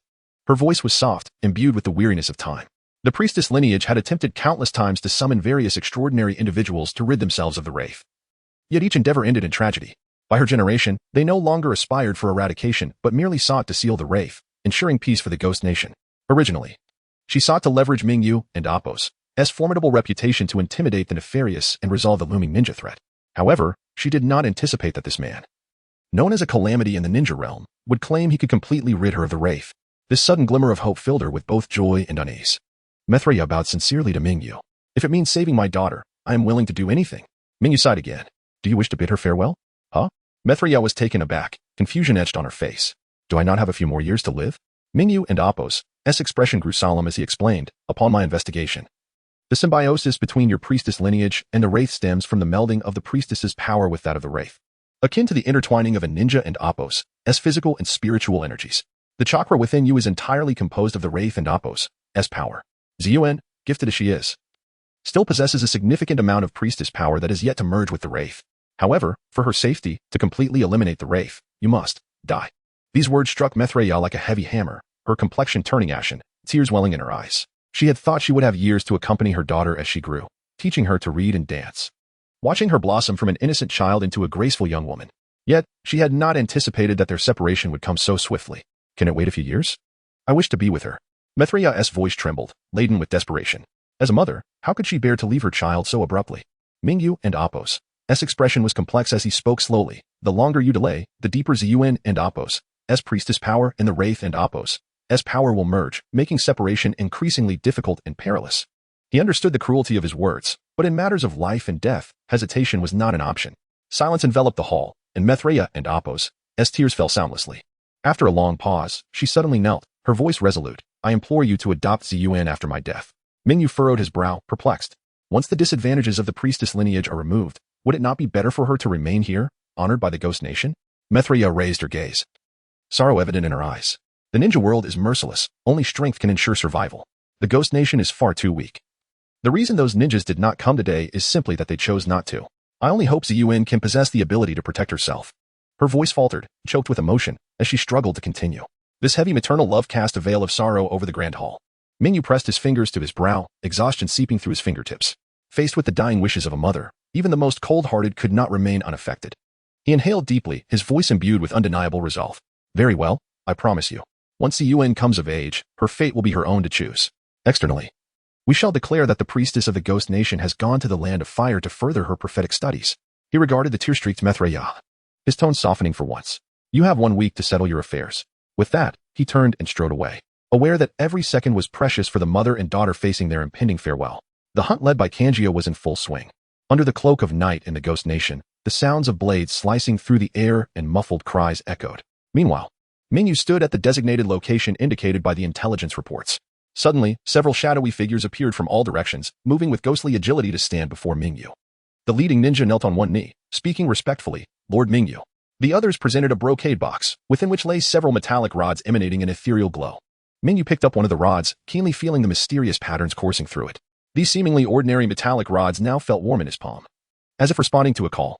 Is this the key to the Spear of Heaven? A hint of barely concealed excitement laced his voice. Yes, my lord. The leading ninja affirmed confidently. After months of investigation and visiting the 3 major ruins of the ninja world, we have finally confirmed that this is the legendary key. Mingyu nodded slightly, surveying the group. Everyone, withdraw immediately, as far as possible. How is the evacuation of the surrounding villages progressing? Most villagers have been relocated. But a few remain unwilling to leave, the ninja replied, a troubled expression crossing his face. Mingyu remained silent for a moment before sighing, very well. Fate decides life and death. Do your best to inform everyone. He gazed at the distant flickering lights of the villages, a twinge of compassion swelling within him. But how could mere mortals withstand the cataclysm that was about to unfold? Chapter 51. Fulfillment of the pact. The moment Mingyu inserted the key into the groove, the air within a 10-mile radius suddenly warped, as if caught in an invisible vortex, pulling it into another realm. The initial tremors were gentle, akin to the earth's breath. Yet within the blink of an eye, they transformed into the roar of a beast awakening. The ground, centered around the key, erupted with spiderweb-like cracks that spread wildly, shattering stones and sending ancient trees crashing to the earth. Accompanied by a deafening roar, a colossal dark entity emerged from the soil. The 3-segmented spear shaft resembled the remnants of an ancient giant, its surface etched with runes that glowed with an eerie red light, each line pulsating with the essence of ancient curses. As the spear shaft fully revealed itself, the central metallic plate unfurled like the fangs of a mechanical beast, from which a crimson core surged forth with energy, throbbing violently like a heart. Each pulse unleashed visible ripples of energy that instantly reduced flora to ashes in its wake. This was the Spear of Heaven. Mingyu's voice was drowned amidst the cacophony of energy. Suddenly, a beam of red light shot forth from the spear's tip, piercing the heavens and dyeing the sky crimson. The clouds twisted and boiled under the intense heat, and the ground fractured wherever the red light swept across, distant mountains appearing as mere paper torn apart. Mingyu bit his fingertip, drawing blood to inscribe a summoning seal, spirit summoning technique. A titanic wave surged skyward, a colossal whale breaching the water's surface, its immense tail fin sweeping across the ocean, creating towering waves that soared hundreds of meters high. In the face of such a gargantuan entity, the Spear of Heaven seemed diminutive. Water Sage mode. Mingyu clapped his hands, conjuring a massive water sphere around the spear, barely encasing the whale's form. Yet the moment it made contact with the energy, a piercing explosion resonated. The seawater evaporated rapidly under the extreme heat. Mingyu was forced to continuously generate water to replenish it. Swallow the sea. Now, his garments were torn by the energy flow. Blood trickling from the corner of his mouth, chakra depleting like a breached dam, struggling to maintain such a colossal water jutsu. Even he could not endure for long. The whale's immense maw opened wide, its whiskers shimmering with an ethereal blue glow, continuously absorbing the source of red energy. As the energy flowed in, strange crimson patterns began to emerge upon its skin, its massive body writhing in agony, the splashes of water falling to the ground enveloped in thick white mist. Mingyu's legs sank deeply into the earth, his arms bulging with veins from the immense pressure, chakra exhaustion causing him to see spots before his eyes. I can barely hold on. Mingyu's roar was swallowed by the tumult of energy. The body of Swallow the Sea had swollen to its limit, the ocean turning a bizarre shade of red. Distant ninjas, fleeing in terror, were horrified to witness the red light devouring the clouds, creating a colossal energy vortex. All right. The roar of Swallow the Sea shook the very foundations of the earth. Mingyu felt a wave of relief wash over him. The moment he released the spirit summoning technique, his body uncontrollably plummeted. The red light of the Spear of Heaven finally dimmed, leaving behind a ravaged landscape and the beleaguered giant whale, Swallow the Sea, with much of its flesh stripped away, floating helplessly upon the water's surface. Swallow the Sea gazed at Mingyu gratefully. I must return to convert the energy. It will take a long time in seclusion. Mingyu lay on the ground, gasping for breath, responding with the simplest of words, agreed. Spirit summoning technique, release. Confirming that there was ample time remaining until the deadline set with Mithria, Mingyu opted to continue the seclusion to study wind release chakra. When he last illuminated the tailed beast Encyclopedia, the wind release affinity bestowed by the Seven Tails, Ch. May, had planted a restless seed deep within his heart, subtly hinting at the opportunity to enter Wind Sage mode. He ventured alone into the wind-eroded canyon in the northern land of the ghosts, where the howling winds seemed to resonate with the chakra surging within him. For 5 whole days, the canyon echoed with the sound of air bursting. When Mingyu finally emerged from his meditative cave, the aura surrounding him was profoundly transformed. As he performed the hand seals, the surrounding air twisted instantaneously into a spiraling vortex, grains of sand and withered leaves drawn toward him, coalescing into a golden storm around his figure. His once pitch-black hair, now animated by an unseen force, bore faint cyan patterns that spiraled like vines from his scalp down to his neck, shimmering in the sunlight. He slowly opened his eyes, his deep emerald irises swirling with mysterious runes, the edges shimmering with barely perceptible currents. With each breath, tiny blades of wind flitted between his eyelashes, slicing the air with a faint humming sound. Unlike the gentle flow of energy in Water Sage mode, the chakra now radiated like a drawn sword, a translucent azure glow enveloping him, resembling a suit of armor forged from wind elements, the flowing currents concealing the power to rend space itself. He reached out to caress the rock wall beside him, and where his fingertips grazed, the solid stone crumbled to dust, swirling into the tempest. When Mingyu closed his eyes, the entire world seemed to shed its facade. Revealing its fundamental rhythm, he could distinctly perceive the collisions of air currents within clouds 1,000 miles away, hear the soft rustling of sand grains deep within the canyon, and even discern the disturbances caused by the flapping of a butterfly's wings 100 miles distant. Instinctively raising his hand to gesture lightly, Mingyu's pupils suddenly contracted sharply. The wind conveyed to him that in the distant land of the Wind Country, this casual motion had begun to brew a terrifying sandstorm that would engulf the desert.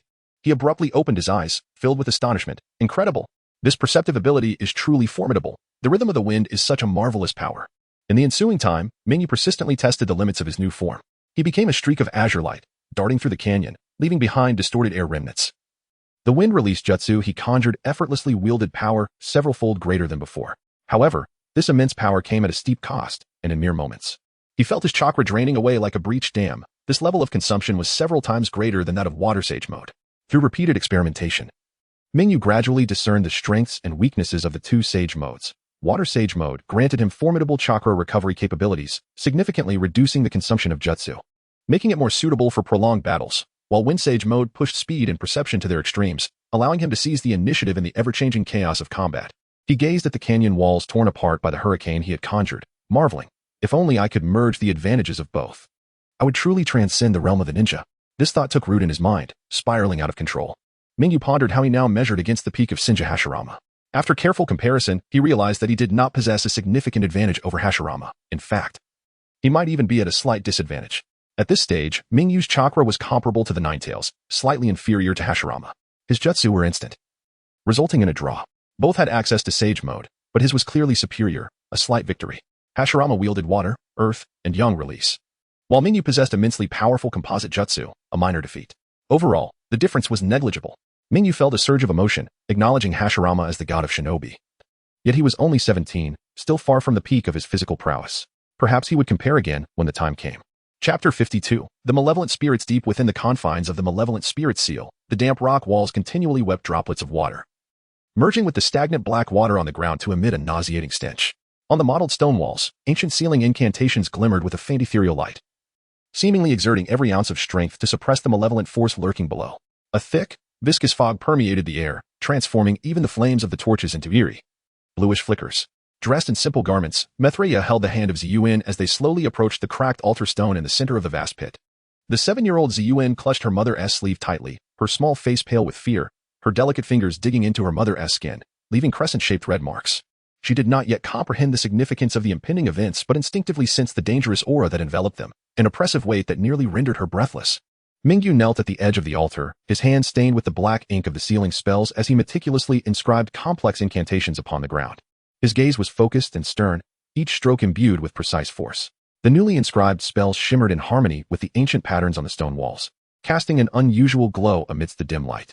Kanjia stood like a dark statue at the cave's entrance, wielding a long blade, while the village of ghost tears trembled slightly, resonating with the malevolent force stirring within the depths of the seal.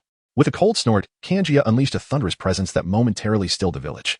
The flickering lightning on the blade clashed with the sinister aura within the cave, producing a sizzling sound. Mingyu harbored a secret, a mere 30% chance that he could suppress the malevolent spirits after the severance of Ziyuan from their power, allowing Mithraea to become the perfect vessel without sacrificing her life.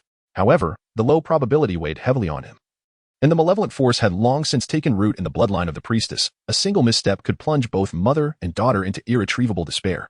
Ultimately, Mingyu chose to bury this hope deep within his heart, unwilling to burden them with unnecessary anguish and anticipation in their final moments. Mithraea took a deep breath, her legs trembling beneath her gown, yet she straightened her back and spoke in as steady a voice as she could muster. "Lord Mingyu, please begin." Her gentle gaze swept over her daughter's terrified face, holding back tears as she silently apologized to Ziyuan. This might be their last moment together. Yet she could offer her daughter no comfort. Unable to contain her emotions any longer, Ziyuan's tears surged forth like a torrent, and she cried out, "Mom, I don't want to. I'm scared." The innocent cry echoed painfully through the cavern, piercing Mithraea's heart. She struggled to escape but was held tightly by her mother, feeling Mithraea's trembling body and the warmth of her tears. Mingyu furrowed his brow, swiftly lifting Ziyuan and hastening to the seal's entrance. He understood the urgency. If the child cried herself into exhaustion, she would undoubtedly suffer grievously during the severance of the powers. "Seal, open." With a thunderous command, the incantations on the altar erupted into blinding golden light. And a deafening roar reverberated from the depths, as if the very earth trembled.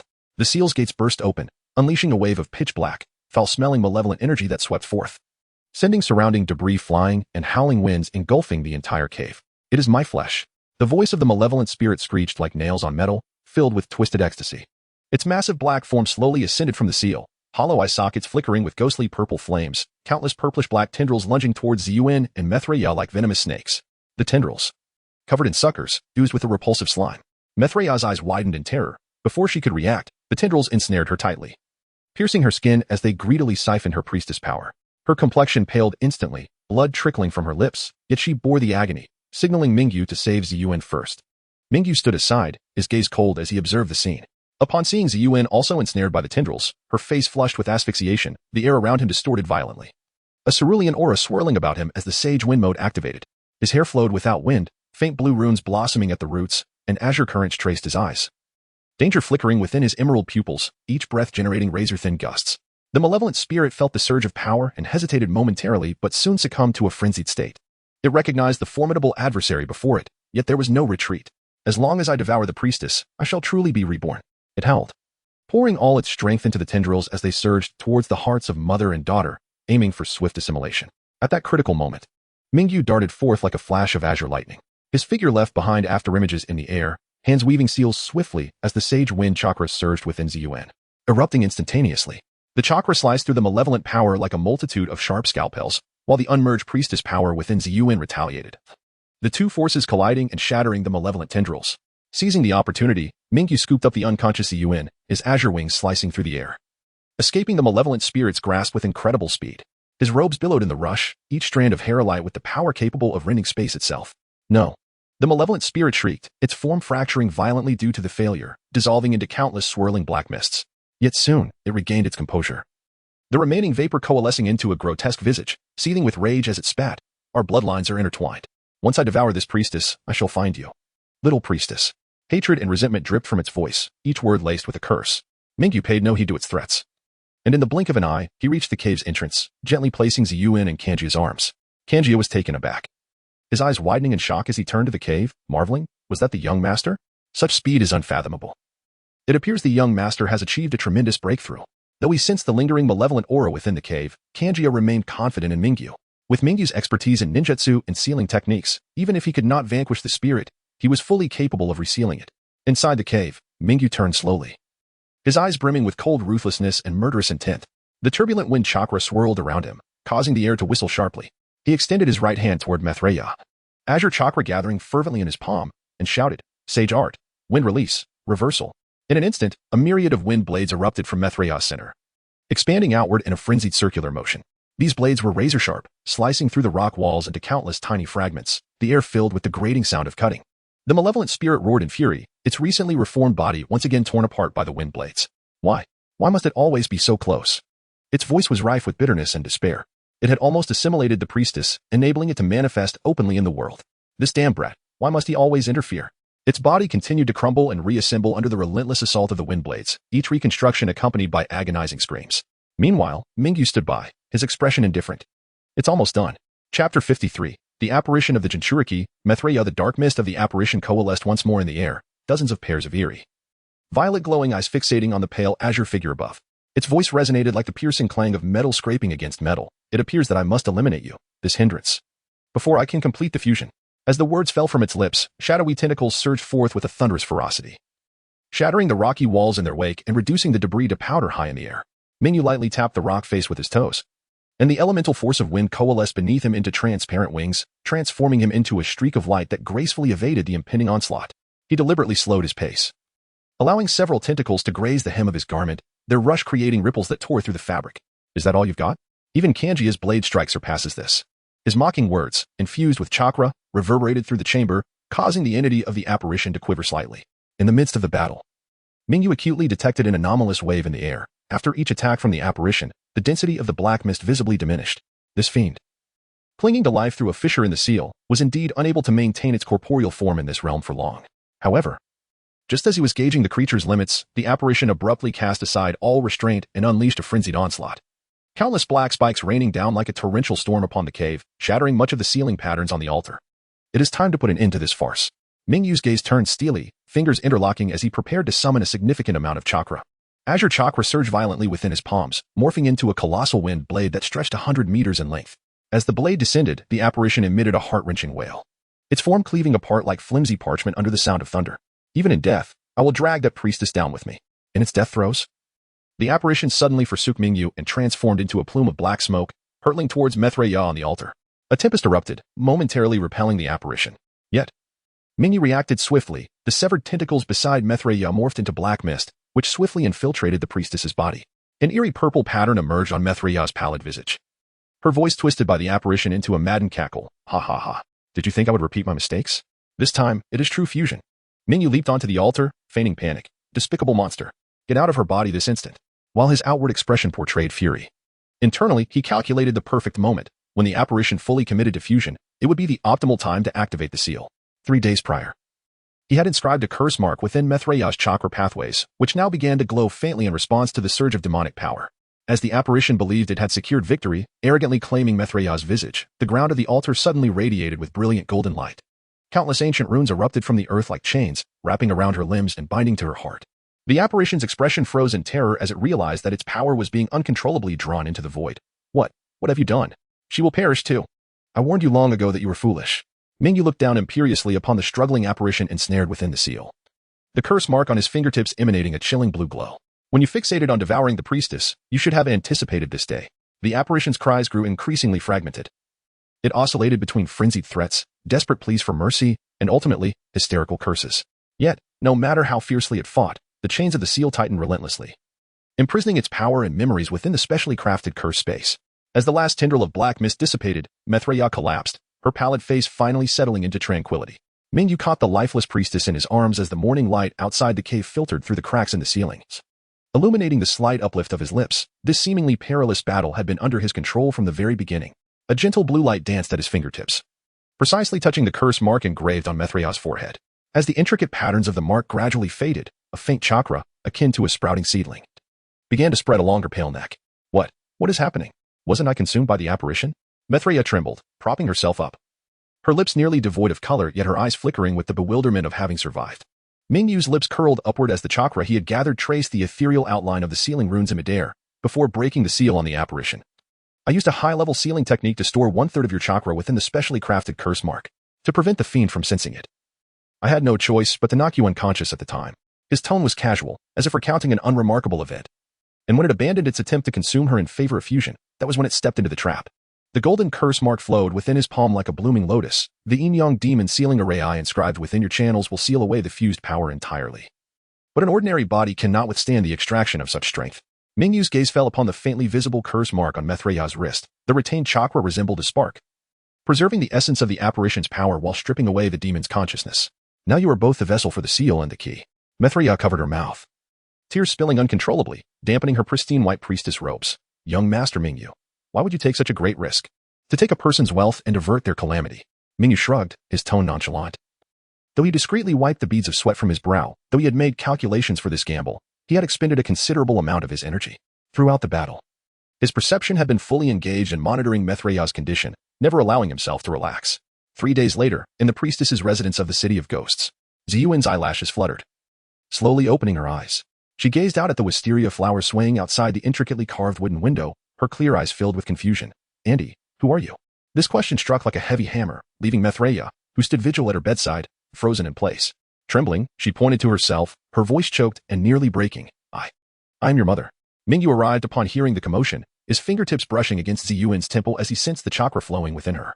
After a moment, he withdrew his hand, his tone calm. The memories during the fusion process belonged to the realm of the apparition's power. They were stripped away along with the completion of the seal.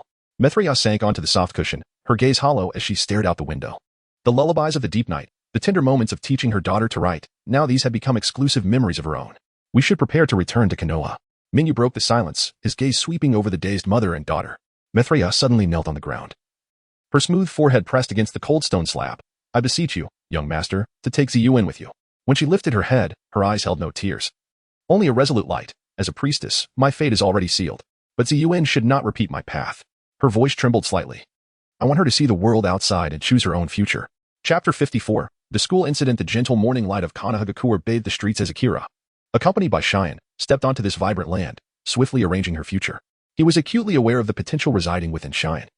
Thus he promptly had her enrolled in the Ninja Academy. Within Akira's residence, KGA carefully cradled the revered blade. On Akira Muramasa, his gaze filled with obsession and reverence. The sword glimmered with a chilling yet captivating luster under the morning sun, as if whispering endless tales. Observing Keiga's demeanor, Akira couldn't help but chuckle softly. Shaking his head in resignation, "KGA, why do you hold on to it so tightly every day? A sword is meant to be sheathed at the waist or on the back, not clung to like that." KGA, upon hearing this, flushed slightly. Scratching his head in embarrassment as he replied softly, "I have never seen such a fine sword. I just want to admire it more." He resembled a child with a treasured toy. Akira approached and patted Keiga's shoulder, smiling as he said, "That sword is yours now. You may admire it as much as you wish. By the way, Shine, do guide him. Despite her young age, she possesses considerable potential." Keiga's eye sharpened, and he bowed solemnly, his tone resolute. Yes, he did not harbor any dislike towards Cheyenne. After all, the beloved Onakiri Muramasa had come from her family, fostering a deeper sense of responsibility towards her mentorship. As time flowed, the day of training at the Ninja Academy arrived. Naruto and Sasuke, having heard of a new student joining the school, were filled with curiosity. Upon arriving at the training ground and witnessing Cheyenne being trained by KGA, their reactions starkly contrasted. Naruto, polite and amiable, greeted her. "Hello, I'm Uzumaki Naruto. You must be the new student. It's a pleasure to have you join us. I look forward to our time together." Since Akira had encouraged Naruto to move nearby, he frequently visited Akira's home for dinner, subconsciously mimicking Akira's demeanor due to his admiration. Conversely, Sasuke stood with arms crossed, scrutinizing her with a cold gaze. "Humph, no matter how many join, I will always be the best," he stated icily. Although his tone was frosty, his gaze lingered on Cheyenne for a moment longer, seemingly assessing her true capabilities. Cheyenne stood before these two boys, each with distinct personalities. Feeling somewhat overwhelmed, she clenched her fist subtly, a flicker of determination flashing in her eyes. After the harrowing encounter with the Wraith, although she had lost some memories, her desire to grow stronger and protect her loved ones had intensified. She silently vowed to confront whatever challenges lay ahead with courage and carve out her own space in this new environment. KGA watched the trio with a slight frown before bellowing, "Stop dawdling. Training begins now. Today's intensity will be higher than usual. Anyone who slacks off will run 20 laps around the village." At this, both Naruto and Sasuke trembled, while Cheyenne weakly echoed, "Yes." In the conference hall of the Hokage building, the atmosphere was as heavy as lead. The news of the daughter of the priestess of the land of demons joining Konoha was like a stone cast into a tranquil lake, sending ripples throughout the ninja world and within Konoha. Opinions varied as the discussion unfolded, igniting a spirited debate. T-Rune Kahara broke the silence, her expression grave and her eyes resolute. "I propose we exclude her. We must uphold Konoha's system." Her voice was firm, each word embodying her commitment to institutional authority. In contrast, Mito Gaiden Izuma, the finance minister, countered without hesitation, "I disagree. I believe we can certainly accept nobles to study in Konoha." Akira sat quietly, observing the two as they exchanged arguments, fully aware that both perspectives held merit, each with sound reasoning. Kohara further articulated her viewpoint, clearly outlining, if nobles join Konoha's academy, according to our system, they become Konoha ninjas and must undertake missions. However, if these nobles backtrack, all the resources invested in their training would be wasted, severely undermining Konoha's prestige. Consequently, to maintain authority, Konoha would be forced to take drastic measures, leading to a reduction in cooperative contracts with nobles, a clear lose-lose scenario. Her words resonated with concerns over potential risks, emphasizing the importance of maintaining institutional stability. Mito nodded slightly, a glimmer of shrewdness in his eyes as he calmly shared his thoughts. Under normal circumstances, ninjas are trained at Konoha's expense, but if nobles wish to study here, they should bear the cost of resources and pay substantial tuition. We could even sell some common ninjutsu, which would yield significant revenue. The more nobles we attract, the greater Konoha's renown, leading to increased missions, a virtuous cycle. Their arguments grew increasingly heated, both defending their positions passionately. The third Hokage, Sarutobi Hiruzen, and Danzo remained silent, eyebrows furrowed and gazes profound, thoughtfully evaluating the potential consequences of this matter. After a period of contemplation, the third Hokage spoke slowly and with authority. "How about we establish an auditing student system? Nobles who wish to join the ninja school can do so by paying, but they will not be part of Konoha's official roster. They can access the academy's education and training resources, but they will not receive guidance from Jainin." The third's proposal sought to strike a balance, considering both the preservation of the system and the potential benefits from the nobles. Danzo instinctively frowned, perceiving the indecisiveness and the need for caution, envisioning, "If I were Hokage." However, Mito immediately countered, his voice filled with urgency, "Without the involvement of Jainin, who would want their children to come and learn?" Mito's words struck at the heart of the matter. Among the many resources, the guidance of Jainin was paramount. Jonin not only impart mission experience and training techniques but also foster deep bonds with their students, often sharing their secret techniques and ninjutsu. Much like guided with Lee. Without Jonin's supervision, the system would likely appear tailored solely for Cheyenne, making it difficult to attract other noble offspring. Just as the atmosphere grew tense, Akira broke the silence casually. We could establish a teaching position specifically for retired ninjas to instruct these nobles who do not participate in actual combat. This would satisfy the nobles' desire to learn without disrupting Konoha's regular operations. Though not a perfect solution, this proposal cleverly provided both sides with an avenue, ensuring that the core interests of both remained intact while also yielding certain benefits, momentarily bringing the fervent debate to a close. Chapter 55, The Most Powerful Monster. Now the gentle spring rain lightly taps against the eaves of Konoha, saturating the streets with a tranquil dampness. Mingyu has finally completed the daunting pile of administrative duties and trivial matters. Rubbing his slightly aching brow, he strides towards the Konoha Research Institute. His dark gray robe flutters softly in the breeze, and the scroll pouch at his waist emits a faint clinking sound with each step. As he crosses the threshold of the institute, he is greeted by a peculiar amalgamation of antiseptic and chakra. Suddenly, a figure emerges from the shadows, Kisame. Adorned with his signature peculiar grin, sharp teeth glinting in the light. Employer, here is the bill for the past year at the institute. Please review it, he says. Presenting a hefty scroll of parchment, its edges damp, evidently just retrieved from some humid storage room. Unfazed, Mingyu swiftly forms hand seals, summoning a shadow clone. The clone takes the bill, patting Kisame on the shoulder. Come, let us discuss the details in the office. Every expenditure and income must be accounted for. Their footsteps gradually fade, echoing through the empty corridor. Not far along, hurried footsteps approach from around the corner. Uchiha Shursui rushes in.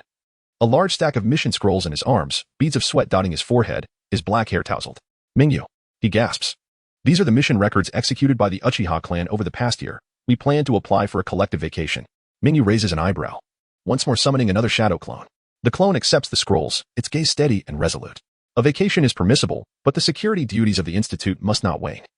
We must ensure a proper rotation and rest schedule. Shursui, let us find an office to discuss the specifics of the scheduling. With that, they turn and enter a nearby room, gently closing the door to isolate themselves from the outside world. As Mingyu ventures deeper into the institute, the guards he passes salute him, their eyes filled with reverence. The atmosphere grows heavier, a faint hum of machinery resonating in the air.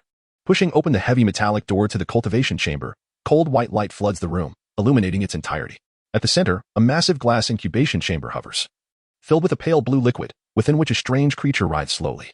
Mingyu halts, his pupils contracting slightly.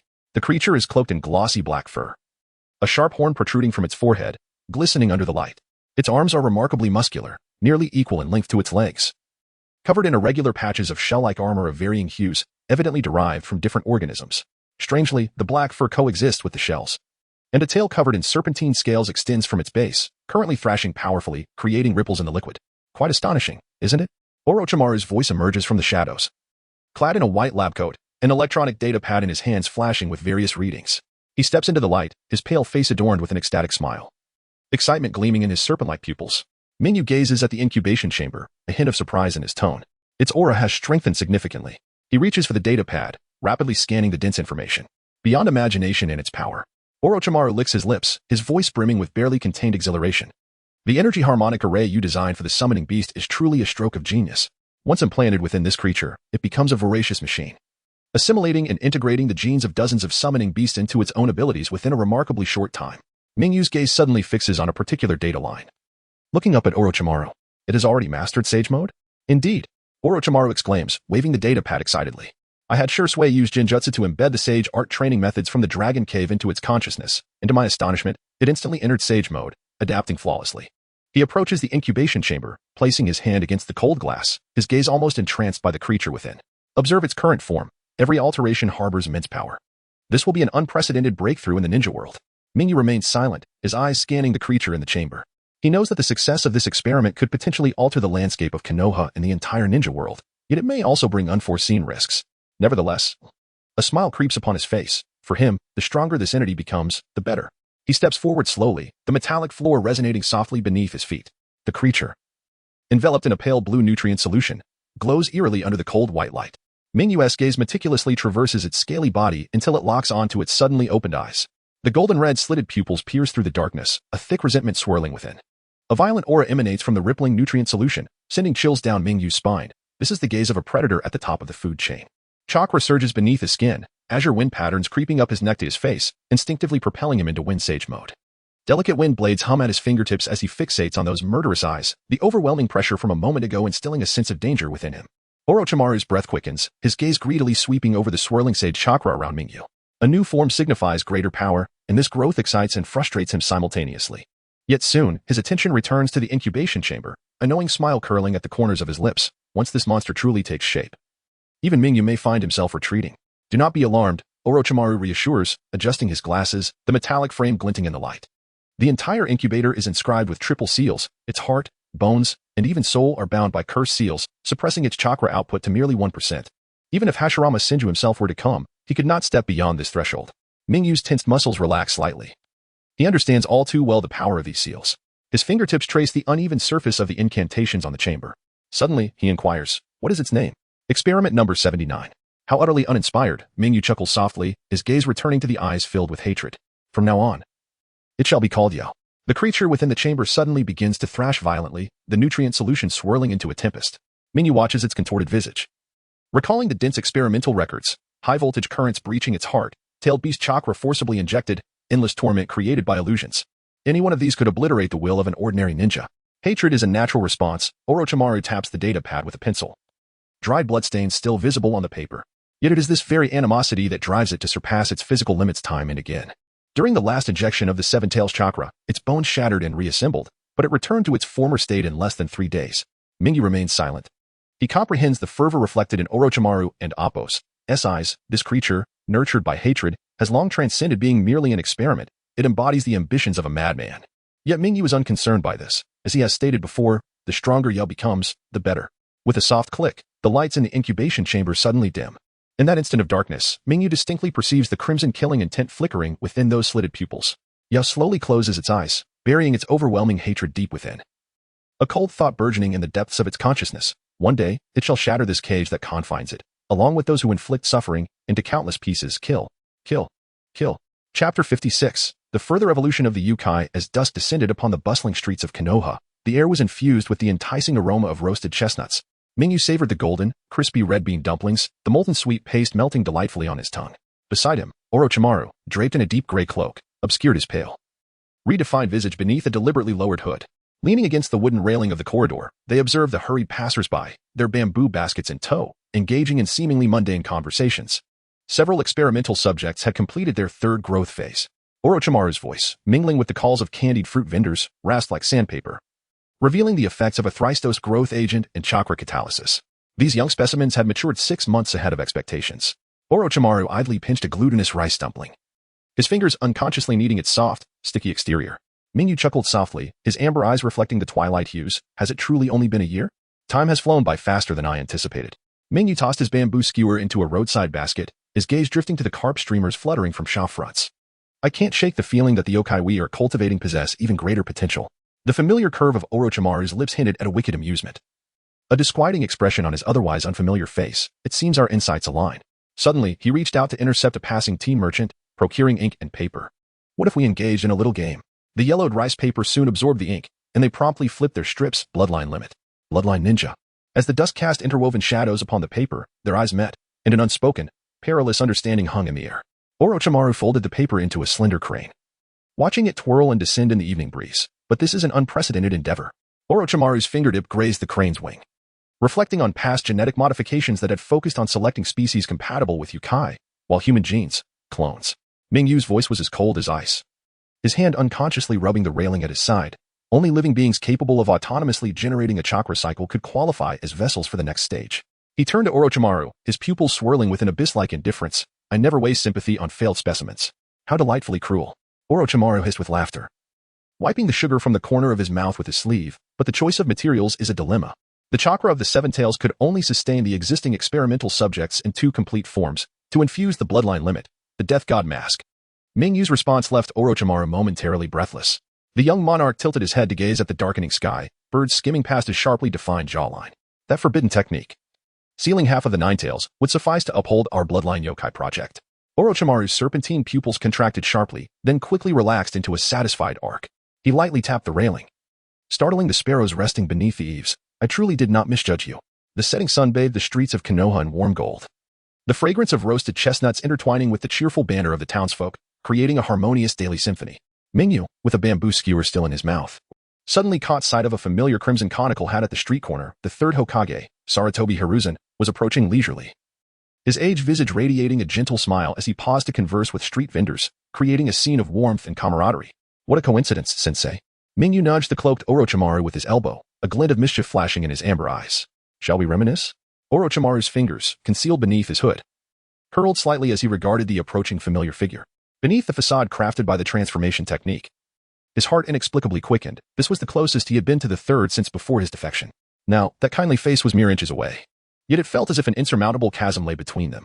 Mingyu, it is rare to see you out and about. The third's gaze lingered momentarily on Orochimaru, a flicker of confusion surfacing in his murky eyes. This man before him bore an air of familiarity, yet he could not recall where he had encountered him. The third nodded with a smile, quickly redirecting his attention, patting Mingyu's shoulder. Young people should experience the vibrancy of life. Mingyu watched the children frolicking along the street, his tone suddenly shifting to one of enigmatic foreboding. How long do you think such scenes can endure? His voice was as light as a whisper to himself, yet it sent a jolt of tension through the third. You dare to say such things? The third's pipe struck heavily in his palm, sparks scattering onto the cobbled street. The uproar over reclaiming the Seven Tails has caused quite a stir. The letters of protest from Sunagakure and Iwagakure are piling up. They suspect Konoha intends to provoke war. Mingyu brushed off non-existent dust from his sleeves, his demeanor nonchalant. After the third great ninja war, Sunagakure's new generation has yet to mature, and they cannot even assemble a competent elite shinobi team. Who would dare to initiate conflict? As for Iwagakure, a smirk curled at the corner of Mingyu's lips. Anoki is too shrewd. He would never stick his neck out for a tailed beast. We merely need to declare that the Seven Tails was always a sealed entity of Konoha. Who would dare question it? This audacious declaration made the third's pupils constrict. Even Orochimaru couldn't help but cast a sidelong glance. The oppressive aura emanating from Mingyu resembled a raging storm, chilling to the bone. Mingyu, your actions are far too reckless. The third's tone bore the weight of a concerned elder, should it incite turmoil in the ninja world. I have trained to this day precisely to act with such impunity. Mingyu met the third's gaze unflinchingly, his eyes devoid of any retreat. The chakra swirling around him stirred the air, causing subtle tremors, as if to proclaim his formidable power. If anyone dares disrupt this peace, I shall ensure they understand why the world refers to me as the calamity. The third opened his mouth, only to let out a deep sigh. He was well aware that Mingyu's strength could instill fear across the lands, yet this overtly aggressive demeanor left him with a nagging unease. However, as his gaze swept over the village's cheerful denizens, he gradually found solace. So long as Konoha and the Land of Fire remained unscathed, there was no need to demand too much. What, then, is the sudden collection of tailed beasts for? The third resolved to seek clarity. For biological experimentation. Mingyu's response was astonishingly succinct, devoid of any hint of concealment. The third's pipe hovered at his lips, seemingly casual as he probed further. Does it involve human subjects? The Konoha Research Institute categorically does not conduct human experiments. Mingyu's tone was resolute, yet as he uttered these words, he exchanged a meaningful glance with Orochimaru. Mingyu was not jesting. The Konoha Research Institute could only engage in biological experiments. He would never permit human trials under his command. If such were to occur, it must involve death row inmates. His bottom line would remain unchanged, now and forever. Orochimaru gazed upon the thriving Konoha, a smile unconsciously gracing his lips. Chapter 57. Itachi awakens. The kaleidoscope. The laboratory was suffused with the acrid scent of disinfectant, where countless test tubes and beakers refracted a cold, ghostly light beneath the sterile white illumination. Mingyu, clad in a pristine lab coat, stood beside a vast workstation, his slender fingers gently caressing the weighty experimental manual. His gaze focused and profound. The manual was densely inscribed with data concerning the yokai. Every symbol and numerical sequence encapsulated the tireless efforts of Mingyu, Orochimaru, and their research team through countless days and nights. At this moment, Mingyu found himself ensnared in deep contemplation. The challenge of integrating yokai more harmoniously into human genetics, thereby merging with the bloodline limits, loomed over him like an immense boulder weighing heavily on his heart. He had experimented with numerous methods and conducted countless simulations and trials. Yet each time, just at the precipice of success, everything collapsed. On one occasion, he had forcibly infused chakra to facilitate genetic fusion, only to bring the yokai to the brink of death, nearly losing them entirely. Mingyu understood that this was not merely a scientific conundrum but a pivotal juncture concerning the future direction of their endeavors. Just then, the door to the laboratory creaked open gently, revealing a tall figure standing in the threshold.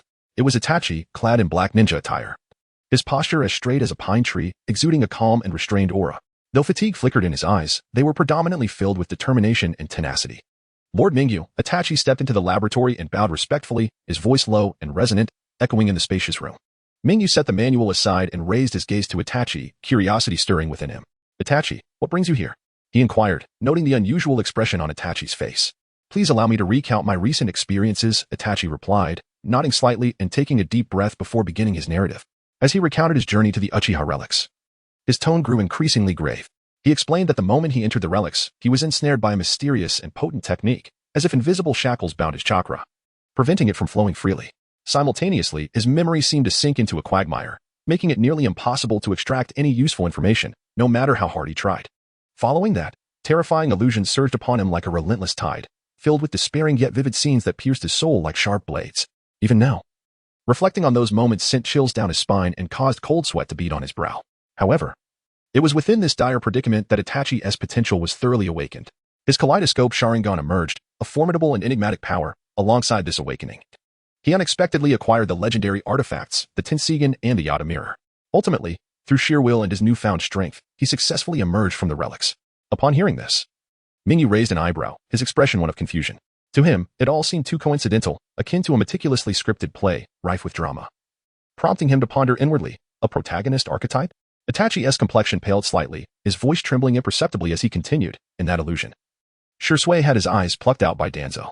I awakened my kaleidoscope to seek vengeance against Danzo, yet was dissuaded by the third Hokage. Subsequently, the entire Uchiha clan rebelled and was obliterated by Konoha, leaving only my brother and me.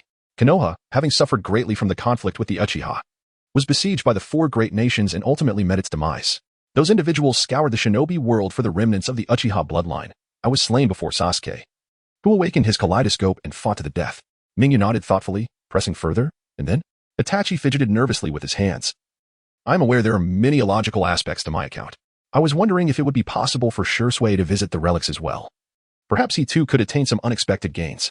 Mingyu raised an eyebrow, his tone tinged with confusion. That is certainly feasible. Such opportunities are indeed rare. However, I doubt you would go out of your way to seek me out for such a trivial matter. In Mingyu's recollection, Itachi was meticulous and always acted with profound consideration. He was not the type to disturb others over minor issues. After all, given the nature of his relationship with Shursui, a casual mention during their work would suffice, making this special trip unnecessary. Itachi remained silent for a moment before solemnly producing the Tenseigan and the Yata Mirror, stating earnestly, I wish to present these two artifacts to you, my lord. Firstly, as a token of gratitude for everything you have done for the Uchiha, and secondly, for your willingness to allow Lord Kanjia to mentor Sasuke.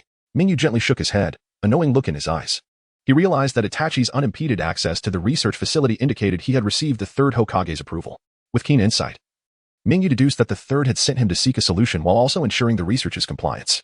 I surmise that you initially intended to present these artifacts to the third as a demonstration of loyalty, and then he instructed you to bring them to me. Am I correct? Itachi's eyes widened in astonishment. Disbelief etched across his features. He hadn't anticipated that Mingyu would discern his intentions so easily. I have heard of these two artifacts. According to records, they are most suitable for the Uchiha clan, likely resonating with some innate ability of yours. The third Hokage is wise enough not to covet what is not his, and I shall certainly not take them either. Moreover, the third specifically sent you to offer these artifacts as a pretext, which must indicate ulterior motives. Reflect for a moment. Have you encountered any recent difficulties? Mingyu's gaze remained calm as he scrutinized Itachi. Itachi stood frozen, momentarily at a loss for words. Mingyu furrowed his brow, providing a gentle reprieve. Have I misjudged you? Itachi slowly shook his head, the astonishment on his face gradually giving way to admiration for Mingyu. Indeed, my lord, you are entirely correct. Itachi gathered his thoughts and continued. The Uchiha Guard is severely undermanned. I plan to recruit members from other ninja clans and civilian ninjas, but I was dissuaded by the third. I am uncertain as to why. Mingyu lifted his teacup, taking a delicate sip before responding languidly. The reasoning is quite simple. If Uchiha clan members commit offenses, will the guard protect them? Yes, but if they are apprehended, they will face severe punishment. Itachi replied with unwavering conviction, his eyes reflecting determination. Mingyu pressed further. If ninja clans or civilian ninjas join the guard, and if they shield their relatives or acquaintances, will you punish them as well? Absolutely, Itachi answered without hesitation. As the already controversial Uchiha Guard, imposing arbitrary penalties on its own members and civilian ninjas, would you consider the ramifications? Do you comprehend the extent of the public outcry that could ensue? Mingyu's tone grew increasingly serious. Upon hearing this, Itachi fell silent, deep in thought. He had never considered the issue from this perspective and was now acutely aware of its complexity. Mingyu shrugged, explaining. Now do you understand why the second Hokage specifically assigned these duties to the Uchiha? Maintaining public order has always been a thankless task. However, it is imperative for the Uchiha to allocate positions accordingly. You might seek out some samurai from the Land of Fire as outsourced personnel. This would not only bolster the guard's numbers but also avert internal conflicts and unnecessary public scrutiny. Itachi lowered his head in contemplation, a dawning realization illuminating his expression as he grasped the essence of this approach. He bowed respectfully, expressing his gratitude. Thank you for your guidance, my lord.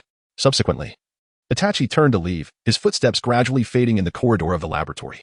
As Mingyu sensed Itachi's departure, he stroked his chin thoughtfully, murmuring to himself, "Ah, I have ultimately become the very person I despised."